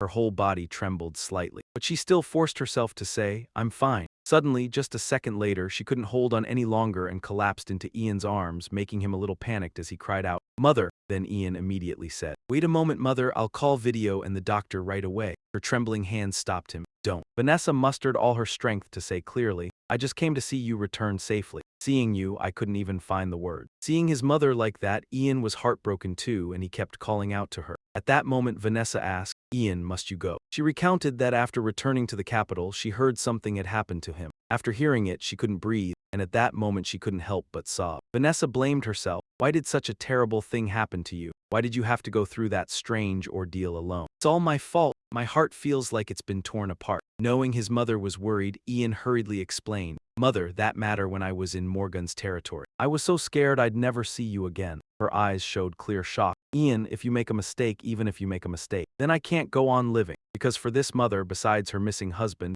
Ian is the only family she has left. So Vanessa said, I don't want to lose my family ever again. Ian was silent for a while, then he gently took his mother's hands and spoke. Mother, you might not believe it, but I met father. Ian said it casually. She was completely astonished. What? But Ian quickly continued. There will be a chance to explain everything, but he told me that. Even though you can't see him, he's always in your heart. Ian's father had said that to him. Ian continued. How much I had resented him. But in truth, I've realized that everything I have is the love father left behind. With a sincere tone coming from deep within Ian's heart, he said to his mother, so I will follow the path that he walked. He said he wanted to know more about a heart, about what it means to protect a mother and child. Finally, Ian said, please allow me to complete this mission, Mother. This is the first and last time father has asked me. In that moment, Vanessa seemed to see the silhouette of her husband in this son of hers. She held herself still for a moment, and tears welled up accordingly. Tears streamed down her gentle cheeks, but this time she spoke very calmly. You have truly grown up so much, I still thought you were my little child. Ian reassured his mother, please don't worry too much. Don't think that you're alone, because now there are people who love you very much. Even Ian could clearly see this change. He mentioned Video. Lord Video is truly a good person. His kindness could be said to be like a father's love, something I've never felt before. Next is Douglas. With that boy around, the atmosphere always becomes bright. He is a smart and gentle child who knows how to care for people's hearts. Ian looked straight into Vanessa's eyes and said, I hope you will be happy. Then he hugged her tightly. I will definitely come back. They talked without realizing that the door to the room was still slightly ajar. It was unknown when Rydio and Douglas had been there, but Douglas couldn't hold back and sob. Time quickly passed to the next morning. Ian was packing his luggage onto the horse. At that moment, Video spoke up. Are you leaving now, sir? Ian replied to him, yes, I should probably go now. This scene felt a bit nostalgic to Video. Are you only taking one horse, sir? It reminds me of when you left Loy village and I met you. He laughed and recalled. Back then you were terrible at riding a horse. Ian replied, I'm good at riding now. Because back then I was too short. After joking around for a while, Ian got to the main point. Lord Video, please take care of my mother. He answered, please don't worry, I swear on my life to protect the lady. Just then, Douglas's clear voice rang out. Brother Ian. Ian still wasn't used to him addressing him that way. Douglas, if you call me that. Douglas took out a small bag and handed it to Ian. Douglas Vodder said that. This is mana, elixir, and medicine that I prepared. I guarantee it's much better than the products sold on the market. I know you won't get hurt, but just in case something happens, if needed, send a letter to my mansion anytime. I'll prepare plenty of better medicine. At the same time, Vanessa was also hurrying over. Ian, still unaware, replied, Douglas, thanks. As soon as she arrived, she called out loudly. Ian, seeing his mother, Ian immediately called out, Mom. Vanessa, as usual, thoughtfully brought out a package of pastries. Eat on the way, I've prepared plenty. She carefully instructed him, don't skip meals, always take care of your health. Write to me often. Ian replied, yes, Mom, take care too. After saying goodbye, he walked toward the horse and said to them, I'm off then. The horse's hooves slowly followed Ian's lead. One person, one horse just kept heading straight forward, but after only a few steps, those feet came to a halt. Ian turned his head to look back at everything he had gained over the past years. Gazing at the mansion where he had lived for so long, he thought to himself, my home, I can return anytime. A smile of boundless happiness spread across Ian's lips because he knew that this home, their family, was always waiting for his return. After looking at them one last time, Ian gently turned around. Then he walked away, heading straight forward. Time passed and Douglas wrote a letter to Ian. Boss, how are you? In the letter he wrote, it's been 8 years since you left. A lot has happened. I graduated with honors from the Imperial Alchemy Academy. Douglas's desk was now filled with trophies. He also included that in the letter, I found a cure for an incurable disease. My childhood dream has been recognized and I've become a royal alchemist. Douglas also added, Father, who researched with me, was also invited to become a royal alchemist, but he declined. Although he said it was due to pressure, I think it's really because he doesn't want to be away from Mom. According to him, the two were a bit awkward at first, but now they're very happy. Then he told Ian about matters in the palace. His Majesty hasn't fully recovered from the poisoning incident 8 years ago, and now the Crown Prince is acting as his representative. Douglas also added in surprise, the current Crown Prince is so talented you wouldn't recognize him.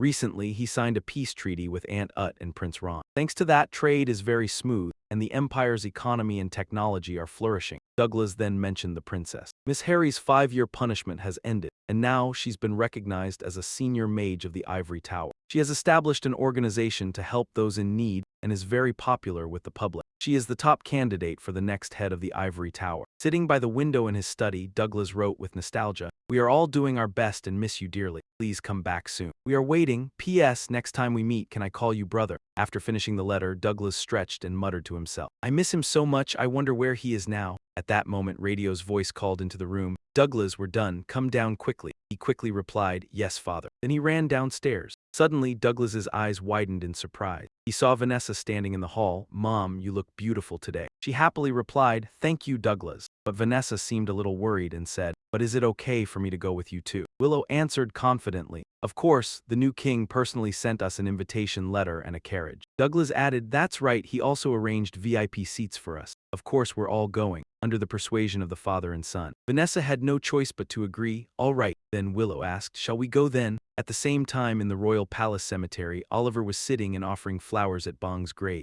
After a while, a knight came to remind him, "Captain, it's time." He replied, "All right." Oliver turned to leave but reluctantly looked back. Oliver's gaze was fixed on Bong's grave. Then he thought to himself, "It's good that you're here. I'll be back soon. Rest in peace." That same morning at the Ivory Tower, Maurice pushed open Harry's door and asked, "Miss Harry, are you ready?" Harry, in neat attire, stepped out. "I'm coming." She looked toward the staff that Ian had given her, walked over to it, and gently touched it. Then Harry decisively took it with her. "Let's go then." After finishing her preparations, she said, "Off to my brother's coronation." At that moment, at the royal palace, the place was lavishly decorated. Everything had been meticulously prepared for this day. Everyone was dressed neatly and beautifully to attend the ceremony. The atmosphere was extremely lively and joyful. Finally, that important moment arrived. The current emperor, Terry Green River, slowly stepped down. He began to proclaim, "My beloved subjects." Vanessa, Willow, and Douglas were also present, listening attentively to the emperor's speech. "I wish to take this occasion to pass on this noble throne to my son, Crown Prince Hayden Green River." Harry stood to the side with Ronald and the Ivory Tower mages, joyfully accepting this. Harry continued, "Normally, this throne would be transferred upon my death, but after careful consideration, I believe this is best for the Empire." His stern voice rang out, "For the Empire to continue to thrive, and everyone will be more prosperous with the new king." Harry spoke with all seriousness, and the door gradually opened. "People of Green River, salute the new king." Hayden then appeared from behind the door, different from his usual carefree demeanor. Now Hayden had become extremely mature, completely looking the part of a sovereign. He slowly stepped forward, each stride exuding an air of superiority. Hayden stopped in front of his father, then gently knelt down, bowing his head respectfully before him. Terry said with satisfaction, "I am proud of you." "My son," Hayden replied seriously, "I will do my best to make you proud." Hearing that, he nodded slightly in contentment to continue the ceremony. The servant brought him the emperor's crown, and Terry gently placed it on Hayden's head. Right after that, he solemnly declared, "At this moment, I declare Crown Prince Hayden Green River the King of Green River." The people immediately responded, everyone joyfully congratulating, "Long live the king." On the other side, everyone was constantly cheering. But amidst the crowd, it seemed there was a familiar figure also there, enthusiastically clapping. Amidst the people's cheers,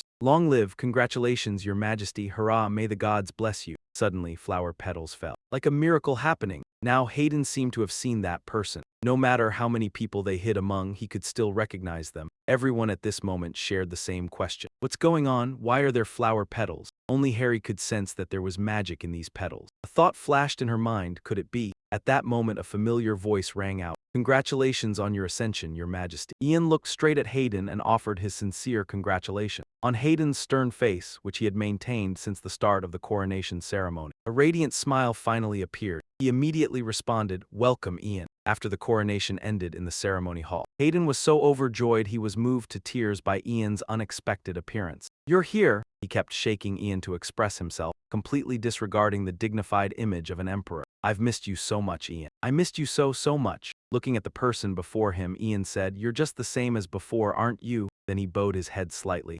Congratulations on your coronation. At that moment, Vanessa saw her son and cried out in astonishment, Ian. Immediately, Vanessa and the two other children rushed over and threw their arms around Ian. Overcome with emotion, she said, "Oh my God, why didn't you contact us? Are you well? Have you been eating properly? Do you know how much we've missed you?" And Douglas, with tears streaming down his face, said, "Ian, I missed you so much." Ian replied, "I missed everyone too, Mother, Douglas, and Father." He called out to each person in turn. Vanessa then asked her son, "Have you finished what you needed to do?" Ian smiled back at his mother and said, "Yes, everything has truly been resolved this time." Just then, Hayden cleared his throat pointedly, as if deliberately reminding Ian not to forget someone. Ian still didn't understand what he meant, so Hayden had to blatantly point towards the side. Following the direction of Hayden's finger, Ian saw Harry standing there waiting for him. It was only then he suddenly remembered this girl. She was smiling at him. Ian immediately called out, "Harry," and quickly walked over to her. "Long time no see, have you been well?" Harry's cheeks flushed slightly and she answered hesitantly, "I've been well, and how have you been, sir?" Ian answered Harry with an ever-present smile.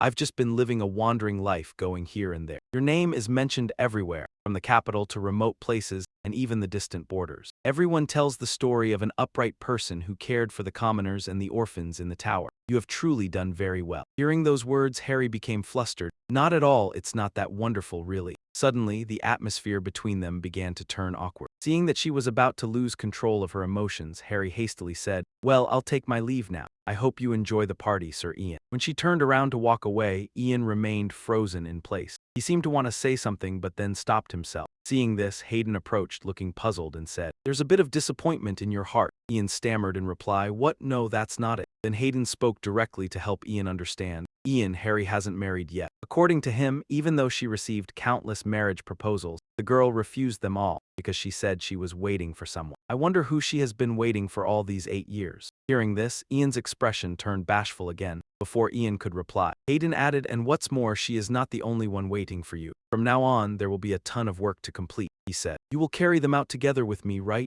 Ian replied. "I am at your highness's command." "Yes, your highness." Another peaceful day at the ivory tower. Harry was sitting in the garden admiring the flowers. She kept pondering about that day. She should have talked with him a little longer last time. Remembering what Ian had once said to her, she thought to herself, he must have forgotten what happened that day. Back then, Ian had heartlessly apologized and then left her, disappearing without a trace for 8 whole years. That fact left Harry a little disappointed. Then she denied her own thoughts. "Don't get your hopes up anymore, he's only just come back. He must be very busy, surely he doesn't have time for people like me." Without her knowing when, Ian had been standing right behind her. "Harry, so you were here?" Suddenly hearing Ian's voice caused Harry to jump and let out a loud shriek. "Sir Ian," seeing Harry so frightened, he hurriedly explained, "I didn't mean to scare you, I'm sorry." Harry slowly stood up and asked, "It's all right, what are you doing here, sir?" Ian replied, "I came here after greeting the mages of the ivory tower. They told me you would likely be here at this hour." She was a little puzzled and thought to herself, "They." After that, Ian looked around and admired. "The garden of the ivory tower has become so much more beautiful. When I was still here, this place was just a pile of weeds," Harry shyly explained. "After I became a full-fledged mage, I started planting trees here. I thought it would be wonderful if this place could become a peaceful resting spot for the mages." Hearing that, Ian answered her with a smile, "That's a wonderful idea." Then he continued to speak, "If it's all right, could you show me around the garden?" Harry immediately brightened up and replied, "Ah, of course." The two of them walked together around the garden grounds, chatting incessantly as they went. Ian casually shared with Harry, "Although the lendier flower is rarely seen in Green River, I was astonished that it's treated like a weed in the outskirts. There are people who have suffered because they couldn't get those flowers." Next, he proceeded to tell her more about his travel. "I heard there's a lake that sparkles like gold in the west of John's duchy, so I paid a visit. But when I got there, it didn't look any different from an ordinary lake. But at the moment the sun began to peek out, it truly reflected golden glints." At that time, Ian had witnessed that beautiful scene all alone, remembering the lake's surface shimmering with light, and now he couldn't help but feel a surge of emotion. That scene was truly magnificent. It was a moment you would never forget for a lifetime. Hearing about the wonderful things Ian shared, Harry immediately replied,